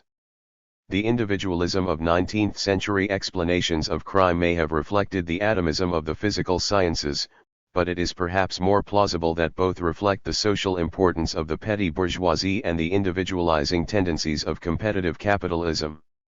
The greatest conceptual borrowings, though, came from biology. Lamarckian doctrine, hereditary degeneracy, and Darwinian biology shaped explanations of crime in the 19th century. As immigration and the sharpening of class conflict in late 19th century America increased the social distance between working-class criminals and middle-class citizens, explanations of crime gave greater prominence to the role of biological defects, but without slighting environmental factors. Although it was increasingly cast in scientific form, it must be kept in mind that little of the 19th century literature on crime met what would today be considered minimal scientific standards of methodological adequacy. For the most part, prescientific concepts of causality and elements of lay morality were simply cloaked in scientific trappings until well into the 20th century. The methods of control. The police throughout the 18th century, poor harvests, the abolition of usufruct rights to land, forests, and streams, the discharge of soldiers at the end of wars, the export of wheat during times of shortage, the forestalling and engrossing by landowners and merchants, fluctuations in the supply and demand for manufactured goods, and the introduction of labor-saving machinery, all led to periods of rising food prices, unemployment, and social dislocation for the laboring poor.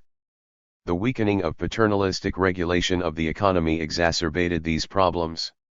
Excluded by property qualifications from voting or holding office, and therefore from using lawful political methods to deal with these developments, agricultural and industrial laborers rioted to enforce the just price of the vanishing moral economy.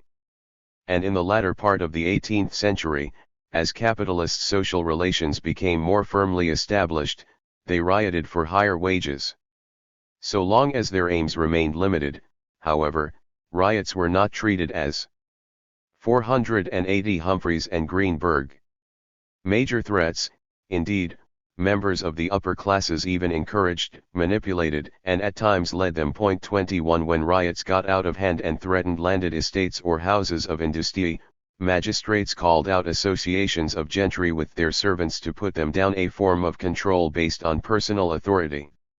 At times the militia and army were also used, but magistrates mistrusted the loyalty of the militia, since its members' social backgrounds were similar to those of the mob, and the large landowners feared that a standing army or bureaucratic police force would strengthen the centralized state, weakening their own political power. When it was first proposed in the late 18th century, a permanent, salaried civilian police force was unacceptable to the gentry because it would have tended to undermine their personal authority. Already weakened by the effects of the commercialization of rural society, their patrimonial authority was sustained by personal domination of law enforcement. By pardoning criminals and declining prosecution, the gentry could win popular gratitude. However, personal forms of enforcement had drawbacks as well as advantages. The hostilities generated in putting down riots continued to divide communities afterward, since the parties to the conflict all resided in the community. Calling out the army was too much an all-or-nothing affair. It risked exacerbating the conflict and escalating events unnecessarily. As the expanded reproduction of capitalism drew more and more of the population into capitalist social relations and exposed increasing numbers of the lower classes to the vicissitudes of the marketplace, labor militancy and radicalism grew. Conspiracies sprang up. Fear of a revolution, intensified by the French example, ultimately led the landowners to accept the creation of a regular police force, since the army would have been incapable of coping with the domestic uprising if it had had French support. Merchants and industrialists concerned about riot and theft also supported the establishment of a police force. As Spitzer and Skull note, riot was extremely disruptive to the marketplace. Farmers and middlemen traders would tend to avoid rural markets that had been threatened by mob action. In addition, owners of factories threatened with destruction by displaced craftsmen wanted protection. Beyond the threat of riot, however, merchants wanted to reduce the costs of theft. Calhoun, the leading turn-of-the-century police reformer, bemoaned the enormous losses merchants suffered in the rapidly growing commercial centers. As the geographical extent of trade grew, private protection on an individual basis became less feasible. Yet, as Spitzer and Skull point out, the free rider problem made collective private arrangements unfeasible. 22. The existing system of enforcement, which relied heavily on rewards to informers, recovery of stolen goods for a fee paid. Dialectics of Crime Control 481. By the victim, and private prosecution, had sprung up unplanned as the commercial revolution eroded the traditional enforcement arrangements based on communal solidarity. But it was ineffective, and may even have encouraged crime.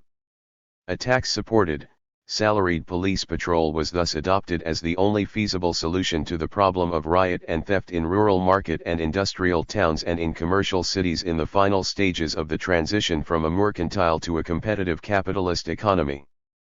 Despite the clear and widely discussed advantages that a public police had for capitalist interests, for several decades only minimal steps to strengthen the existing system of enforcement were taken. For instance, not until 1829 was the Metropolitan Police Force finally established in London. 23. Opposition to strengthening the police came not only from those who feared the restoration of absolutism, but also from elements of the nascent working class, and from London officials who resisted the loss of patronage jobs that abolishing the watch and ward system would entail. Sir Robert Peel, a Tory politician and landowner, and son of a large textile manufacturer, was perfectly positioned to weld the alliance of landowners, manufacturers, and fractions of petty bourgeoisie that finally succeeded in establishing a bureaucratic police force in England. The establishment of a salaried, preventive patrol was significant not merely as a more efficient way of carrying out social control. Policing represented two qualitatively new developments: rule through impersonal, bureaucratically administered general law, and a deeper, more finely tuned penetration of formal control into everyday social life. A bureaucratic mode of enforcement had become possible in a politically decentralized society because economic change had weakened patrimonial sources of authority in the countryside while exacerbating class conflict to the point where the propertied classes realized that they needed a new form of control, particularly one that was depersonalized. The landowner who, as magistrate, dispersed the mob was too readily identified with the interests he defended. 24. A salaried police force, these classes felt, could more effectively claim to represent a law that embodied general interests rather than those of a particular class, since it would not be a direct party to the disputes that erupted into riots. The creation of the new police thus had an important ideological dimension having to do with the legitimation of control. Reformers argued that those who were punished would acknowledge the fairness of their punishment and feel guilty only if it were evident that the law was enforced impartially. By remunerating the police with wage payments, bureaucratization also enhanced the legitimacy of enforcement. Abandoning the service for fee system made it possible for its laboring classes to file complaints, an opportunity they used to a substantial degree. The creation of a police force also permitted the state to adjust its response to the magnitude of a perceived threat with greater precision. Thus the establishment of the police represented an attempt to bring the social 482 Humphreys and Greenberg control machinery itself under greater control. Furthermore, as a proactive force, the police were to prevent crime rather than merely respond to it after it had occurred. This was to be done by bringing a visible personification of the law into working-class communities on a regular basis. 25. Traditional popular working-class culture, a source of resistance to the discipline of the factory, was reinterpreted as a generating milieu of crime, and the police were called upon to eliminate it. 26. The bureaucratization of enforcement made this possible, for the police could arrest and prosecute without regard to the wishes of complainants. Outside the context of bureaucratized enforcement, this assault on working-class culture would have been unthinkable. The circumstances surrounding the establishment of police departments along the eastern seaboard in the United States before the Civil War were quite similar to those in England. Riots were a frequent occurrence in pre-industrial Boston, New York, Philadelphia, Baltimore, St. Louis, and Cincinnati. As riots in these cities took on social and political overtones in the decades preceding the Civil War, proposals for establishing a police system something like that of London were adopted. Again, it took some years before reformers could overcome fears that the police would be used to establish a tyranny and the reluctance of local political leaders to lose patronage jobs. As Herring notes, the mere establishment of police forces in pre-industrial American cities did not necessarily have much practical consequence, since often little more was involved than a formal reorganization of existing watch systems under a single agency, with little administrative change. Before the invention of the telegraph and the telephone, administrative decentralization was a technological necessity. Moreover, budgetary constraints limited the growth of police departments. It was the post-Civil War strife that overcame capitalist reluctance to pay for increased protection with higher taxes. Together with petty bourgeois shopkeepers and professionals, American industrial capitalists lobbied successfully for appropriations to increase the size of urban police forces and help to develop new strategies of deployment in response to strife involving factory workers and their employers. 27. In times of crisis, the police could now be called on to intervene on behalf of owners. The extent to which a police force actually carries out class control functions is always limited by organizational and political factors. In 19th-century American cities, bribes paid by saloon keepers, who were important figures in urban politics, substantially nullified the enforcement of laws against saloons and vice, though not necessarily against drunkenness. 28. One might expect that the widening of suffrage would have limited the use of the police against the working class. On occasion, big city mayors did refuse to use the police to break strikes. The loyalty of the police, who were themselves drawn from working class backgrounds, could not always be guaranteed in actions against strikers, but in large cities, the conservatism of the larger middle Dialectics of Crime Control 483. Class, and the inability of unnaturalized immigrants to vote, limited the ability of the working class to influence policing policy. The national divisions that separated the police from the policed, along with a variety of organizational strategies designed to preserve the loyalty of the force, generally sufficed to ward off large-scale political defection. In smaller industrial towns, on the other hand, the working class was proportionately larger and often had middle-class support during strikes. Under those circumstances, the small local police forces could not be used to repress strikers, and capitalists consequently relied more heavily on private forces. Proportionality in punishment. Proposals to abolish the death penalty in England for most offences and to establish a rough proportionality between the gravity of the offence and the severity of the penalty reflected concerns for both the legitimacy and the effectiveness of the law.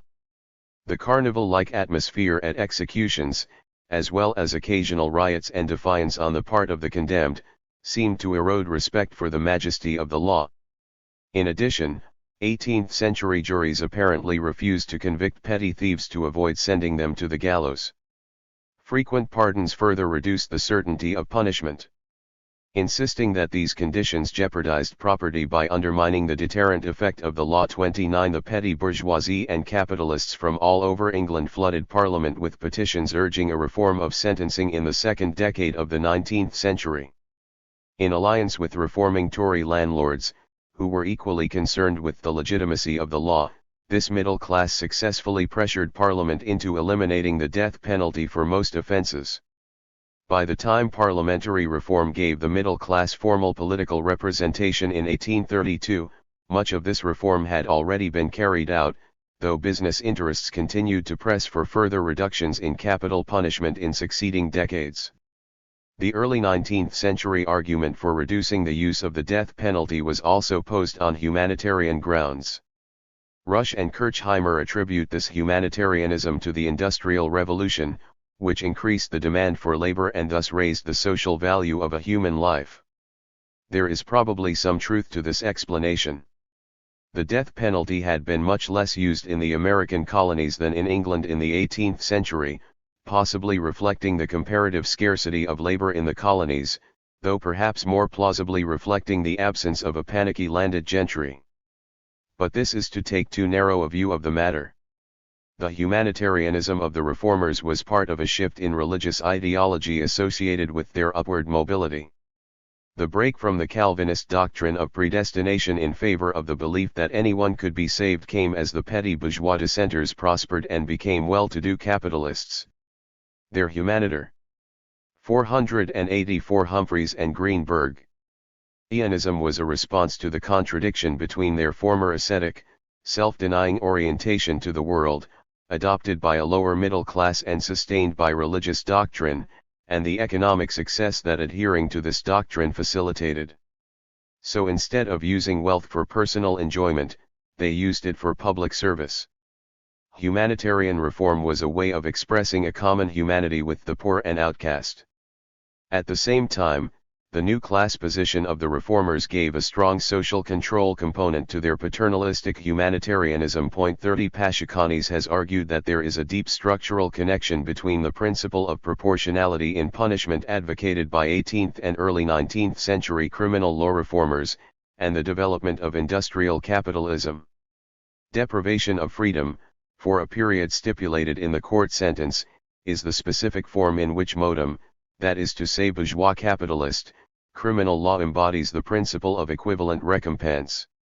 This form is unconsciously yet deeply linked with the conception of man in the abstract, and abstract human labor measurable in time. Industrial capitalism, the Declaration of Human Rights, the political economy of Ricardo, and the system of imprisonment for a stipulated term are phenomena peculiar to one and the same historical epoch. Here Pashukanis does not assert that imprisonment for fixed periods was in the interest of capitalists, but rather that the reduction of human labor to abstract, interchangeable labor time in the industrial phase of capitalism in general lead members of a capitalist society towards specific notions of appropriate sanctions based on the metaphor of commodity exchange. Thus it was in the period when the capitalist mode of production became fully established that imprisonment for fixed periods of time proportional to the injury caused by the crime became a major form of criminal punishment. Since the doctrine of proportionality gained as wide an acceptance in Catholic parts of Europe as in Protestant regions, Pashukanis' attribution of the doctrine to the ideological effects of capitalism is by no means implausible. Yet it is important not to forget that public sentiment regarding punishment was translated into new penal practices only insofar as that sentiment was manifested politically. In England, this took the form of acquittals of defendants, petitions to Parliament, and representation in Parliament, after 1832. The gentry, who enacted the Bloody Code in the 18th century and whose political authority was reinforced by gaining pardons for clients, had to be defeated politically before the new system could be established. The penitentiary, the prison system devised by these English reformers, reflected the same concerns that informed their campaign against the death. Dialectics of Crime Control 485.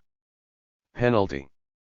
To legitimate punishment, all prisoners had to be treated equally, regardless of social rank. Equal treatment meant eliminating prisons operated privately under contract from the state, for in these, a prisoner's standard of living was governed by the payments the prisoner made to the jail keeper. The prison, like the police, was now to be impartially administered through a system of formal rules established by a bureaucratic government agency. Abuses of authority were to be prevented by opening the prison to public inspection. Ignatieff, 1978:77-78. Based on a vision of reconciliation between classes that economic and social change had driven apart, the prison was to reform miscreants, not demolish them. Since crime was attributed to indolence, avarice, the decline of authority, and irreligiosity, that is, to the vices of the laboring classes, the new prison discipline was to consist of a regimented daily routine, hard labor, an abstemious alcohol-free diet, submission to authority, and religious exhortation. Since popular working-class culture was believed to sustain crime, prisoners were to be cut off from the outside world and from one another, visitors and correspondence were restricted, and the cell system and rule of silence were imposed to prevent even the slightest communication among inmates. 3. The Federalist merchants who created the American penitentiary were motivated by somewhat similar concerns. To restore the social order that the conflicts of the Jacksonian era seemed to be destroying, they built prisons and other confining institutions, and organized systems of discipline that British and European administrators were to copy. Both the English and the American prisons were established as a response to a crisis in pre-industrial capitalism. 32. The architectural form that the prison took and the disciplinary methods it adopted, however, were not entirely determined by that crisis. They were also governed by the theories of crime causation then prevalent, and by the organizational innovations being introduced in connection with the Industrial Revolution. The failure of the houses of correction to turn a profit for the outwork masters who were given contracts for the use of inmate labor, had, along with the continuing difficulty of supervising cottage industry, stimulated the introduction of the factory. Many of the new disciplinary techniques the English reformers introduced into the penitentiary had first laymen introduced as solutions to administrative problems in free production. 33. As well as in the schools, hospitals, and other institutions that the same group of reformers managed for the poor. 34. As in the case of the police, the prison evolved in a direction that diverged greatly from the plans laid by the founders because of economic and political developments connected with the evolution of capitalism, developments which the founders were neither able to anticipate nor to control. 486. Humphreys and Greenberg. The transition to monopoly capitalism. At the end of the 19th century, the American economy underwent a transition to what has conventionally been called monopoly capitalism. 35. The size of business enterprises grew, and many sectors of the economy came to be dominated by a handful of giant corporations. With the domestic market for commodities saturated, farmers and industrialists began to seek markets abroad. The labor movement, recovering from its defeat in the late 1880s, was becoming increasingly large, organized, militant, and political. Employees working for capitalists constituted an increasing proportion of the labor force. The substantial middle-class stratum of self-employed businessmen and professionals that remained was under growing pressure from both labor and big business. The scope of control. Regulation of the economy. The movement toward deregulating the economy that characterized the competitive phase of industrial capitalism was substantially reversed in the transition to monopoly capitalism. The state began to play a larger role in determining the price and quality of goods and the terms of the labor contract. Different classes and class fractions sought regulation on behalf of diverse goals. Labor had begun to seek economic gains through legislation to improve wages, hours, and working conditions in the post-Civil War decades, hoping that its political strength could be used to overcome its economic weakness. Labor support for state protection persisted in the Progressive era, but was by no means unanimous. Many union leaders feared that state regulation would be detrimental to unionism and might limit the gains that the organized working class could win on its own. Some corporate leaders, academics, and clergy supported labor legislation in this period, even though it penalized employers for engaging in prohibited practices, since they hoped that modest improvement in the income and working conditions of workers would stem labor militancy. The major opposition came from small manufacturers, who could less easily bear higher labor costs. Although much protective legislation was struck down by the U.S. Supreme Court on the grounds that it violated the contractual freedom of workers, ultimately legislation protecting wages, hours, and working conditions was put into effect. Having failed to eliminate competition through cartels and mergers, large corporations lobbied for regulation of business to stabilize the economy, with the support of middle-class consumers who had been alarmed by scandals of the sort revealed in Upton Sinclair's The Jungle. Farmers and small businessmen also sought regulation in the hope of offsetting the economic power of the railroads and other large corporations. In essence, they wanted regulation to restore the competition that the growing power. Dialectics of Crime Control 487. Of the large corporations had destroyed.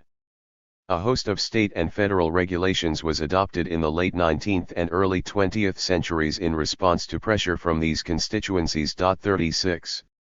Regulation of alcohol, prostitution, and narcotics. The Prohibition movement, having abandoned its anti-corporate rhetoric, revived in the years 1907 to 1919 after a period of dormancy. It gained broad support from a middle class whose anxieties over immigration and class conflict grew as industrial violence intensified. Some historians have maintained that business funding of the movement at this stage was critical to its success. Around 1908, just as the Anti-Saloon League was preparing for a broad, state-by-state drive toward national prohibition, a number of businessmen had contributed the funds essential for an effective campaign. The series of quick successes that followed coincided with an equally impressive number of wealthy converts, so that as the movement entered its final stage after 1913, it enjoyed not only ample financing but a sudden urban respectability as well. Substantial citizens now spoke about a new discipline with the disappearance of the saloon and the rampaging drunk. Significantly, prominent Southerners with one eye to the Negro and another to the poorer whites were using exactly the same arguments.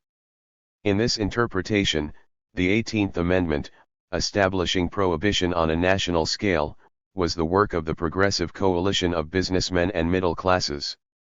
37. According to Pivar, the crackdown on red light districts in cities throughout the country in the early 20th century had similar sponsorship.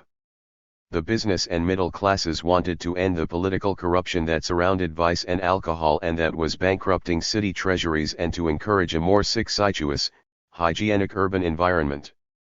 Other criminal legislation arose from America's growing involvement in foreign affairs.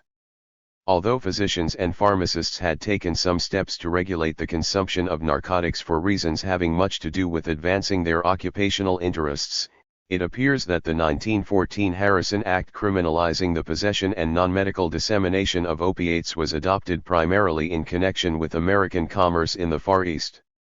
The U.S. State Department sought a treaty prohibiting international traffic in opium because it wished to deprive England of the revenue it earned by importing opium into China. Since China had little interest in buying British manufactured goods, England depended on the opium trade to finance its foreign trade deficit with China. The State Department also hoped to advance the open door policy by supporting the Chinese government's attempt to protect its own population from opium. The Hanisen Act was adopted in fulfillment of America's treaty obligations under the International Opium Convention. The prohibition of domestic narcotics use was an outcome of the legislation, but not the main reason for its adoption. The greater industrial productivity achieved through the technical and organizational innovations of the progressive era, together with rising wages and a shift in the composition of the labor force toward managerial and clerical positions, began to undermine the social basis for the asceticism of the self-denying middle class. Business advertising encouraged hedonistic consumerism, not abstention. At the same time, political repression and curtailment of immigration after the First World War relieved middle and upper class anxieties over class conflict. These developments, together with the discovery that prohibition had worsened rather than eliminated problems of corruption and crime, undermined support for prohibition, leading to its repeal in 1933. Similar forces have undermined other legal restrictions. The recent trend toward repeal of laws forbidding marijuana, contraception, abortion, and homosexuality has at its origin a cultural shift from abstinence to consumption associated with the transition from competitive to monopoly capitalism. It is a trend, however, that is resisted by the middle class and working class aristocracies, whose economic position continues to rest in part on the inculcation of the traditional middle class virtues. The ideology of control. Two competing political philosophies coexisted in the 19th century America. The first, that of classical liberalism or laissez-faire, has already been described. Based on the formal equality of all adult citizens, it prescribed a minimal role for the state with respect to the economy. The second was derived from medieval Christian notions of moral stewardship. In Puritan doctrine, the elect were to govern the community for its own good, using compulsion when necessary to prevent sin. Although the secularization of society weakened this doctrine in the 19th century, it never entirely died out. Thus, even though laissez-faire doctrine continued to be voiced during the Progressive era, clergy and intellectuals began to reassert a vision of the state as an institutional expression of the general will, a super-parent who would guide the nation toward perfection. The doctrines of individualism and social Darwinism were thus to be abandoned in favor of a reform Darwinism in which social evolution was to be planned. The state was to stand above and reconcile conflicting parties, and to lead society toward social harmony. The anarchy of unregulated big business was thus to be rejected, along with the anarchy of the working class, in favor of state regulation. Such notions had in fact been expressed earlier, but this projected expansion of state function only gained wider acceptance when the growth of giant corporations undermined the institutional basis for individualism, and the fear arose that capitalism would be destroyed if class conflict were to go unchecked. Another major ideological development concerned the explanation of crime. As we noted above, 19th-century explanations of crime increasingly centered on biological defects. This doctrine gave scientific legitimacy to methods of controlling deviance that in their combination of coercion and ostensibly benevolent paternalism could not have been legitimate by philosophical individualism, though little along these lines was done until the early 20th century. It is likely that the appeal of hereditary degeneracy and evolutionary atavism as explanations for crime and other social problems in the late 19th century had much to do with the legitimacy these notions gave to the political and economic supremacy of the Anglo-Saxon American upper and middle classes. As the economy was transformed during the course of the 19th century, ideological explanations of crime were revised to correspond with the changing legitimation requirements of these classes. So long as much of the economy consisted of small enterprises whose capital was derived from family savings, success could plausibly be linked with willpower and self-control, and crime with the absence of weakness of these faculties.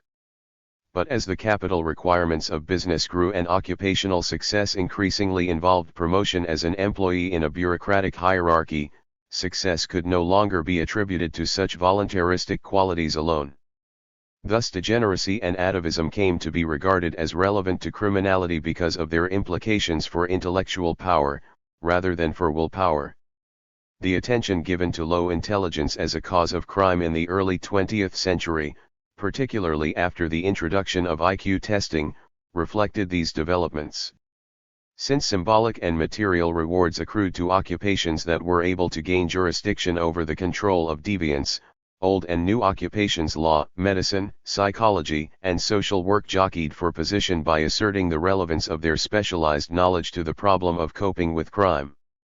Ideologies explaining deviance and justifying strategies for its control or decontrol thus came to be linked with occupational interests. State and private agencies charged with controlling deviance likewise developed conceptual systems in order to gain or maintain support for their organizational mandate, and to legitimate or defend strategies for managing their subject populations. Thus, new categories and subcategories of deviance and control are being created.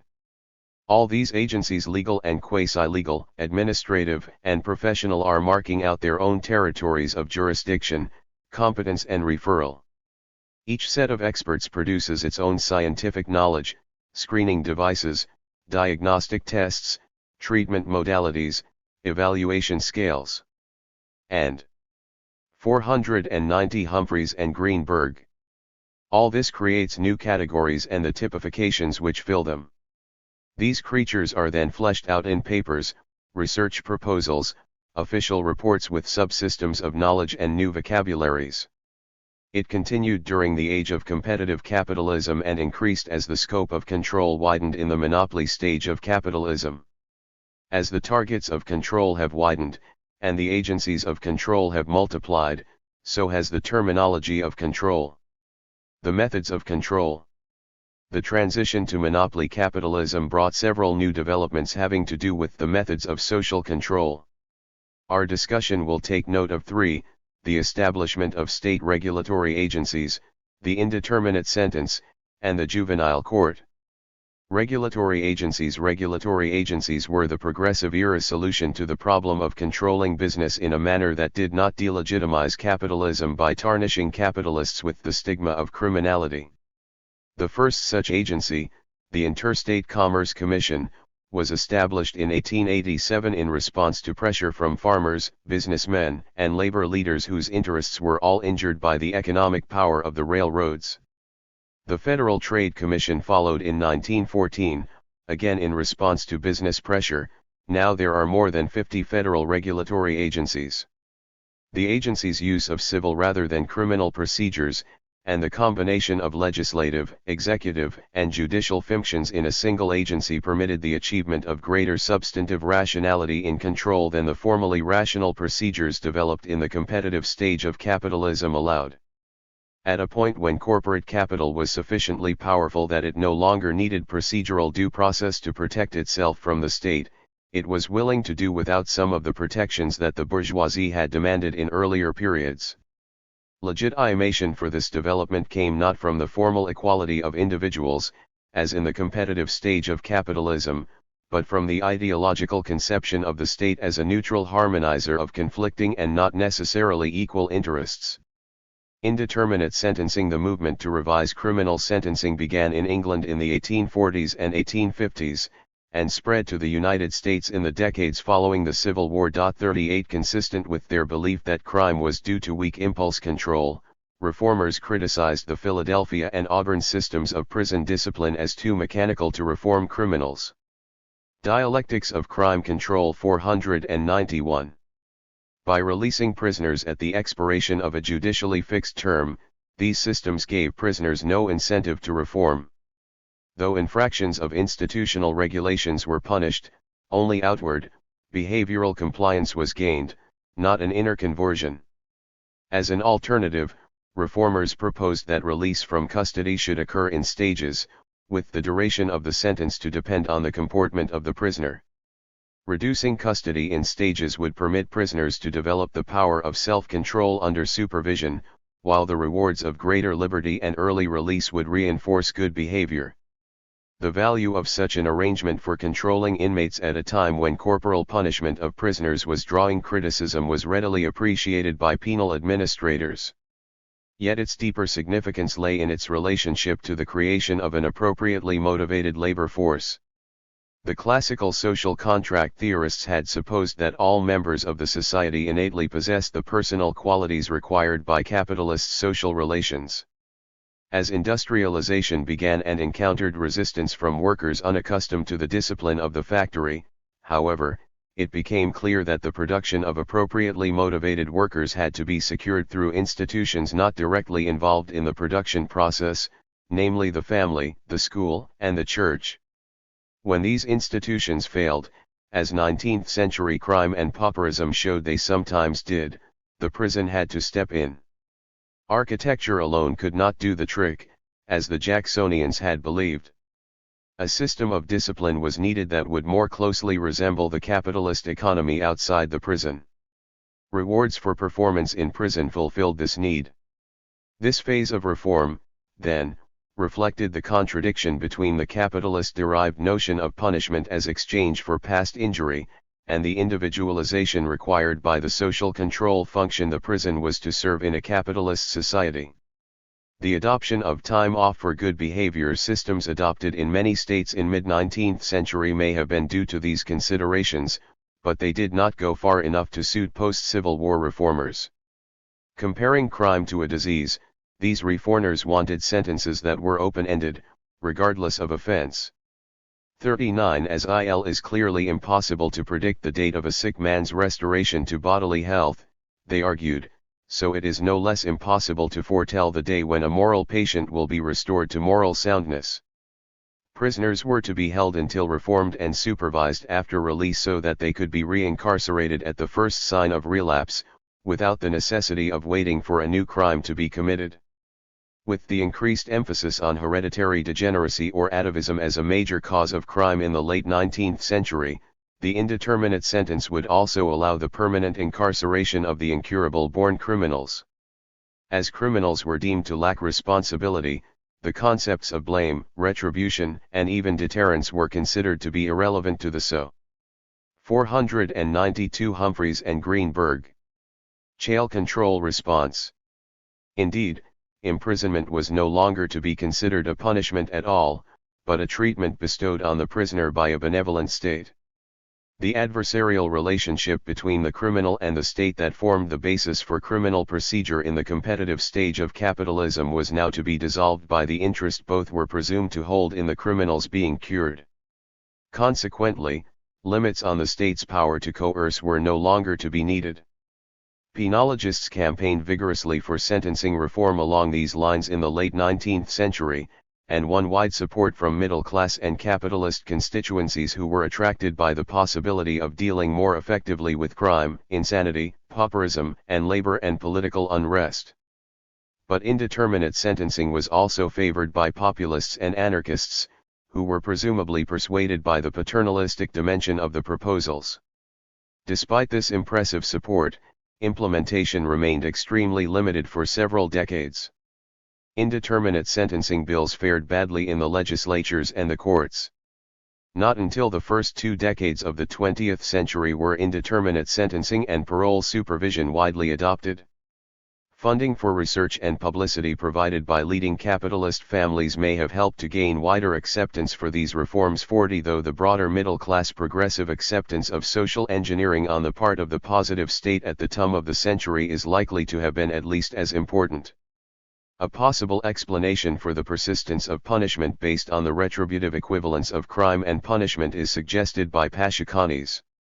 If popular retributive thought, including the principle of proportionality, is rooted in the exchange relations of an economy based on commodity production, then resistance to the full medicalizing of crime will persist as long as the social relations of commodity exchange persist. Monopoly pricing power and state regulation of the capitalist economy may lead to departures from the exchange of equal values, but only to a limited degree. If this reasoning is correct, the implementation of true indeterminate sentencing would necessarily remain limited, so long as sentencing systems are responsive to public opinion. The Juvenile Court, Chicago's Juvenile Court, the first in the nation, was established in 1899. 20 years later similar courts had been established in almost every state. According to the leading sociological treatment of this development, the juvenile court was established by upper and middle class reformers as part of a wider effort to stabilize corporate capitalism. This innovation is supposed to have worked to the detriment of the children it ostensibly aimed to help by depriving them of criminal due process, and subjecting them to punishment for non-criminal status offenses. Dialectics of Crime Control 493. Subsequent research on the Chicago court, as well as on the juvenile courts of Milwaukee, Oklahoma, Memphis, Toronto, and Norway, requires some revision of this formulation. Although members of the upper class were involved in the court movement in Chicago, Milwaukee, Memphis, and Norway, they were not involved in Denver, Oklahoma, or Toronto. The Chicago court's procedural informality was not an innovation. 41 And the establishment of juvenile courts elsewhere did not necessarily increase the number of reformatory commitments. In Buffalo and Toronto it did not do so. The establishment of the American Juvenile Court reflected several distinct, though related developments. Organized labor and businesses that did not employ children secured the passage of laws forbidding child labor, in the former case to reduce competition for jobs, in the latter case, to raise the labor costs of competitors. This effort drew wider support from reformers and the public, who feared that child employment would increase adult unemployment and would weaken the race at a time when expansion abroad placed a premium on physical strength and vigor. These efforts and others on behalf of juveniles led contemporaries to call the reformers child savers, a label they accepted for themselves. To ensure that children would receive the education demanded by a technologically advancing economy, and to aid the cultural and political assimilation of immigrants, These same forces joined to lobby successfully for mandatory school attendance laws toward the end of the 19th century. Given that parents would not necessarily be willing or able to force their children to go to school, enforcement had to be placed in the hands of the state. 42 During the 19th century, children and adolescents were increasingly coming to be seen both as innocent and as subject to greater social influence than adults, a tendency no doubt related to the prolonged education that middle-class children began to receive. Special courts and specialized reformatories for juveniles were logical consequences of this view of children, as was the age of consent legislation of the turn of the century. Though not entirely new, the procedural informality of the juvenile court and its orientation to the individual treatment needs of the child were in keeping with the tendency toward individualized, technical rationality in adult sentencing. This trend could be carried farther for juveniles than for adults because of the popular conception of children as not responsible for their actions. This conception grew in the 19th century as more and more children lost their social responsibilities as a result of child labor laws. Regarding the reformatory as a failure, the progressive-era child savers who campaigned for the creation of juvenile courts did not want to place more children in it, but to keep them out if at all possible. 43 For this reason. 494 Humphreys and Greenberg. Reformers made state funding for paid probation officers one of their major goals.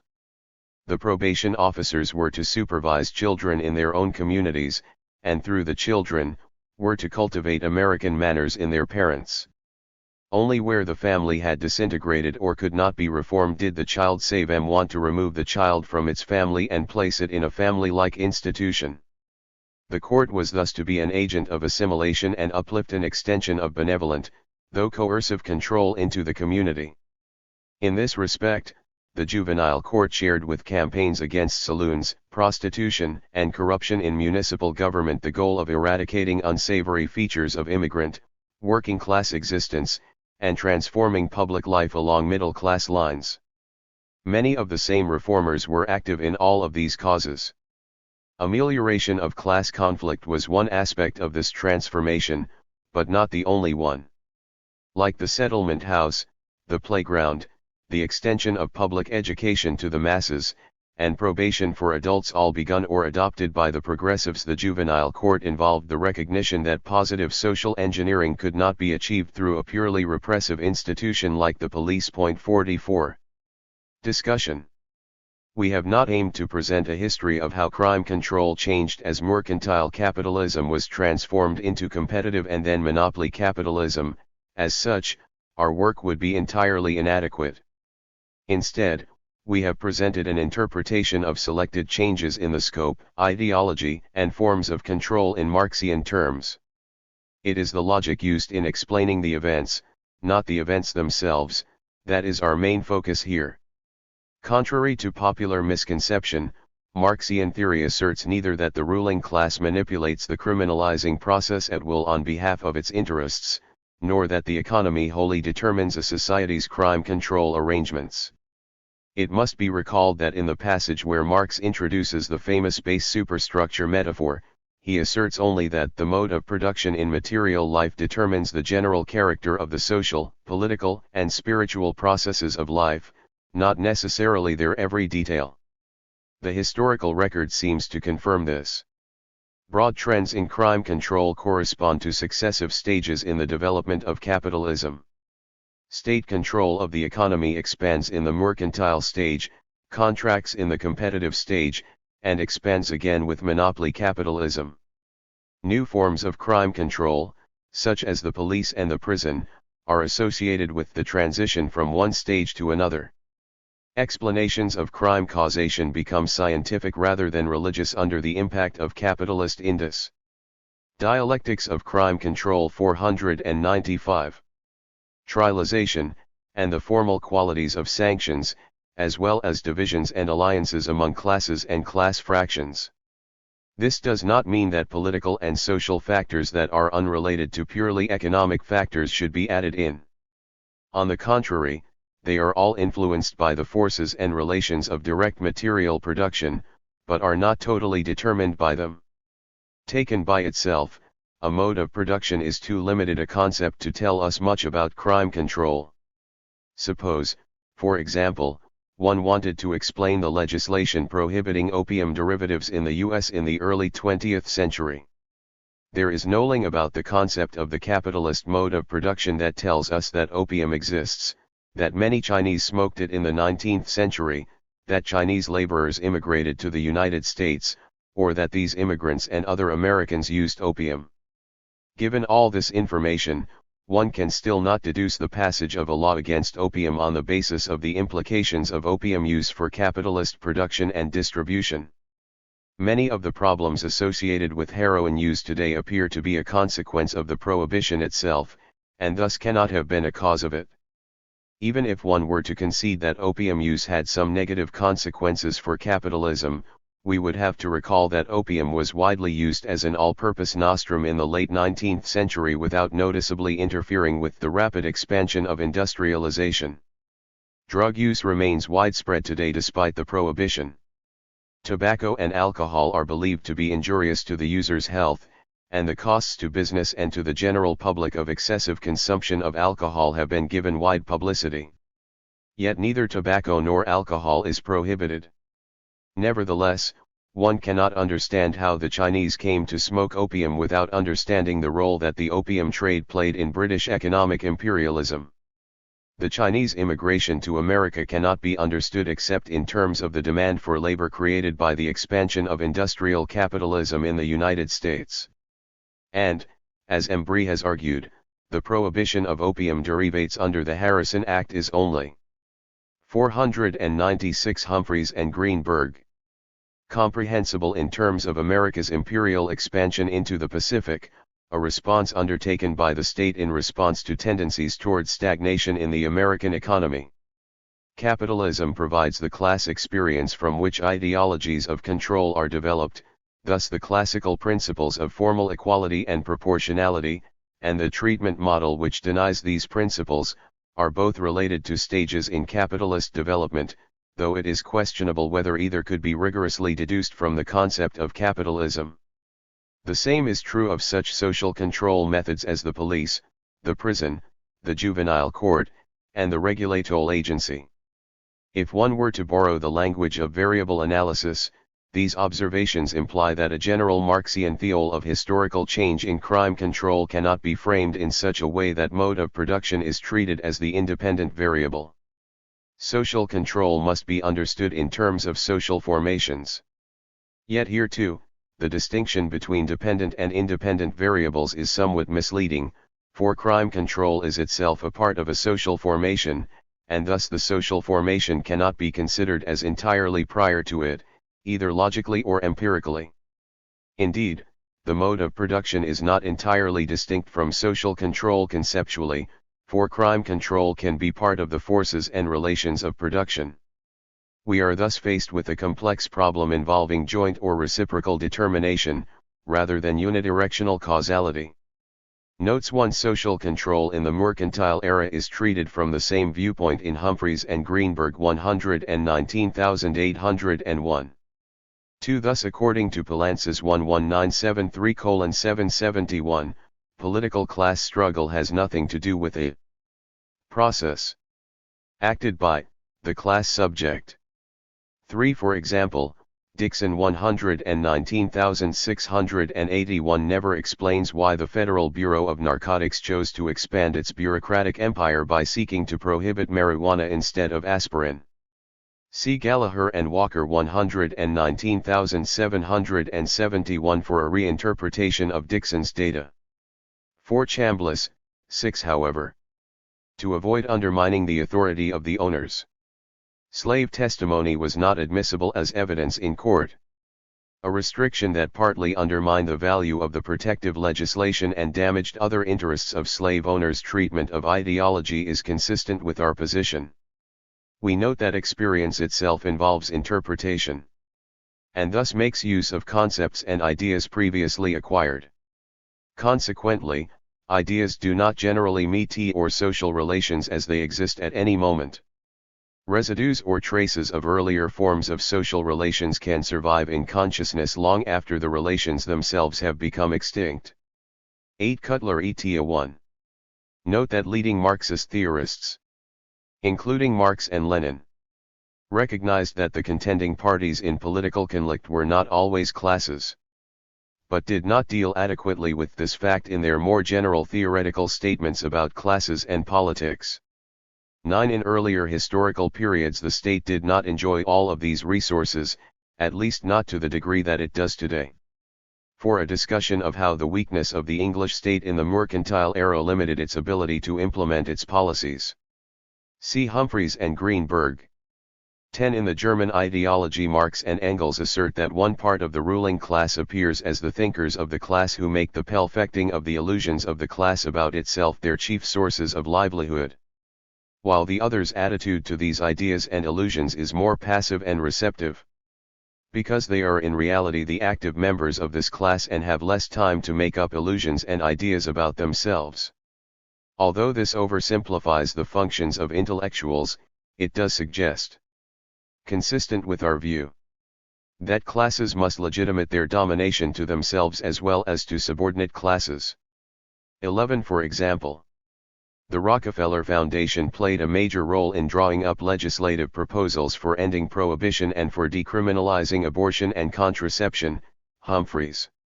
1977. It also helped to fund the development of methadone as a strategy for controlling heroin addiction. Criminal sentencing reform proposals have grown out of policy analyses financed by both private foundations and the Federal Law Enforcement Assistance Administration. While these proposals need not represent dominant class interests, they cannot directly challenge them. Control over the distribution of financial resources thus implies a substantial measure of control over ideological resources and helps to shape the definitions of deviance and proposals for social control that enter into public discussion and receive political consideration. 12 By 1861. Many of the manufacturers who had opposed factory legislation a few decades earlier admitted that it had not had the pernicious consequences they had anticipated, and they were now happy to have it. 14 Boyer argues that fear of downward mobility in the middle class was responsible for other sorts of efforts aimed to bolster self-control in the Jacksonian era as well. 15 Gusfield 1196-336-44, points out that in the first 2 decades of the 19th century, temperance was promoted by Calvinist ministers and Federalist lay leaders concerned with. 498 Humphreys and Greenberg. The cultural dimensions of their own displacement by the new middle classes.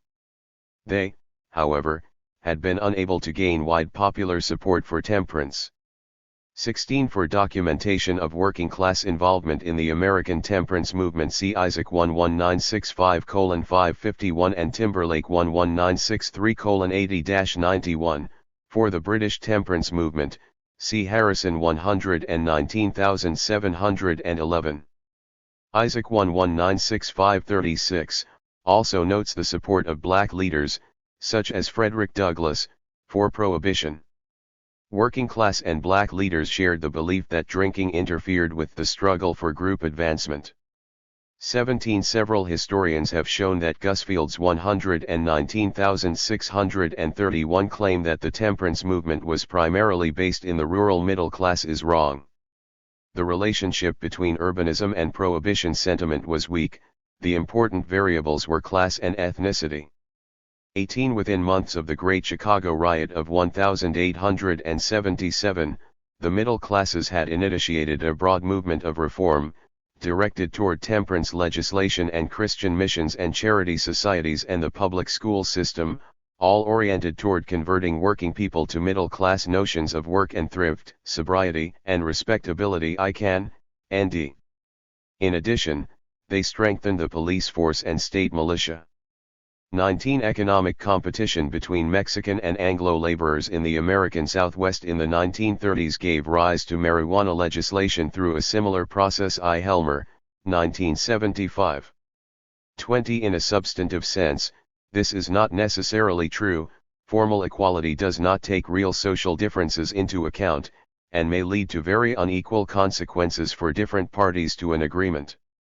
In Capital, Marx claimed to show that the wage contract, though formally equal, nevertheless had as its consequence the capitalist exploitation of workers. 21 According to Shelton, landowners and industrialists channeled popular discontent toward middlemen, who were made scapegoats for economic hardship. As long as riots were directed against middlemen, the holders of major wealth were not threatened. 22 Attempts along these lines were made. Thus, manufacturers in 18th-century industrial towns formed associations to finance the prosecution of laborers accused of offenses connected with the putting-out system, such as embezzlement of raw materials. 23 The first police force for the entire city of Paris was established in the same year I. Weiser. 1979:161. 24 The lower gentry who as parish judges sympathized with the rioters and did little to suppress them failed to serve the interests of property. I. Shelton. 1973:95. The local militia posed much the same problem.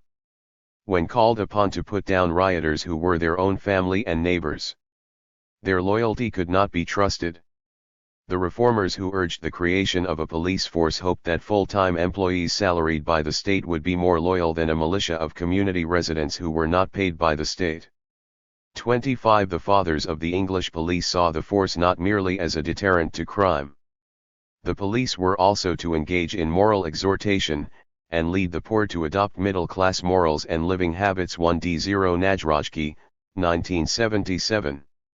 26 Thus Phillips 11977:84-87, notes, studies of the introduction of new police forces into communities suggest that one immediate effect which they produce is a marked increase in prosecutions for minor public order offenses, brawls, drunkenness, disorderly conduct in public, etc. In the industrial black country of northern England, the establishment of a new police force led to a general campaign against drunkenness, disorderly behavior and fighting in the streets, and against the hitherto tolerated blood sports. Middle-class opinion had moved decisively against such barbarous sports. The new police played an important role in stamping out these sports. The police sought them out, broke them up, arrested and prosecuted the participants. The police carried out similar campaigns against working-class culture in Boston. Lane, 1975, Salem I. Ferdinand.